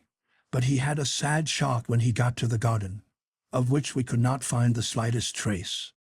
All was destroyed. The walks, the fine vegetable beds, the plantations of pines and melons, all had vanished. Francis stood like a marble statue, as pale and still, till, bursting into tears, he recovered himself. "Oh, my good mamma," said he, "what will she say when she hears of this misfortune? But she need not know it, papa," added he, after a pause. "It would distress her too much, and if you and my brothers will help me, we will repair the damage before she can walk. The plants may not be so large, but the earth is moist, and they will grow quickly, and I will work hard to get it into order." I embraced my dear boy, and promised him this should be our first work. I feared we should have many other disasters to repair, but a child of 12 years old gave me an example of resignation and courage. We agreed to come next day to begin our labor, for the garden was too well situated for me to abandon it. It was on a gentle declivity, at the foot of the rocks, which sheltered it from the north wind, and was conveniently watered from the cascade. I resolved to add a sort of bank, or terrace, to protect it from the violent rains, and Francis was so pleased with the idea that he began to gather the large stones which were scattered over the garden, and to carry them to the place where I wished to build my terrace. He would have worked all day, if I would have allowed him, but I wanted to look after my young plantations, my sugar canes, and my fields, and after the destruction I had just witnessed, I had everything to fear. I proceeded to the avenue of fruit trees that led to Tent House, and was agreeably surprised. All were half bowed to the ground, as well as the bamboos that supported them, but few were torn up, and I saw that my sons and I, with the labor of 2 or 3 days, could restore them. Some of them had already begun to bear fruit, but all was destroyed for this year. This was, however, a trifling loss compared with what I had anticipated, for, having no more plants of European fruits, I could not have replaced them. Besides, having resolved to inhabit Tent House at present, entirely, being there defended from storms, it was absolutely necessary to contrive some protection from the heat. My new plantations afforded little shade yet, and I trembled to propose to my wife to come and inhabit these burning rocks. Francis was gathering some of the beautiful unknown flowers of the island for his mother, and when he had formed his nosegay, bringing it to me, "See, papa," said he, "how the rain has refreshed these flowers. I wish it would rain still, it is so dreadfully hot here. Oh, if we had but a little shade." "That is just what I was thinking of, my dear," said I. "We shall have shade enough when my trees are grown, but in the meantime—" "In the meantime, papa," said Francis, "I will tell you what you must do. You must make a very long, broad colonnade before our house, covered with cloth, and open before, so that mamma may have air and shade at once." I was pleased with my son's idea, and promised him to construct a gallery soon, and call it the Franciade in honor of him. My little boy was delighted that his suggestion should be thus approved, and begged me not to tell his mamma, as he wished to surprise her, as much as his brothers did with their carriage, and he hoped the Franciade might be finished before she visited Tent House. I assured him I would be silent, and we took the road hence, talking about our new colonnade. I projected making it in the most simple and easy way. A row of strong bamboo canes planted at equal distances along the front of our house, and united by a plank of wood at the top cut into arches between the canes. Others I would place sloping from the rock, to which I would fasten them by iron clamps. These were to be covered with sailcloth, prepared with the elastic gum, and well secured to the plank. This building would not take much time, and I anticipated the pleasure of my wife when she found out that it was an invention of her little favorite, who, of a mild and reflecting disposition, was beloved by us all. As we walked along, we saw something approaching that Francis soon discovered to be his brothers, with their new carriage, and concluding that his mamma occupied it, he hastened to meet them, lest they should proceed to the garden. But on our approach, we discovered that Ernest was in the litter, which was borne by the cow before, on which Fritz was mounted, and by the ass behind, with Jack on it. Ernest declared the conveyance was so easy and delightful that he should often take his mother's place. "I like that very much," said Jack. "Then I will take care that we will harness the onagra and the buffalo for you, and they will give you a pretty jolting, I promise you. The cow and ass are only for mamma." "Look, Papa, is it not complete? We wished to try it as soon as we finished it, so we got Ernest to occupy it. Our mother was asleep." Ernest declared it only wanted 2 cushions, one to sit upon, the other to recline against, to make it perfect. And though I could not help smiling at his love of ease, I encouraged the notion, in order to delay my wife's excursion till our plans were completed. I then put Francis into the carriage beside his brother, and ordering Fritz and Jack to proceed with their equipage to inspect our cornfields, I returned to my wife, who was still sleeping. On her awaking, I told her the garden and plantations would require a few days' labor to set them in order, and I should leave Ernest, who was not yet in condition to be a laborer, to nurse her and read to her. My sons returned in the evening, and gave me a melancholy account of our cornfields. The corn was completely destroyed, and we regretted this the more, as we had very little left for seed.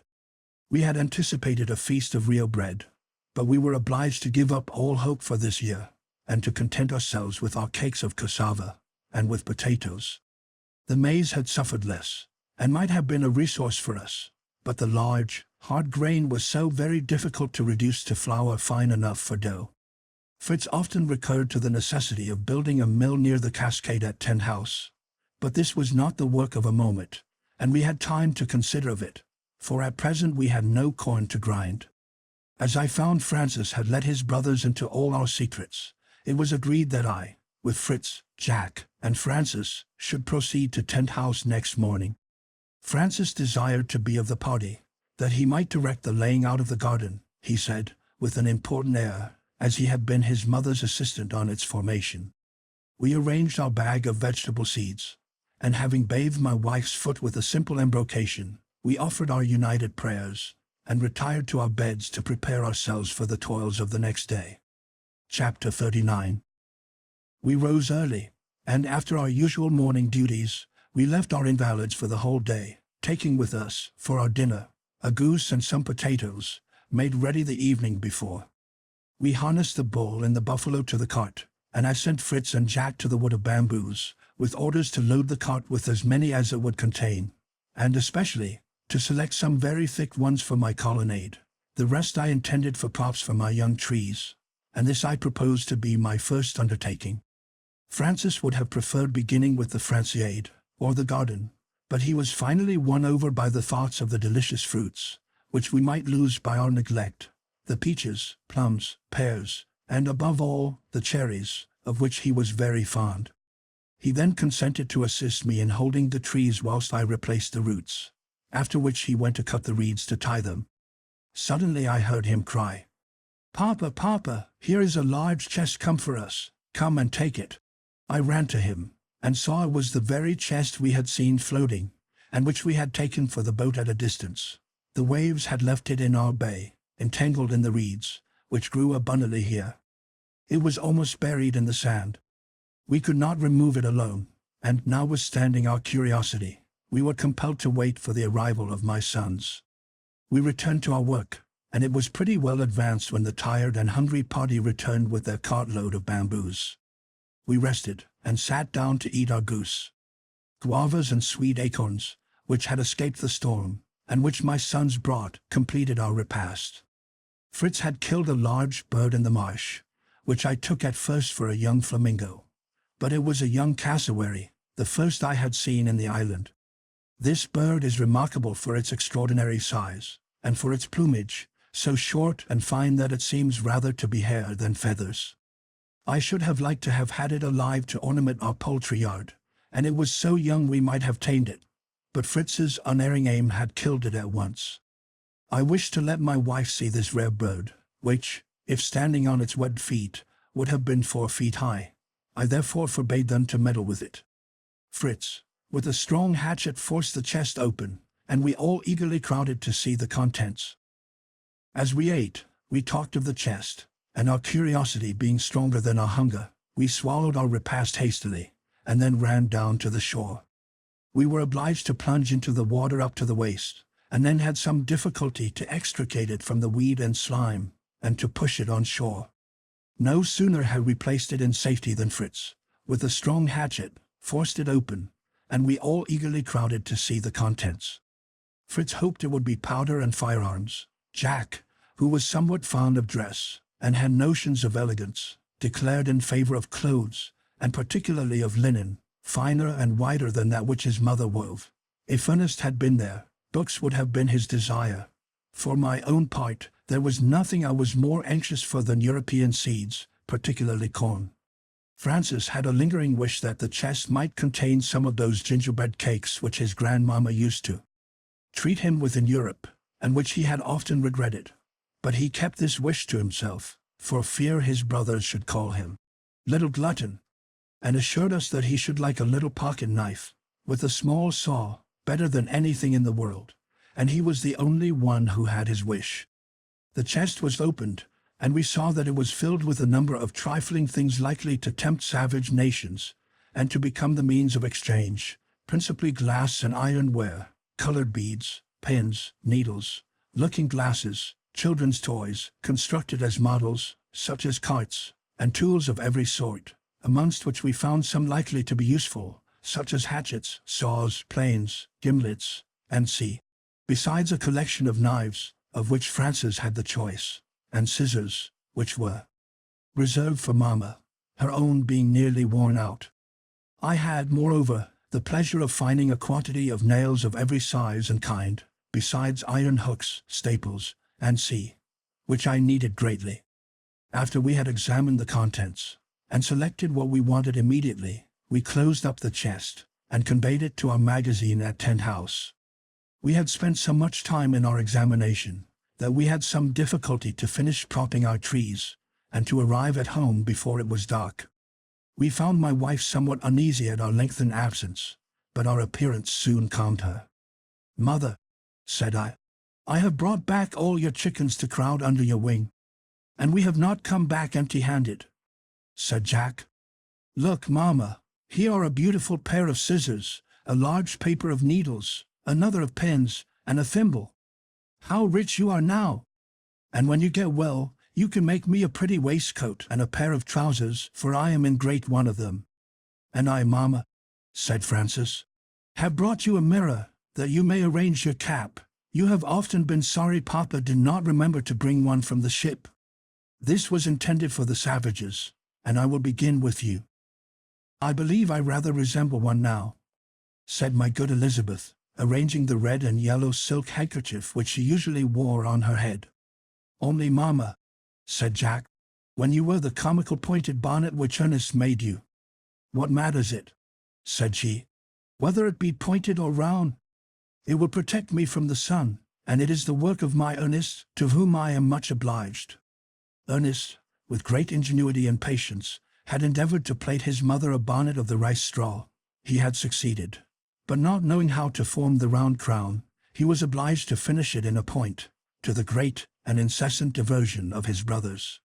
"Mother," said Ernest, in his usual grave and thoughtful tone, "I should not like you to look like a savage.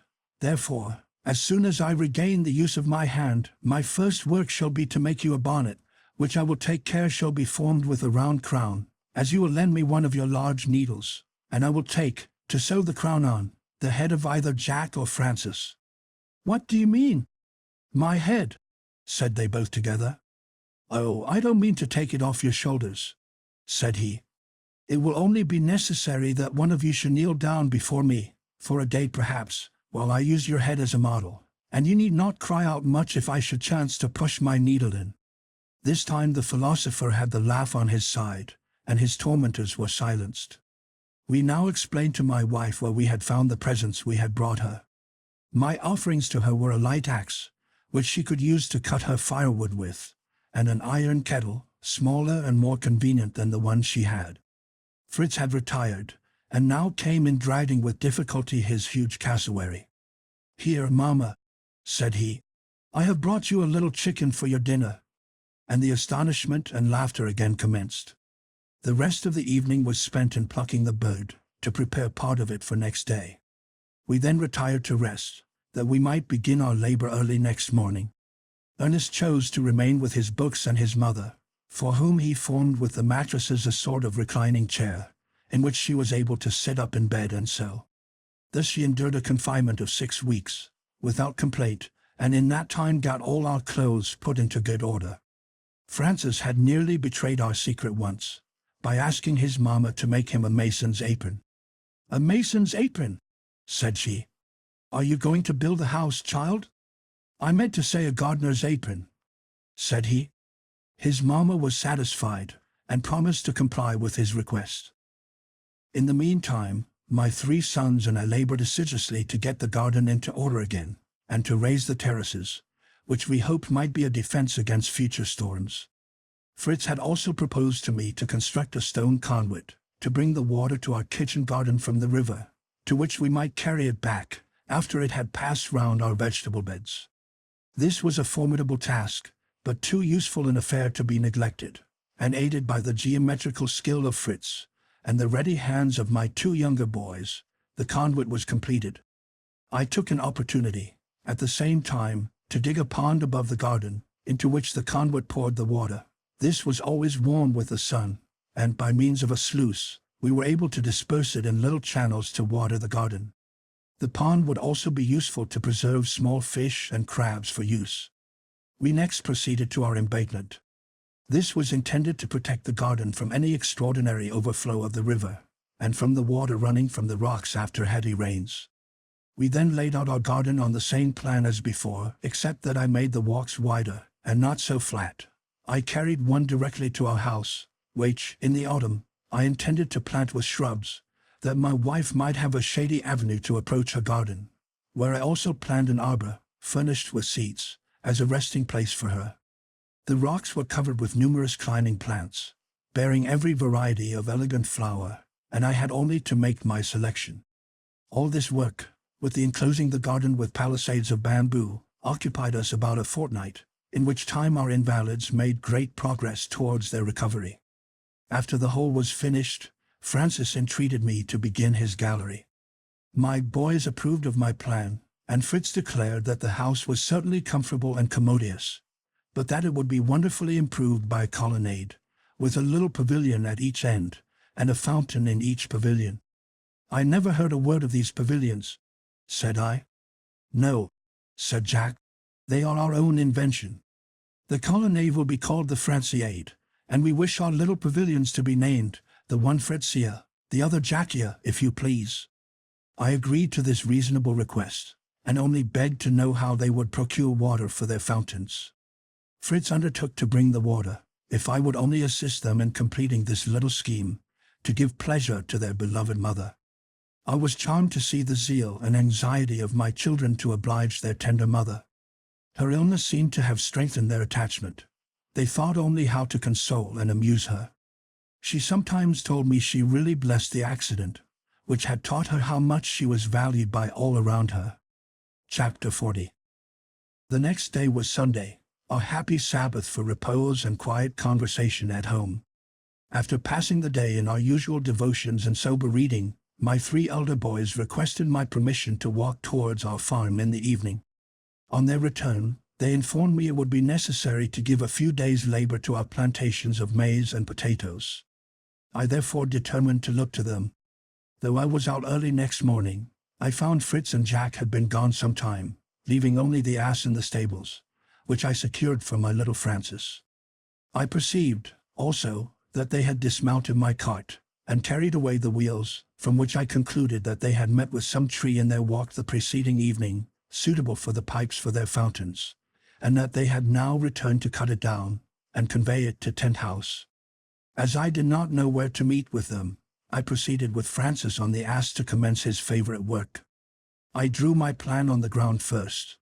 At the distance of 12 feet from the rock which formed the front of our house, I marked a straight line of 50 feet, which I divided into 10 spaces of 5 feet each for my colonnade. The 2 ends were to be reserved for the 2 pavilions my sons wished to build. I was busy in my calculations, and Francis placing stakes in the places where I wished to dig, when the cart drove up with our 2 good laborers. They had, as I expected, found the evening before a species of pine, well adapted for their pipes. They had cut down 4 of 15 or 20 feet in length, which they had brought on the wheels of the cart, drawn by the 4 animals. They had had some difficulty in transporting them to the place, and the greatest still remained, the boring the trunks, and then uniting them firmly. I had neither augers nor any tools fit for the purpose. I had, certainly, constructed a little fountain at Falcon's Nest, but the stream was near at hand, and was easily conveyed by cane pipes to our tortoise-shell basin. Here the distance was considerable, the ground unequal, and to have the water pure and cool, underground pipes were necessary. I thought of large bamboos, but Fritz pointed out the knots, and the difficulty of joining the pieces, and begged me to leave it to him, as he had seen fountains made in Switzerland, and had no fears of success. In the meantime, all hands set to work at the arcade. We selected 12 bamboos of equal height and thickness, and fixed them securely in the earth, at 5 feet from each other. These formed a pretty colonnade, and were work enough for one day. We took care to divert all inquiries at night, by discussing the subjects which our invalids had been reading during the day. The little library of our captain was very choice. Besides the voyages and travels, which interested them greatly, there was a good collection of historians, and some of the best poets, for which Ernest had no little taste. However, he requested earnestly that he might be of our party next day, and Francis, good-naturedly, offered to stay with Mamma, expecting, no doubt, Ernest's congratulations on the forward state of the Franciate. The next morning Ernest and I set out, his brothers having preceded us. Poor Ernest regretted, as we went, that he had no share in these happy schemes for his mother. I reminded him, however, of his dutiful care of her during her sickness, and all his endeavors to amuse her. And besides, added I, did you not make her a straw bonnet? Yes, said he, and I now remember what a frightful shade it was. I will try to make a better, and will go tomorrow morning to choose my straw. As we approached Tent House, we heard a most singular noise, echoing at intervals amongst the rocks. We soon discovered the cause. In a hollow of the rocks I saw a very hot fire, which Jack was blowing through a cane, whilst Fritz was turning amidst the embers a bar of iron. When it was red hot, they laid it on an anvil I had brought from the ship, and struck it alternately with hammers to bring it to a point. "Well done, my young smiths," said I. "We ought to try all things, and keep what is good. Do you expect to succeed in making your auger? I suppose that is what you want." "Yes, father," said Fritz. "We should succeed well enough if we only had a good pair of bellows. You see we have already got a tolerable point." Now Fritz could not believe anything was impossible. He had killed the kangaroo the evening before, and skinned it. The flesh made us a dinner. Of the skin he determined to make a pair of bellows. He nailed it, with the hair out, not having time to tan it, to 2 flat pieces of wood, with holes in them. To this he added a reed for the pipe. He then fixed it by means of a long cord and a post, to the side of his fire, and Jack, with his hand or his foot, blew the fire, so that the iron was speedily red-hot, and quite malleable. I then showed them how to twist the iron into a screw, rather clumsy, but which would answer the purpose tolerably well. At one end they formed a ring, in which we placed a piece of wood transversely, to enable them to turn the screw. We then made a trial of it. We placed the tree on 2 props, and Fritz and I managed the auger so well, that we had our tree pierced through in a very little time, working first at one end and then at the other. Jack, in the meantime, collected the shavings we made, which he deposited in the kitchen for his mother's use, to kindle the fire. Ernest, meanwhile, was walking about, making observations, and giving his advice to his brothers on the architecture of their pavilions, till, seeing they were going to bore another tree, he retired into the garden to see the embankment. He returned delighted with the improvements, and much disposed to take some employment. He wanted to assist in boring the tree, but we could not all work at it. I undertook this labor myself, and sent him to blow the bellows, while his brothers labored at the forge, the work not being too hard for his lame hand. My young smiths were engaged in flattening the iron to make joints to unite their pipes. They succeeded very well, and then began to dig the ground to lay them. Ernest, knowing something of geometry and land surveying, was able to give them some useful hints, which enabled them to complete their work successfully. Leaving them to do this, I employed myself in covering in my long colonnade. After I had placed on my columns a plank cut in arches, which united them, and was firmly nailed to them, I extended from it bamboos, placed sloping against the rock, and secured to it by clamps of iron, the work of my young smiths.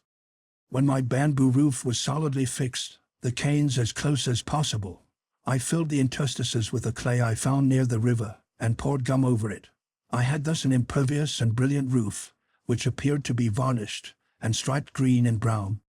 I then raised the floor a foot, in order that there might be no damp, and paved it with the square stones I had preserved when we cut the rock. It must be understood that all this was the work of many days. I was assisted by Jack and Fritz, and by Ernest and Francis alternately, one always remaining with his mother, who was still unable to walk. Ernest employed his time, when at home, in making the straw bonnet, without either borrowing his brother's head for a model, or letting any of them know what he was doing. Nevertheless, he assisted his brothers with their pavilions by his really valuable knowledge. They formed them very elegantly, something like a Chinese pagoda. They were exactly square, supported on 4 columns, and rather higher than the gallery. The roofs terminated in a point, and resembled a large parasol. The fountains were in the middle. The basins, breast-high, were formed of the shells of 2 turtles from our reservoir, which were mercilessly sacrificed for the purpose, and furnished our table abundantly for some days. They succeeded the cassowary, which had supplied us very seasonably. Its flesh tasted like beef, and made excellent soup. But to return to the fountains.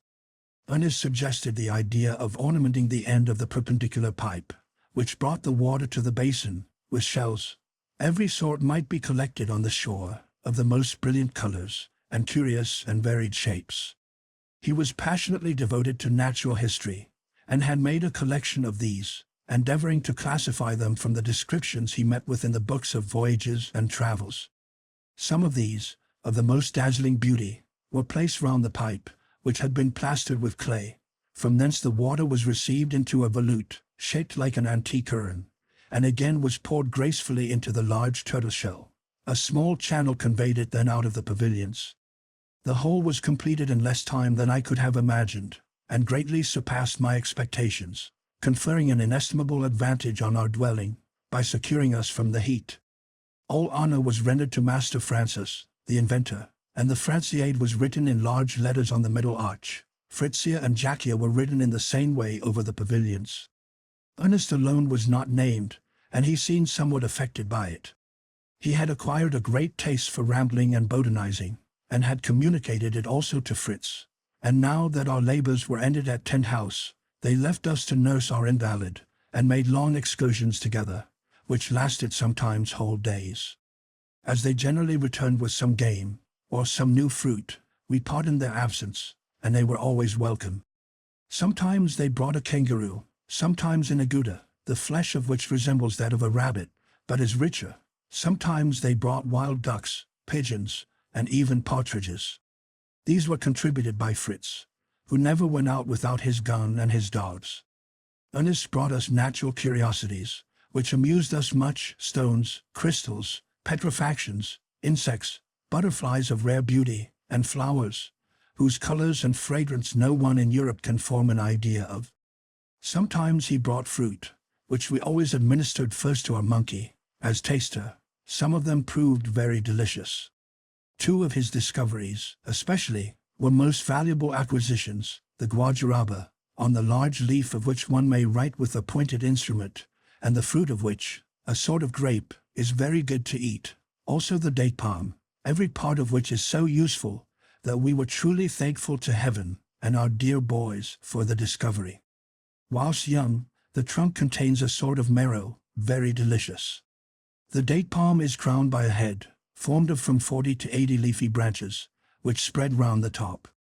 The dates are particularly good about half-dried, and my wife immediately began to preserve them. My sons could only bring the fruit now, but we purposed to transplant some of the trees themselves near our abode.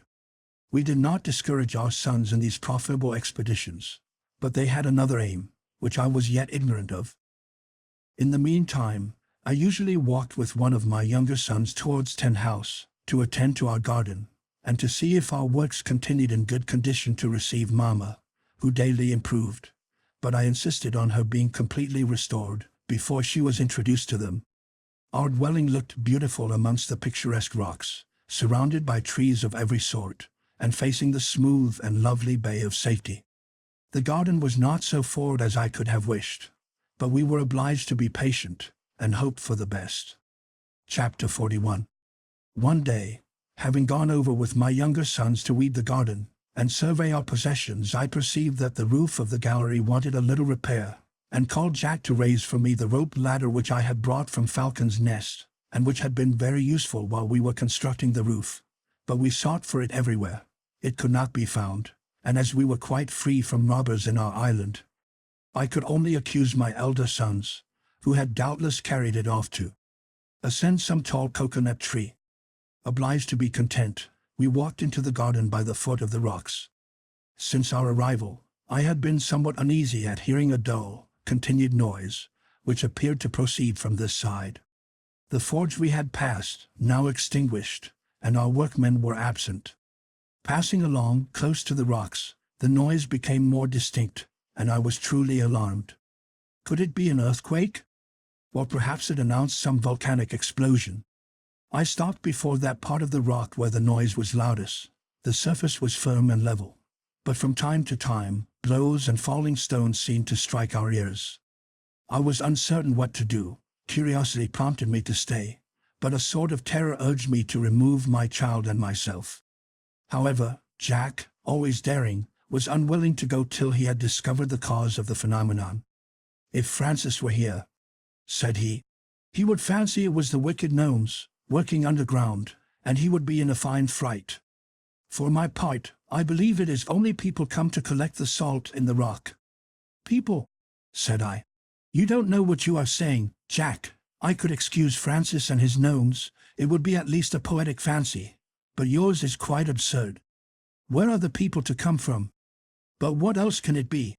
said he. "Hark! You may hear them strike the rock." "Be certain, however," said I. "There are no people."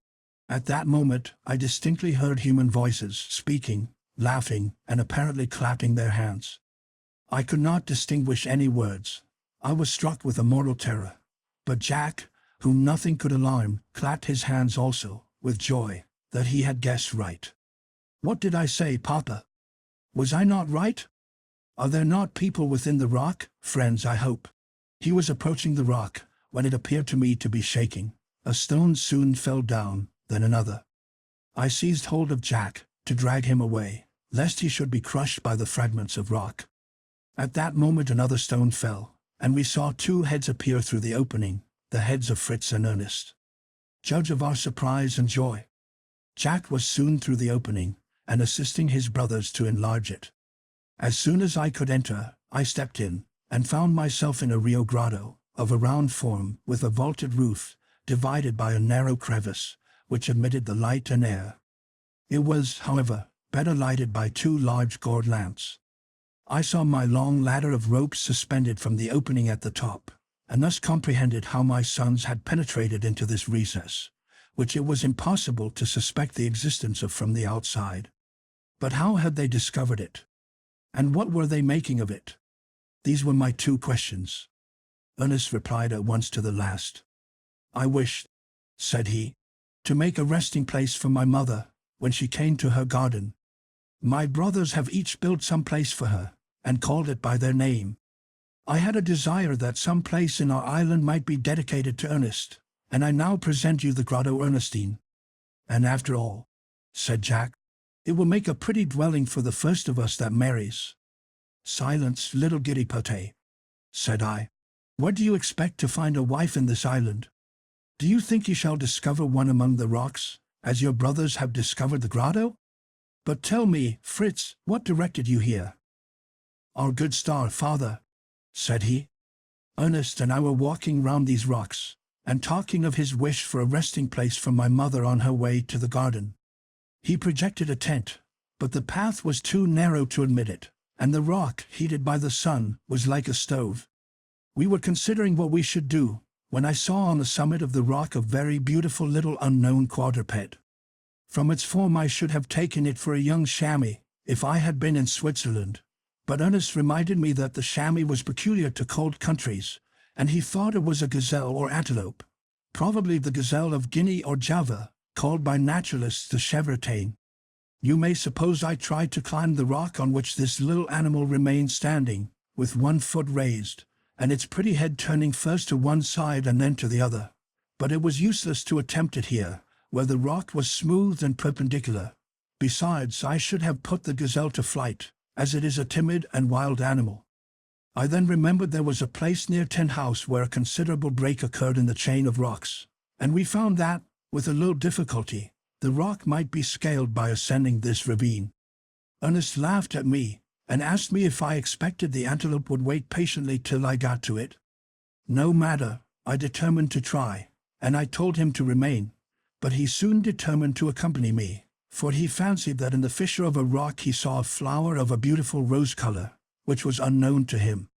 My learned botanist thought it must be an erica, or heath, and wished to ascertain the fact. One helping the other, we soon got through all difficulties, and arrived at the summit, and here we were amply repaid by the beautiful prospect on every side. We will talk of that afterwards, father. I have formed some idea of the country which these rocks separate us from. But to return to our grotto. I went along, first looking for my pretty gazelle, which I saw licking a piece of rock, where doubtless she found some salt. I was hardly 100 yards from her, my gun ready, when I was suddenly stopped by a crevice, which I could not cross, though the opening was not very wide. The pretty quadruped was on the rock opposite to me, but of what use would it have been to shoot it, when I could not secure it? I was obliged to defer it till a better opportunity offered, and turned to examine the opening, which appeared deep. Still I could see that the bottom of the cavity was white, like that of our former grotto. I called Ernest, who was behind me, with his plants and stones, to impart to him an idea that suddenly struck me. It was to make this the retreat for my mother. I told him that I believed the floor of the cave was nearly on a level with the path that led to the garden, and we had only to make an opening in the form of a natural grotto, and it would be exactly what he wished. Ernest was much pleased with the idea, and said he could easily ascertain the level by means of a weight attached to a string. But though he was startled at the difficulty of descending to our labor every day, and returning in the evening, he would not agree to my wish of beginning at the outside of the rock, as we had done in our former grotto. He had several reasons for wishing to work from within. In the first place, said he, it would be so much cooler this summer weather. We should be soon unable to go on laboring before the burning rock. Then our path is so narrow that we should not know how to dispose of the rubbish. In the interior, it will serve us to make a bench round the grotto. Besides, I should have such pleasure in completing it secretly, and unsuspected, without any assistance or advice except yours, my dear Fritz, which I accept with all my heart, so pray find out some means of descending and ascending readily. I immediately recollected your rope ladder, father. It was 40 feet long, and we could easily fasten it to the point of the rock. Ernest was delighted and sanguine. We returned with all speed. We took first a roll of cord and some candles, then the rope ladder, which we rolled up as well as we could, but had great difficulty in conveying it up the rock. Once or twice, when the ascent was very difficult, we were obliged to fasten a cord to it and draw it up after us. But determination, courage, and perseverance overcame all obstacles. We arrived at the opening, and on sounding it, we were glad to find our ladder would be long enough to reach the bottom. We then measured the outside of the rock, and ascertained that the floor of the grotto was near the same level as the ground outside. We remembered your lessons, father, and made some experiments to discover if it contained mephitic air. We first lighted some candles, which were not extinguished. We then kindled a large heap of sticks and dried grass, which burned well, the smoke passing through the opening like a chimney. Having no uneasiness about this, we deferred our commencement till the next day. Then we lighted the forge, and pointed some iron bars we found in the magazine. These were to be our tools to break open the rock. We secured, also, your chisel, as well as some hammers, and all our tools were thrown down below. We then arranged 2 gourds to serve us for lamps, and when all was ready, and our ladder firmly fixed, we descended ourselves. And we have nothing more to tell you, except that we were very glad when we heard your voices outside, at the very time when our work was drawing to an end. We were sure, When we distinguished your voices so clearly that we must be near the external air, we redoubled our efforts, and here we are. Now tell us, Father, are you pleased with our idea? And will you forgive us for making a mystery of it?" I assured them of my forgiveness, and my cordial approbation of their manly and useful enterprise, and made Ernest happy by declaring that it should always be called the Grotto Ernestine. "Thanks to you all, my dear children," said I. "Your dear mamma will now prefer Tent House to Falcon's Nest, and will have no occasion to risk breaking a limb in descending the winding staircase. I will assist you to enlarge the opening, and as we will leave it all the simplicity of a natural grotto, it will soon be ready." We all set to work. Jacques carried away the loosened stones and rubbish, and formed benches on each side the grotto. With what had fallen outside, he also made 2 seats in the front of the rock, and before evening all was complete. Fritz ascended to unfasten the ladder, and to convey it by an easier road to Tent House. He then rejoined us, and we returned to our castle in the air, which was henceforward only to be looked on as a pleasure house. We resolved, however, to establish here, as we had done at our farm, a colony of our cattle, which increased daily. We had now a number of young cows, which were most useful for our support. We wished, however, for a female buffalo, as the milk of that animal makes excellent cheese. Conversing on our future plans, we soon reached home, and found all well. Chapter 42. In a few days we completed the Grotto Ernestine. It contained some stalactites, but not so many as our former grotto. We found, however, a beautiful block of salt, which resembled white marble, of which Ernest formed the sort of altar, supported by 4 pillars, on which he placed a pretty vase of citron wood, which he had turned himself, and in which he arranged some of the beautiful erica which had been the cause of his discovering the grotto. It was one of those occasions when his feelings overcame his natural indolence, when he became for a time the most active of the 4, and brought forward all his resources, which were many. This indolence was merely physical, when not excited by any sudden circumstance, or by some fancy which soon assumed the character of a passion. He loved ease, and to enjoy life tranquilly in study. He improved his mind continually, as well by his excellent memory, as by natural talent and application. He reflected, made experiments, and was always successful. He had at last succeeded in making his mother a very pretty bonnet. He had also composed some verses, which were intended to celebrate her visit to Tent House, and this joyful day being at last fixed, the boys all went over, the evening before, to make their preparations. The flowers that the storm had spared were gathered to ornament the fountains, the altar, and the table, on which was placed an excellent cold dinner, entirely prepared by themselves. Fritz supplied and roasted the game, a fine bustard, the flesh of which resembles a turkey, and a brace of partridges. Ernest brought pines, melons, and figs. Jack should have supplied the fish, but was able only to procure oysters, crabs, and turtles' eggs. Francis had the charge of the dessert, which consisted of a dish of strawberries, honeycomb, and the cream of the cocoa-nut. I had contributed a bottle of Canary wine, that we might drink Mamma's health. All was arranged on a table in the middle of the Franciade, and my sons returned to accompany the expedition next day. The morning was beautiful, and the sun shone brightly on our emigration. My wife was anxious to set out, expecting she should have to return to her aerial dwelling. Though her leg and foot were better, she still walked feebly, and she begged us to harness the cow and ass to the cart, and to lead them as gently as possible. "I will only go a little way the first day," said she, "for I am not strong enough to visit Tent House yet." We felt quite convinced she would change her opinion when once in her litter. I wished to carry her down the staircase, but she declined, and descended very well with the help of my arm. When the door was opened, and she found herself once more in the open air, surrounded by her children, she thanked God, with tears of gratitude, for her recovery, and all his mercies to us. Then the pretty osier carriage arrived. They had harnessed the cow and young bull to it, Francis answering for the docility of Valiant, provided he guided him himself. Accordingly, he was mounted before, his cane in his hand, and his bow and quiver on his back, very proud to be Mamma's charioteer.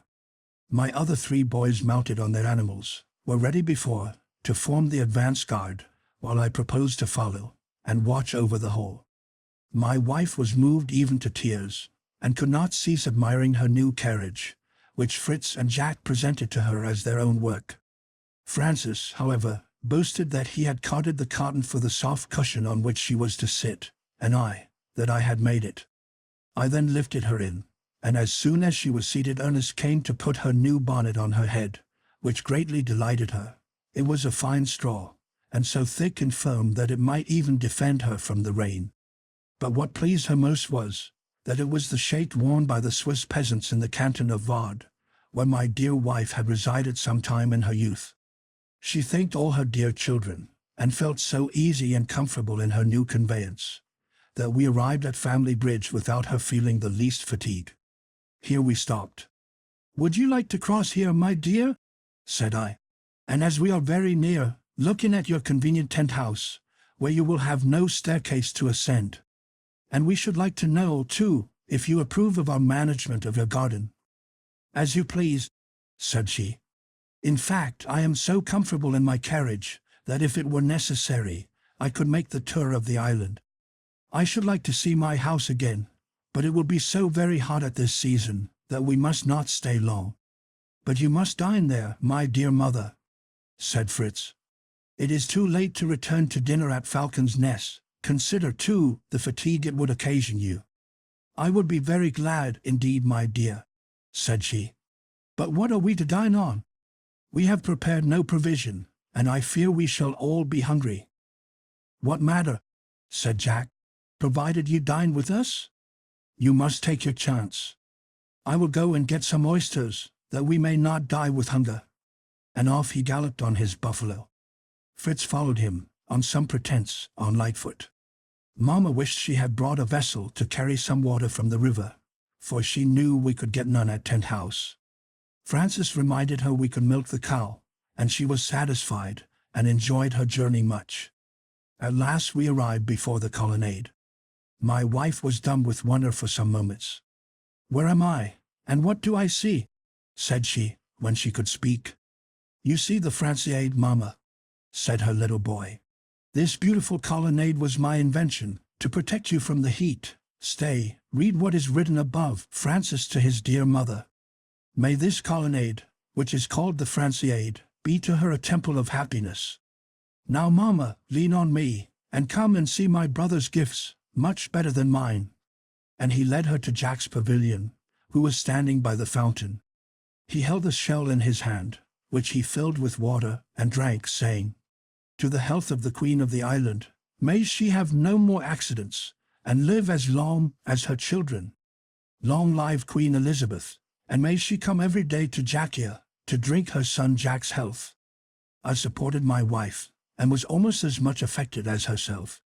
She wept and trembled with joy and surprise. Jack and Ernest then joined their hands, and carried her to the other pavilion, where Fritz was waiting to receive her, and the same scene of tenderness ensued. "Accept this pavilion, dear mother," said he, "and may Fritzia ever make you think on Fritz."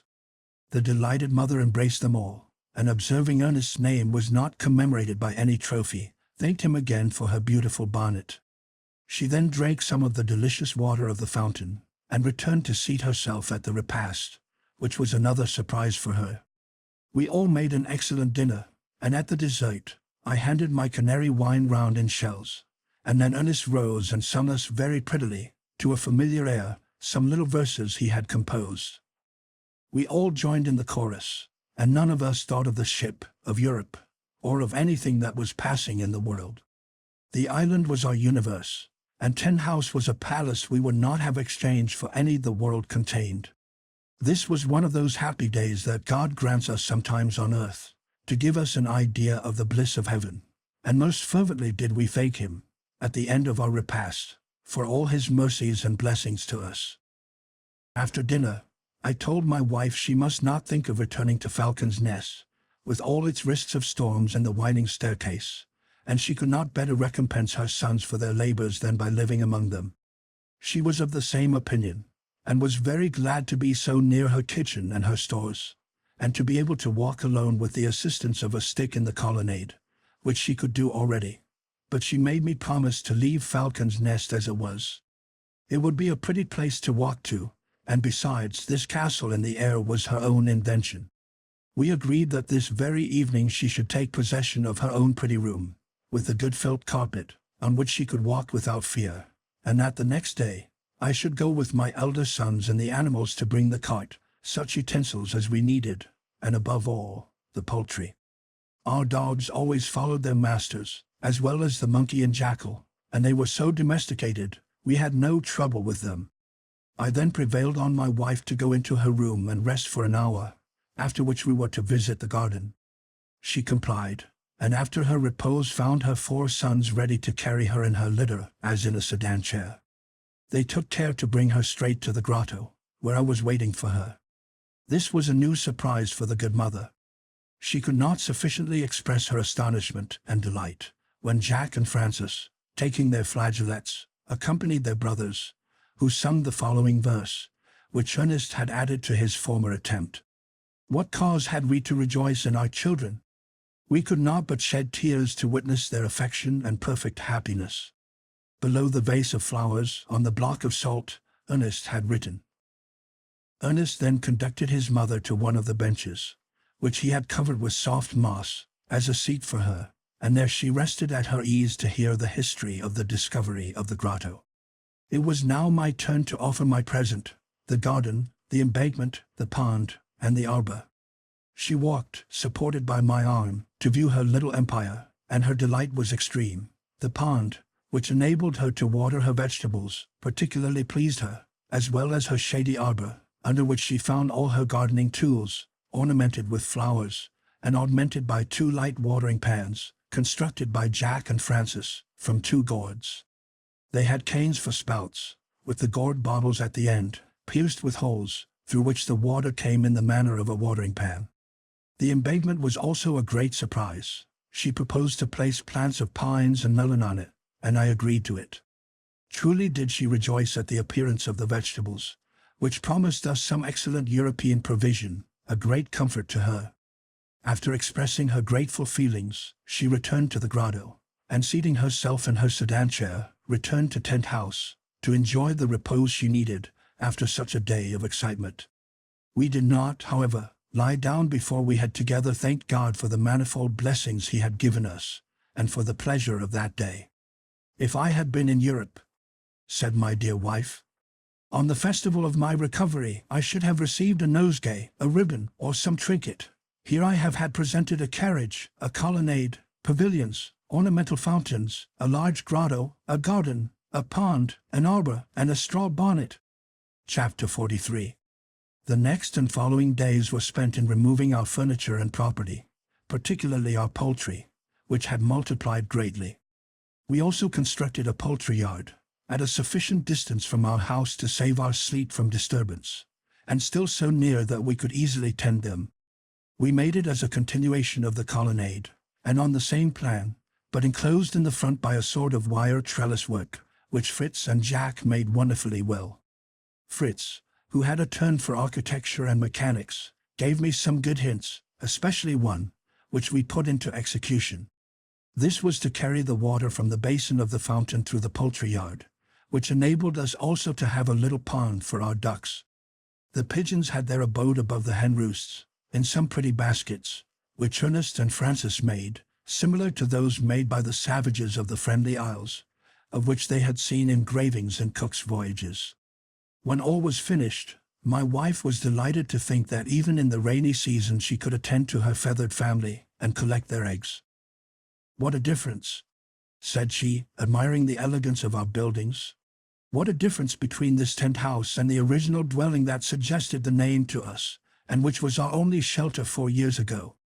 What a surprising progress luxury has made with us in that time. Do you remember, my dear, the barrel which served us for a table, and the oyster shells for spoons, the tent where we slept, crowded together on dried leaves, and without undressing, and the river half a mile off, where we were obliged to go to drink if we were thirsty? Compared to what we were then, we are now great lords." "Kings, you mean, mamma," said Jack, "for all this island is ours, and it is quite like a kingdom." And how many millions of subjects does Prince Jack reckon in the kingdom of his august father? Said I. Prince Jack declared he had not yet counted the parrots, kangaroos, agoutis, and monkeys. The laughter of his brother stopped him. I then agreed with my wife that our luxuries had increased, but I explained to her that this was the result of our industry. All civilized nations have commenced as we did. Necessity has developed the intellect which God has given to man alone, and by degrees the arts have progressed, and knowledge has extended more perhaps than is conducive to happiness. What appeared luxury to us now was still simplicity compared with the luxury of towns, or even villages, among civilized nations. My wife declared she had everything she wished for, and should not know what more to ask for, as we now had only to rest and enjoy our happiness. I declared against spending our time in rest and indolence, as the sure means of ending our pleasure, and I well knew my dear wife was, like myself, an enemy to idleness, but she dreaded any more laborious undertakings. "But, Mamma," said Fritz, "you must let me make a mill under the cascade. It will be so useful when our corn grows, and even now for the maize. I also think of making an oven in the kitchen, which will be very useful for you to bake your bread in." "These would indeed be useful labors," said the good mother, smiling. "But can you accomplish them?" "I hope so," said Fritz, "with the help of God and that of my dear brothers." Ernest promised his best aid in return for his brother's kind services in forming his grotto, only requesting occasional leisure for his natural history collections. His mother did not see the utility of these collections, but willing to indulge her kind and attentive Ernest, she offered, till she could walk well, to assist him in arranging and labeling his plants, which were yet in disorder, and he gratefully consented.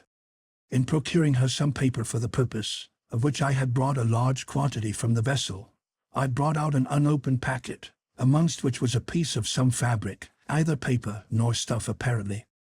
We examined it together, and at length remembered it was a piece of stuff made at Otaheite, which our captain had bought of a native at an island where we had touched on our voyage. Fritz appearing much interested in examining this cloth, Ernest said gravely, "I can teach you how to make it."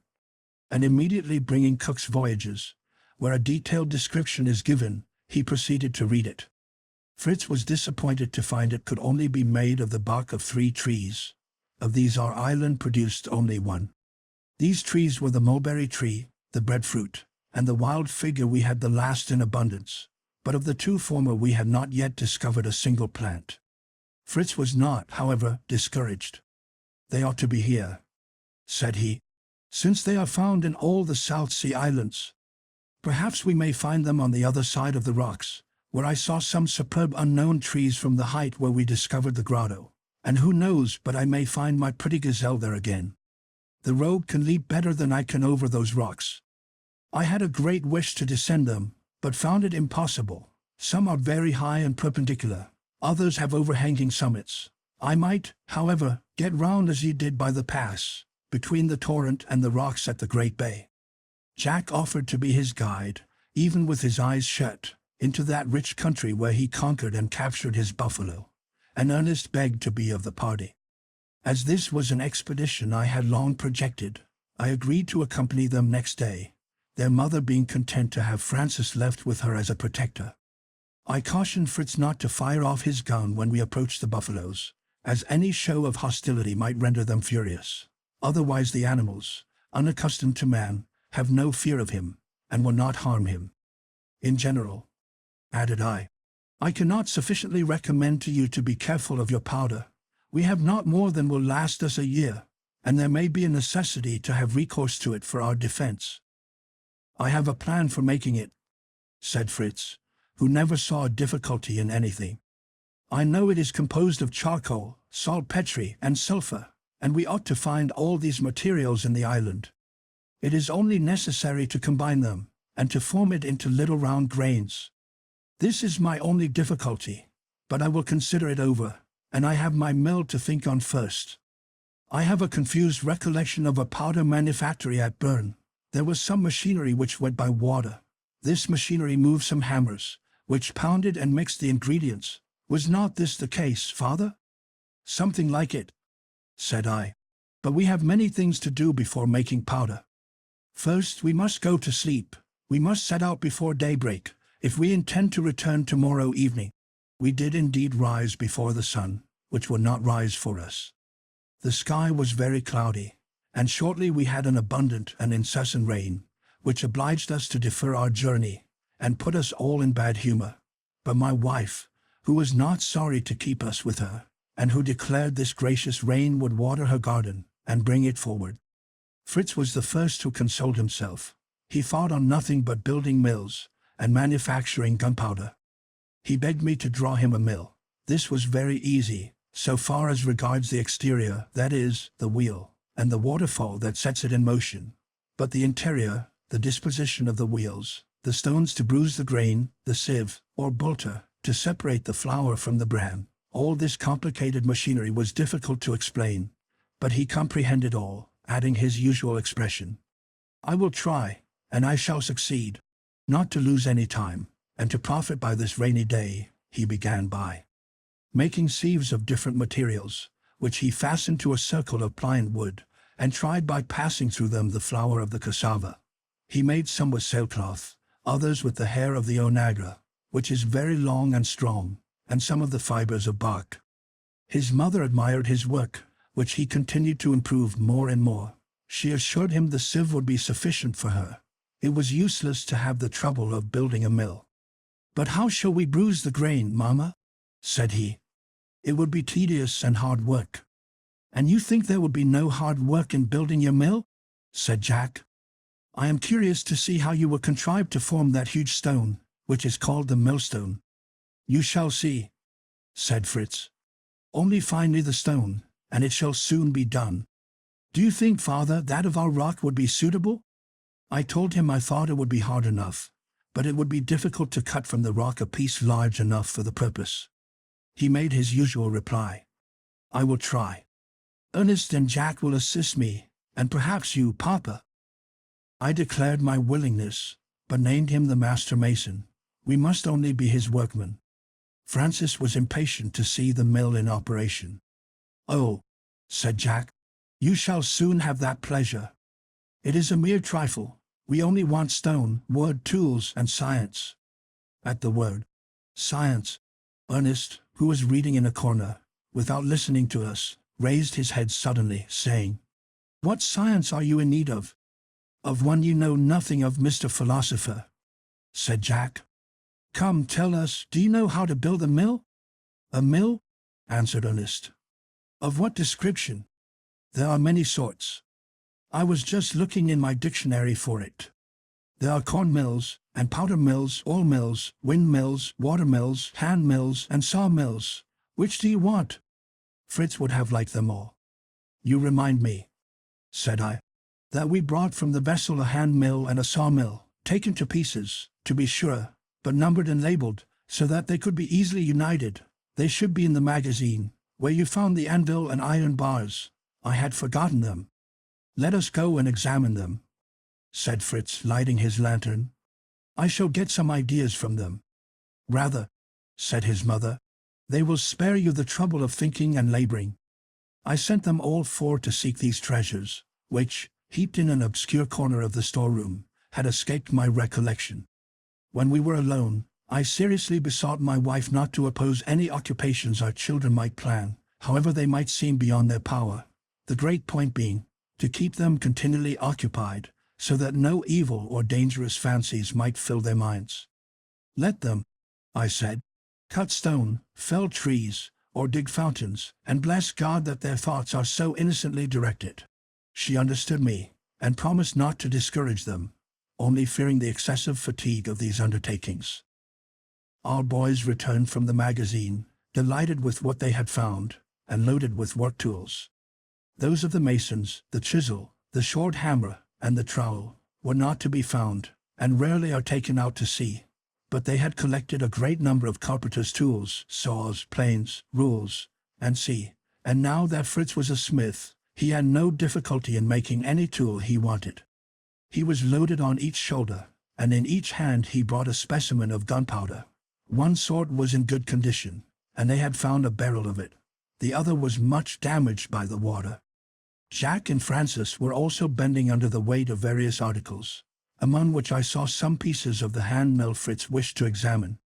Ernest, always rather idle, came proudly on, with a leather belt across his shoulders, to which was suspended a large tin box for plants, and a leather portmanteau for stones, minerals, and shells.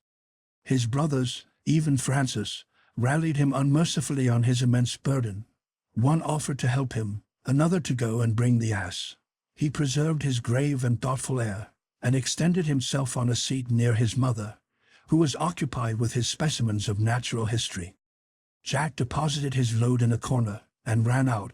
We soon saw him return with a huge screw machine on his head, which he placed before Ernest, saying, with an air of respect, "I have the honor to bring for His Highness the Prince of the Idle Penguins, the press for his august plants, which His Highness doubtless found too heavy, and truly it is no little weight." Ernest did not know whether to thank him or to be angry, but he decided to join in the jest, and therefore answered gravely that he was distressed that His Highness the Prince of the Monkeys should have taken so much trouble to oblige him, that he ought to have employed some of his docile subjects to do it. After all, he confessed that the press, which he had not noticed, gave him great pleasure, and he placed some plants in it immediately, which he had collected the evening before. The rain ceasing for a short time, I went with Fritz and Jack to examine our embankment, and to open the sluices of the pond. We found all right, and our garden looking beautiful after the rain. On our return, we looked in at the Grotto Ernestine, which we found inundated from the opening above.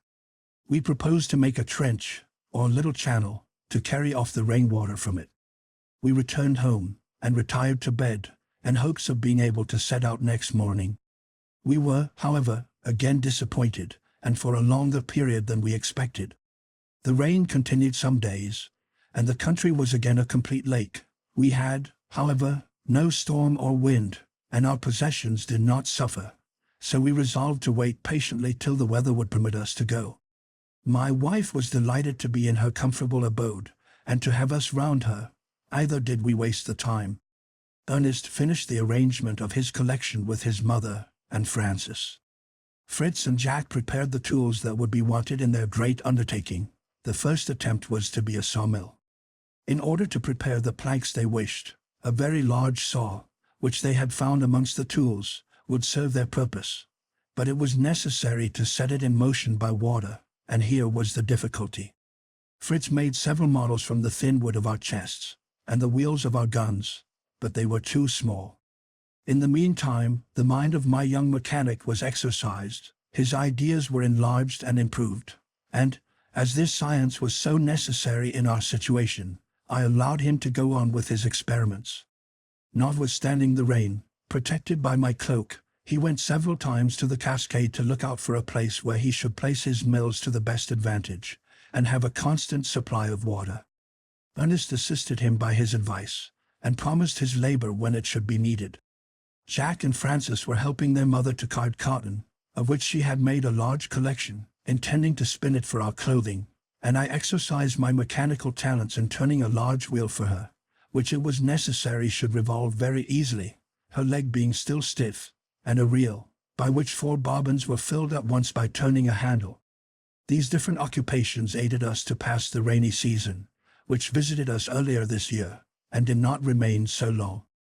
My wife knew something of dyeing cloth, and some of the plants she had helped Ernest to dry having left their color on the papers, she made some experiments, and succeeded in obtaining a very pretty blue to dye our clothes with, and with the cochineal from our fig tree, a beautiful red-brown, with which she had dyed for herself a complete dress.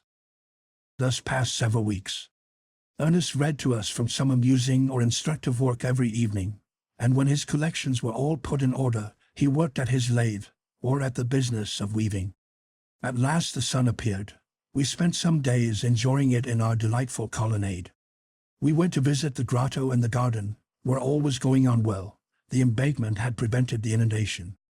Satisfied with our work, we now fixed our departure for the next day, once more hoping the rain would not come again to disappoint us. Chapter 44. The next day the weather was delightful. We rose before daybreak. My eldest sons took their work tools, which we might want, and their guns also, but under the condition that they should not use them till I gave the word. Fire! I carried the bag of provisions. Our flock of sheep had increased so much at the farm that we allowed ourselves to kill one, and my wife had roasted a piece for us the preceding evening. To this we added a cake of cassava, and for our dessert we depended on the fruits of the trees we might discover.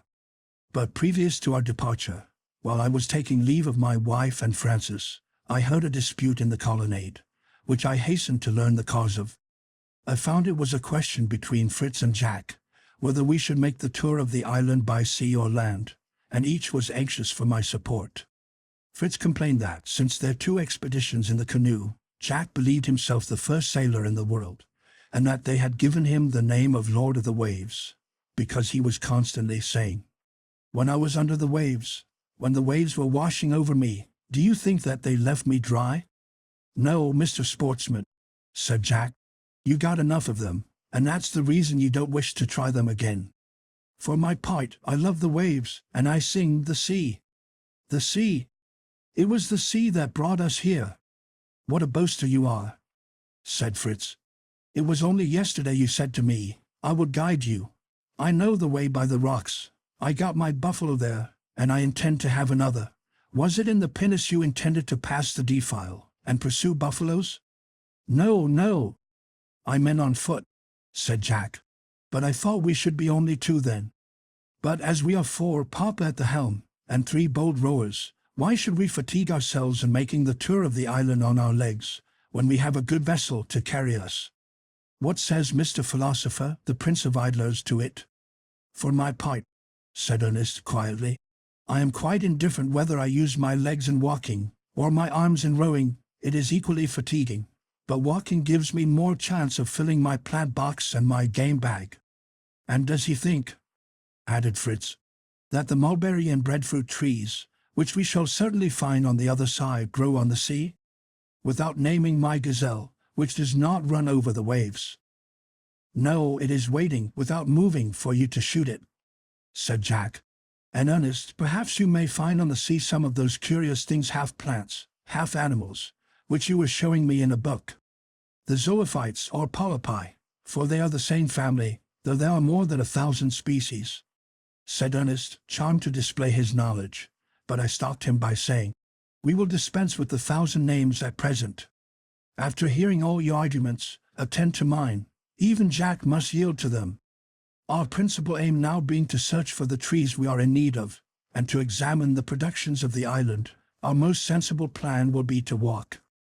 Jack still contended that we might land occasionally, but I showed him the danger of this, the island being, in all probability, surrounded by reefs, which might extend so far into the sea as to take us out of the sight of the island. This I intended to ascertain some day, and in the meantime I proposed to them that we should endeavor to find a pass round the rocks on our side, from whence we could walk to the defile at the other end. Take our canoe, which we had left at anchor near the great bay, and return to Tent House. Jack was in ecstasies. He declared the pass must be very well concealed that escaped his search, and seizing his lasso and his bow, rushed out the first, singing, "The sea! The sea! There goes a sailor formed by nature," thought I, as we followed the course of the chain of rocks to the left of our dwelling. It conducted us first to the place of our landing, that little uncultivated plain of triangular form, of which the base was washed by the sea, and the point was lost among the rocks. I found here some traces of our first establishment, but how wretched all appeared, compared with our present comforts. We tried here in vain to find a passage to cross the rocks. The chain was everywhere like an impenetrable wall. We arrived at the ravine Fritz and Ernest had scaled when they discovered their grotto, and truly, nothing but the courage and rashness of youth could have undertaken this enterprise, and continued it daily for 3 weeks. It appeared to me almost impossible. Fritz offered to ascend, to show me how they accomplished it, but I would not consent, as it could serve no useful purpose. I thought it better for us to proceed to the border of the island, where it was not impossible there might be a small space on the strand between the rocks and the sea, round which we could pass. From my sons being able to distinguish from the summit the country on the other side, it was evident the chain of rocks could not be very broad. Suddenly Fritz struck his forehead, and seizing Ernest by the arm. "Brother," said he, "what fools we have been!" Ernest inquired what folly they had been guilty of. "Why did we not," said Fritz, "when we were working within our grotto, attempt to make the opening on the other side? We should not have had much difficulty, I am persuaded, and if our tools had not been sufficient, a little powder would have opened us a door on the other side. Only consider, father, the convenience of bringing the cart loaded with the trees we wanted through our grotto, and to be able to go hunting without having I don't know how many miles to go." "Well, we can still do that," said Ernest in his usual calm, grave manner. "If we do not find another passage, we will make one through the grotto, Ernestine, with Mamma's permission, as it is her property." This idea of my son appeared good. It was quite certain, from our experience at Tent House and in the grotto, that the cavity in the rocks was of very great extent, and it did not appear difficult to pierce through to the other side. But some other chain of rocks, some gigantic tree, some hill, at the end of our tunnel, might render all our labor useless. I proposed that we should defer our work till we had examined the nature of the ground on the other side. My sons agreed, and we proceeded with renewed courage, when we were suddenly checked by the sight of the sea beating against the perpendicular rock of terrific height, which terminated our island on this side, and did not give us a chance of going on. I saw the rock did not extend far, but how to get round it, I could not devise. I did not conceive we could get the pinnace round, as the coast seemed surrounded by reefs. Masses of rock stood up in the sea, and the breakers showed that more were hidden. After much consideration and many plans, Ernest proposed that we should swim out to the uncovered rocks, and endeavor to pass round. Fritz objected, on account of his arms and ammunition, but Ernest suggested that the powder should be secured in the pockets of his clothes, which he might carry on his head, holding his gun above the water. With some difficulty we arranged our encumbrances, and succeeded in reaching the range of outer rocks, without swimming, as the water was not above our shoulders. We rested here a while, and putting on some of our clothes, we commenced our walk over sharp stones, which wounded our feet. In many places, where the rocks lay low, we were up to the waist in the water. Ernest, the proposer of the plan, encouraged us, and led the way for some time, but at last he fell behind, and remained so long, that I became alarmed, and calling aloud, for I had lost sight of him, he answered me, and at last I discovered him stretched on the rock, endeavoring to separate a piece from it with his knife. "Father," said he, "I am now certain that this bed of rocks, over which we are walking, and which we fancied was formed of stone or flints, is nothing but the work of those remarkable zoophytes, called coral insects, which form coral and many other extraordinary things. They can even make whole islands. Look at these little points and hollows, and these stars of every color and every form. I would give all the world to have a specimen of each kind." He succeeded in breaking off a piece, which was of a deep orange color inside. He collected also, and deposited in his bag, some other pieces, of various forms and colors. These greatly enriched his collection, and idle as he was, he did not complain of any difficulty in obtaining them. He had given his gun to Jack, who complained much of the ruggedness of our road. Our march was truly painful, and I repented more than once of having yielded to the idea, besides the misery of walking along these shelly rocks, which presented points like the sharp teeth of a saw, tearing our shoes and even our skin. The sea, in some of the lower places, was so high as to bar our passage, and we were obliged, in the interval between two waves, to rush across, with the water to our chins. We had some difficulty to avoid being carried away. I trembled especially for Jack. Though small and light, he preferred facing the wave to avoiding it. I was several times obliged to catch hold of him, and narrowly escaped destruction along with him. Happily, our march was not above half a mile, and we gained the shore at last without any serious accident, but much fatigued and footsore, and we made a resolution never more to cross the coral reefs. After dressing ourselves, resting, and taking a slight refreshment on the beach, we resumed our march more at our ease into the interior of the island. But though the long grass was not so sharp as the coral, it was almost as troublesome, twisting round our legs, and threatening to throw us down every step we took. Ernest, loaded with his bag of fragments of rock coral, and zoophytes, had given his gun to Jack, and fearing an accident among the long grass, I thought it prudent to discharge it. In order to profit by it, I fired at a little quadruped, about the size of a squirrel, and killed it. It appeared to me to be the animal called by naturalists the palm squirrel, because it climbs the cocoa and date palms, hooks itself by its tail, which is very long and flexible, to the upper branches, and feeds at pleasure on the fruit, of which it is very fond. We amused ourselves by details of the habits of this animal, occasionally separating to make more discoveries, but agreeing on a particular call, which was to assemble us when necessary, a precaution by no means useless, as it turned out. Fritz, with his head raised, went on examining all the trees, and occasionally giving a keen look after his gazelle. Ernest, stooping down, examined plants, insects, and occasionally pursuing rare and beautiful butterflies, was filling his bag and plant box with various curiosities. Jack, with his lasso in his hand, prepared himself to fling it round the legs of the first buffalo he met with, and was vexed that he did not see any. For my own part, I was engaged in surveying the chain of rocks, in order to discover that which contained the Grotto Ernestine. It was easy to recognize it, from its summit cleft in two, and I wished to ascertain, as nearly as possible, if the cleft extended to the base of the rock, as this would render our work much easier.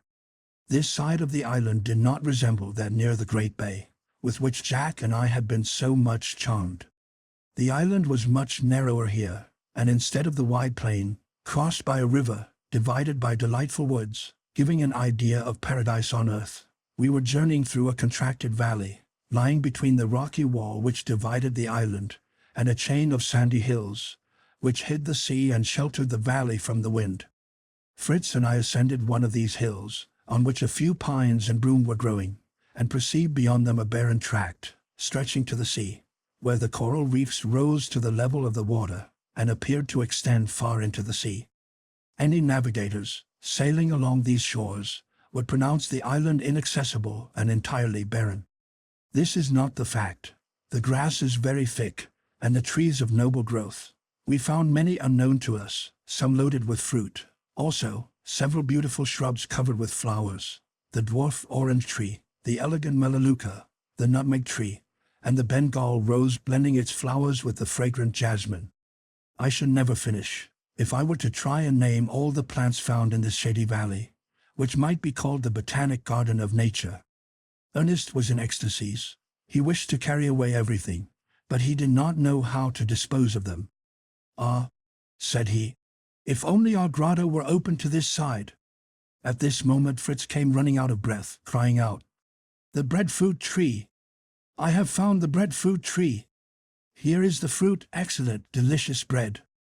Taste it, father, here Ernest, here Jack." And he gave us each a part of an oval fruit, about the size of an ordinary melon, which really seemed very good and nourishing. "There are many of these trees," continued he, "loaded with fruit. Would that we had our grotto opened, that we might collect a store of them, now that they are ripe."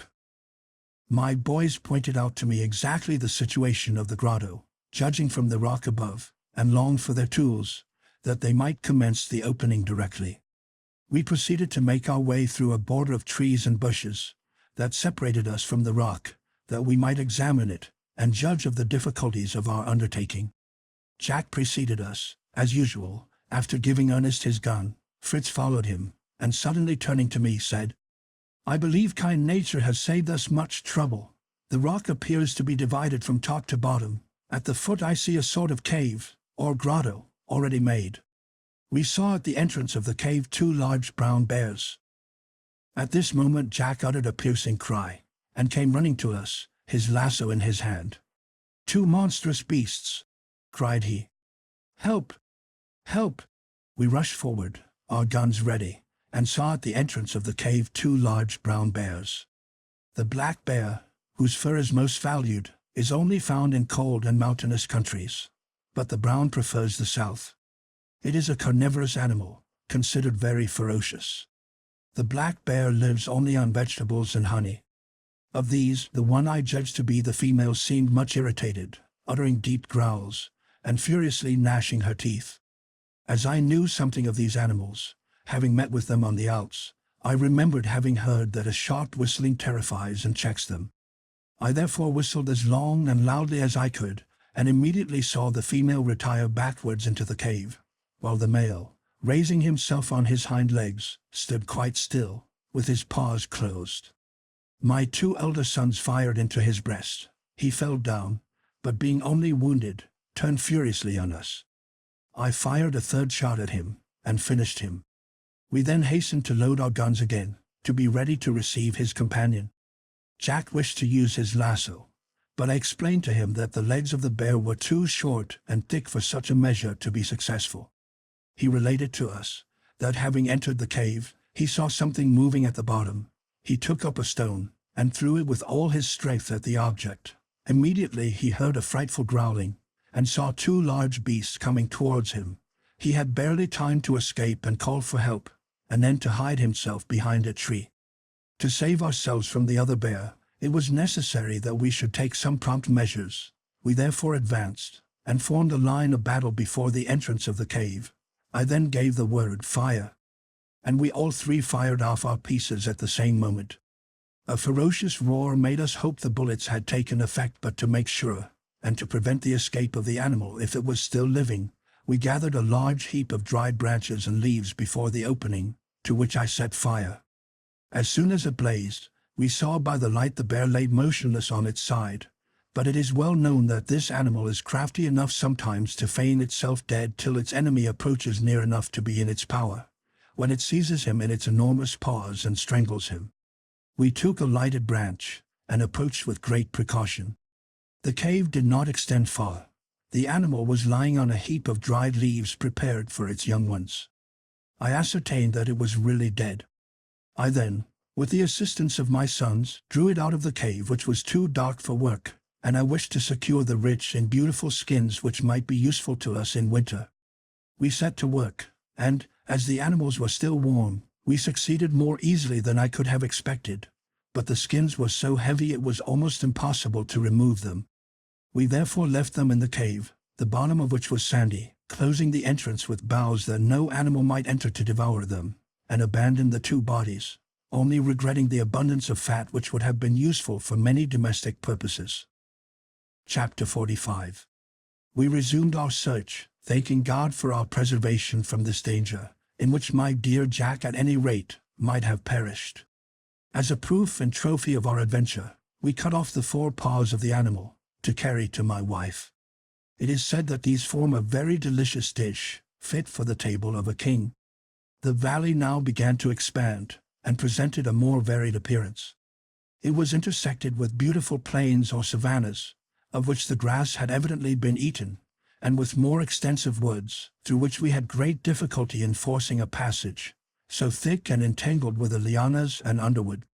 We succeeded in passing them by keeping at the borders, where we also felt in greater safety from the wild beasts and reptiles, of which we saw many species that had their abode at the foot of the rocks. Besides the fatigue of our journey, we were tormented with thirst, never having seen any water since we left the sea. The soil was so moist that I was of opinion we might have found water by digging, but having been compelled to leave our spades when we came along the reef, we had no tools suitable for the purpose. We were also impatient to wash ourselves after the butchery of the bears, when, to our great satisfaction, we heard the murmur of waters, which I concluded was the river Jack and I had seen in our former expedition. He had frequently inquired about it, and we had foolishly thought it had extended along the whole valley, which could not be. It was a gentle stream, gushing from a perpendicular rock, which reminded me of the source of the river Orbe in the canton of Vaud. It issued forth in its full width, rolling at first over a rocky bed, then forming a graceful bend, it took its course towards the great bay, and fell in a cascade into the sea. We remained some time here to fill our gourds, drinking moderately, and taking a bath, which refreshed us all greatly. The evening was approaching, and we began to fear we should not reach home before night. I had warned my wife that there was a possibility that we might be delayed, though I could not then anticipate the cause of our delay. We endeavored, however, by walking as quickly as we could, and resting no more, to reach our farm at any rate. We followed the course of the river, on the opposite shore of which rose a wide plain, where we saw the herd of buffaloes quietly grazing, ruminating, and drinking, without paying the slightest attention to us. We thought we distinguished some other quadrupeds amongst them, which Fritz was certain were zebras or onagra, but certainly not his dear gazelle, for which he had incessantly looked round. Jack was in despair that the river separated us from the buffaloes, so that he could not cast his lasso round the legs of one of them, as he had promised Ernest. He even wished to swim across the stream, to have a hunt, but I forbade him, encouraging him to hope that perhaps a single buffalo might cross to our side and throw itself in the way of his lasso. I was far from wishing such a thing myself, for we had no time to lose, nor any means to secure and lead it home, should we succeed in capturing one, not having any cords with us, and moreover, intending to return from the bay in the canoe. When we arrived at the bay, the night, which comes on rapidly in equinoctial countries, had almost closed. We were scarcely able to see, without terror, the changes that the late storm had occasioned. The narrow pass which led from the other side of the island, between the river and a deep stream that flowed from the rocks, was entirely obstructed with rocks and earth fallen upon it, and to render our passage practicable, it was necessary to undertake a labor that the darkness now prevented, and which would at any time be attended by danger. We were obliged then to spend the night in the open air, and separated from our dear and anxious friends at Tent House. Fortunately, Fritz had collected a store of breadfruit for his mother, with which he had filled his own pockets and those of his brothers. These, with water from the river, formed our supper, for we had nothing but the bone of our leg of mutton left. We turned back a little way, to establish ourselves under a clump of trees, where we were in greater safety. We loaded our muskets, we kindled a large fire of dry branches, and recommending ourselves to the protection of God, we lay ourselves down on a soft moss to wait for the first rays of light. With the exception of Jack, who from the first slept as if he had been in his bed, we none of us could rest. The night was beautiful. A multitude of stars shone over our heads in the ethereal vault. Ernest was never tired of gazing on them. After some questions and suppositions on the plurality of worlds, their courses and their distances, he quitted us to wander on the borders of the river, which reflected them in all their brilliancy. From this night his passion for astronomy commenced, a passion which he carried beyond all others. This became his favorite and continual study, nor did he fall far short of Duval, whose history he had read. Whilst he was engaged in contemplation, Fritz and I conversed on our projects for tunneling to the grotto, and on the utility of such a passage, as this side of the island was quite lost to us, from the difficulty in reaching it. And yet, said I, it is to this difficulty we owe the safety we have enjoyed. Who can say that the bears and the buffaloes may not find the way through the grotto? I confess I am not desirous of their visits, nor even of those of the onagra. Who knows but they might persuade your favorite Lightfoot to return and live amongst them. Liberty has many charms. Till now, we have been very happy on our side of the island, without the productions of this. My dear boy, there is a proverb, let well alone, let us not have too much ambition, it has ruined greater states than ours. Fritz seemed grieved to give up his plan, and suggested that he could forge some strong bars of iron to place before the opening, which could be removed at will. But, said I, they will not prevent the snakes from passing underneath. I have noticed some with terror, as they are animals I have a great antipathy to, and if your mother saw one crawl into her grotto, she would never enter it again, even if she did not die of fright. Well, we must give it up, said Fritz. But it is a pity. Do you think, father, there are more bears in the island than those we killed? In all probability, said I. It is scarcely to be supposed that there should only be 2. I cannot well account for their being here. They can swim very well, and perhaps the abundance of fruit in this part of the island may have attracted them. I then gave my son a short account of their manners and habits, from the best works on the history of these animals. Chapter 46. Whilst we continued to talk and to admire the beauty of the stars, they at length began to fade away before the first light of morning. Ernest returned to us, and we awoke Jack, who had slept uninterruptedly, and was quite unconscious where he was. We returned to the pass, which now, by the light of day, seemed to us in a more hopeless state than in the dusk of evening. I was struck with consternation. It appeared to me that we were entirely enclosed at this side, and I shuddered to think of crossing the island again, to pass round at the other end, of the risk we should run of meeting wild beasts, and of the painful and perilous passage along the coral reefs. At that moment I would gladly have consented to open a passage through the grotto, at the hazard of any visitors, in order to get through myself, that I might relieve the anxious feelings of my dear wife and boy. The thoughts of their agony unnerved me, and took away all courage for the commencement of a labor which seemed impossible, our only utensils being a small saw, and a little dibble for taking up plants, which Ernest had been unwilling to leave behind us. The path by which Jack and I had passed was covered with rocks and masses of soil, which obstructed even the course of the stream. We could not discover the place we had forded. The river had opened itself a wider course, far beyond its former one. "It is impossible," said Fritz, gazing on the ruins, "that we can remove all these immense stones without proper tools, but perhaps, with a little courage, we may cross over them. The rivulet being wide and cannot be very deep. At all events, it cannot be worse than the coral reefs. Let us try, but I fear it will be impossible, at least for him," said I, pointing to Jack. "Him, indeed, Papa, and why not?" said the bold fellow. "He is perhaps as strong and more active than some of them." Asked Fritz what he thinks of his workmen. "Shall I go the first to show you the way?" And he was advancing boldly, but I checked him, and said that before we undertook to scale these masses of rock absolutely bare, where we had nothing to support us, or to hold by, it would be as well to examine if, by descending lower, we could not find a less dangerous road. We descended to the narrow pass, and found our drawbridge, plantation, all our fortification that my boys were so proud of, and where, at Fritz's request, I had even planted a small cannon, all destroyed, the cannon swallowed up with the rest. My boys deplored their disappointment, but I showed them how useless such a defense must ever be.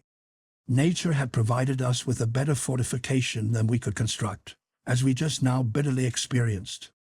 We had descended several yards lower with incredible difficulty, plunged in a wet, heavy soil, and obliged to step across immense stones, when Fritz, who went first, cried out joyfully, "The roof, Papa! The roof of our chalet! It is quite whole. It will be a bridge for us if we can only get to it." "What roof? What chalet?" said I in astonishment. "The roof of our little hermitage," said he, "which we had covered so well with stones, like the Swiss chalets." I then recollected that I had made this little hut, after the fashion of the Swiss chalet, of bark, with a roof nearly flat and covered with stones, to secure it against the winds. It was this circumstance, and its situation, that had saved it in the storm. I had placed it opposite the cascade, that we might see the fall in all its beauty, and consequently, a little on one side of the passage filled up by the fall of the rocks. Some fragments reached the roof of the hut, and we certainly could not have entered it, but the chalet was supported by this means, and the roof was still standing and perfectly secure. We contrived to slide along the rock which sustained it. Jack was the first to stand on the roof and sing victory. It was very easy to descend on the other side, holding by the poles and pieces of bark, and we soon found ourselves safe in our own island. Ernest had lost his gun in the passage. Not being willing to resign his bag of curiosities, he had dropped the gun into the abyss. "You may take the gun I left in the canoe," said Fritz. "But another time, throw away your stones and keep your gun. You will find it a good friend in need." "Let us embark in our canoe," cried Jack. "The sea! The sea! Long live the waves! They are not so hard as the stones." I was very glad to have the opportunity of conveying my canoe back to the port of Tent House. Our important occupations had prevented me till now, and everything favored the plan. The sea was calm, the wind favorable, and we should arrive at home sooner, and with less fatigue, than by land. We skirted the great bay to the cabbage palm wood. I had moored the canoe so firmly to one of the palms that I felt secure of it being there. We arrived at the place, and no canoe was there. The mark of the cord which fastened it was still to be seen round the tree, but the canoe had entirely disappeared. Struck with astonishment, we looked at each other with terror, and without being able to articulate a word. What was become of it? Some animal, the jackals, a monkey, perhaps, might have detached it, said Jack. But they could not have eaten the canoe, and we could not find a trace of it, any more than of the gun Fritz had left in it. This extraordinary circumstance gave me a great deal of thought. Savages, surely, had landed on our island, and carried off our canoe. We could no longer doubt it when we discovered on the sands the print of naked feet. It is easy to believe how uneasy and agitated I was. I hastened to take the road to Tent House, from which we were now more than 3 leagues distant. I forbade my sons to mention this event, or our suspicions, to their mother, as I knew it would rob her of all peace of mind. I tried to console myself. It was possible that chance had conducted them to the bay, that they had seen our pretty canoe, and that, satisfied with their prize, and seeing no inhabitants, they might not return. Perhaps, on the contrary, these islanders might prove kind and humane, and become our friends. There was no trace of their proceedings further than the shore. We called at the farm, on purpose to examine. All appeared in order, and certainly, if they had reached here, there was much to tempt them: our cotton mattresses, our osier seats, and some household utensils that my wife had left here. Our geese and fowls did not appear to have been alarmed, but were pecking about as usual for worms and insects. I began to hope that we might get off with the loss of our canoe, a loss which might be repaired. We were a sufficient number, being well armed, not to be afraid of a few savages, even if they penetrated further into the island, and showed hostile intentions. I exhorted my sons to do nothing to irritate them, on the contrary, to meet them with kindness and attention, and to commit no violence against them unless called on to defend their lives. I also recommended them to select from the wrecked chest some articles likely to please the savages, and to carry them always about with them. And I beseech you once more, added I, not to alarm your mother. They promised me, and we continued our road unmolested to Falcon's Nest. Jack preceded us, delighted, he said, to see our castle again, which he hoped the savages had not carried away. Suddenly, we saw him return, running, with terror painted on his countenance. "They are there," said he. "They have taken possession of it. Our dwelling is full of them. Oh, how frightful they are!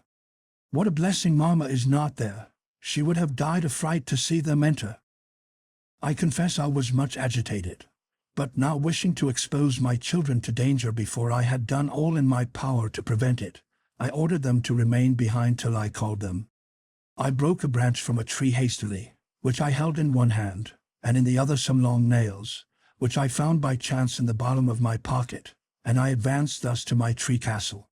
I expected to have found the door of my staircase torn open and broken, and our new guests ascending and descending, but I saw at once it was closed as I had left it.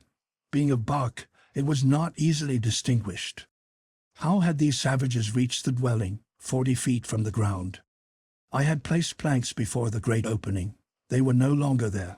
The greater part of them had been hurled down to the ground, and I heard such a noise in our house that I could not doubt Jack's report. I advanced timidly, holding up in the air the branch and my offerings, when I discovered, all at once, that I was offering them to a troop of monkeys, lodged in the fortress, which they were amusing themselves by destroying. We had numbers of them in the island, some large and mischievous, against whom we had some difficulty in defending ourselves when crossing the woods, where they principally dwelt. The frequent report of firearms round our dwelling had kept them aloof till now, when, emboldened by our absence, and enticed by the figs on our tree, they had come in crowds.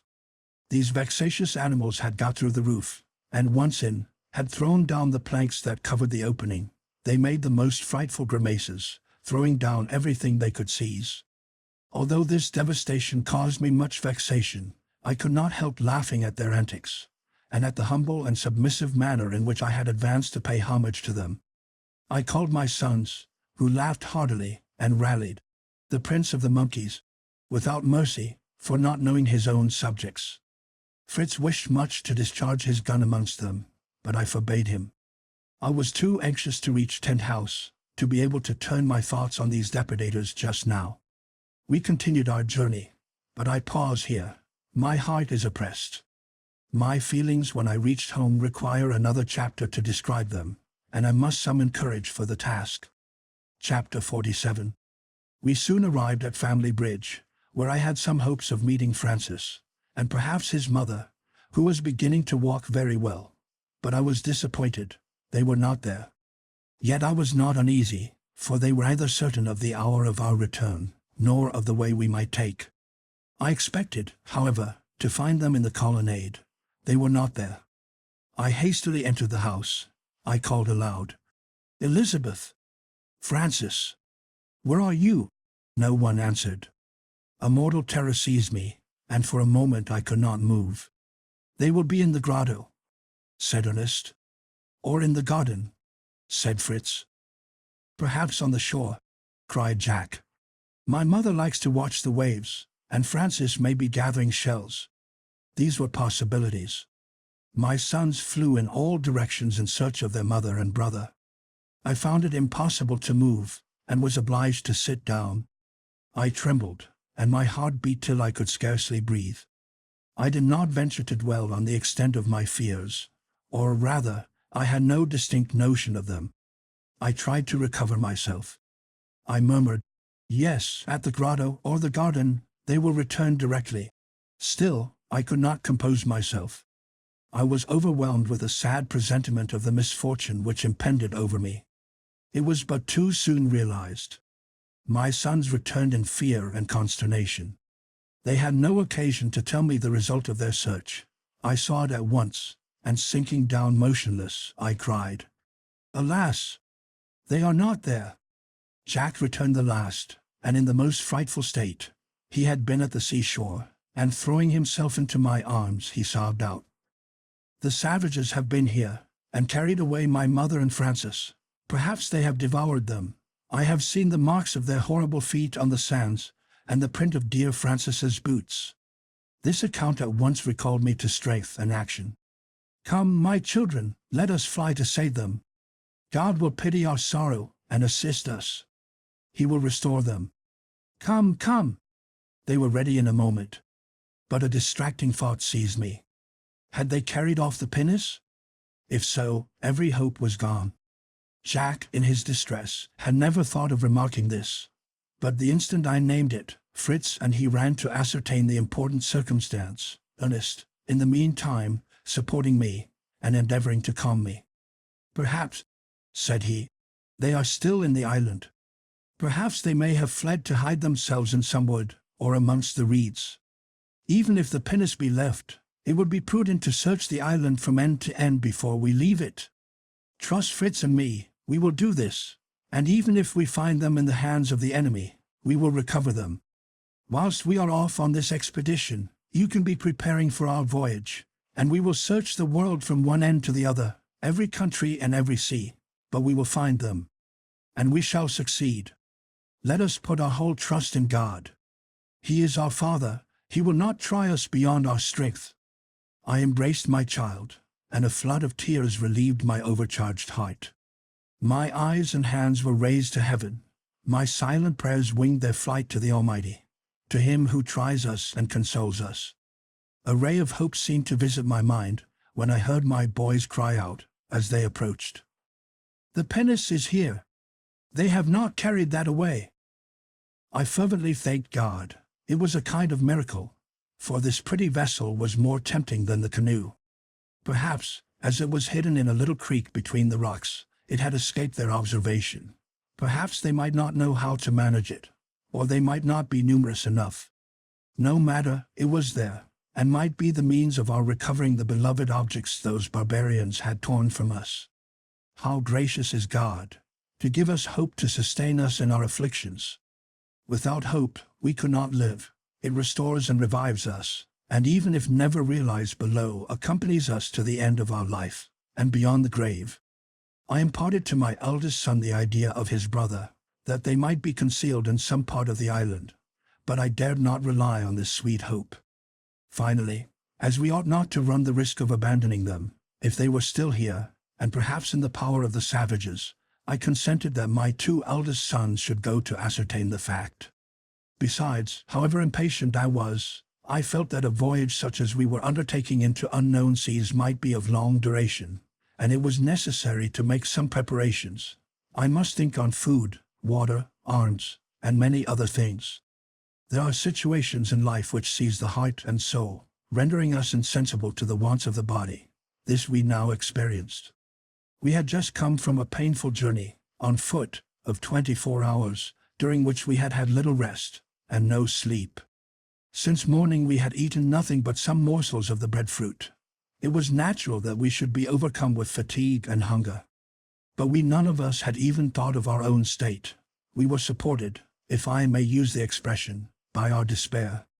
At the moment that my sons were going to set out, the remembrance of their need of refreshment suddenly occurred to me, and I besought them to rest a little, and take something, but they were too much agitated to consent. I gave Fritz a bottle of canary, and some slices of roast mutton I met with, which he put in his pocket. They had each a loaded musket, and they set out, taking the road along the rocks, where the most hidden retreats and most impenetrable woods lay.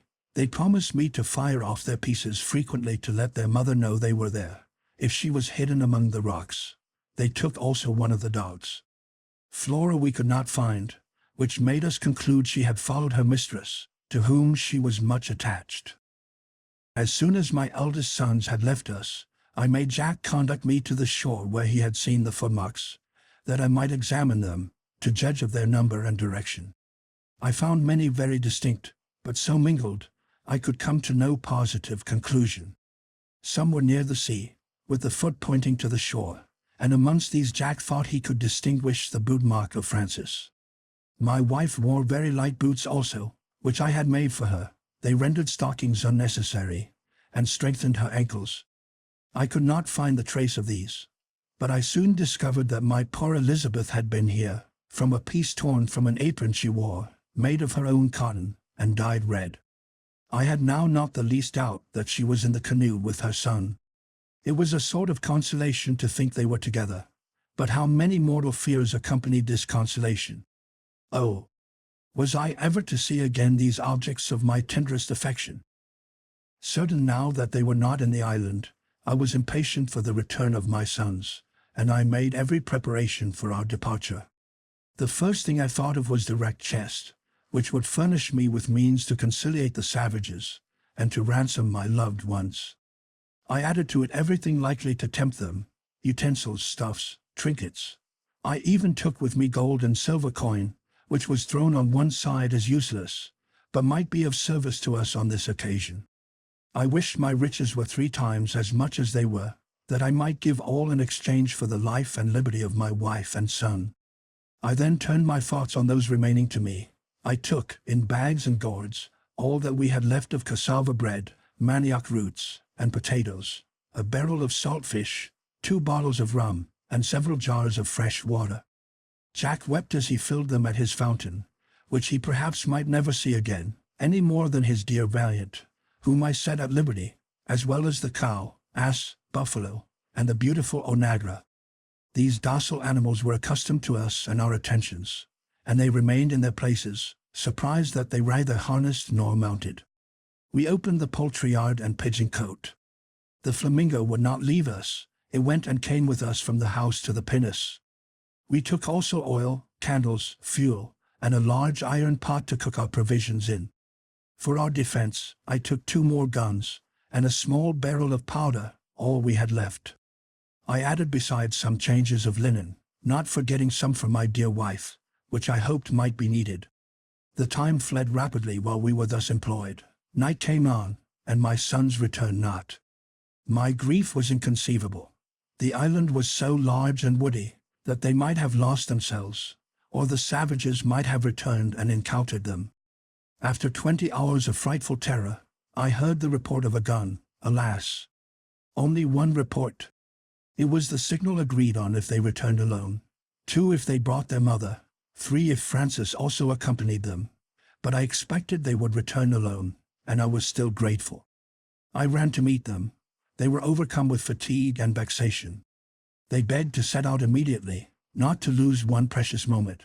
They were now sure the island did not contain those they lamented, and they hoped I would not return without discovering them, for what would the island be to us without our loved ones? Fritz, at that moment, saw his dear Lightfoot capering round him, and could not help sighing as he caressed him, and took leave of him. "May I find thee here," said he, "where I leave thee in such sorrow, and I will bring back thy young master," added he, turning to the bull, who was also approaching him. He then begged me again to set out, as the moon was just rising in all her majesty. "The Queen of Night," said Ernest, "will guide us to the Queen of our island, who is perhaps now looking up to her, and calling on us to help her." "Most assuredly," said I. "She is thinking on us, but it is on God she is calling for help. Let us join her in prayer, my dear children, for herself and our dear Francis." They fell on their knees with me, and I uttered the most fervent and earnest prayer that ever human heart poured forth, and I rose with confidence that our prayers were heard. I proceeded with new courage to the creek that contained our pinnace, where Jack arranged all we had brought. We rowed out of the creek, and when we were in the bay, we held a council to consider on which side we were to commence our search. I thought of returning to the great bay, from whence our canoe had been taken. My sons, on the contrary, thought that these islanders, content with their acquisition, had been returning homewards, coasting along the island, when an unhappy chance had led their mother and brother to the shore, where the savages had seen them, and carried them off. At the most, they could but be a day before us, but that was long enough to fill us with dreadful anticipations. I yielded to the opinion of my sons, which had a great deal of reason on its side.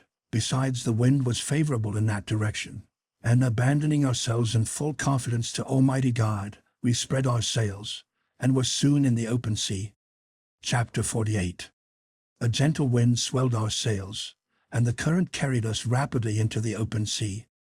I then seated myself at the helm, and employed the little knowledge I had gained during our voyage from Europe in directing our bark, so that we might avoid the rocks and coral banks that surrounded our island. My two oldest sons, overcome with fatigue, had no sooner seated themselves on a bench than they fell into a profound sleep, notwithstanding their sorrows. Jack held out the best. His love of the sea kept him awake, and I surrendered the helm to him till I took a momentary slumber, my head resting against the stern. A happy dream placed me in the midst of my family in our dear island, but a shout from Ernest awoke me. He was calling on Jack to leave the helm, as he was contriving to run the vessel among the breakers on the coast. I seized the helm, and soon set all right, determined not to trust my giddy son again. Jack, of all my sons, was the one who evinced most taste for the sea, but being so young when we made our voyage, his knowledge of nautical affairs was very scanty. My elder sons had learnt more. Ernest, who had a great thirst for knowledge of every kind, had questioned the pilot on all he had seen him do. He had learned a great deal in theory, but of practical knowledge he had none.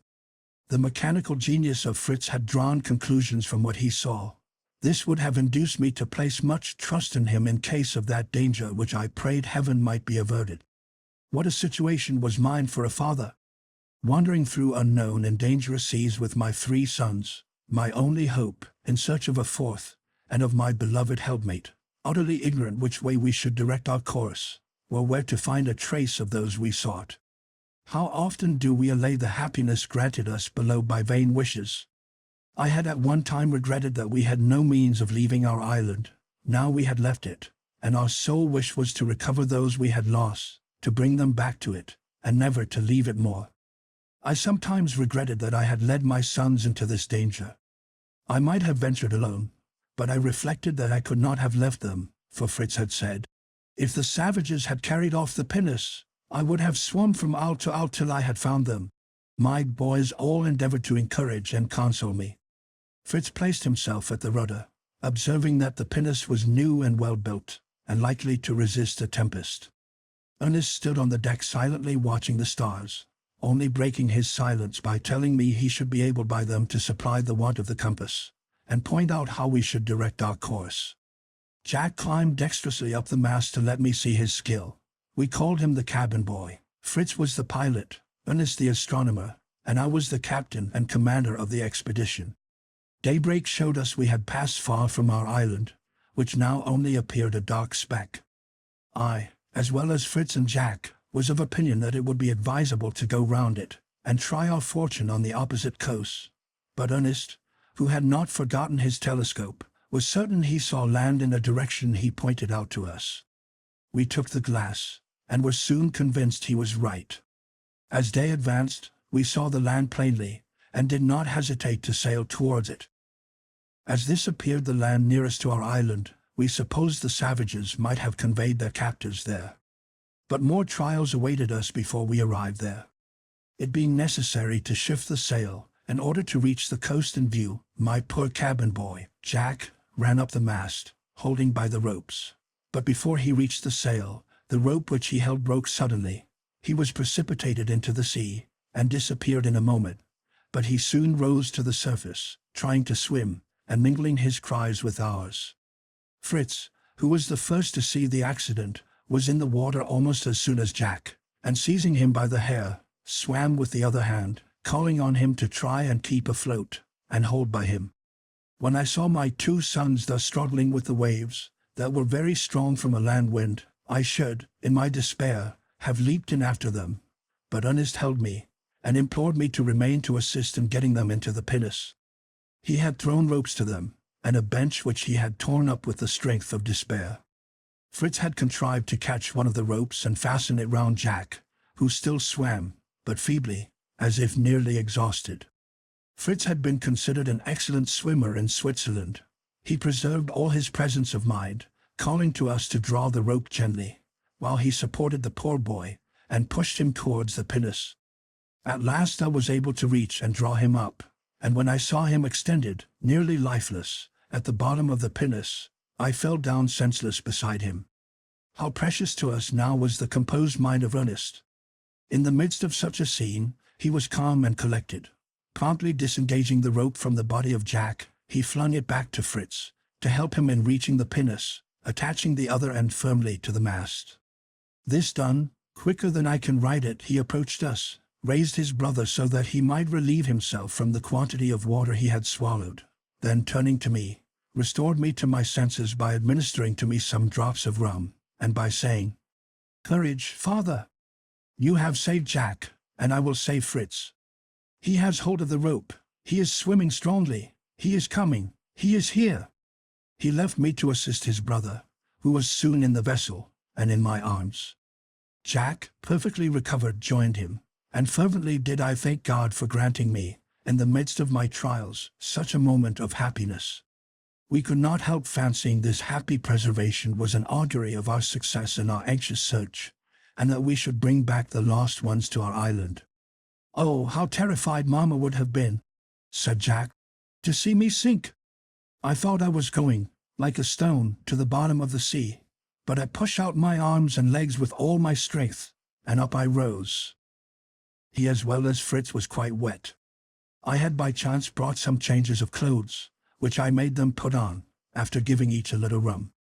They were so much fatigued, and I was so overcome by my agitation, that we were obliged to relinquish rowing, most unwillingly, as the skies threatened a storm.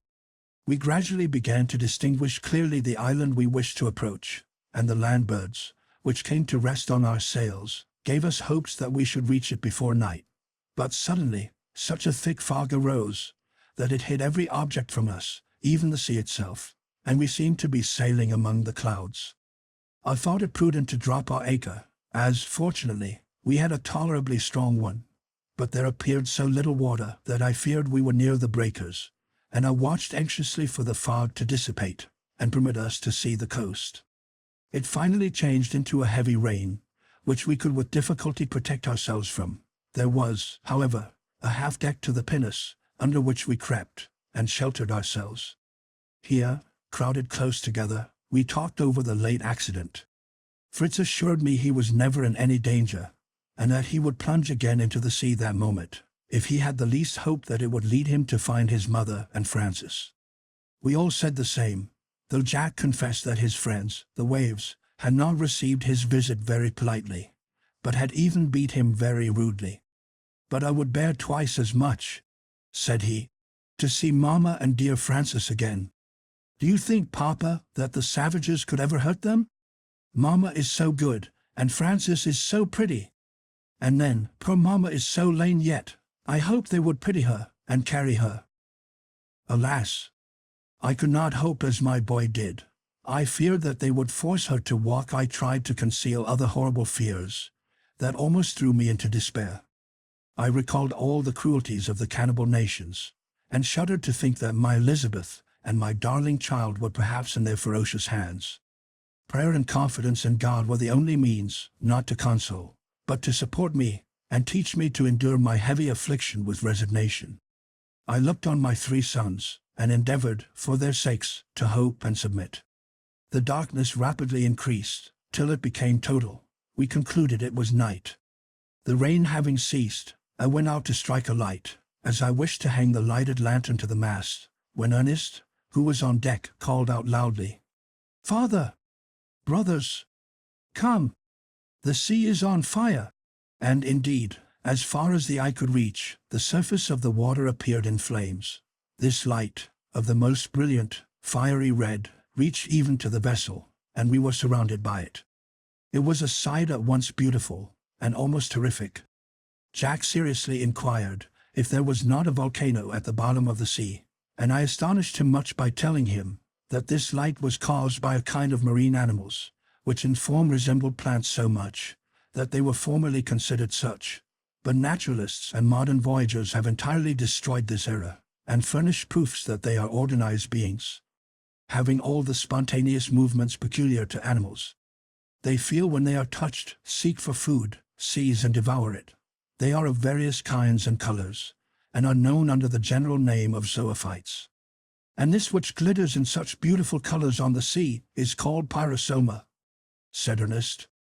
See, here are some I have caught in my hat. You may see them move. How they change color, orange, green, blue, like the rainbow, and when you touch them, the flame appears still more brilliant. Now they are pale yellow. They amuse themselves sometime with these bright and beautiful creatures, which appear to have but a half-life. They occupied a large space on the water, and their astonishing radiance, in the midst of the darkness of the atmosphere, had such a striking and magnificent effect that for a few moments we were diverted from our own sad thoughts. But an observation from Jack soon recalled them. If Francis passed this way, said he, how he would be amused with these funny creatures, which look like fire, but do not burn. But I know he would be afraid to touch them, and how much afraid Mamma would be, as she likes no animal she does not know. Ah, how glad I shall be to tell her all about our voyage, and my excursion into the sea, and how Fritz dragged me by the hair, and what they call these fiery fishes. Tell me again, Ernest. Py. Pyrosoma, Mr. Perron calls them, said Ernest. The description of them is very interesting in his voyage, which I have read to Mamma, and as she would recollect it, she would not be afraid. I pray to God, replied I, that she may have nothing more to fear than the pyrosoma, and that we may soon see them again, with her and Francis. We all said amen, and the day breaking, we decided to weigh the anchor, and endeavored to find a passage through the reefs to reach the island, which we now distinctly saw, and which seemed an uncultivated and rocky coast. I resumed my place at the helm, my sons took the oars, and we advanced cautiously, sounding every minute. What would have become of us if our pinnace had been injured? The sea was perfectly calm, and, after prayer to God, and a slight refreshment, we proceeded forward, looking carefully round for any canoe of the savages. It might be, even our own. But no, we were not fortunate enough to discover any trace of our beloved friends, nor any symptom of the isle being inhabited. However, as it was our only point of hope, we did not wish to abandon it. By dint of searching, we found a small bay, which reminded us of our own. It was formed by a river, broad and deep enough for our pinnace to enter. We rowed in, and having placed our vessel in a creek, where it appeared to be secure, we began to consider the means of exploring the whole island. Chapter 49. I did not disembark on this unknown shore without great emotion. It might be inhabited by a barbarous and cruel race, and I almost doubted the prudence of thus risking my 3 remaining children in the hazardous and uncertain search after our dear lost ones. I think I could have borne my bereavement with Christian resignation. If I had seen my wife and child die in my arms, I should then have been certain they were happy in the bosom of their God. But to think of them in the power of ferocious and idolatrous savages, who might subject them to cruel tortures and death, chilled my very blood. I demanded of my sons if they felt courage to pursue the difficult and perilous enterprise we had commenced. They all declared they would rather die than not find their mother and brother. Fritz even besought me, with Ernest and Jack, to return to the island, in case the wanderers should come back, and be terrified to find it deserted, and to leave him the arms and the means of trafficking with the savages, without any uneasiness about his prudence and discretion. I assured him I did not distrust his courage and prudence, but I showed him the futility of hoping that the savages would voluntarily carry back their victims, or that they could escape alone. And should he meet with them here, and succeed, how could he carry his recovered treasures to the island? "No, my children," said I. "We will all search, in the confidence that God will bless our efforts." "And perhaps sooner than we think," said Ernest. "Perhaps they are in this island." Jack was running off immediately to search, but I called my little madcap back till we arranged our plans. I advised that 2 of us should remain to watch the coast, while the other 2 penetrated into the interior. The first thing necessary to ascertain was if the island was inhabited, which might easily be done by climbing some tree that overlooked the country, and remarking if there were any traces of the natives, any huts, or fires lighted, and see. Those who made any discovery were immediately to inform the rest, that we might go in a body to recover our own. If nothing announced that the island was inhabited, we were to leave it immediately, to search elsewhere. All wished to be of the party of discovery. At length, Ernest agreed to remain with me, and watch for any arrivals by sea. Before we parted, we all knelt to invoke the blessing of God on our endeavors. Fritz and Jack, as the most active, were to visit the interior of the island, and to return with information as soon as possible. To be prepared for any chance, I gave them a game bag filled with toys, trinkets, and pieces of money, to please the savages. I also made them take some food. Fritz took his gun, after promising me he would not fire it, except to defend his life, lest he should alarm the savages, and induce them to remove their captives. Jack took his lasso, and they set out with our benedictions, accompanied by the brave Turk, on whom I depended much to discover his mistress and his companion Flora, if she was still with her friends. As soon as they were out of sight, Ernest and I set to work to conceal as much as possible our pinnace from discovery. We lowered the masts, and hid with great care under the deck the precious chest with our treasure, provisions, and powder. We got our pinnace with great difficulty, the water being low, behind a rock, which completely concealed it on the land side, but it was still visible from the sea. Ernest suggested that we should entirely cover it with branches of trees, so that it might appear like a heap of bushes, and we began to cut them immediately with 2 hatchets we found in the chest, and which we speedily fitted with handles. We found also a large iron staple, which Ernest succeeded, with a hammer and pieces of wood, in fixing in the rock to moor the pinnace to.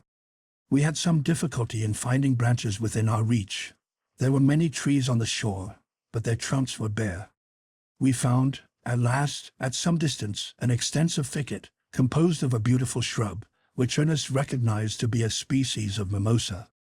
The trunk of this plant is knotty and stunted, about 3 or 4 feet high, and spreads its branches horizontally, clothed with beautiful foliage, and so thickly interwoven that the little quadrupeds who make their dwellings in these thickets are obliged to open covered roads out of the entangled mass of vegetation.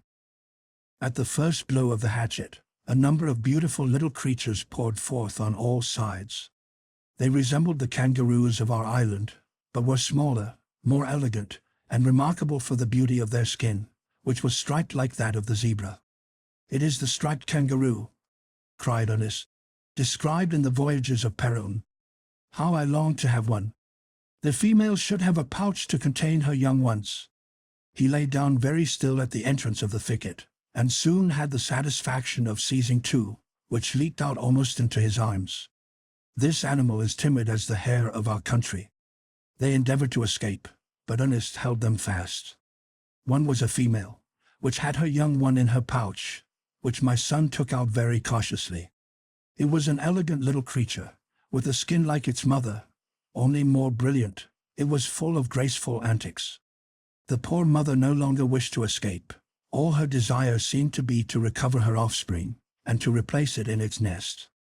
At last, she succeeded in seizing and placing it carefully in security. Then her desire to escape was so strong that Ernest could scarcely hold her. He wished much to keep and tame her, and asked my permission to empty one of the chests for a dwelling for her, and to carry her off in the pinnace. But I refused him decidedly. I explained to him the uncertainty of our return to the island, and the imprudence of adding to our cares, and, certainly, added I, you would not wish this poor mother to perish from famine and confinement, when your own mother is herself a prisoner? His eyes filled with tears, and he declared he would not be such a savage as to keep a poor mother in captivity. Go, pretty creature, said he, releasing her, and may my mother be as fortunate as you. She soon profited by his permission, and skipped off with her treasure. We continued to cut down the branches of the mimosa, but they were so entangled, and the foliage so light, that we agreed to extend our search for some thicker branches. As we left the shore, the country appeared more fertile. We found many unknown trees, which bore no fruit, but some covered with delicious flowers. Ernest was in his element. He wanted to collect and examine all, to endeavor to discover their names, either from analogy to other plants, or from descriptions he had read. He thought he recognized the melaleuca, several kinds of mimosa, and the Virginian pine, which has the largest and thickest branches. We loaded ourselves with as much as we could carry, and in 2 or 3 journeys, we had collected sufficient to cover the vessel, and to make a shelter for ourselves, if we were obliged to pass the night on shore. I had given orders to my sons that both were to return before night, at all events, and if the least hope appeared, one was to run with all speed to tell us. All my fear was that they might lose their way in this unknown country. They might meet with lakes, marshes, or perplexing forests. Every moment I was alarmed with the idea of some new danger, and never did any day seem so long. Ernest endeavored by every means in his power to comfort and encourage me, but the buoyancy of spirit, peculiar to youth, prevented him dwelling long on one painful thought. He amused his mind by turning to search for the marine productions with which the rocks were covered, seaweed, mosses of the most brilliant colors, zoophytes of various kinds, occupied his attention. He brought them to me, regretting that he could not preserve them. "Oh, if my dear mother could see them," said he, "or if Fritz could paint them, how they would amuse Francis." This recalled our sorrows, and my uneasiness increased. Chapter 50. All was so still around us, and our pinnace was so completely hidden with its canopy of verdure, that I could not help regretting that I had not accompanied my sons. It was now too late, but my steps involuntarily turned to the road I had seen them take, Ernest remaining on the rocks in search of natural curiosities. But I was suddenly recalled by a cry from Ernest. "Father, a canoe! A canoe!" "Alas! Is it not ours?" I said, rushing to the shore, where, indeed, I saw beyond the reefs a canoe, floating lightly, apparently filled with the islanders, easy to distinguish from their dark complexion. This canoe did not resemble ours. It was longer, narrower, and seemed to be composed of long strips of bark, quite rough, tied together at each end, which gave somewhat of a graceful form to it, though it evidently belonged to the infancy of the art of navigation. It is almost inconceivable how these frail barks resist the slightest storm. But these islanders swim so well, that even if the canoe fills, they jump out, empty it, and take their places again. When landed, 1 or 2 men take up the canoe and carry it to their habitation. This, however, appeared to be provided with outriggers, to preserve the equilibrium, and 6 savages, with a sort of oars, made it fly like the wind. When it passed the part of the island where we were, we hailed it as loudly as we could. The savages answered by frightful cries, but showed no intention of approaching us or entering the bay.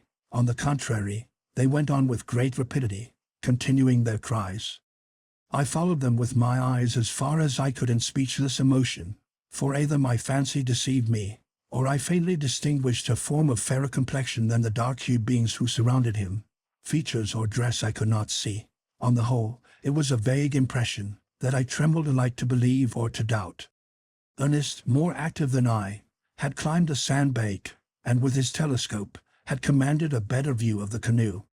He watched it round a point of land, and then came down almost as much agitated as myself. I ran to him and said, "Ernest, was it your mother?" "No, Papa, I am certain it was not my mother," said he. "Neither was it Francis." Here he was silent. A cold shuddering came over me. "Why are you silent?" said I. "What do you think?" "Indeed, Papa, I could distinguish nothing," said he. "Even with the telescope, they passed so quickly. Would that it were my mother and brother, we should then be sure they were living, and might follow them.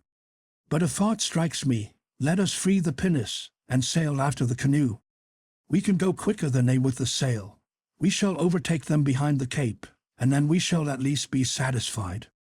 I hesitated, lest my son should come back, but Ernest represented to me that we were only fulfilling the wishes of Fritz. Besides, we should return in a short time. He added that he would soon disencumber the pinnace. "Soon?" cried I. "When we have been at least 2 hours in covering it." "Yes," said he. "But we had a dozen journeys to make to the trees then. I will have it ready in less than half an hour." I assisted him as actively as I could, though not with good heart, for I was uneasy about abandoning my sons. I would have given worlds to see them arrive before our departure, to have their assistance, which was of much consequence in the pinnace, and to know they were safe. I often left off my work to take a glance into the interior of the island, hoping to see them. Frequently I mistook the trees in the twilight, which was now coming on, for moving objects. At last, I was not deceived. I saw distinctly a figure walking rapidly. "They are here!"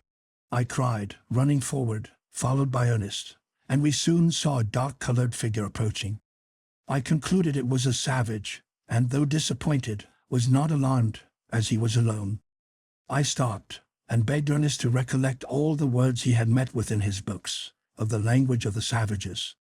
The black man approached, and conceive my surprise when I heard him cry, in my own language, "Don't be alarmed, father, it is I, your son Fritz." "Is it possible?" said I. "Can I believe it? And Jack? What have you done with my Jack? Where is he? Speak." Ernest did not ask. Alas! He knew too well. He had seen with his telescope that it was his dear brother Jack that was in the canoe with the savages, but he had not dared to tell me. I was in agony.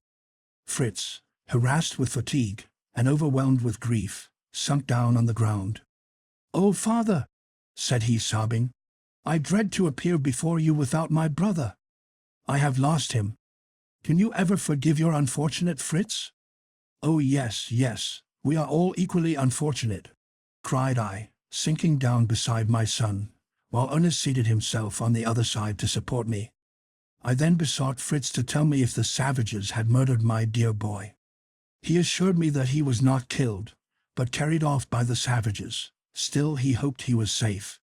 Ernest then told me he had seen him seated in the canoe, apparently without clothes, but not stained black as Fritz was. "I earnestly wish he had been," said Fritz. "To that I attribute my escape. But I am truly thankful to God that you have seen him, Ernest.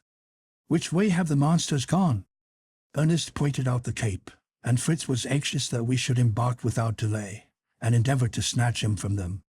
"And have you learned nothing of your mother and Francis?" said I. "Alas! Nothing," said he, "though I think I recognize the handkerchief, belonging to dear mamma, on the head of a savage. I will tell you all my adventure as we go. You forgive me, dear father?" "Yes, my dear son," said I. "I forgive and pity you. But are you sure my wife and Francis are not on the island?" "Quite sure," said he. "In fact, the island is entirely uninhabited.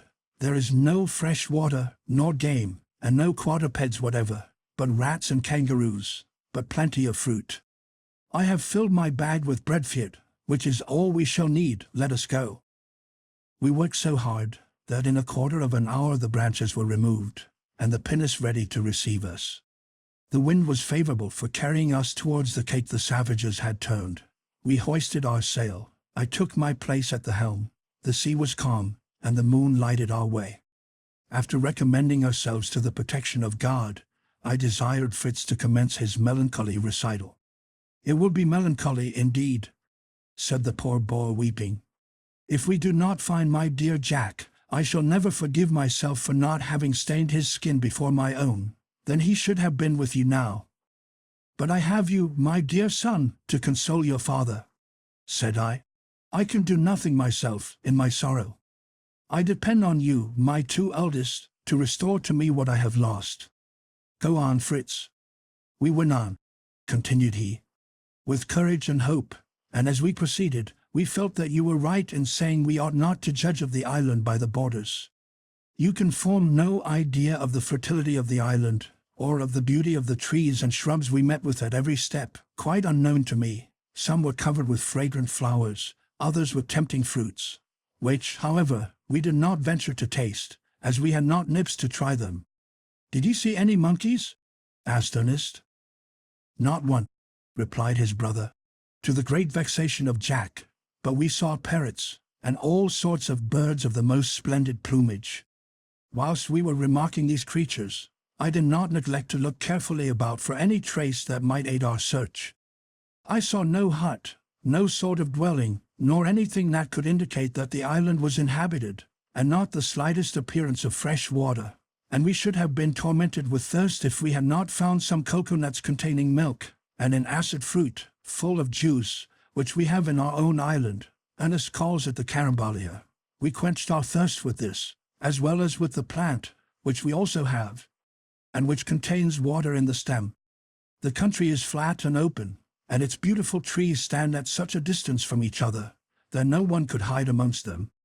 But if we found no dwellings, we often discovered traces of the savages, extinguished fires, remains of kangaroos and of fish, coconut shells, and even entire nuts, which we secured for ourselves. We remarked, also, footmarks on the sand.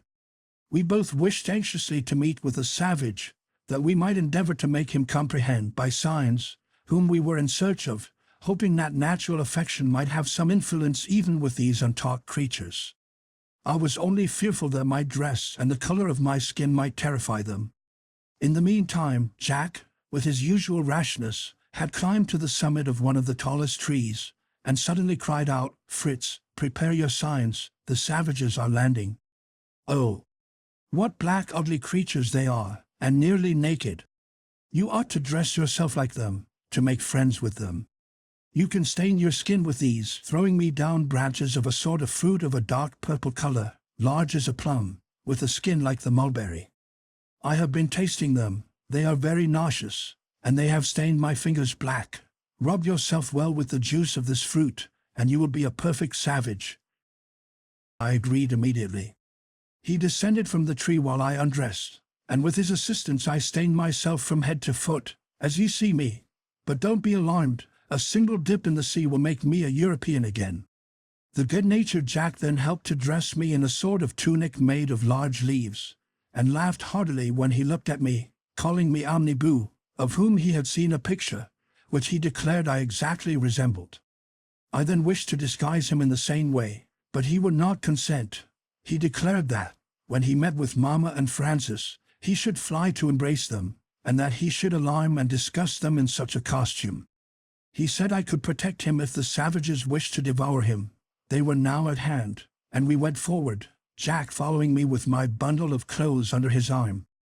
I had slung my kangaroo skin bag of powder and provision on my shoulders, and I was glad to see that most of the savages wore the skin of that animal, for the most part spread out like a mantle over their shoulders. Few of them had other clothes, excepting one, who appeared to be the chief, and had a tunic of green rushes, neatly woven. I tried to recollect all the words of savage language I could, but very few occurred to me.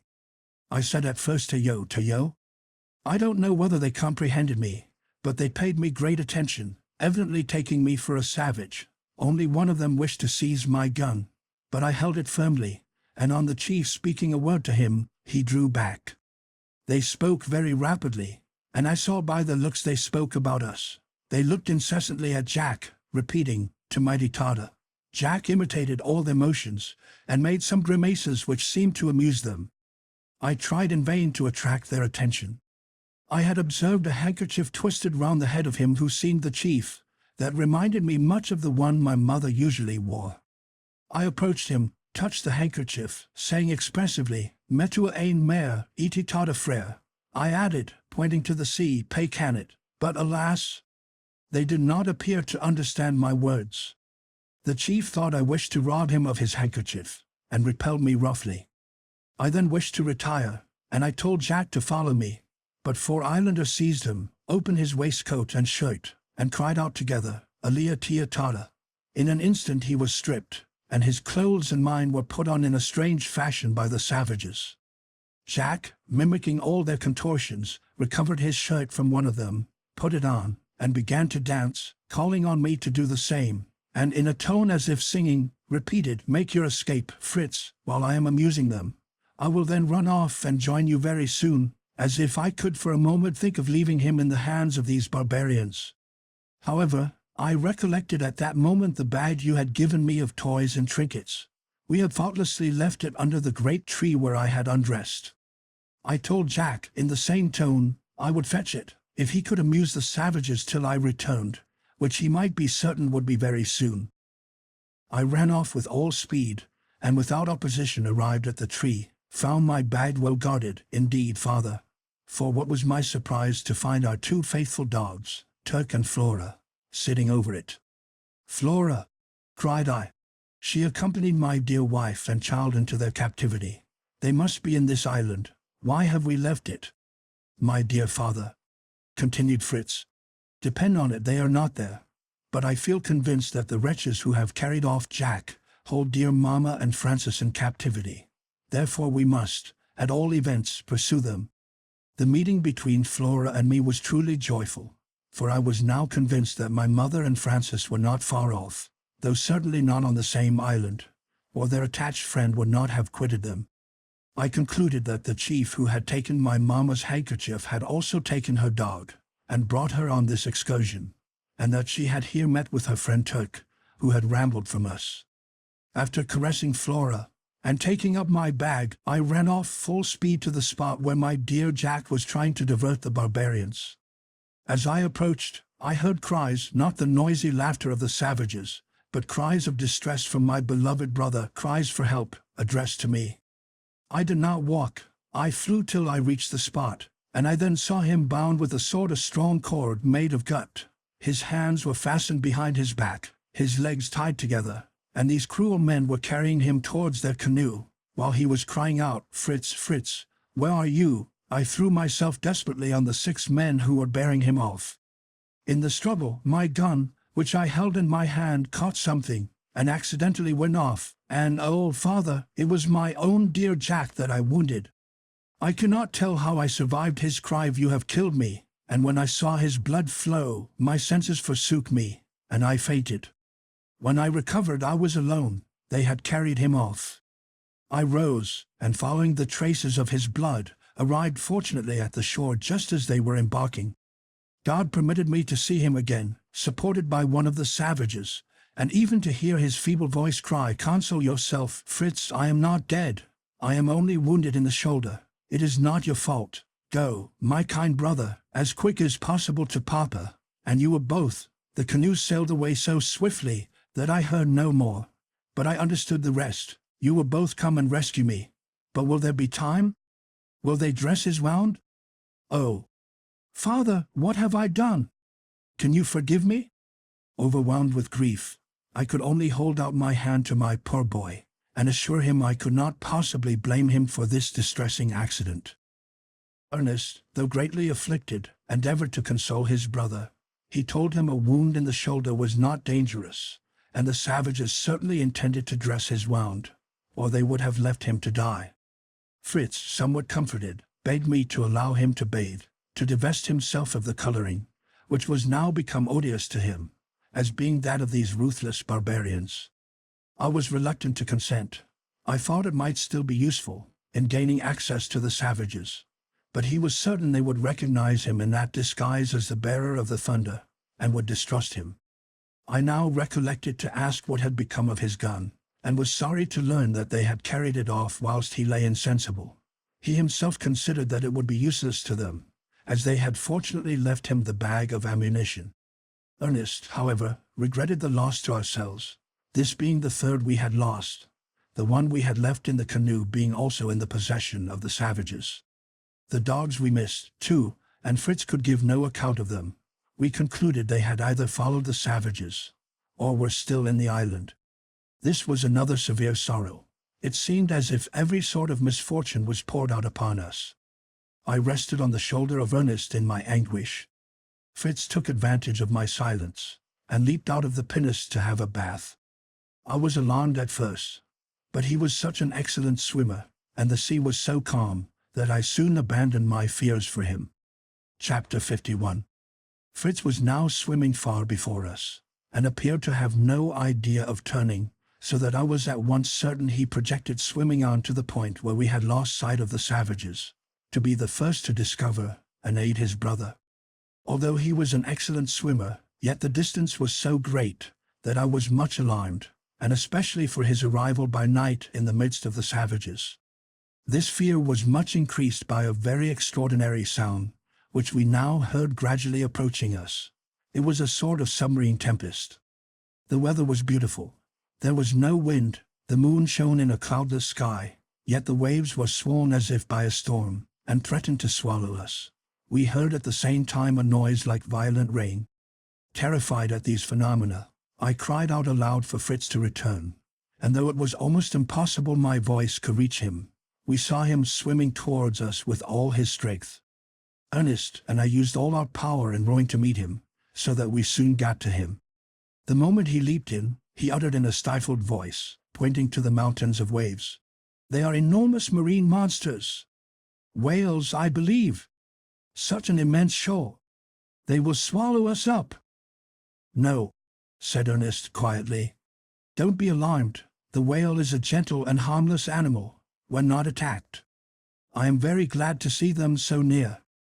We shall pass as quietly through the midst of these colossal creatures, as we did through the shining zoophytes. Doubtless the whales are searching for them, for they constitute a principal article of their food." They were now very near us, sporting on the surface of the water, or plunging into its abysses, and forcing out columns of water through their nostrils to a great height, which occasionally fell on us, and wetted us. Sometimes they raised themselves on their huge tail, and looked like giants ready to fall on us and crush us. Then they went down again into the water, which foamed under their immense weight. Then they seemed to be going through some military evolutions, advancing in a single line, like a body of regular troops, one after another swimming with grave dignity. Still more frequently they were in lines of 2 and 2. This wonderful sight partly diverted us from our own melancholy thoughts. Fritz had, however, seized his oar, without giving himself time to dress, whilst I, at the rudder, steered as well as I could through these monsters, who are, notwithstanding their appearance, the mildest animals that exist. They allowed us to pass so closely that we were wetted with the water they spouted up, and might have touched them, and with the power to overturn us with a stroke of their tail, they never noticed us. They seemed to be satisfied with each other's society. We were truly sorry to see their mortal enemy appear amongst them, the swordfish of the south, armed with its long saw, remarkable for a sort of fringe of 9 or 10 inches long, which distinguishes it from the swordfish of the north. They are both terrible enemies to the whale, and next to man, who wages an eternal war with them, its most formidable foes. The whales in our South Seas had only the swordfish to dread. As soon as they saw him approach, they dispersed, or dived into the depths of the ocean. One only, very near us, did not succeed in escaping, and we witnessed the combat, of which, however, we could not see the event. These two monsters attacked each other with equal ferocity, but as they took an opposite direction to that we were going, we soon lost sight of them. But we shall never forget our meeting with these wonderful giants of the deep. We happily doubled the promontory behind which the canoe had passed, and found ourselves in an extensive gulf, which narrowed as it entered the land, and resembled the mouth of a river. We did not hesitate to follow its course. We went round the bay, but found no traces of man, but numerous herds of the amphibious animal, called sometimes the sea lion, the sea dog, or the sea elephant, or trumped phoca. Modern voyagers give it the last name. These animals, though of enormous size, are gentle and peaceful, unless roused by the cruelty of man. They were in such numbers on this desert coast that they would have prevented our approach if we had intended it. They actually covered the beach and the rocks, opening their huge mouths, armed with very sharp teeth, more frightful than dangerous. As it was night when we entered the bay, they were all sleeping, but they produced the most deafening noise with their breathing. We left them to their noisy slumber. For us, alas, no such comfort remained. The continual anxiety attending an affliction like ours destroys all repose, and for 3 days we had not slept an hour. Since the new misfortune of Jack's captivity, we were all kept up by a kind of fever. Fritz was in a most incredible state of excitement, and declared he would never sleep till he had rescued his beloved brother. His bath had partially removed the coloring from his skin, but he was still dark enough to pass for a savage, when arrayed like them. The shores of the strait we were navigating were very steep, and we had yet not met with any place where we could land. However, my sons persisted in thinking the savages could have taken no other route, as they had lost sight of their canoe round the promontory.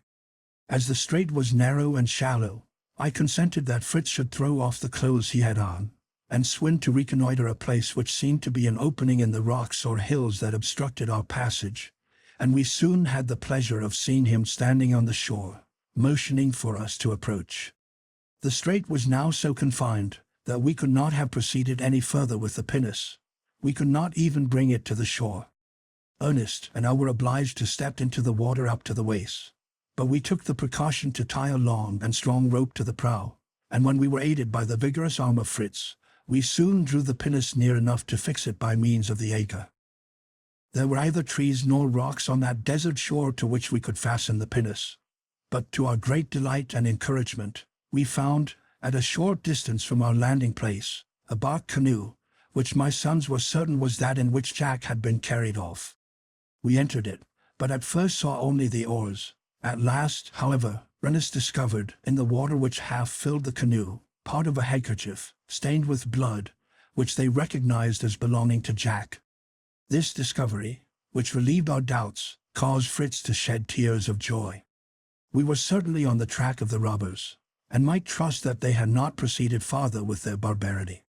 We found on the sand, and in the boat, some cocoanut shells and fish bones, which satisfied us of the nature of their repasts. We resolved to continue our search into the interior of the country, following the traces of the steps of the savages. We could not find any traces of Jack's foot, which would have alarmed us if Fritz had not suggested that they had carried him, on account of his wound. We were about to set out, when the thoughts of the pinnace came over us. It was more than ever necessary for us to preserve this, our only means of return, and which moreover contained our goods for ransom, our ammunition, and our provisions still untouched, for some breadfruit Fritz had gathered, some mussels, and small, but excellent, oysters, had been sufficient for us. It was fortunate that we had brought some gourds of water with us, for we had not met with any. We decided that it would be necessary to leave one of our party to guard the precious pinnace, though this would be but an insufficient and dangerous defense, in case of the approach of the natives. My recent bereavements made me tremble at the idea of leaving either of my sons. I cannot yet reflect on the agony of that moment without horror, yet it was the sole means to secure our vessel. There was not a creek or a tree to hide it, and the situation of the canoe made it certain the savages must return there to embark. My children knew my thoughts by the distracted glances with which I alternately regarded them and the pinnace, and, after consulting each other's looks, Ernest said, "The pinnace must not remain here unguarded, father, to be taken, or, at any rate, pillaged by the natives, who will return for their canoe. Either we must all wait till they come, or you must leave me to defend it. I see, Fritz, that you could not endure to remain here." In fact, Fritz impatiently stamped with his foot, saying, "I confess I cannot remain here. Jacques may be dying of his wound, and every moment is precious. I will seek him, find him, and save him. I have a presentiment I shall, and if I discover him, as I expect, in the hands of the savages, I know the way to release him, and to prevent them carrying off our pinnace." I saw that the daring youth, in the heat of his exasperation, exposed alone to the horde of barbarians, might also become their victim. I saw that my presence was necessary to restrain and aid him, and I decided, with a heavy heart, to leave Ernest alone to protect the vessel. His calm and cool manner made it less dangerous for him to meet the natives.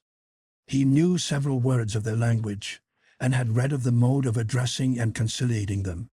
He promised me to be prudent, which his elder brother could not be. We took the bag of toys which Fritz had brought, and left those in the chest, to use if necessary, and praying for the blessing of heaven on my son, we left him. My sorrow was great, but he was no longer a child, and his character encouraged me.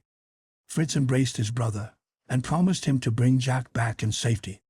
Chapter 52. After having traversed for some time a desert, sandy plain without meeting a living creature, we arrived at a thick wood, where we lost the traces we had carefully followed. We were obliged to direct our course by chance, keeping no fixed road, but advancing as the interwoven branches permitted us. The wood was alive with the most beautiful birds of brilliant and varied plumage, but, in our anxious and distressed state, we should have been more interested in seeing a savage than a bird. We passed at last through these verdant groves, and reached an arid plain extending to the shore. We again discovered numerous footsteps, and whilst we were observing them, we saw a large canoe pass rapidly, filled with islanders, and this time I thought that, in spite of the distance, I could recognize the canoe we had built, and which they had robbed us of. Fritz wished to swim after them, and was beginning to undress himself, and I only stopped him by declaring that if he did, I must follow him, as I had decided not to be separated from him. I even proposed that we should return to Ernest, as I was of opinion that the savages would stop at the place where we had disembarked, to take away the boat they had left, and we might then, by means of the words Ernest had acquired, learn from them what had become of my wife and children. Fritz agreed to this, though he still persisted that the easiest and quickest mode of return would have been by swimming. We were endeavoring to retrace our road, when, to our great astonishment, we saw, at a few yards' distance, a man clothed in a long black robe advancing towards us, whom we immediately recognized as a European. "Either I am greatly deceived," said I, "or this is a missionary, a worthy servant of God, come into these remote regions to make him known to the wretched idolaters." We hastened to him. I was not wrong. He was one of those zealous and courageous Christians who devote their energies and their lives to the instruction and eternal salvation of men born in another hemisphere, of another color, uncivilized, but not less our brothers. I had quitted Europe with the same intention, but Providence had ordered it otherwise. Yet I met with joy one of my Christian brethren, and unable to speak from emotion, I silently embraced him. He spoke to me in English, a language I had fortunately learned myself, and taught to my children, and his words fell on my soul like the message of the angel to Abraham, commanding him to spare his son. "You are the person I am seeking," said he, in a mild and tender tone, "and I thank heaven that I have met with you. This youth is Fritz, your eldest son, I conclude, but where have you left your second son, Ernest?" "Reverend man," cried Fritz, seizing his hands, "you have seen my brother Jack. Perhaps my mother? You know where they are." "Oh, are they living?" "Yes, they are living, and well taken care of," said the missionary. "Come, and I will lead you to them." It was, indeed, necessary to lead me. I was so overcome with joy that I should have fainted, but the good missionary made me inhale some volatile salts which he had about him, and supported by him and my son, I managed to walk. My first words were a thanksgiving to God for his mercy. Then I implored my good friend to tell me if I should indeed see my wife and children again. He assured me that an hour's walk would bring me to them, but I suddenly recollected Ernest, and refused to present myself before the beloved ones while he was still in danger. The missionary smiled, as he told me he expected this delay, and wished to know where we had left Ernest. I recounted to him our arrival in the island, and the purpose for which we had left Ernest, with our intention of returning to him as soon as we saw the canoe pass, hoping to obtain some intelligence from the savages. "But how could you have made yourselves understood?" said he. "Are you acquainted with their language?" I told him Ernest had studied the vocabulary of the South Sea Islanders. "Doubtless that of Tahiti or the Friendly Islands," said he. "But the dialect of these islanders differs much from theirs. I have resided here more than a year and have studied it, so may be of use to you. Let us go." "Which way did you come?" "Through that thick wood," replied I, "where we wandered a long time, and I fear we shall have some difficulty in finding our way back." "You should have taken the precaution to notch the trees as you came," said our worthy friend. "Without that precaution you were in danger of being lost. But we will find my marks, which will lead us to the brook, and following its course we shall be safe." "We saw no brook," remarked Fritz. "There is a brook of excellent water, which you have missed in crossing the forest. If you had ascended the course of the stream, you would have reached the hut which contains your dear friends. The brook runs before it." Fritz struck his forehead with vexation. "God orders all for the best," said I to the good priest. "We might not have met with you. We should have been without Ernest. You might have sought us all day in vain. Ah, good man, it is under your holy auspices that our family ought to meet, in order to increase our happiness. Now please to tell me—" "But first," interrupted Fritz, "pray tell me how Jack is. He was wounded and—" "Be composed, young man," said the calm man of God. "The wound, which he confesses he owes to his own imprudence, will have no evil consequences. The savages had applied some healing herbs to it, but it was necessary to extract a small ball, an operation which I performed yesterday evening. Since then he suffers less, and will be soon well, when his anxiety about you is relieved."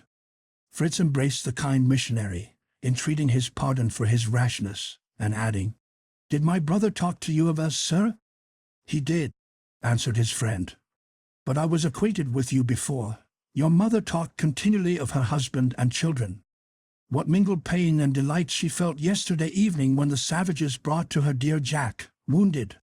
I was fortunately in the hut to comfort her, and assist her beloved boy. And dear Francis," said I, "how rejoiced he would be to see his brother again." "Francis," said the missionary, smiling, "will be the protector of you all. He is the idol of the savages now, an idolatry permitted by Christianity." We proceeded through the wood as we conversed, and at last reached the brook. I had 1,000 questions to ask, and was very anxious to know how my wife and Francis had been brought to this island, and how they met with the missionary. The 5 or 6 days we had been separated seemed to me 5 or 6 months. We walked too quickly for me to get much information. The English minister said little, and referred me to my wife and son for all details. On the subject of his own noble mission he was less reserved. "Thank God," said he, "I have already succeeded in giving this people some notions of humanity. They love their black friend, as they call me, and willingly listen to my preaching and the singing of some hymns. When your little Francis was taken, he had his reed flageolet in his pocket, and his playing and graceful manners have so captivated them that I fear they will with reluctance resign him. The king is anxious to adopt him. But do not alarm yourself, brother. I hope to arrange all happily, with the divine assistance. I have gained some power over them, and I will avail myself of it. A year ago, I could not have answered for the life of the prisoners. Now I believe them to be in safety. But how much is there yet to teach these simple children of nature, who listen only to her voice, and yield to every impression? Their first impulse is good, but they are so unsteady that affection may suddenly change to hatred. They are inclined to theft, violent in their anger, yet generous and affectionate. You will see an instance of this in the abode where a woman, more unfortunate than your wife, since she has lost her husband, has found an asylum." He was silent, and I did not question him farther on this subject. We were approaching the arm of the sea where we had left our pinnace, and my heart, at ease about the rest, became now anxious solely for Ernest. Sometimes the hills concealed the water from us. Fritz climbed them, anxious to discover his brother. At last I heard him suddenly cry out, "Ernest, Ernest!" He was answered by shouts, or rather howls, amongst which I could not distinguish the voice of my son. Terror seized me. "These are the islanders," said I to the missionary. "And these frightful cries are cries of joy," said he, "which will be increased when they see you. This path will conduct us to the shore. Call Fritz, but I do not see him. He will, doubtless, have descended the hill and joined them. Have no fears. Recommend your sons to be prudent. The black friend will speak to his black friends, and they will hear him." We proceeded towards the shore, when, at some distance, I perceived my 2 sons on the deck of the pinnace, which was covered with the islanders, to whom they were distributing the treasures of the chest, at least those we had put apart in the bag. They had not been so imprudent as to open the chest itself, which would soon have been emptied. It remained snugly below the deck, with the powder barrel. At every new acquisition, the savages uttered cries of joy, repeating Mona, Mona signifying beautiful. The mirrors were at first received with the most delight, but this soon changed into terror. They evidently conceived there was something magical about them, and flung them all into the sea. The colored glass beads had then the preference, but the distribution caused many disputes. Those who had not obtained any wished to deprive the rest of them by force. The clamor and quarreling were increasing, when the voice of the missionary was heard, and calmed them as if by enchantment. All left the pinnace, and crowded round him. He harangued them in their own language, and pointed me out to them, naming me Tartain, that is, Father, which they repeated in their turn. Some approached me, and rubbed their noses against mine, which, the pastor had informed me, was a mark of respect. In the meantime, Fritz had informed Ernest that his mother and brothers were found, and that the man who accompanied us was a European. Ernest received the intelligence with a calm joy. It was only by the tears in his eyes you could discover how much his heart was affected. He leaped from the pinnace and came to thank the missionary. I had my share of his gratitude too, for coming to seek him, before I had seen the dear lost ones. We had now to think of joining them. We unanimously decided to proceed by water. In the first place, that we might bring our pinnace as near as possible to my dear Elizabeth, who was still suffering from her fall, her forced voyage, and above all, from her anxiety. Besides, I confess that I felt a low fatigue, and should have reluctantly set out to cross the wood a 3rd time. But, in addition to this, I was assured that it was the promptest mode of reaching our friends, and this alone would have decided me. The pinnace was then loosened, the sails set, and we entered with thankfulness. Dreading the agitation of my wife if she saw us suddenly, I entreated our new friend to precede us, and prepare her. He consented, but as he was coming on board, he was suddenly stopped by the natives, and one of them addressed him for some time. The missionary listened till he had concluded, with calmness and dignity. Then, turning to me, he said, "You must answer for me, brother, the request which Parabry makes. He wishes me, in the name of the whole, to wait a few moments for their chief, to whom they give the title of king. Baraoro, as he is called, has assembled them here for a ceremony, at which all his warriors must assist. I have been anxious to attend, fearing it might be a sacrifice to their idols, which I have always strongly opposed, and wishing to seize this occasion to declare to them the one true God. Baraoro is not wicked, and I hope to succeed in touching his heart, enlightening his mind, and converting him to Christianity. His example would certainly be followed by the greatest part of his subjects, who are much attached to him. Your presence, and the name of God uttered by you, with the fervor and in the attitude of profound veneration and devotion, may aid this work of charity and love. Have you sufficient self-command to delay, for perhaps a few hours, the meeting with your family? Your wife and children, not expecting you, will not suffer from suspense. If you do not agree to this, I will conduct you to them, and return, I hope in time, to fulfill my duty. I wait your decision to reply to Parabry, who is already sufficiently acquainted with the truth, to desire that his king and his brethren should know it also." Such were the words of this true servant of God, but I cannot do justice to the expression of his heavenly countenance. Mr. Willis, for such was his name, was 45 or 50 years of age, tall and thin. The labors and fatigues of his divine vocation had, more than years, left their traces on his noble figure and countenance. He stooped a little, his open and elevated forehead was slightly wrinkled, and his thin hair was prematurely gray. His clear blue eyes were full of intelligence and kindness, reading your thoughts and showing you all his own. He usually kept his arms folded over his breast and was very calm in speaking, but when his extended hand pointed to heaven, the effect was irresistible.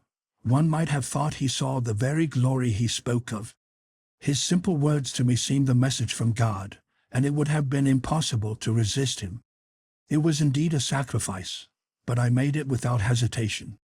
I glanced at my sons, who had their eyes cast down, but I saw Fritz knitting his brows. "I shall stay with you, father," said I. "Happy if I can assist you in fulfilling your sacred duties." "And you, young people," said he, "are you of the same opinion?"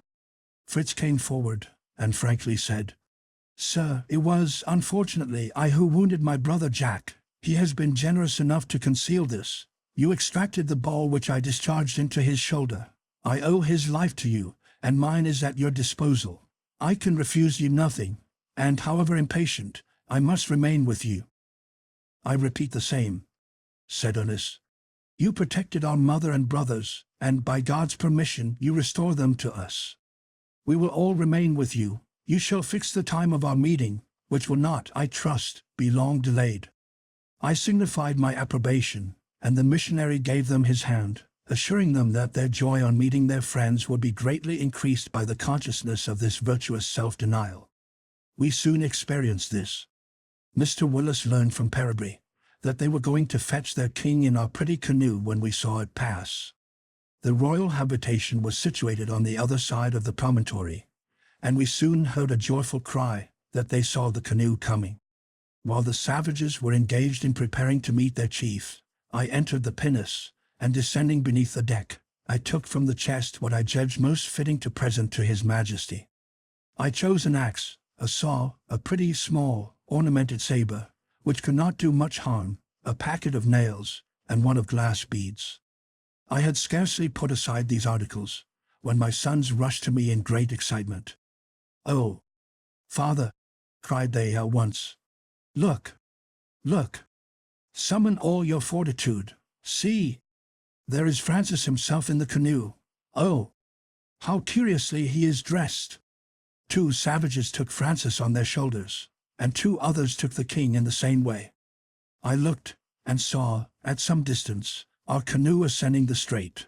It was decorated with green branches, which the savages, who formed the king's guard, held in their hand. Others were rowing vigorously, and the chief, wearing a red and yellow handkerchief, which had belonged to my wife, as a turban, was seated at the stern, and a pretty, little, blooming, flaxen-haired boy was placed on his right shoulder. With what delight did I recognize my child! He was naked above the waist, and wore a little tunic of woven leaves, which reached to his knees, a necklace and bracelets of shells, and a variety of colored feathers mingled with his bright curls. One of these fell over his face, and doubtless prevented him from seeing us. The chief seemed much engaged with him, and continually took some ornament from his own dress to decorate him. "It is my child," said I, in great terror, to Mr. Wyss. "My dearest and youngest. They have taken him from his mother. What must be her grief? He is her Benjamin, the child of her love. Why have they taken him? Why have they adorned him in this manner? Why have they brought him here?" "Have no fear," said the missionary. "They will do him no harm. I promise you they shall restore him, and you shall take him back to his mother. Place yourselves at my side, with these branches in your hands." He took some from Peribry, who held a bundle of them, and gave us each one. Each of the savages took one also. They were from a tree which had slender, elegant leaves, and rich scarlet flowers, species of mimosa. The Indians call it the tree of peace. They carry a branch of it when they have no hostile intentions, and all their assemblies, when war is proclaimed, they make a fire of these branches, and if all are consumed, it is considered an omen of victory. While Mr. Wyss was explaining this to us, the canoe approached. 2 savages took Francis on their shoulders. 2 others took the king in the same way, and advanced gravely towards us. What difficulty I had to restrain myself from snatching my child from his bearers, and embracing him. My sons were equally agitated. Fritz was darting forward, but the missionary restrained him. Francis, somewhat alarmed at his position, had his eyes cast down, and had not yet seen us. When the king was within 20 yards of us, they stopped, and all the savages prostrated themselves before him. We alone remained standing. Then Francis saw us, and uttered a piercing cry, calling out, "Papa! Dear brothers!" He struggled to quit the shoulders of his bearers, but they held him too firmly. It was impossible to restrain ourselves longer. We all cried out, and mingled our tears and lamentations. I said to the good missionary, a little too harshly, perhaps, "Ah, if you were a father!" "I am," said he, "the father of all this flock, and your children are mine. I am answerable for all. Command your sons to be silent, request the child to be composed, and leave the rest to me." I immediately took advantage of the permission to speak. "Dear Francis," said I, holding out my arms, "we are come to seek you in your mother. After all our dangers, we shall soon meet again, to part no more. But be composed, my child, and do not risk the happiness of that moment by any impatience. Trust in God, and in this good friend that he has given us, and who has restored to me the treasures without which I could not live."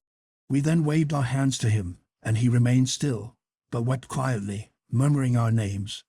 "Papa, Fritz, Ernest, tell me about Mama," said he, at last, in an inquiring tone. "She does not know we are so near her," said I. "How did you leave her?" "Very much grieved," said he, "that they brought me away. But they have not done me any harm. They are so kind, and we shall soon all go back to her. Oh, what joy for her and our friends!" "One word about Jack," said Fritz. "How does his wound go on?" "Oh, pretty well," answered he. "He has no pain now, and Sophia nurses him and amuses him. How little Matilda would weep when the savages carried me off. If you knew, Papa, how kind and good she is." I had no time to ask who Sophia and Matilda were. They had allowed me to speak to my son to tranquilize him, but the king now commanded silence, and still elevated on the shoulders of his people, began to harangue the assembly. He was a middle-aged man, with striking features, his thick lips, his hair tinged with red paint, his dark brown face, which, as well as his body, was tattooed with white, gave him a formidable aspect, yet his countenance was not unpleasant, and announced no ferocity. In general, these savages have enormous mouths, with long white teeth. They wear a tunic of reeds or leaves from the waist to the knees. My wife's handkerchief, which I had recognized at first, was gracefully twisted round the head of the king. His hair was fastened up high, and ornamented with feathers, but he had nearly removed them all to deck my boy. He placed him at his side, and frequently pointed him out during his speech. I was on thorns. As soon as he had concluded, the savages shouted, clapped their hands, and surrounded my child, dancing, and presenting him fruit, flowers, and shells, crying out, "Uraki!" a cry in which the king, who was now standing, joined also. "What does the word Uraki mean?" said I to the missionary. "It is the new name of your son," answered he, "or rather of the son of Baroro, who has just adopted him." "Never!" cried I, darting forward. "Boys, let us rescue your brother from these barbarians." We all three rushed towards Francis, who, weeping, extended his arms to us. The savages attempted to repulse us, but at that moment the missionary pronounced some words in a loud voice. They immediately prostrated themselves on their faces, and we had no difficulty in securing the child. We brought him to our protector, who still remained in the same attitude in which he had spoken, with his eyes and his right hand raised towards heaven. He made a sign for the savages to rise, and afterwards spoke for some time to them. What would I have given to have understood him? But I formed some idea from the effect of his words.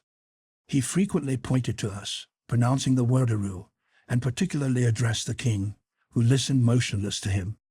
At the conclusion of his speech, Baroro approached, and attempted to take hold of Francis, who threw himself into my arms, where I firmly held him. "Let him now go," said Mr. Willis, "and fear nothing." I released the child. The king lifted him up, pressed his own nose to his, then, placing him on the ground, took away the feathers and necklace with which he had decked him, and replaced him in my arms, rubbing my nose also, and repeating several words. In my first emotion, I threw myself on my knees, and was imitated by my 2 sons. "It is well," cried the missionary, again raising his eyes and hands. "Thus should you offer thanks to heaven. The king, convinced it is the will of God, restores your child, and wishes to become your friend. He is worthy to be so, for he adores and fears your God. May he soon learn to know and believe all the truths of Christianity. Let us pray together that the time may come when, on these shores, where paternal love has triumphed, I may see a temple rise to the Father of all, the God of peace and love." He kneeled down, and the king and all his people followed his example. Without understanding the words of his prayer, I joined in the spirit of it with all my heart and soul. I then presented my offerings to the king, increasing them considerably. I would willingly have given all my treasures in exchange for him he had restored to me. My sons also gave something to each of the savages, who incessantly cried to yo. I begged Mr. Wyss to tell the king I gave him my canoe, and hoped he would use it to visit us in our island, to which we were returning. He appeared pleased, and wished to accompany us in our pinnace, which he seemed greatly to admire. Some of his people followed him on board to row, the rest placed themselves in the canoes. We soon entered the sea again, and doubling the second point, we came to an arm of the sea much wider, and deep enough for our pinnace, and which conducted us to the object of our dearest hopes. Chapter 53. We were never weary with caressing our dear Francis. We were very anxious to learn from him all the particulars of the arrival of the savages in our island, the seizure of his mother and himself, their voyage, and their residence here, and who were the friends they had met with. But it was impossible. His tawny majesty never left us for a moment, and played with the boy as if he had been a child himself. Francis showed him all the toys from our chest. He was extremely amused with the small mirrors and the dolls. A painted carriage, driven by a coachman who raised his whip when the wheels turned, appeared miraculous to him. He uttered screams of delight as he pointed it out to his followers. The ticking of my watch also charmed him, and as I had several more, I gave him it, showing him how to wind it up. But the first time he tried to do it, he broke the spring, and when it was silent he cared no longer for it, but threw it on one side. However, as the gold was very glittering, he took it up again, and suspending it from the handkerchief that was wound round his head, it hung over his nose, and formed a striking ornament. Francis showed him his face in a mirror, which royal amusement made him laugh heartily.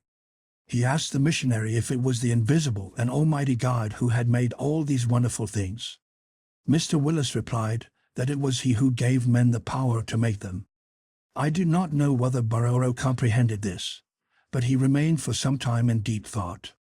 I profited by this to ask the missionary what were the words which had terrified them so when they wished to keep my son from me, and which had compelled them to surrender him. I told them, answered he, that the almighty and unseen God, of whom I spoke to them daily, ordered them, by my voice, to restore a son to his father. I threatened them with his anger if they refused, and promised them his mercy if they obeyed, and they did obey. The first step is gained. They know the duty of adoring and obeying God.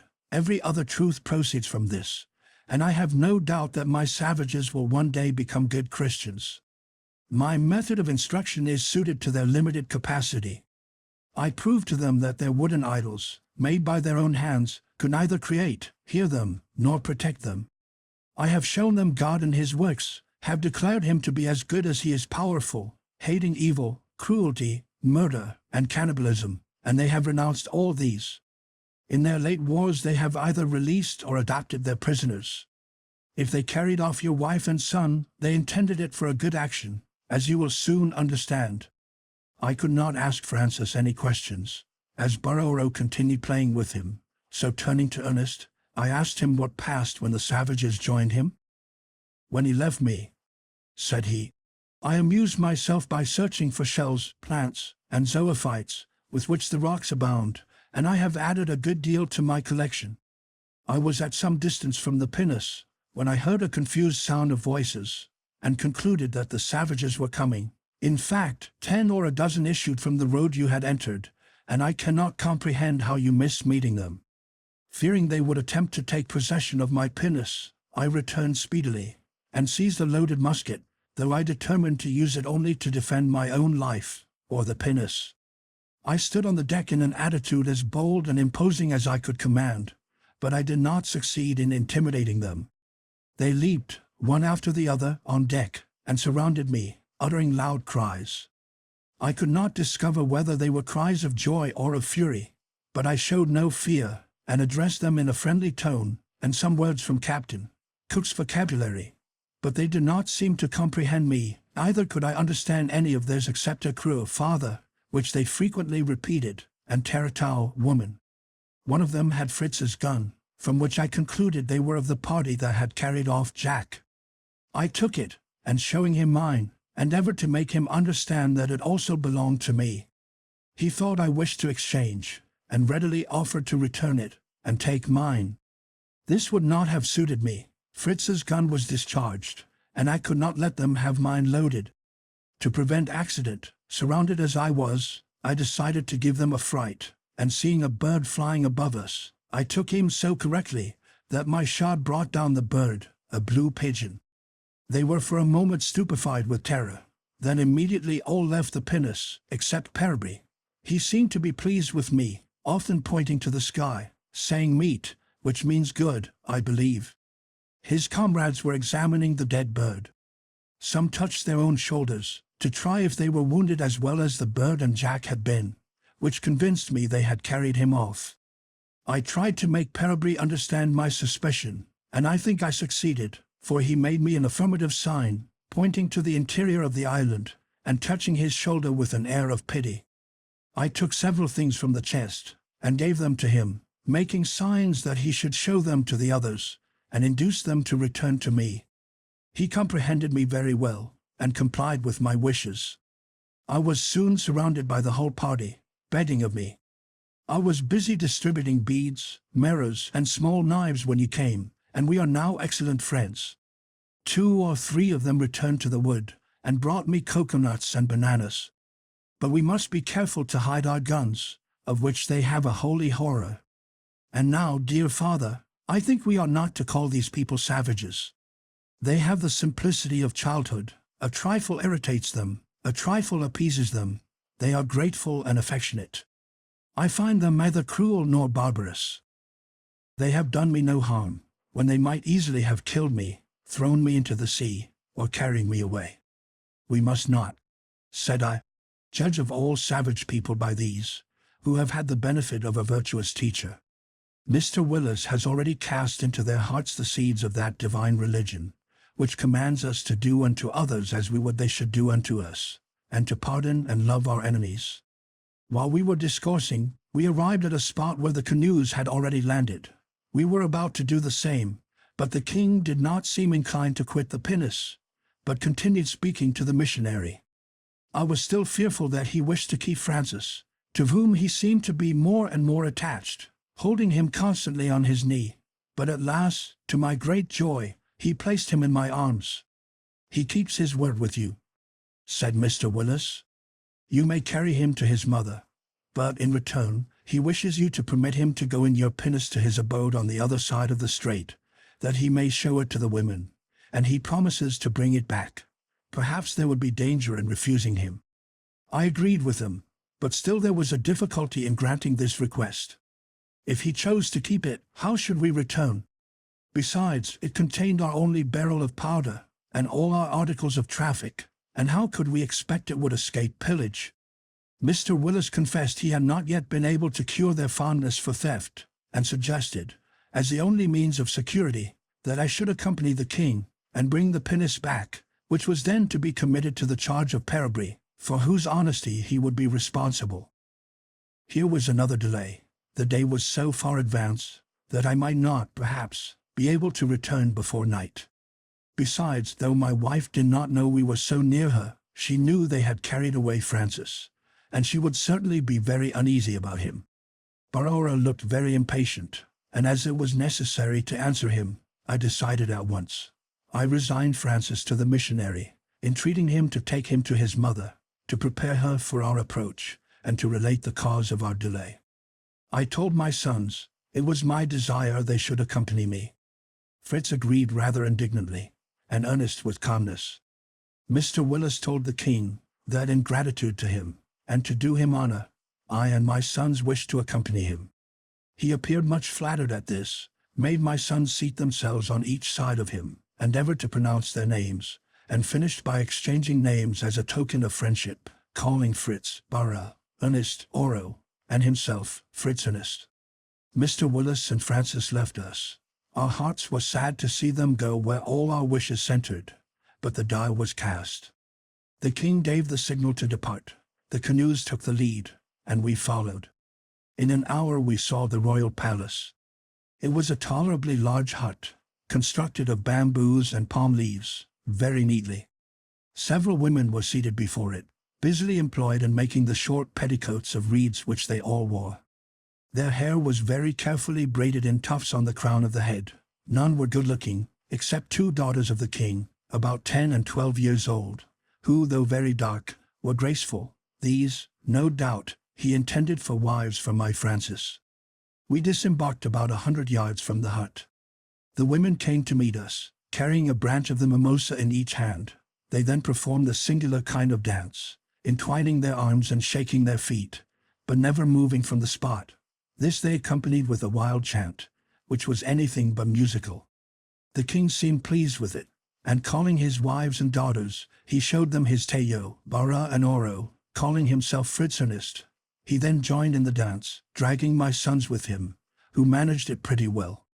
As for me, he treated me with great respect, always calling me a crow, father, and made me sit down on a large trunk of a tree before his house, which was, doubtless, his throne, for he placed me there with great ceremony, rubbing his royal nose against mine. After the dance was concluded, the women retired to the hut, and returned to offer us a collation, served up in the shells of coconuts. It was a sort of paste, composed, I believe, of different sorts of fruit, mixed up with a kind of flour and the milk of the coconut.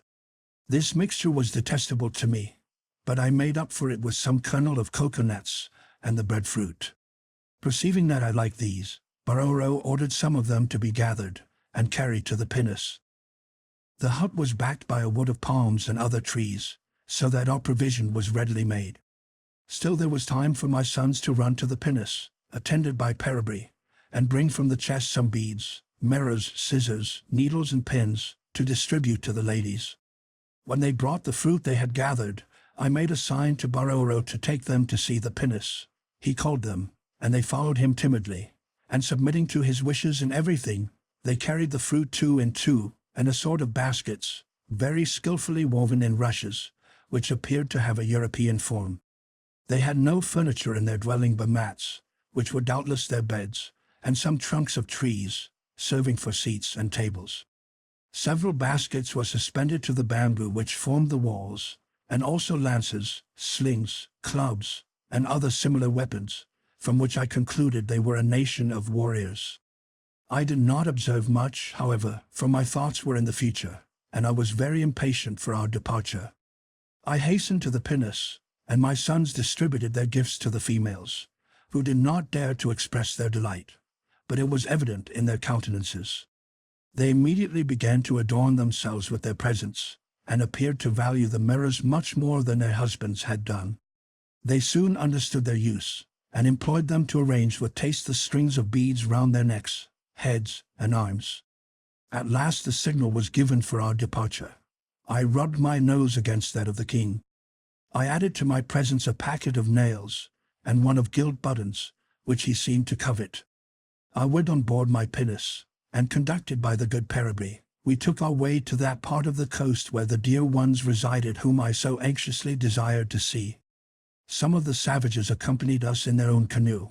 We should have preferred having only our friend Peribri, but we were not the masters.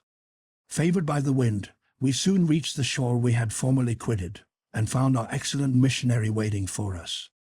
"Come," said he, "you are now going to receive your reward. Your wife and children impatiently expect you. They would have come to meet you, but your wife is still weak, and Jack suffering. Your presence will soon cure them." I was too much affected to answer. Fritz gave me his arm, as much to support me as to restrain himself from rushing on before. Ernest did the same with Mr. Willis. His mildness pleased the good man, who also saw his taste for study, and tried to encourage it. After half an hour's walk, the missionary told us we were now near our good friends. I saw no sign of a habitation, nothing but trees and rocks.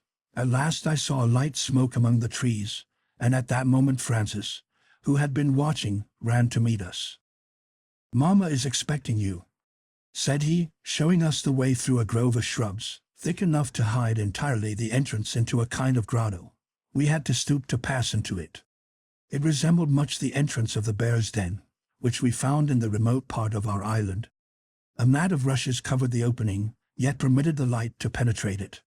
Francis removed the matting, calling, "Mamma, here we are." A lady, apparently about 20 even years of age, of mild and pleasing appearance, came forward to meet me. She was clothed in a robe made of palm leaves tied together, which reached from her throat to her feet, leaving her beautiful arms uncovered. Her light hair was braided and fastened up round her head.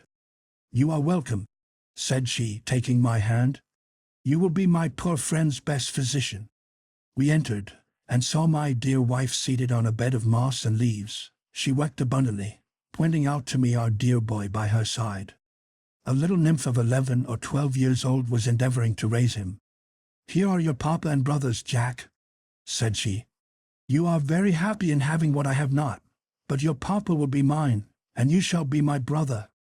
Jack thanked her affectionately. Fritz and Ernest, kneeling beside the couch, embraced their mother. Fritz begged her to forgive him for hurting his brother, and then tenderly inquired of Jack after his wound.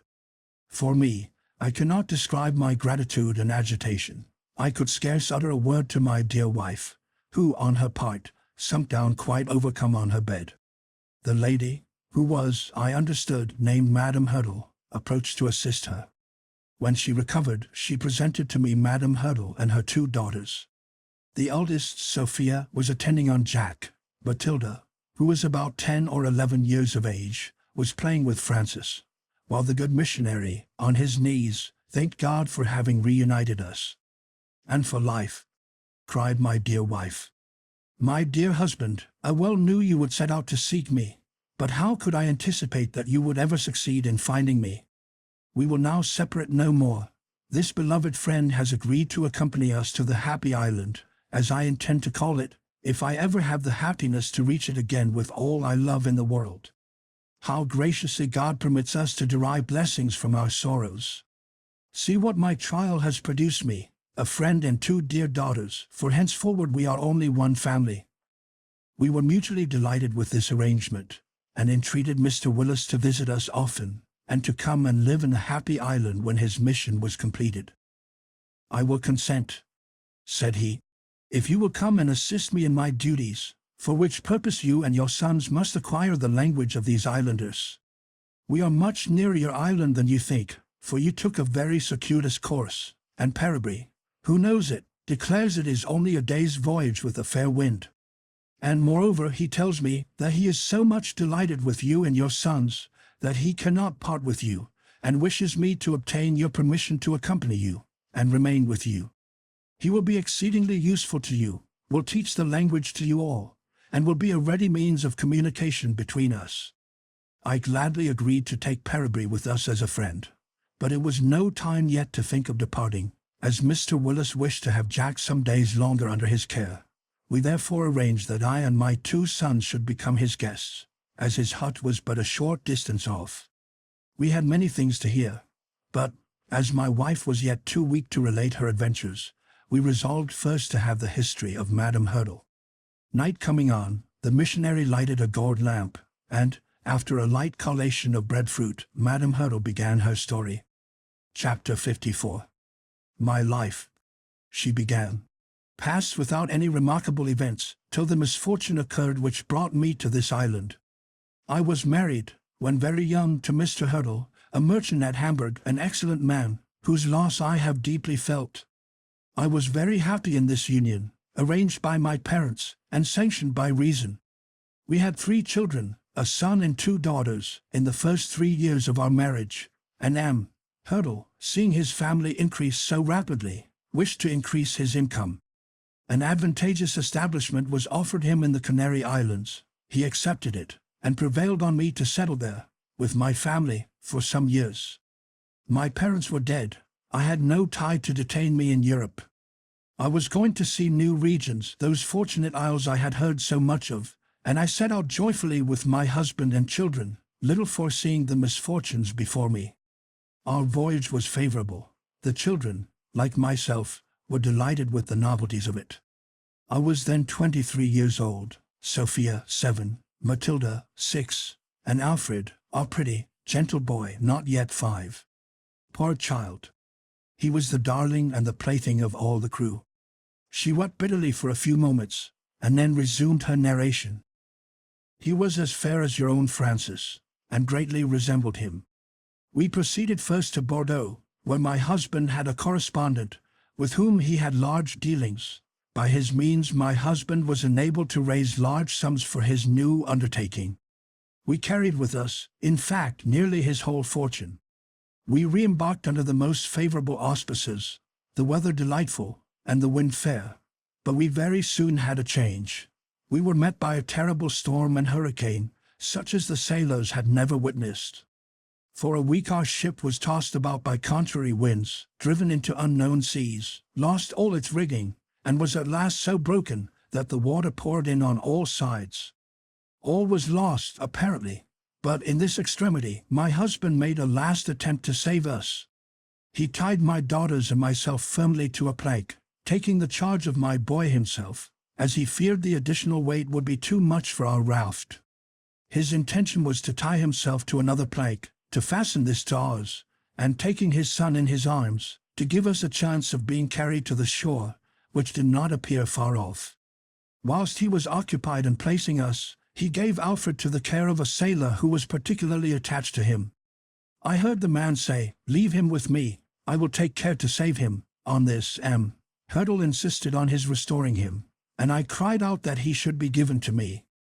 At that moment the ship, which was already fallen on its side, filled rapidly with water, plunged, and disappeared with all on board. The plank on which I and my daughters were fixed alone floated, and I saw nothing but death and desolation round me. Madame Hurdle paused, almost suffocated by the remembrance of that awful moment. "Poor woman," said my wife, weeping. "It is 5 years since this misfortune. It was at the same time as our shipwreck, and was doubtless caused by the same storm. But how much more fortunate was I! I lost none that were dear to me, and we even had the vessel left for our use. But my dear unfortunate friend, by what miracle were you saved?"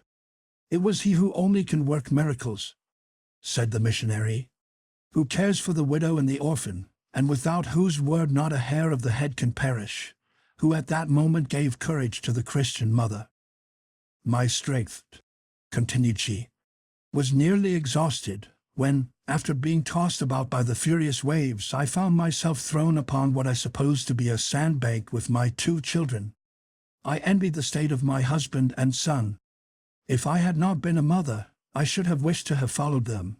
But my 2 girls lay senseless at my side, and I was anxious, as I perceived they still breathed, to recover them. At the moment Hurdle pushed the raft into the water, he threw upon it a box bound with iron, which I grasped mechanically, and still held, when we were left on shore. It was not locked, yet it was with some difficulty, in my confined position, that I succeeded in opening it.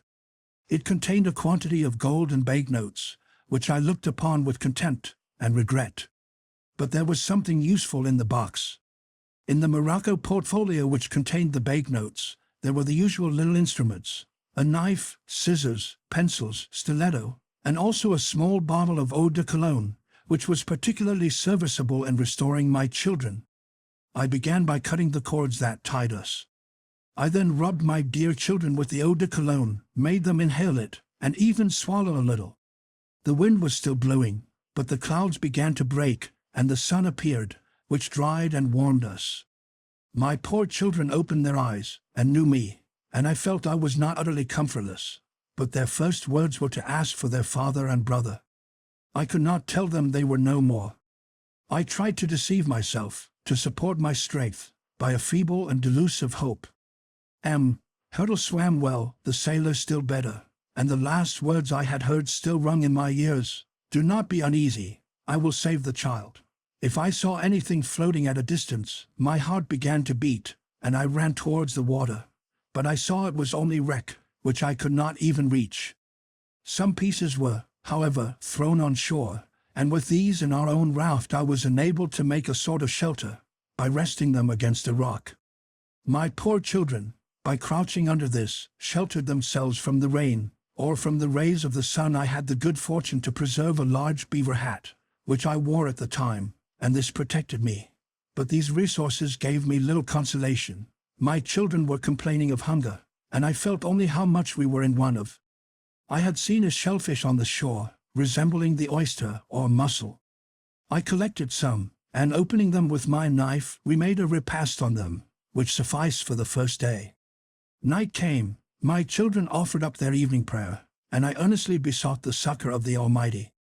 I then lay down beside my babes on our raft, as conveniently as we could, and they soon slept. The fearful thoughts of the past, and dreadful anticipations of the future, prevented me from sleeping. My situation was indeed melancholy, but I felt, as a mother, I ought not to wish for death. As soon as day broke, I went close to the shore, to seek some shellfish for our breakfast. In crossing the sand, I nearly plunged my foot into a hole, and fancied I heard a crash. I stooped, and putting my hand into the opening, found it was full of eggs. I had broken 2 or 3, which I tasted, and thought very good. From the color, form, and taste, I knew them to be turtles' eggs. There were at least 60, so I had no more care about food. I carried away in my apron as many as I could preserve from the rays of the sun. This I endeavored to effect by burying them in the sand, and covering them with one end of our plank, and succeeded very well.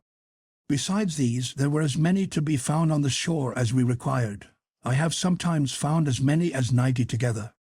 These were our sole support while we remained there. My children liked them very much. I forgot to add that I was fortunate enough to discover a stream of fresh water running into the sea. It was the Seine which runs past this house, and which conducted me here. The first day we suffered greatly from thirst, but on the second we met with the stream which saved us. I will not tire you by relating day by day our sad life. Every one was the same, and took away by degrees every hope from me. As long as I dared to indulge any, I could not bear to leave the shore, but at last it became insupportable to me. I was worn out with gazing continually on that boundless horizon, and that moving crystal which had swallowed up my hopes. I pined for the verdure and shade of trees. Although I had contrived to make for my daughters little hats of a marine rush, they suffered much from the extreme heat, the burning rays of a tropical Sunday. I decided at last to abandon that sandy shore, to penetrate, at all risks, into the country, in order to seek a shady and cooler abode, and to escape from the view of that sea which was so painful to me.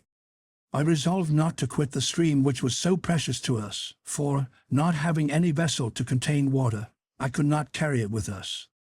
Sophia, who is naturally quick, formed from a large leaf a sort of goblet, which served us to drink from, and I filled my pockets with turtles' eggs, as provision for a few days.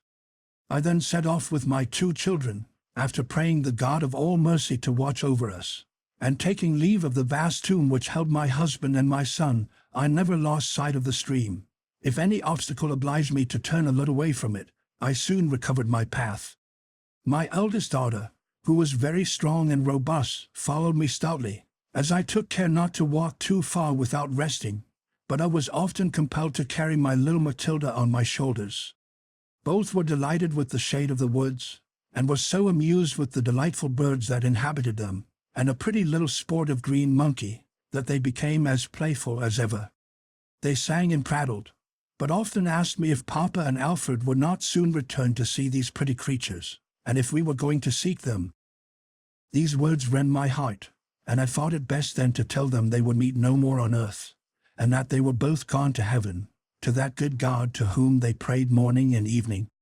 Sophia was very thoughtful, and the tears ran down her cheeks.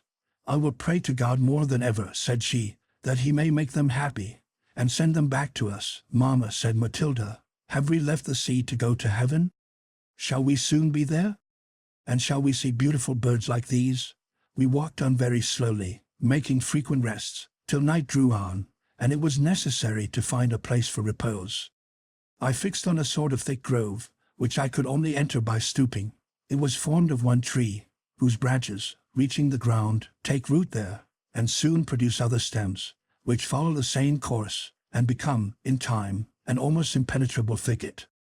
Here I found a place for us to lie down, which appeared sheltered from wild beasts or savages, whom I equally dreaded.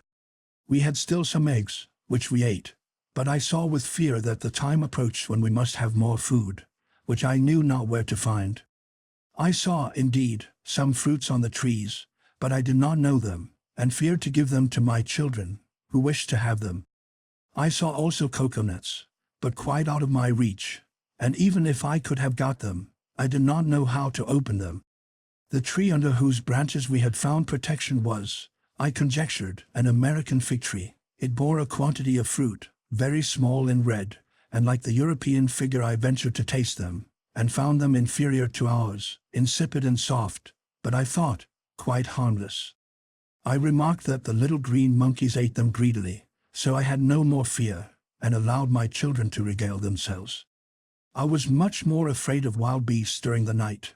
However, I had seen nothing worse than some little quadrupeds resembling the rabbit or squirrel, which came in numbers to shelter themselves during the night under our tree. The children wished to catch one, but I could not undertake to increase my charge. We had a quiet night, and were early awaked by the songs of the birds. How delighted I was to have escaped the noise of the waves, and to feel the freshness of the woods, and the perfume of the flowers, with which my children made garlands, to decorate my head and their own. These ornaments, during this time of mourning and bereavement, affected me painfully, and I was weak enough to forbid them this innocent pleasure. I tore away my garland, and threw it into the rivulet. "Gather flowers," said I, "but do not dress yourselves in them. They are no fitting ornaments for us. Your father and Alfred cannot see them." They were silent and sad, and threw their garlands into the water, as I had done. We followed the stream, and passed 2 more nights under the trees. We had the good fortune to find more figs, but they did not satisfy us, and our eggs were exhausted. In my distress I almost decided to return to the shore, where we might at least meet with that nourishment.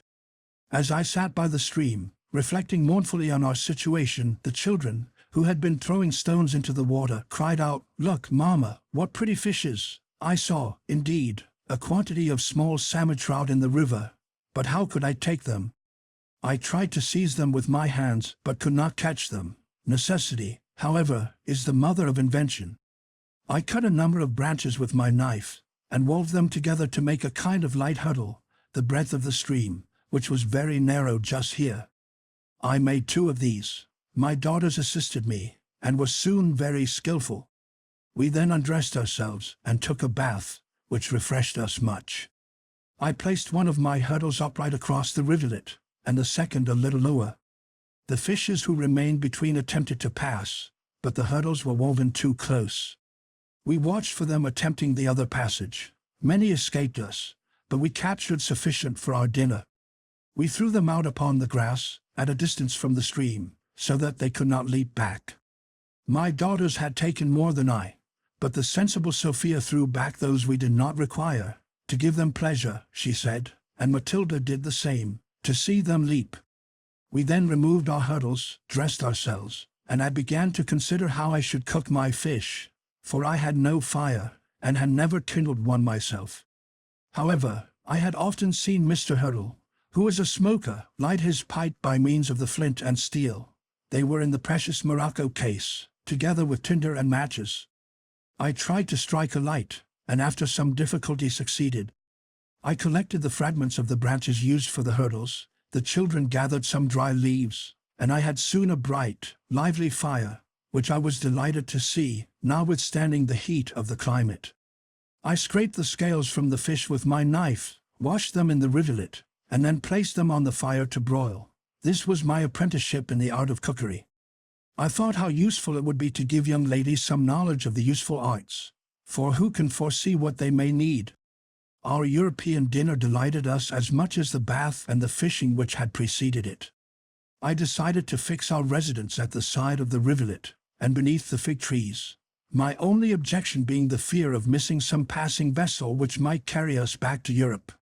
But can you understand my feelings when I confess to you that, although overcome by sorrow and desolation, having lost husband, son, and fortune, knowing that in order to support myself and bring up my children I must depend upon my friends, and to attain this having to hazard again the dangers of the sea, the very thought of which made me shudder, I should prefer to remain where Providence had brought me, and live calmly without obligation to anyone.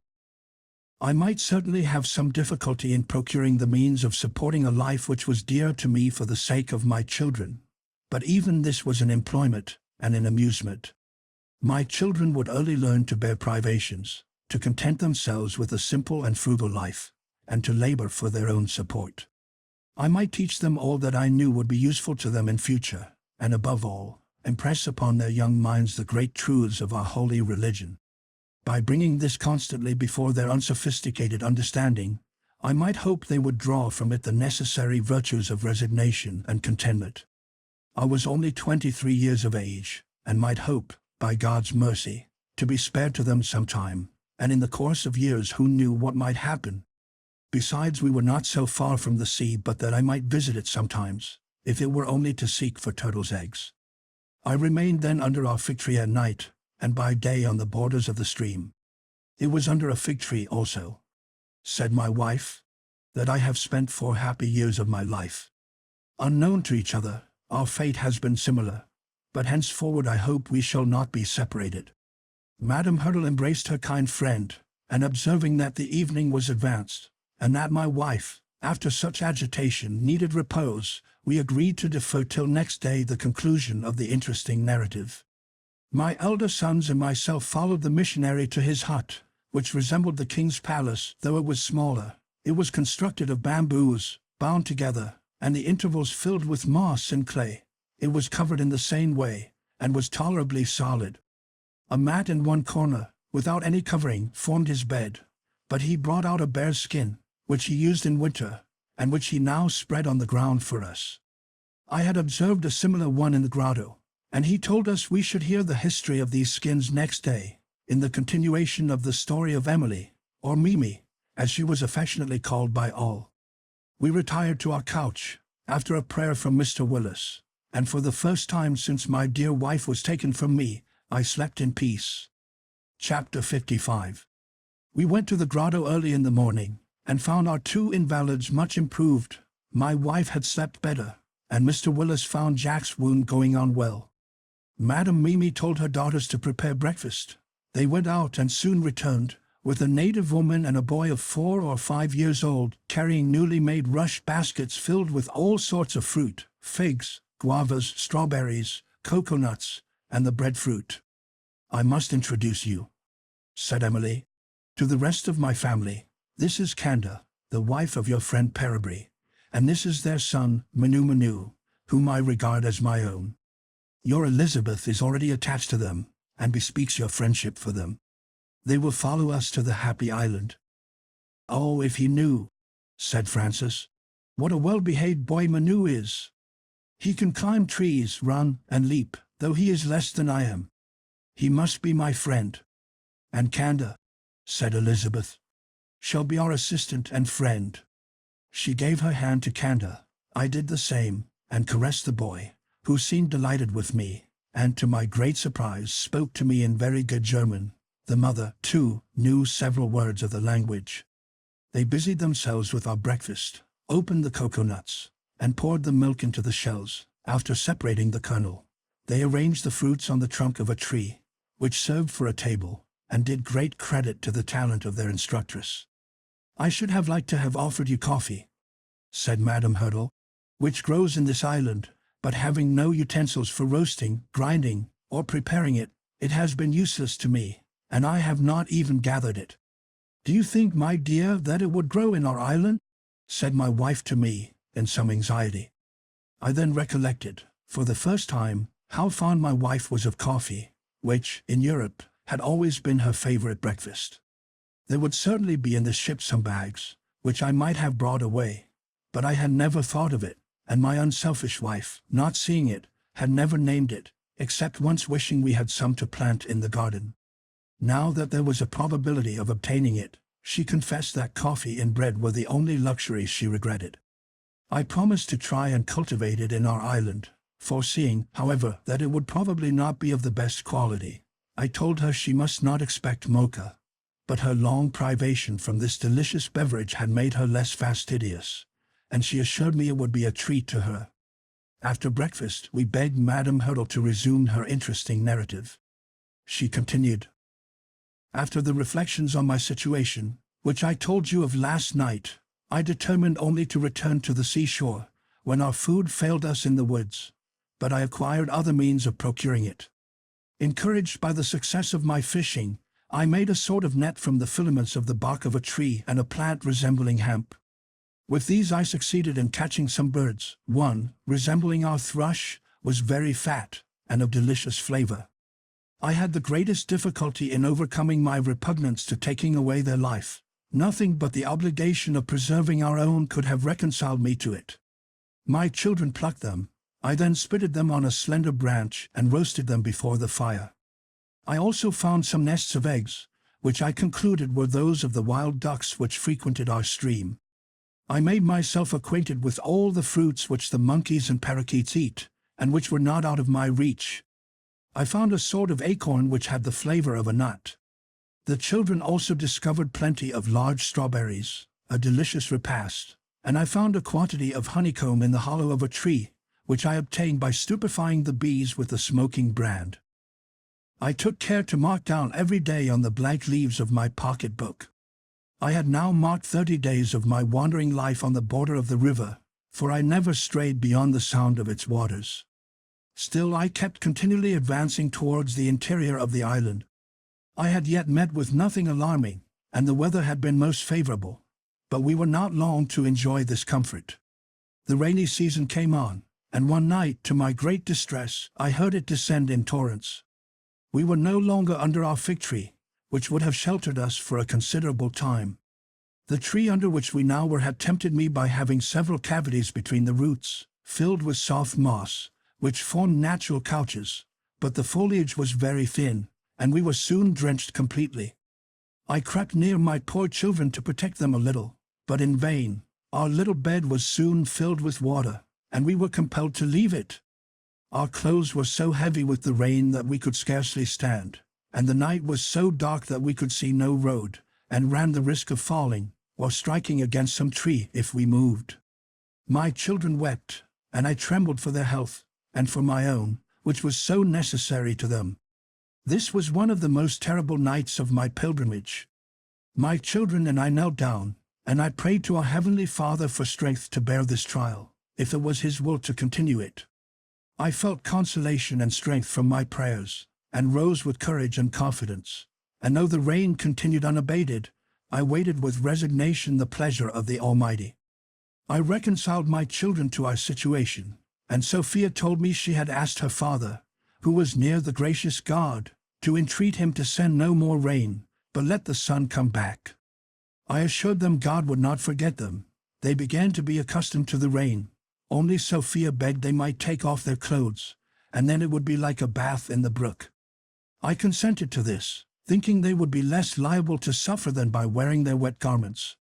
The day began to break, and I determined to walk on without stopping, in order to warm ourselves by the motion, and to try to find some cave, some hollow tree, or some tree with thick foliage, to shelter us the next night. I undressed the children, and made a bundle of their clothes, which I would have carried myself, but I found they would not be too heavy for them, and I judged it best to accustom them early to the difficulties, fatigue, and labor, which would be their lot, and to attend entirely on themselves. I, therefore, divided the clothes into 2 unequal bundles, proportioned to their strength, and having made a knot in each, I passed a slender branch through it, and showed them how to carry it on their shoulders. When I saw them walking before me in this savage fashion, with their little white bodies exposed to the storm, I could not refrain from tears. I blamed myself for condemning them to such an existence, and thought of returning to the shore, where some vessel might rescue us, but we were now too far off to set about it. I continued to proceed with much more difficulty than my children, who had nothing on but their shoes and large hats. I carried the valuable box, in which I had placed the remains of our last night's supper, an act of necessary prudence, as there was neither fishing nor hunting now. As the day advanced, the rain diminished, and even the sun appeared above the horizon. "Look, my darlings," said I, "God has heard us, and sent his Son to warm and cheer us. Let us take him."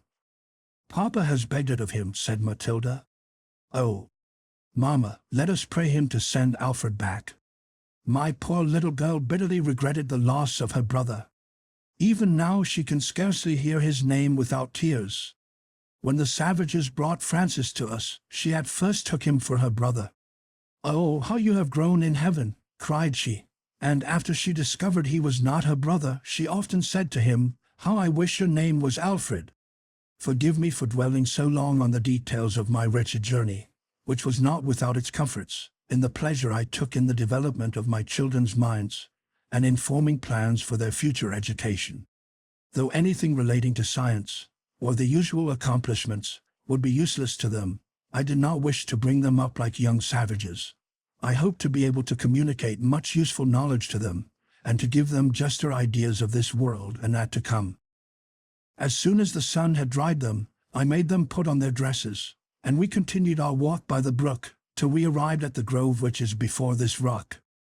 I removed the branches to pass through it, and saw beyond them the entrance to this grotto. It was very low and narrow, but I could not help uttering a cry of joy, for this was the only sort of retreat that could securely shelter us. I was going to enter it without thought, not reflecting there might be in it some ferocious animal, when I was arrested by a plaintive cry, more like that of a child than a wild beast. I advanced with more caution, and tried to find out what sort of an inhabitant the cave contained. It was indeed a human being, an infant, whose age I could not discover, but it seemed too young to walk, and was, besides, tied up in leaves and moss, enclosed in a piece of bark, which was much torn and rent. The poor infant uttered the most piteous cries, and I did not hesitate a moment to enter the cave, and to take the innocent little creature in my arms. It ceased its cries as soon as it felt the warmth of my cheek, but it was evidently in want of food, and I had nothing to give it but some figs, of which I pressed the juice into its mouth. This seemed to satisfy it, and rocking it in my arms, it soon went to sleep. I had then time to examine it, and to look round the cave. From the size and form of the face, I concluded it might be older than I had first thought, and I recollected to have read that the savages carried their children swaddled up in this way, even till they could walk. The complexion of the child was a pale olive, which I have since discovered is the natural complexion of the natives, before the exposure to the heat of the sun gives them the bronze hue you have seen. The features were good, except that the lips were thicker and the mouth larger than those of the Europeans. My two girls were charmed with it, and caressed it with great joy.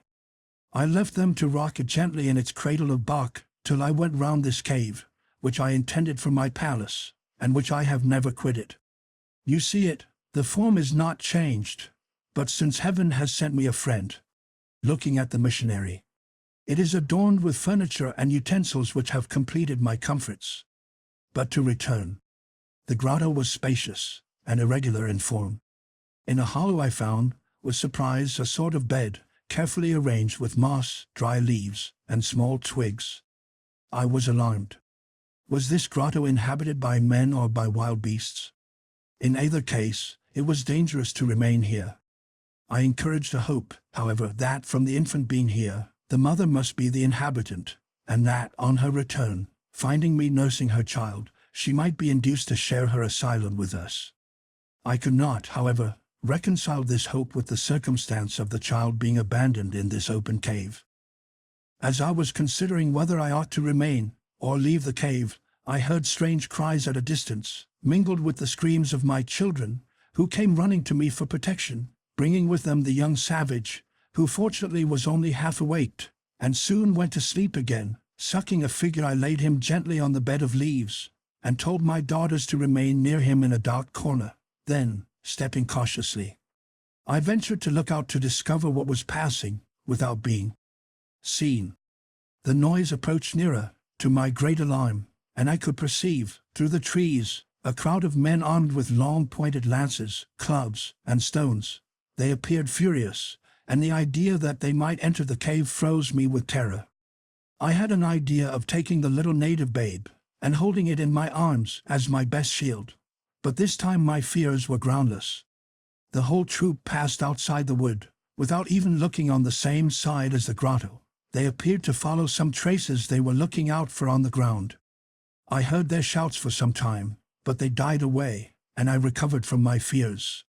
Still, the dread of meeting them overcame even hunger. I had nothing left in my box but some figs, which I kept for the infant, who was satisfied with them, and I told my daughters we must go to bed without supper. The sleeping infant amused them so much that they readily consented to give up the figs. He awoke smiling, and they gave him the figs to suck.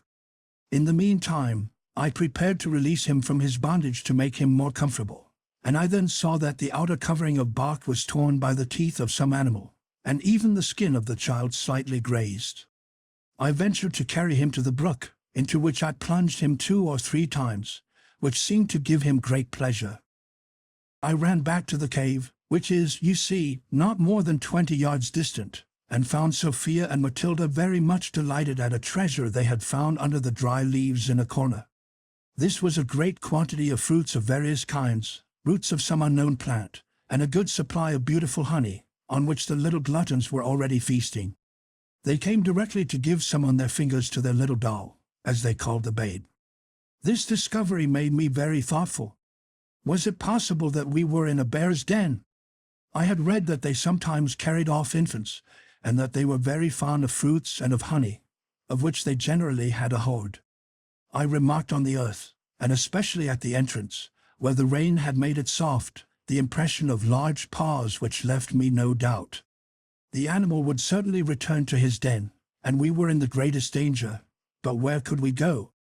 The sky, dark with clouds, threatened a return of the storm, and the troop of savages might still be wandering about the island. I had not courage, just as night set in, to depart with my children, nor could I leave the poor infant, who was now sleeping peacefully. After his honey and figs, his 2 nurses soon followed his example. But for me there was no rest. The noise of the wind among the trees, and of the rain pattering on the leaves, the murmur of the brook, the light bounds of the kangaroo, all made my heart beat with fear and terror. I fancied it was the bear returning to devour us. I had cut and broken some branches to place before the entrance, but these were but a weak defense against a furious and probably famished animal, and if he even did no other harm to my children, I was sure their terror at the sight of him would kill them. I paced backwards and forwards, from the entrance to the bed, in the darkness, envying the dear sleepers their calm and fearless rest. The dark-skinned baby slept soundly, nestled warmly between my daughters, till day broke at last, without anything terrible occurring. Then my little people awoke, and cried out with hunger. We ate of the fruits and honey brought us by our unknown friend, feeding, also, our little charge, to whom my daughters gave the pet name of Manu, which he still keeps. I busied myself with his toilette. There was no need to go to the brook for a bath, for the rain came down incessantly. I then folded Matilda's apron round him, which pleased her greatly. The rain ceased for a while, and they set off for flowers to amuse him. They were scarcely gone when I heard the cries of the savages again, but this time they seemed rather shouts of joy and triumph. They sung and chanted a sort of chorus, but were still at such distance that I had time to recall my daughters, and withdrew them out of sight. I took Manu with me as a mediator, and placed myself in an angle of the rock, where I could see without being seen. They passed, as before, beyond the wood armed, and 2 of them bore at the end of their lances something very large and dark, which I could not distinguish, but thought might be some wild beast they had destroyed. Afterwards, I flattered myself it might be the bear, whose return I so greatly dreaded. Following the train was a woman naked, with her hair hanging down, uttering loud cries, and tearing her face and breast. No one attempted to soothe her, but occasionally one of the bearers of the black mass pointed it out to her. She then became furious, threw herself on it, and tried to tear it with her teeth and nails. I was quite overcome with horror and pity. That woman, my friends, was Canda, whom you have just seen. Canda, usually so mild and gentle, was rendered frantic by the loss of her child, her firstborn, whom she believed was devoured by the bear. Parabry, her husband, tried to console her, but was himself in great sorrow. These bears, as I have since learnt, for there were 2 of them, had come from a mountain, at the foot of which was Parabry's hut. They had only this son, and Canda, according to the custom of the country, tying it in a piece of bark, carried it on her back. One morning, after having bathed him in the stream, which has its source near their abode, she placed him on the turf a few moments, while she was employed in some household duties. She soon heard his cries mingled with a sort of growl. She ran to the spot, and saw a frightful beast holding her child in its mouth, and running off with it. It was then more than 20 yards off. Her cries brought her husband. She pointed to the horrible animal, and darted after it, determined to save her child or perish. Her husband only stopped to seize his javelin, and followed her, but did not overtake her till fatigue and the heat of the day made her fall, almost senseless, on the ground. Stopping for a moment to raise and encourage her, he lost sight of the bear, and could not recover the track. All the night, that dreadful night of rain, when I was weeping and murmuring, thinking myself the most unfortunate of women, was Canda exposed, without clothes, to that frightful storm, hopelessly seeking her only child, and not even feeling that it did rain. Parabry, not less afflicted, but more composed, went to relate his misfortune to his neighbors, who, arming themselves, set out, with Parabry at their head, following the track of the animal over the wet ground. They discovered it next morning with another bear, so busy devouring a swarm of bees and their honey, that the savages were able to draw near them. Parabry pierced one with his spear, and dispatched him with a blow of his club. One of his comrades killed the other, and Parabry tasted the truly savage joy of vengeance. But the poor mother could not be so comforted. After wandering through the rain all night, she reached the party as they were skinning the bear and dividing the flesh. Parabry only asked and obtained the skins, to recompense him for the loss of his son. They returned home in triumph, Canda following them with bitter cries, tearing her face with a shark's tooth. From observation of these circumstances, I concluded that Canda must be the mother of my little protégé. My heart sympathized with her, and I even made some steps forward to restore him. But the sight of the savage crowd, with their tattooed bodies, filled me with such terror that I retreated involuntarily to the grotto, where my children, alarmed by the noise, were hiding themselves. "Why do the people cry out so?" said Sophia. "They frighten me." "Don't let them come here, Mamma, or they may carry Manu away." "Certainly," said I, "and I should have no right to forbid them. I think they are his friends who are distressed at losing him. I wish I could restore him to them." "Oh, no, Mamma," said Matilda. "Pray don't give him back. We like him so much, and we will be his little mammas. He will be far happier with us than with those ugly savages, who tied him up like a parcel in the bark, with the moss which pricked him so much. He is much more comfortable in my apron. How he moves his legs as if he wanted to walk, Sophia, and I will teach him. Do let us keep him, Mimi." Even if I had decided, it was now too late. The savages had passed on to some distance. I, however, explained to Matilda the beauty of the divine precept, "Do unto others as you would they should do unto you," asking her how she would have liked to be detained by the savages, and what, then, would be the suffering of her own mamma. She was thoughtful for a moment, and then, embracing Manu and me, "You are right, Mamma Mimi. But if she loves her baby, let her come and seek him," said the little rebel.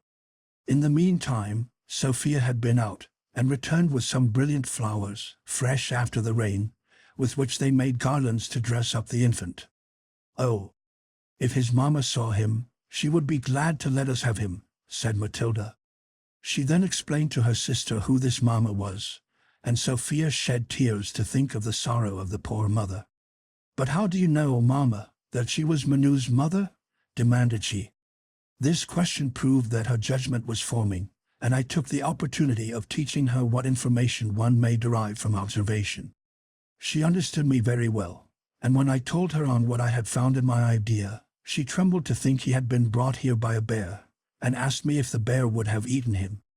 "I cannot answer for it," said I, "if it had been pressed by hunger. They tell us that the bear does no harm to man unless attacked, and is especially fond of children. But notwithstanding this, I should not like to trust it. At all events, the poor babe would have died if we had not found him." "Poor babe, he shall not die of hunger now," said she. "Let us give him some figs, but these are not good. We must go and seek some more." The rain having ceased, I consented, passing through the grove, where there are no fig trees, to search farther. My daughters had fed the child with honey and water. It appeared quite reconciled to us, and had ceased to cry. I judged it might be about 8 months old. We soon found some trees covered with the violet-colored figs. Whilst I gathered them, the girls made a pretty bed of moss, adorned with flowers, for their little favorite, and fed him with the fresh fruit, which he enjoyed much. And with their fair hair and rosy faces, and the little Negro between them, with his arch, dark countenance, they formed a charming picture, which affected me greatly. Chapter 56. We had been more than an hour under the tree, when I heard cries again. But this time I was not alarmed, for I distinguished the voice of the disconsolate mother, and I knew that I could comfort her. Her grief brought her back to the spot where she thought her child had been devoured. She wished, as she afterwards told us, when we could understand her, to search for some remains of him, his hair, his bones, or even a piece of the bark that bound him, and here he was, full of life and health. She advanced slowly, sobbing, and her eyes turned to the ground. She was so absorbed in her search that she did not see us when we were but 20 yards from her. Suddenly, Sophia darted like an arrow to her, took her hand, and said, "Come, Manu is here."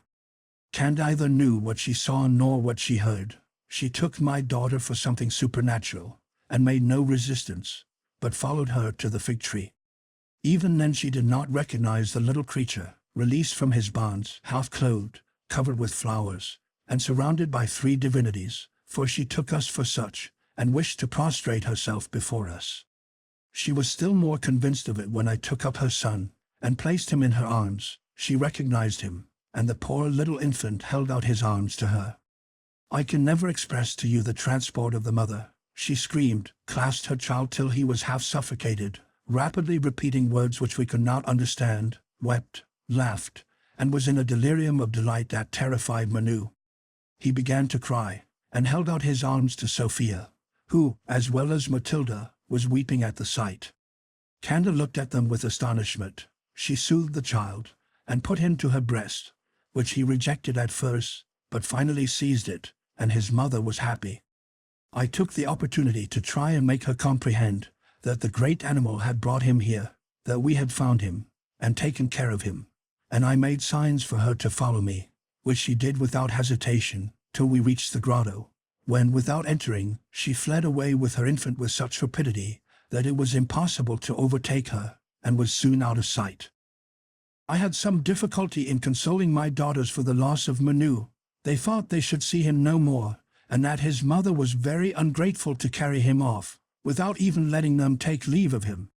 They were still weeping and complaining, when we saw the objects of our anxiety approaching, but Candace was now accompanied by a man, who was carrying the child. They entered the grotto, and prostrated themselves before us. You know Peribri. His countenance pleased and tranquilized us. As a relation of the king, he was distinguished by wearing a short tunic of leaves. His body was tattooed and stained with various colors, but not his face, which expressed kindness and gratitude, united with great intelligence. He comprehended most of my signs. I did not succeed so well in understanding him, but saw he meant kindly. In the meantime my daughters had a more intelligible conversation with Candace and Manu. They half devoured the latter with caresses, fed him with figs and honey, and amused him so much that he would scarcely leave them.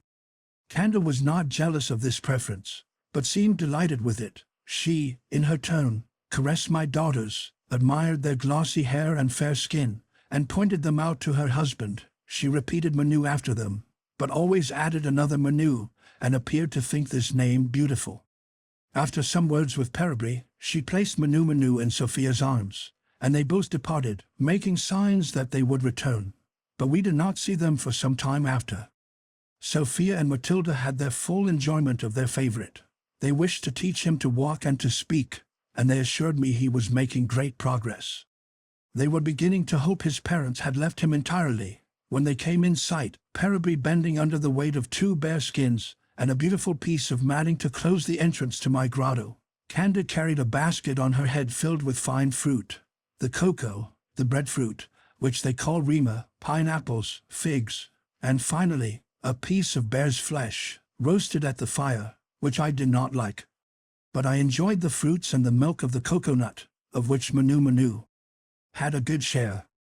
They spread the bear skins in the midst of the grotto. Peribri, Canda, and the infant, between them, took possession of one without ceremony, and motioned to us to make our bed of the other. But the bears having only been killed the evening before, these skins had an intolerable smell. I made them comprehend this, and Peribri immediately carried them off and placed them in the brook, secured by stones. He brought us in exchange a heap of moss and leaves, on which we slept very well. From this moment we became one family. Canda remained with us, and repaid to my daughters all the care and affection they bestowed on Manu.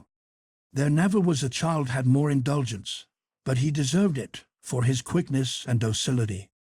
At the end of a few months he began to lisp a few words of German, as well as his mother, of whom I was the teacher, and who made rapid progress. Peribri was very low with us, but he undertook to be our purveyor, and furnished us abundantly with everything necessary for our subsistence. Canda taught my daughter to make beautiful baskets, some, of a flat form, served for our plates and dishes. Peribri made us knives from sharp stones. My daughters, in return, taught Canda to sew. At the time of our shipwreck we had, each of us, in her pocket, a Morocco housewife, with a store of needles and thread. By means of these we had mended our linen, and we now made dresses of palm leaves. The bear skins, washed in the stream, and thoroughly dried in the burning sun, have been very useful to us in the cold and rainy season. Now that we had guides, we made, in the fine season, excursions to different parts of the island. Manu soon learned to walk, and being strong, like all these islanders, would always accompany us. We went one day to the seashore. I shuddered at the sight, and Canda, who knew that my husband and child had perished in the sea, wept with me. We now spoke each other's language well enough to converse. She told me that a black friend, Emily bowed to Mr. Wyss, had arrived in a neighboring island, to announce to them that there was a being, almighty and all-merciful, who lived in heaven, and heard all they said. Her comprehension of this truth was very confused, and I endeavored to make it more clear and positive. "I see very well," said she, "that ye know him. Is it to him that ye speak every morning and evening, kneeling as we do before our King Baroro?" "Yes, Canda," said I, "it is before him who is the King of Kings, who gave us our life, who preserves it, and bestows on us all good, and who promises us still more when this life is past." "Was it he who charged you to take care of Manu, and to restore him to me?" asked she. "Yes, Canda, all that you or I do that is good, is put into our hearts by him." I thus tried to prepare the simple mind of Canda for the great truths that Mr. Wyss was to teach her. "You left me little to do," said Mr. Wyss. I found Peribri and Canda prepared to believe, with sincere faith, the holy religion I came to teach. The God of the white people was the only one they adored. I knew Peribri. He had come to hunt seals in the island where I was established, and I was struck by his appearance. What was my astonishment to find that when I spoke to him of the one true God, he was no stranger to the subject. He had even some ideas of a Savior, and of future rewards and punishments. "It was the white lady," said he, "who taught me this. She teaches Canda and Manu, whose life she saved, and whom she is bringing up to be good like herself." I had a great desire, continued Mr. Wyss, to become acquainted with my powerful assistant in the great work of my mission. I told Peribri this, who offered to bring me here in his canoe. I came and found, in a miserable cave, or rather in a bear's den, all the virtues of mature age united to the charms of youth. a resigned and pious mother, bringing up her children, as women should be brought up, in simplicity, forbearance, and love of industry, teaching them, as the best knowledge, to love God with all their heart, and their neighbor as themselves. Under the inspection of their mother, they were educating the son of Parabry. This child, then 4 years and a half old, spoke German well, and knew his alphabet, which Madame Hurdle traced on the floor of the grotto. In this way she taught her daughters to read. They taught Manu, who, in his turn, teaches his parents. Parabry often brings his friends to the grotto, and Madame Hurdle, having acquired the language, casts into their hearts the good seed, which I venture to hope will not be unfruitful. Finding these people in such a good state, and wishing to enjoy the society of a family, like myself, banished to a remote region, I decided to take up my abode in this island. Parabry soon built me a hut in the neighborhood of the grotto. Madame Hurdle compelled me to take one of her bearskins. I have by degrees formed my establishment, dividing with my worthy neighbor the few useful articles I brought from Europe, and we live a tranquil and happy life. And now comes the time that brought about our meeting. Some of our islanders, in a fishing expedition, were driven by the wind on your island. At the entrance of a large bay, they found a small canoe of bark, carefully moored to a tree. Either their innate propensity for theft, or the notion that it had no owner, prevailed over them, and they brought it away. I was informed of this, and was curious to see it. I recognized at once that it was made by Europeans. The careful finish, the neat form, the oars, rudder, mast, and triangular sail, all showed that it had not been made by savages. The seats of the rowers were made of planks, and were painted, and what further convinced me was, that I found in it a capital gun, loaded, and a horn of powder in a hole under one of the seats. I then made particular inquiries about the island from whence they had brought the canoe, and all their answers confirmed my idea that it must be inhabited by a European, from whom they had perhaps taken his only means of leaving it. Restless about this fancy, I tried to persuade them to return and discover if the island was inhabited. I could not prevail on them to restore the canoe, but seeing me much agitated, they resolved secretly to procure me a great pleasure, as they thought, by returning to the island and bringing away any one they could meet with, whether he would or not. Parabry, always the leader in perilous enterprises, and who was so attached to me, would not be left out in one which was to produce me such pleasure. They set out, and you know the result of their expedition. I leave it to your wife to tell you how she was brought away, and pass on to the time of their arrival. My people brought them to me in triumph, and were vexed that they had only found one woman and a child, whom I might give to the white lady. This I did promptly. Your wife was ill and distressed, and I carried her immediately to the grotto. There she found a companion who welcomed her with joy. Frances replaced her own lost Alfred, and the two good mothers were soon intimate friends. But notwithstanding this solace, your Elizabeth was inconsolable at the separation from her husband and children, and terrified at the danger to which you would expose yourself in searching for her. We were even afraid she would lose her reason, when the king came to take away Francis. He had seen him on his arrival, and was much taken with his appearance. He came again to see him, and resolved to adopt him as his son. You know what passed on this subject, and now you are once more united to all those who are dear to you.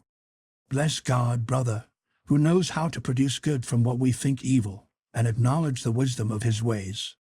You must return altogether to your island. I am too much interested in the happiness of Emily to wish to detain her, and if God permits me, when my missions are completed, I will come to end my days with you, and to bless your rising colony. I suppress all our reflections on this interesting history, and our gratitude for the termination of our trials, and hasten to the recital, which, at my particular entreaty, my wife proceeded to give us. Chapter 57. My story, she began, will not be long. I might make it in 2 words: you have lost me, and you have found me. I have every reason to thank heaven for a circumstance, which has proved to me how dear I am to you, and has given me the happiness of gaining a friend and 2 dear daughters. Can one complain of an event which has produced such consequences, even though it was attended with some violence? But I ought to do the savages justice. This violence was as gentle as it could be. I need only tell you Parabry was there, to convince you I was well treated, and it was solely the sorrow of being parted from you that affected my health. I shall be well now, and as soon as Jack can walk, I shall be ready to embark for our happy island. I will now tell you how I was brought away. When you and our 3 sons left to make the tour of the island, I was very comfortable. You had told me you might return late, or probably not till next day, and when the evening passed away without seeing you, I was not uneasy. Francis was constantly with me. We went together to water the garden, and rested in the Grotto Ernestine. Then I returned to the house, took my wheel, and placed myself in my favorite colonnade, where I should be the first to see your return. Francis, seeing me at work, asked if he might go as far as the bridge to meet you, to which I readily consented. He set out, and I was sitting, thinking of the pleasure I should have in seeing you again, and hearing you relate your voyage, when I saw Francis running, crying out, "Mama! Mama! There is a canoe on the sea. I know it is ours. It is full of men, perhaps savages." "Silly little fellow," said I, "it is your father and brothers. If they are in the canoe, there can be no doubt of it. Your father told me he would bring it, and they would return by water. I have forgotten this when I let you go. Now you can go and meet them on the shore. Give me your arm, and I will go too." And we set off very joyfully to meet our captors. I soon, alas, saw my error. It was, indeed, our canoe, but instead of my dear ones, there were in it 6 half-naked savages, with terrible countenances, who landed and surrounded us. My blood froze with fright, and if I had wished to flee, I was unable. I fell on the shore, nearly insensible. Still, I heard the cries of my dear Francis, who clung to me, and held me with all his strength. At last my senses quite failed me, and I only recovered to find myself lying at the bottom of the canoe. My son, weeping over me, was trying to recover me, assisted by one of the savages, of less repulsive appearance than his companions, and who seemed the chief. This was Peribry.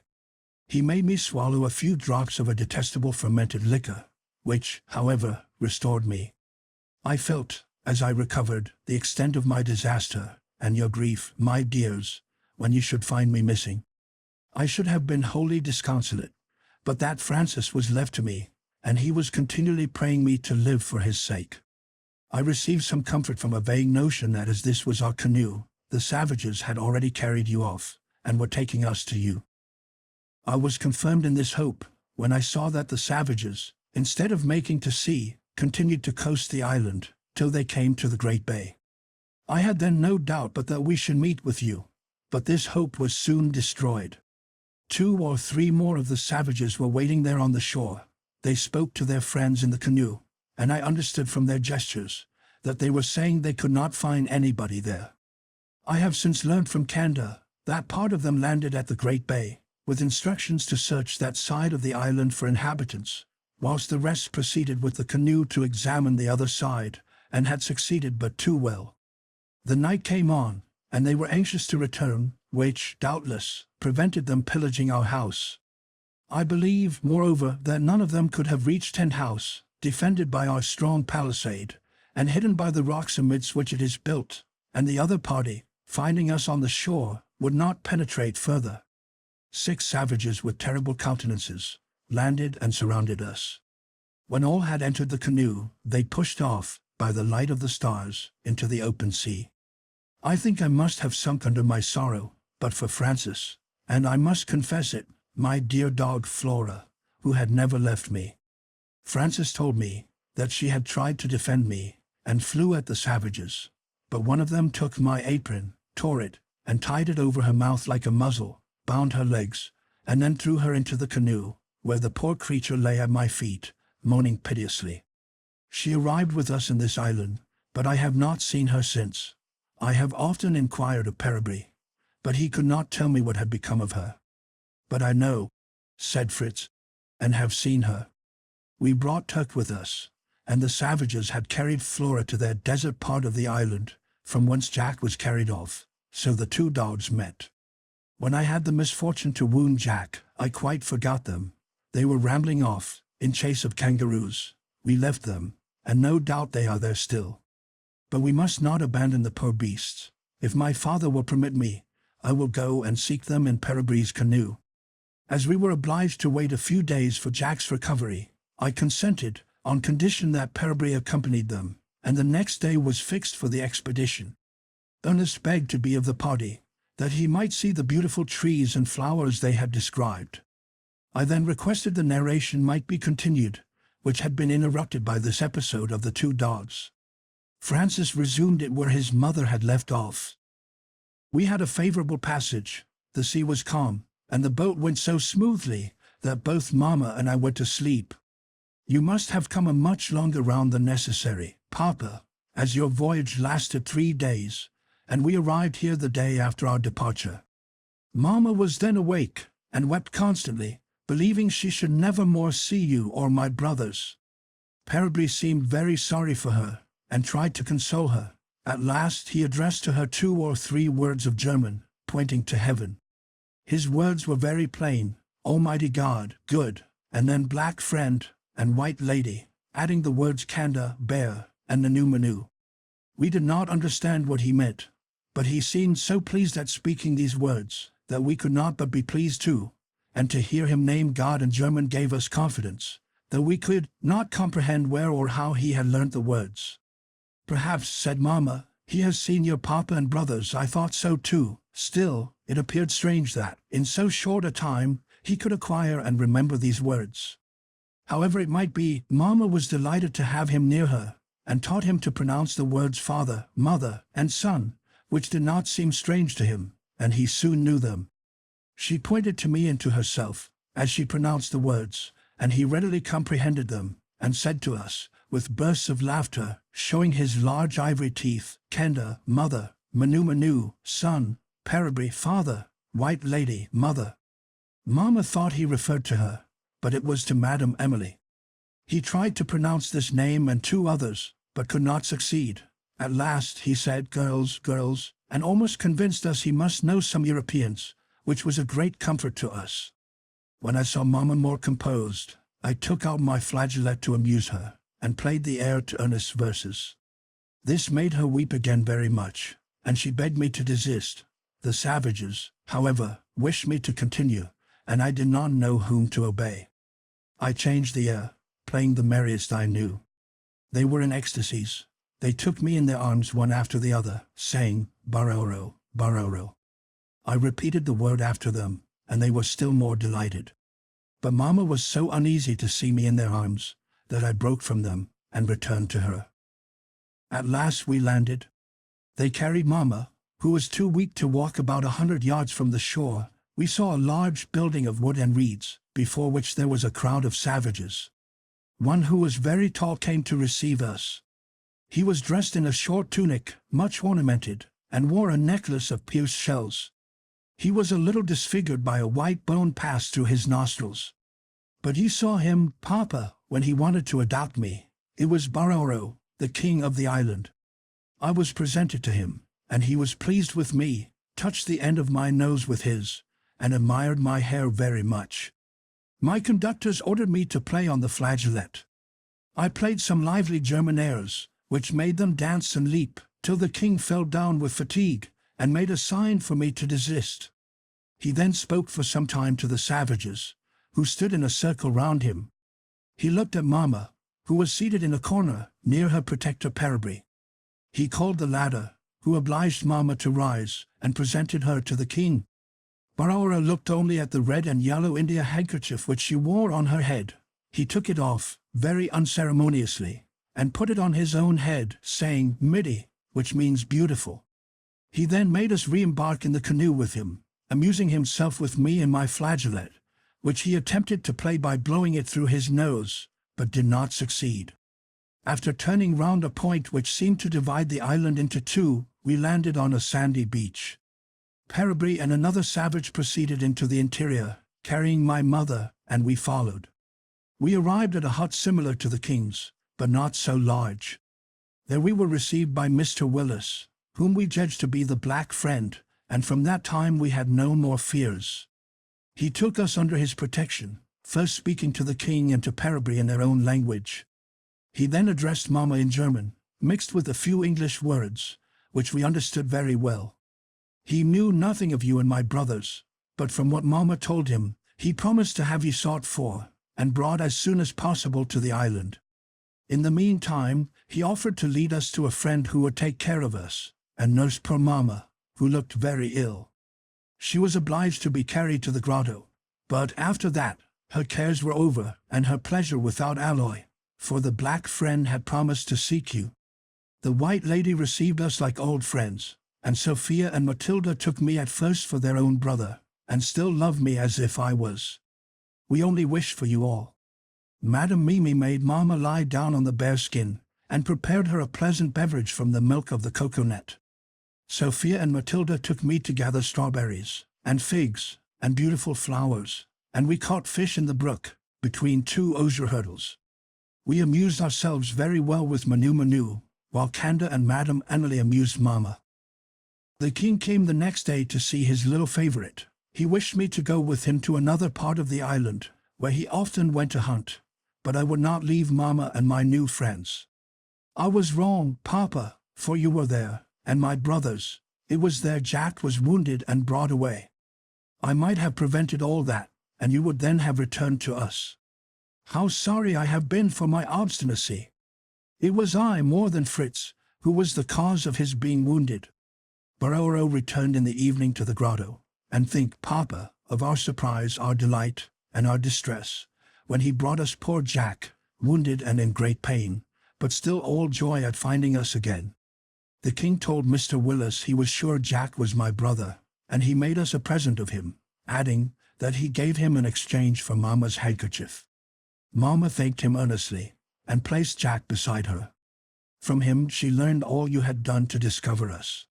He informed Mr. Willis where he had left you, and he promised to seek and bring you to us. He then examined the wound, which Jack wished him to think he had himself caused with Fritz's gun, but this was not probable, as the ball had entered behind, and lodged in the shoulder. Mr. Willis extracted it with some difficulty, and poor Jack suffered a good deal, but all is now going on well. What a large party we shall be, Papa, when we are all settled in our island. Sophia and Matilda, Manu, Canda, Parabri, you, Papa, and two Mamas, and Mr. Willis. My wife smiled as the little orator concluded. Mr. Willis then dressed Jack's wound, and thought he might be removed in 5 or 6 days. Now, my dear Jack, said I, it is your turn to relate your history. Your brother left off where you were entertaining the savages with your buffooneries, and certainly they were never better introduced. But how did they suddenly think of carrying you away? Parabri told me, said Jack, that they were struck with my resemblance to Francis as soon as I took my flageolet. After I had played a minute or two, the savage who wore Mama's handkerchief, whom I now know to be the king, interrupted me by crying out and clapping his hands. He spoke earnestly to the others, pointing to my face, and to my flageolet, which he had taken. He looked also at my jacket of blue cotton, which one of them had tied round his shoulders like a mantle, and doubtless he then gave orders for me to be carried to the canoe. They seized upon me. I screamed like a madman, kicked them and scratched them, but what could I do against 7 or 8 great savages? They tied my legs together, and my hands behind me, and carried me like a parcel. I could then do nothing but cry out for Fritz, and the night of the gun came rather too soon. In attempting to defend me, some way or other, off went his gun, and the ball took up its abode in my shoulder. I can assure you an unpleasant visitor is that same ball, but here he is, the scoundrel. Father Willis pulled him out by the same door as that by which he went in, and since his departure, all goes on well. Now for my story. When poor Fritz saw that I was wounded, he fell down as if he had been shot at the same time. The savages, thinking he was dead, took away his gun, and carried me into the canoe. I was in despair more for the death of my brother than for my wound, which I almost forgot, and was wishing they would throw me into the sea, when I saw Fritz running at full speed to the shore. But we pushed off, and I could only call out some words of consolation. The savages were very kind to me, and one of them held me up seated on the outrigger. They washed my wound with sea-water, sucked it, tore my pocket handkerchief to make a bandage, and as soon as we landed, squeezed the juice of some herb into it. We sailed very quickly, and past the place where we had landed in the morning. I knew it again, and could see Ernest standing on a sandbank. He was watching us, and I held out my arms to him. I thought I also saw you, Papa, and heard you call. But the savages yelled, and though I cried with all my strength, it was in vain. I little thought they were taking me to Mama. As soon as we had disembarked, they brought me to this grotto, and I thought I must have died of surprise and joy when I was met by Mama and Francis, and then by Sophia, Matilda, Mama Emily, and Mr. Wyss, who is a second father to me. This is the end of my story. And a very pretty end it is, that brings us all together. What matters it to have had a little vexation for all this pleasure? I owe it all to you, Fritz. If you had let me sink to the bottom of the sea, instead of dragging me out by the hair, I should not have been here so happy as I am. I am obliged to the gun, too. Thanks to it, I was the first to reach Mama, and see our new friends. The next day, Fritz and Ernest set out on their expedition with Peribry, in his canoe, to seek our two valued dogs. The good islander carried his canoe on his back to the shore. I saw them set off, but not without some dread, and such a frail bark, into which the water leaked through every seam. But my boys could swim well, and the kind, skillful, and bold Peribry undertook to answer for their safety. I therefore recommended them to God, and returned to the grotto, to tranquilize my wife's fears. Jack was inconsolable that he could not form one of the party, but Sophia scolded him for wishing to leave them, to go upon the sea, which had swallowed up poor Alfred. In the evening we had the pleasure of seeing our brave dogs enter the grotto. They leaped on us in a way that terrified the poor little girls at first, who took them for bears. But they were soon reconciled to them when they saw them fawn round us, lick our hands, and pass from one to the other to be caressed. My sons had had no difficulty in finding them. They had run to them at the first call, and seemed delighted to see their masters again. The poor animals had subsisted on the remains of the kangaroos, but apparently had met with no fresh water, for they seemed dying with thirst, and rushed to the brook as soon as they discovered it, and returned again and again. Then they followed us to the hut of the good missionary, who had been engaged all day in visiting the dwellings of the natives, and teaching them the truths of religion. I had accompanied him, but from ignorance of the language could not aid him. I was, however, delighted with the simple and earnest manner in which he spoke, and the eagerness with which they heard him. He finished by a prayer, kneeling, and they all imitated him, lifting up their hands and eyes to heaven. He told me he was trying to make them celebrate the Sunday. He assembled them in his tent, which he wished to make a temple for the worship of the true God. He intended to consecrate it for this purpose, and to live in the grotto, after our departure. The day arrived at last. Jack's shoulder was nearly healed, and my wife, along with her happiness, recovered her strength. The pinnace had been so well guarded by Peribry and his friends that it suffered no injury. I distributed among the islanders everything I had that could please them, and made Peribry invite them to come and see us in our island, requesting we might live on friendly terms. Mr. Wyss wished much to see it, and to complete our happiness he promised to accompany and spend some days with us, and Peribry said he would take him back when he wished it. We embarked then, after taking leave of Baroro, who was very liberal in his presents, giving us, besides fruits of every kind, a whole hog roasted, which was excellent. We were 14 in number, 16, reckoning the 2 dogs. The missionary accompanied us, and a young islander, whom Peribry had procured to be his servant, as he was too old and too much occupied with his mission to attend to his own wants. This youth was of a good disposition and much attached to him. Peribry took him to assist in rowing when he returned. Emily could not but feel rather affected at leaving the grotto, where she had passed 4 tranquil, if not happy years, fulfilling the duties of a mother. Neither could she avoid a painful sensation when she once more saw the sea that had been so fatal to her husband and son. She could scarcely subdue the fear she had of trusting all she had left to that treacherous element. She held her daughters in her arms, and prayed for the protection of heaven. Mr. Wyss and I spoke to her of the goodness of God, and pointed out to her the calmness of the water, the security of the pinnace, and the favorable state of the wind. My wife described to her our establishment, and promised her a far more beautiful grotto than the one she had left, and at last she became more reconciled. After 7 or 8 hours' voyage, we arrived at Cape Disappointment, and we agreed the bay should henceforth be called the Bay of the Happy Return. The distance to Tent House from hence was much too great for the ladies and children to go on foot. My intention was to take them by water to the other end of the island near our house, but my elder sons had begged to be landed at the bay, to seek their livestock, and take them home. I left them there with Peribry. Jack recommended his buffalo to them, and Francis his bull, and all were found. We coasted the island, arrived at Safety Bay, and were soon at Tent House, where we found all, as we had left it, in good condition. Notwithstanding the description my wife had given them, our new guests found our establishment far beyond their expectation. With what delight Jack and Francis ran up and down the colonnade with their young friends. What stories they had to tell of all the surprises they had prepared for their mother. They showed them Fritzia, Jackia, the Franciade, and gave their friends water from their beautiful fountain. Absence seemed to have improved everything, and I must confess I had some difficulty to refrain from demonstrating my joy as wildly as my children. Manu, Peribry, and Canda were lost in admiration, calling out continually, "Mitty! Beautiful!" My wife was busied in arranging a temporary lodging for our guests. The workroom was given up to Mr. Willis. My wife and Madame Emily had our apartment, the 2 little girls being with them, to whom the hammocks of the elder boys were appropriated. Canda, who knew nothing about beds, was wonderfully comfortable on the carpet. Fritz, Ernest, and the 2 natives stowed themselves wherever they wished, in the colonnade, or in the kitchen. All was alike to them.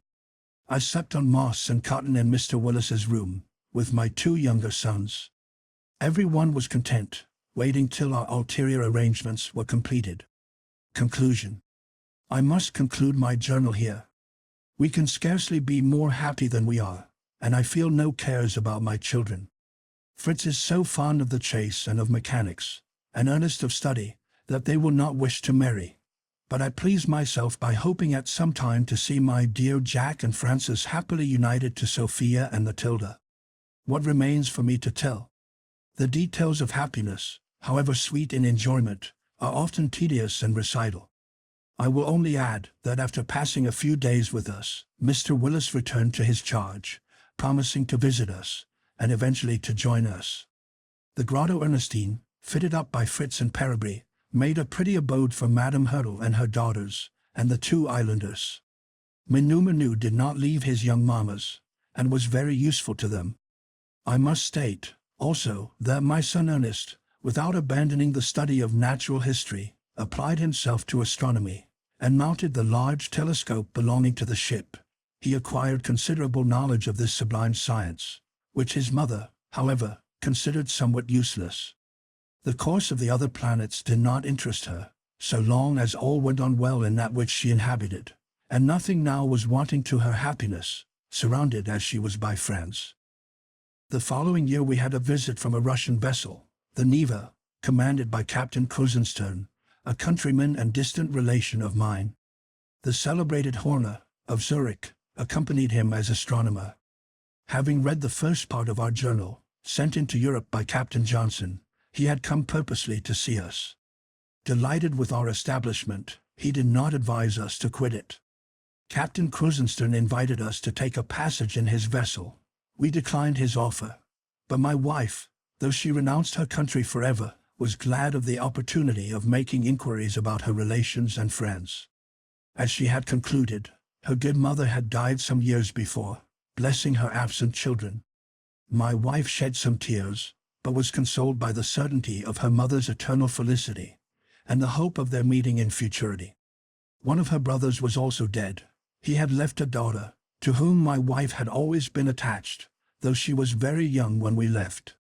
Henrietta Bodmer was now 16, and Mr. Horner assured us, a most amiable girl. My wife wished much to have her with us. Ernest would not leave Mr. Horner a moment. He was so delighted to meet with one so eminently skillful in his favorite science.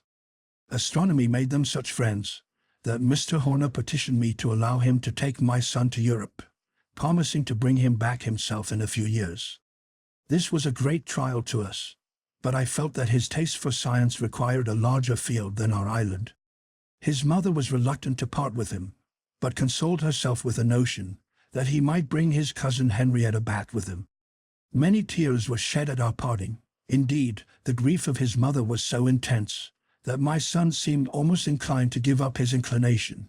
But Mr. Horner made some observations about the transit of Venus, so interesting that Ernest could not resist. He left us, promising to bring us back everything we wished for. In the meantime, Captain Crusenstern left us a good supply of powder, provisions, seeds, and some capital tools, to the great delight of Fritz and Jack. They regretted their brother greatly, but diverted their minds from sorrow by application to mechanics, assisted by the intelligent Paraby.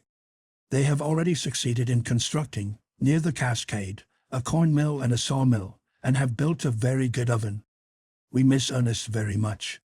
Though his taste for study withdrew him a good deal from us, and he was not so useful as his brothers, we found his calm and considerate advice often of value, and his mildness always spread a charm over our circle, in joy or in trouble. Except this little affliction, we are very happy. Our labors are divided regularly. Fritz and Jack manage the Board of Works. They have opened a passage through the rock which divided us from the other side of the island, thus doubling our domain and our riches. At the same time, they formed a dwelling for Madame Hurdle near our own, from the same excavation in the rock. Fritz took great pains with it. The windows are made of oiled paper instead of glass, but we usually assemble in our large workroom, which is very well lighted.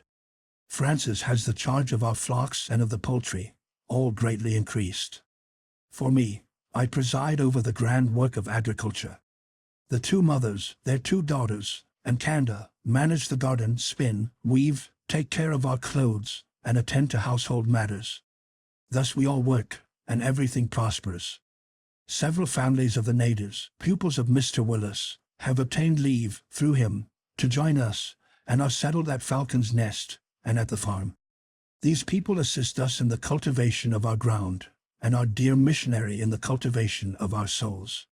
Nothing is wanting to complete our happiness but the return of dear Ernest. Postscript 2 years after. We are now as happy as we can desire. Our son is returned. According to my wishes, he had made out Captain Johnson and Lieutenant Bell, our first visitors, whom the storm had driven from us, but who were still determined to see us again. My son found them preparing for another voyage to the South Seas. He at once seized the opportunity of accompanying them, and patiently desirous to revisit the island, and to bring to us Henrietta Bodmer, now become his wife. She is a simple, amiable Swiss girl, who suits us well, and who is delighted to see once more her kind aunt, now become her mother. My wife is overjoyed. This is her first daughter-in-law, but Jack and Francis, as well as Sophia and Matilda, are growing up, and moreover, my dear wife, who has great ideas of married happiness, hopes to induce Emily to consent to be united to Fritz at the same time as her daughters are married. Fritz would feel all the value of this change. His character is already softened by her society, and though she is a few years older than he is, she is blessed with all the vivacity of youth. Mr. Wyss approves of this union, and we hope he will live to solemnize the 3 marriages. Ernest and Henrietta inhabit the Grotto Ernestine, which his brothers fitted up as a very tasteful dwelling. They had even, to gratify their brother, raised on the rock above the grotto a sort of observatory, where the telescope is mounted, to enable him to make his astronomical observations. Yet I perceive his passion for exploring distant planets as less strong, since he has so much to attach him to this. I give this conclusion of my journal to Captain Johnson, to taking to Europe, to be added to the former part. If any one of my readers be anxious for further particulars respecting our colony and our mode of life, let him set out for the happy island. He will be warmly welcomed, and may join with us in Ernest's chorus, which we now sing with additional pleasure. Christmas presents and gift books, in new and elegant bindings, published or sold by George Routledge and Company, 36, Soho Square, London. Edited by the Rev. J. Cumming D.D. Family Pictures from the Bible. With an introduction by Dr. Cumming. Illustrated with frontispiece and vignette by Geo Meesham. foolscap 8 veal, cloth, full gilt back and sides 3s. 60. The same edition, cloth lettered 2s. 60. This work is a gallery of portraits of scripture families, a studio full of groups and models, worthy of our study, because they are cast from perfect originals. Where flaws and defects exist in any family, they are clearly marked for our avoidance. Where excellency and beauty are, these are presented clear and luminous, and, at the same time, the elements that compose and generate them are indicated with unmistakable precision. Extract from Dr. Cummings' preface. The above work forms the first volume of a new series of religious works, which the publishers have in contemplation, under the general title of The Family Sacred Library. They will be printed in the best manner, on a superfine paper, and the volumes, in most instances, will be edited and enriched with prefaces by many of the most talented clergymen of the present day. Miss Emmentasch's new Christmas book. Just ready. Evenings at Donaldson Manor. The Christmas Guest. By Miss Emmentasch, with steel illustrations.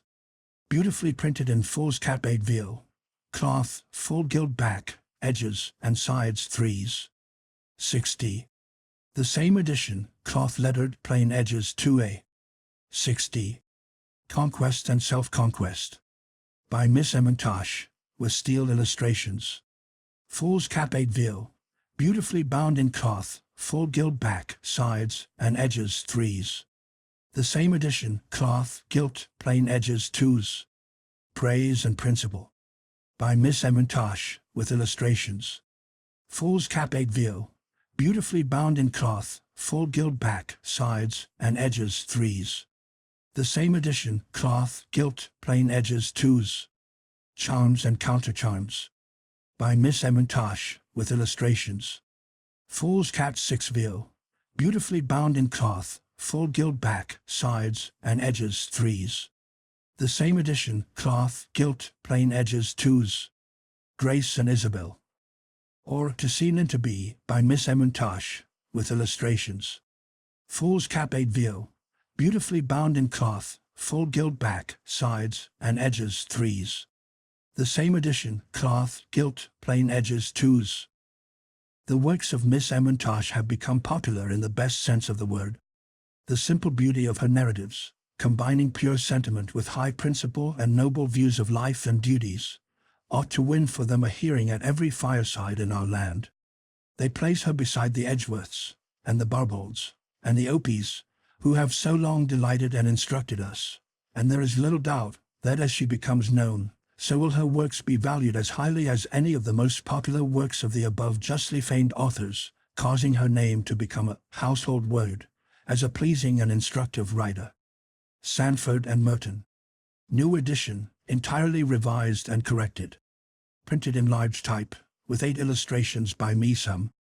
Foolscap 8 veal, cloth, gilt, with emblematical tooling on back and sides, gilt edges 4s. The same edition, plain cloth 3s. 60. In this new edition of this work, a performance that has charmed, instructed, and ennobled the young hearts and minds of generation after generation for more than half a century, with a constantly increasing celebrity, all that has been attempted is to rub off a little of the rust of age, or, in other words, to give the work a few such slight touches as Mr. Day might himself have been disposed to give it, had he lived at a period so justly fastidious as the present. The illustrations, too, will, it is presumed, be found more in accordance with existing taste than with that of the times which are past. Emerson's R.W. Poetical Works. With an illustration. Beautifully printed on superfine paper, post 8 veal. Cloth, gilt sides and edges, reduced to 2s. 60. Daydreams. By Charles Knox, author of Hardness Harry Mowbray, and C. With 20 illustrations by W. G. Mason, from designs by H. Warren. Square 8 veal. Handsomely bound cloth, full gilt back, edges and sides reduced to 5s. The volume before us is one having many elements of popularity, and many claims to be considered an ornament to the drawing-room table. Athenaeum. Honor. Or The Story of the Brave Caspar and the Fair Anno. by Brentano, with an illustration, cloth, gilt side and edges, reduced to ones. 60. The Young Lady's Book. A souvenir of friendship, with contributions by G.P.R. James, Agnes Strickland, and C. and illustrated with 10 beautiful steel engravings, executed in the first style of art. Fool's Cap 8 veil, cloth, richly gilt back, sides and edges, 4s. 60. Columbus. His Life and Voyages. By Washington Irving.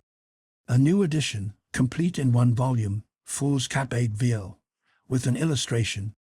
Bound in cloth, full gilt back, an emblematical design on side, 3s. 60. One of the most fascinating and intensely interesting books in the whole compass of English literature. It has all the interest of romance blended with the truth of history. Life of Muhammad and His Successors. By Washington Irving. A new edition, complete in one volume, Fool's Cap 8 veil, with an illustration. Bound in cloth, full gilt back, an emblematical design on side, 3s. 60. As a piece of literary work, we can award high praise to this Life of Muhammad.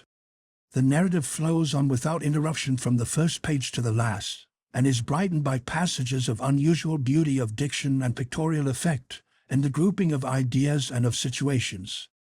Athenaeum, The Sketchbook, and Bracebridge Hall.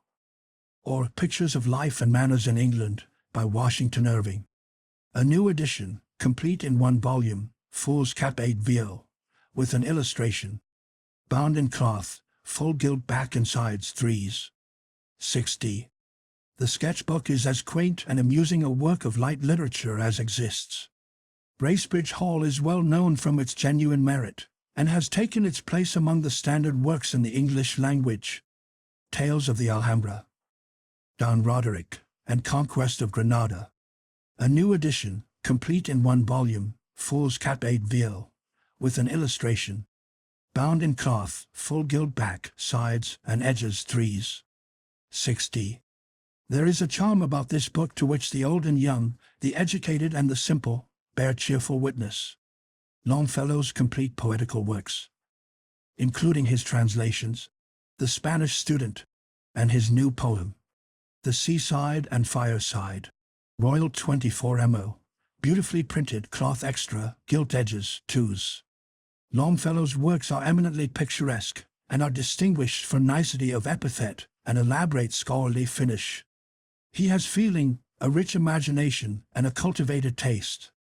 R.W. Griswold. Willis's Poetical Works.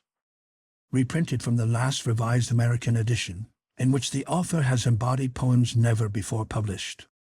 Cloth extra, gilt edges, 2s. The poetry of Mr. Willis is distinguished for exquisite finish and melody. His language is pure, varied, and rich, his imagination brilliant, and his wit of the finest description. R.W. Griswold. Whittier's Poetical Works. Reprinted from the last American edition. Royal 24mo, beautifully printed cloth extra, gilt edges, 2s. His productions are all distinguished for manly vigor of thought and language. R.W. Griswold. Bryant's Complete Poetical Works. With Life by Griswold, and preface by F.W. and Bailey, Yesq Royal 24mo, cloth extra, gilt edges, 2s. Sigourney's Poetical Works. With introductory preface by F.W. and Bailey, Yesq Royal 24mo, cloth extra, gilt edges, 2s. Her writings have endeared her name to the lovers of virtue and of song everywhere. As a writer of verse she has high moral aims, and though this circumstance, with ordinary talent, might entitle her to consideration, she can add the effectual claim of literary excellence. The poetry is characterized by ease, tenderness, a chastened fancy, and a delicate susceptibility of whatever is beautiful in nature or charming in truth. Chambers. Shakespeare's Dramatic Works. From the text of Johnson, Stevens, and Reed, with glossarial notes and life, printed in a large type, complete in one volume, 8 veil. Cloth, full gilt back and sides, 8s. The same edition, plain cloth, 7s. 60. Longfellow's Poetical Works Illustrated. Longfellow's Poetical Works Complete. The library edition, beautifully printed on a very superior paper and illustrated with steel plates, engraved in the first style of art, uniform with Tennyson, and c. Foolscap 8 VL. Cloth, full gilt back, sides, and edges, 58. 60. The same edition, plain cloth and edges, 5s. Robinson Crusoe. Illustrated by Fizz, including his further adventures, with Life of Defoe, and c. and beautifully illustrated with plates by Fizz. A new and improved edition, Foolscap 8 VL, bound in cloth, with emblematical gilt back and sides, gilt edges, 4s. The same edition, plain edges, 3s. 60. This is, without exception, the most complete, the best, and cheapest edition of this universally popular work. Macfarlane's Indian Empire.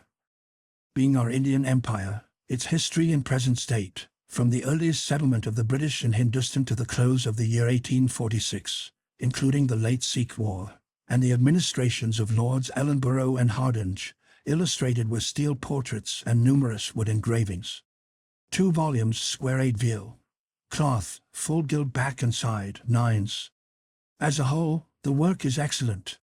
Just tributes are paid to the characters of General Knott, Lord Ellenborough, the Fighting Napiers, Lord Hardinge, Sir Harry Smith, and others.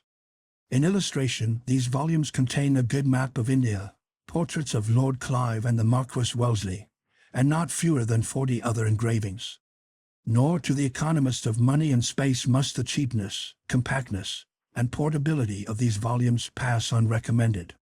Pope's complete poetical works, including his translations of the Iliad and Odyssey.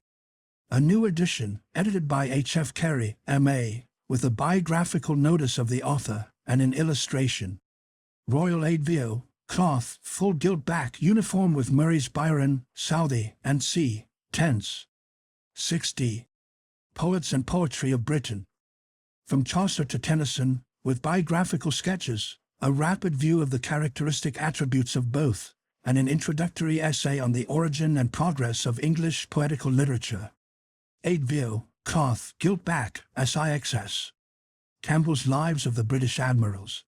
And Naval History of Great Britain, continued to the present time, 3rd edition, illustrated with portraits, battle scenes, and c. Foolscap 8 VO, cloth extra, gilt edges and sides, 5s. The same edition, plain cloth, 4s. 60. Myrtle's Man of Snow. And Other Tales, with many illustrations. Square cloth, gilt, 2s. 60.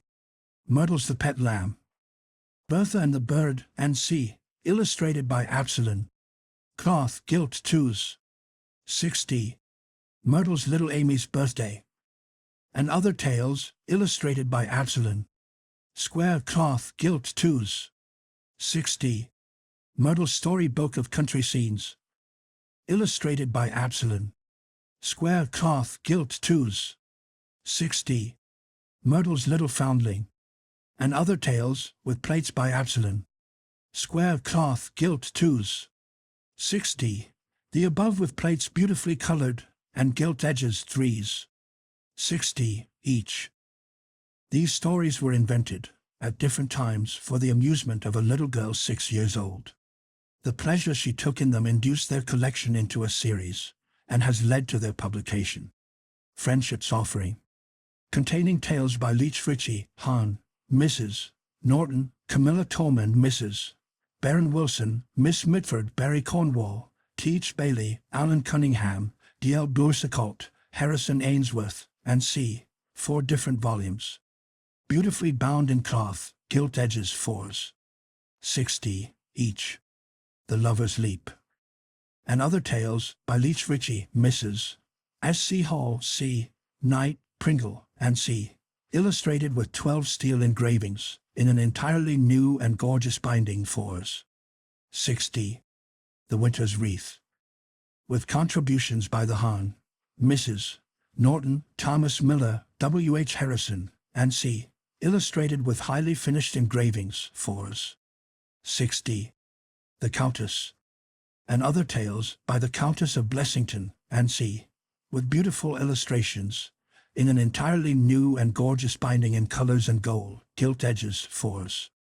6d. Homer's Iliad. Translated by Pope. A new edition, printed in a superior manner, on superfine paper, with illustrations. Royal 32 mo. Cloth, full gilt back, sides, and edges, 3s. 6d. Homer's Odyssey. Translated by Pope. A new edition, printed in a superior manner, on superfine paper, with illustrations. Royal 32 mo. Cloth, full gilt back, sides, and edges, 3s. 6d. Oliver Goldsmith, A Biography. The Tour on the Prairies, Abbotsford and Newstead Abbey, and c. by Washington Irving. Complete in one volume, with frontispiece, cloth extra, gilt, and gilt edges, 3s. 6d. Its perusal leaves a positive sense of refinement, which we should think would make the book invaluable to thousands. Tribune. The reader of Mr. Irving's work will resign himself into the hands of his biographer, and be carried on to the last page in uninterrupted gratification. Blackwood. Bible Stories. From the Creation to the Conquest of Canaan by G. M. Bussey, with illustrations by R. Westall, R.A., and John Martin. Square, cloth, gilt back and sides, reduced to 2s. 6d. Village Tales from Alsatia. Translated from the German by Sir Alexander Duff Gordon, with a colored illustration. Cloth, gilt, reduced to 3s. Romance of War. The 2 series complete in one volume. By James Grant, with an illustration by Gilbert. Fool's Cap 8 Veal, with gilt back, 2s. 6d. In this work the excitement and adventure incident to a soldier's life is vividly portrayed in the author's best manner, the hero playing a conspicuous part in the Peninsular War, and finishing his career on the field of Waterloo. Every reader must be enchanted with the story, perusing it with pleasure, and laying it down with regret. Goethe's Faust. A new metrical translation, by Lewis Fillmore. Fool's Cap 8 Veal, cloth, gilt back and edges, W. Smith, reduced to 3s. Pride and Prejudice. And Sense and Sensibility. By Miss Austen, complete in one volume, with an illustration by Gilbert. Fool's Cap 8 Veal, with gilt back, 2s. 6d. Miss Austen's knowledge of the world, and the peculiar tact with which she presents characters, the reader cannot fail to recognize. The subjects are not often elegant, and certainly never grand, but they are finished up to nature, and with a precision which delights the reader. By Sir Walter Scott, in the Quarterly Review. Mrs. Butler's Late Miss F. Kemble, Year of Consolation. Complete in one volume, post 8 Veal, cloth, full gilt back and edges, Moxon, reduced to SIXS. Malcolm's Travels. In Southeastern Asia, embracing Hindustan, Malaya, Siam, and China, with a full account of the Burman Empire, illustrated with numerous woodcuts and maps, in one volume, reduced to SIXS. Mrs. Loudon's Young Naturalist.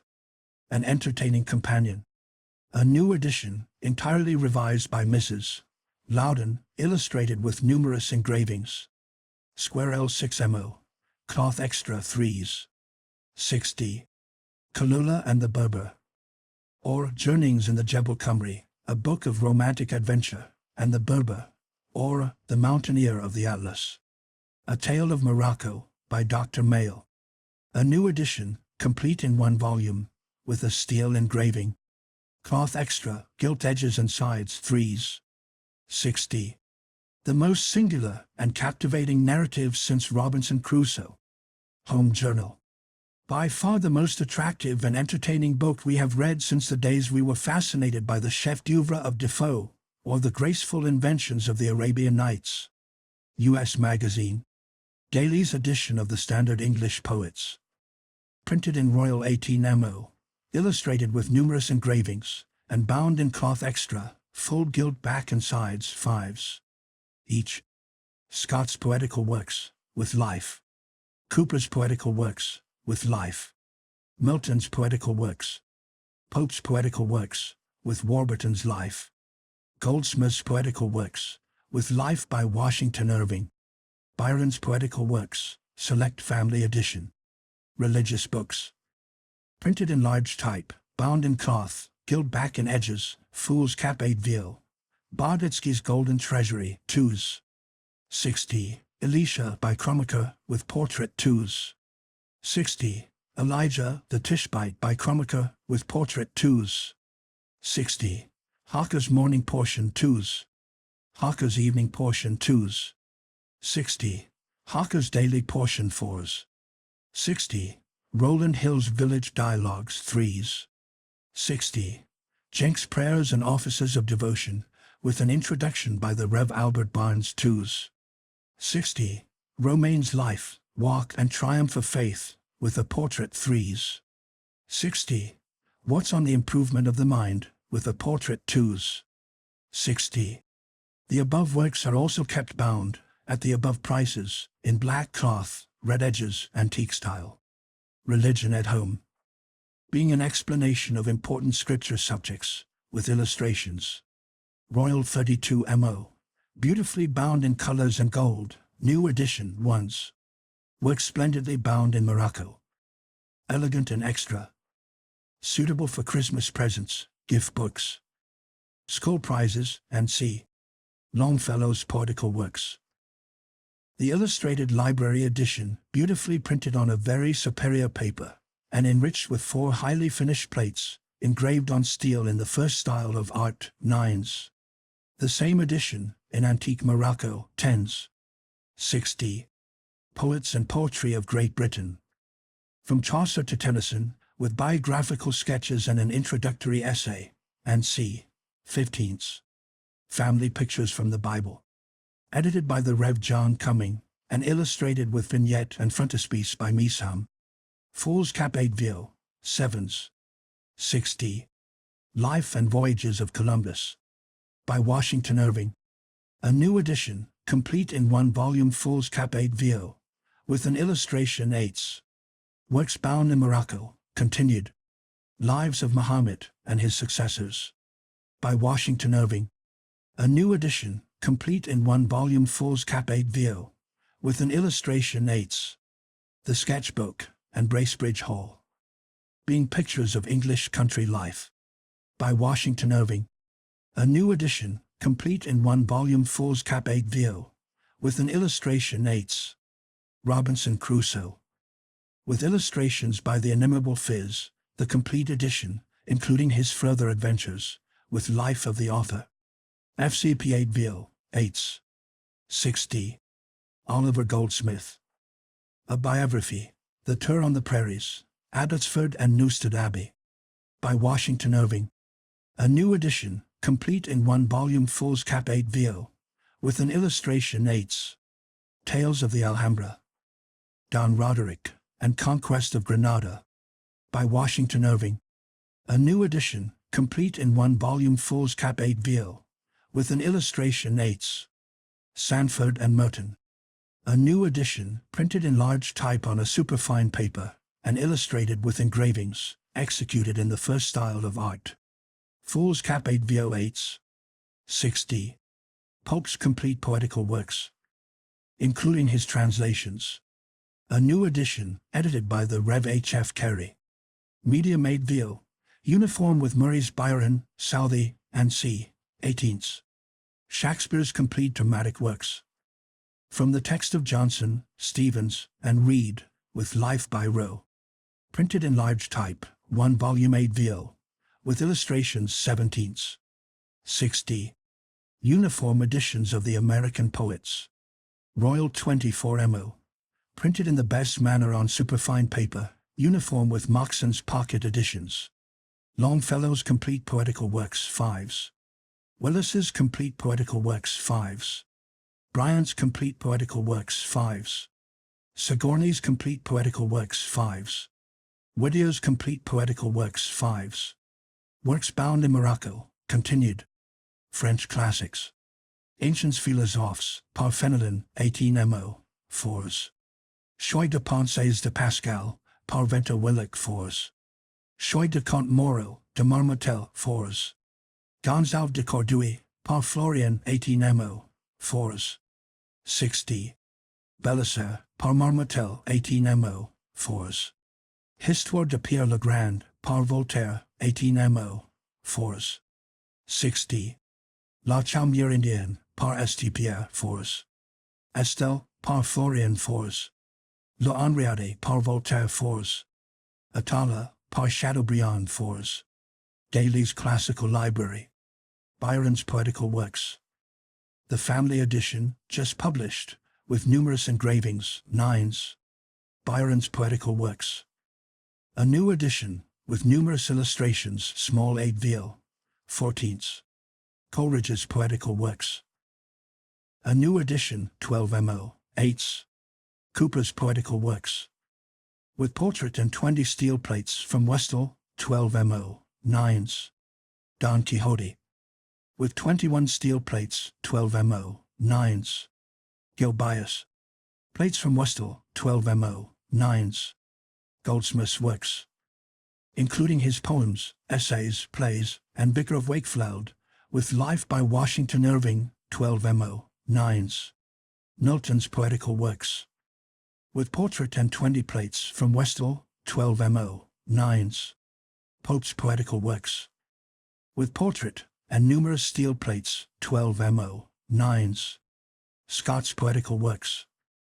With 22 designs after Westall, 12mo, 9s. Tonson Seasons. And Castle of Indolence, with the life of the author and notes by Nicol, 10s. Standard Religious Library. Printed in large type, foolscap 8 VL. Bogotsky's Golden Treasury, SIXS. Elijah the Tishbite. Gilt or Plain, SIXS. Hawker's Daily Portion. A new edition, printed in large type, 7s. 60. Newton's Cardiphonia. Or The Utterance of the Heart, in the course of a real correspondence, with an introductory essay, SIXS. 60. Romaine's Life. Walk and Triumph of Faith. Gilt or Plain, SIXS. 60. Cenk's Family Devotions. A new edition, with an introduction by the Rev. Albert Barnes, SIXS. 60. The Communicant's Spiritual Companion. By the Rev. T. Hyas, Doctor of Laws for the Lord's Supper, 32mo, Force. Cooper's Letters. Edited by Dr. Meems 8 VO, with engravings 10s. 60. Friendship's Offering. A Christmas and New Year's present, illustrated with beautiful engravings, for different sorts, SIXS. 60. Each. Kirk White's Remains. With the memoir of the author, 18mo, 5s. The Polyglot Bible. A new edition, illustrated with colored maps, and 60,000 references, 7s. 60. Pope's Homer's Iliad. A new edition, with frontispiece and vignette, Royal 24mo, SIXS. Pope's Homer's Odyssey. A new edition, with frontispiece and vignette, Royal 24mo, SIXS. British Military Biography. From the earliest period to the present time, with frontispiece and vignette, 24mo, 7s. British Naval Biography. With frontispiece, 24mo, 7s. Burns's Poetical Works. With frontispiece and vignette, 24mo, SIXS. 60. Butler's Analogy of Religion. With frontispiece and vignette, 24mo, 5s. Dodd's Beauties of Shakespeare. With frontispiece and vignette, 24mo, SIXS. Gulliver's Travels. With frontispiece and vignette, 24mo, 4s. 60. The Popular Library. Uniform with the Railway Library. Price 1 shilling each. Or bound in cloth, full gilt, 18 pence. Under the above title it is proposed to publish, at short intervals, a series of interesting works on biography, history, travels, and sea, in which they lay a claim to the whole meaning of their title, to the very fullest extent and influence of that large and potent word, popularity. The following Abe now ready. Monk and Washington. By F. Guizot. History of America, Volume 1. By Bancroft. Letters from Palmyra. By Ware. Western Clearings. By Mrs. Kirkland. Life of Sir Robert Peel. With portrait by Harvey. The Berber. By Dr. Mayle. Kalula, an autobiography, by Dr. Mayle. El Dorado, or The Gold Regions, 2 volumes by Bayard Taylor. Type, A Residence in the Marquesas, by Herman Melville. Omo, or Adventures in the South Seas, by Herman Melville. Representative Men, by R.W. Emerson. And Washington Irving's Complete Works, consisting of Life and Voyages of Columbus, 2 volumes by Washington Irving. Conquest of Granada, by Washington Irving. Tales of a Traveler, by Washington Irving. Tour on the Prairies, Abbotsford, and Newstead Abbey, by Washington Irving. The Sketchbook, by Washington Irving. Knickerbocker's History of New York, by Washington Irving. Bonneville's Captain, Adventures, by Washington Irving. Tales of the Alhambra and Legends of Spain, by Washington Irving. The Storia, by Washington Irving. Companions of Columbus, by Washington Irving. Oliver Goldsmith, an autobiography, by Washington Irving. Life of Muhammad, by Washington Irving. Bracebridge Hall, by Washington Irving.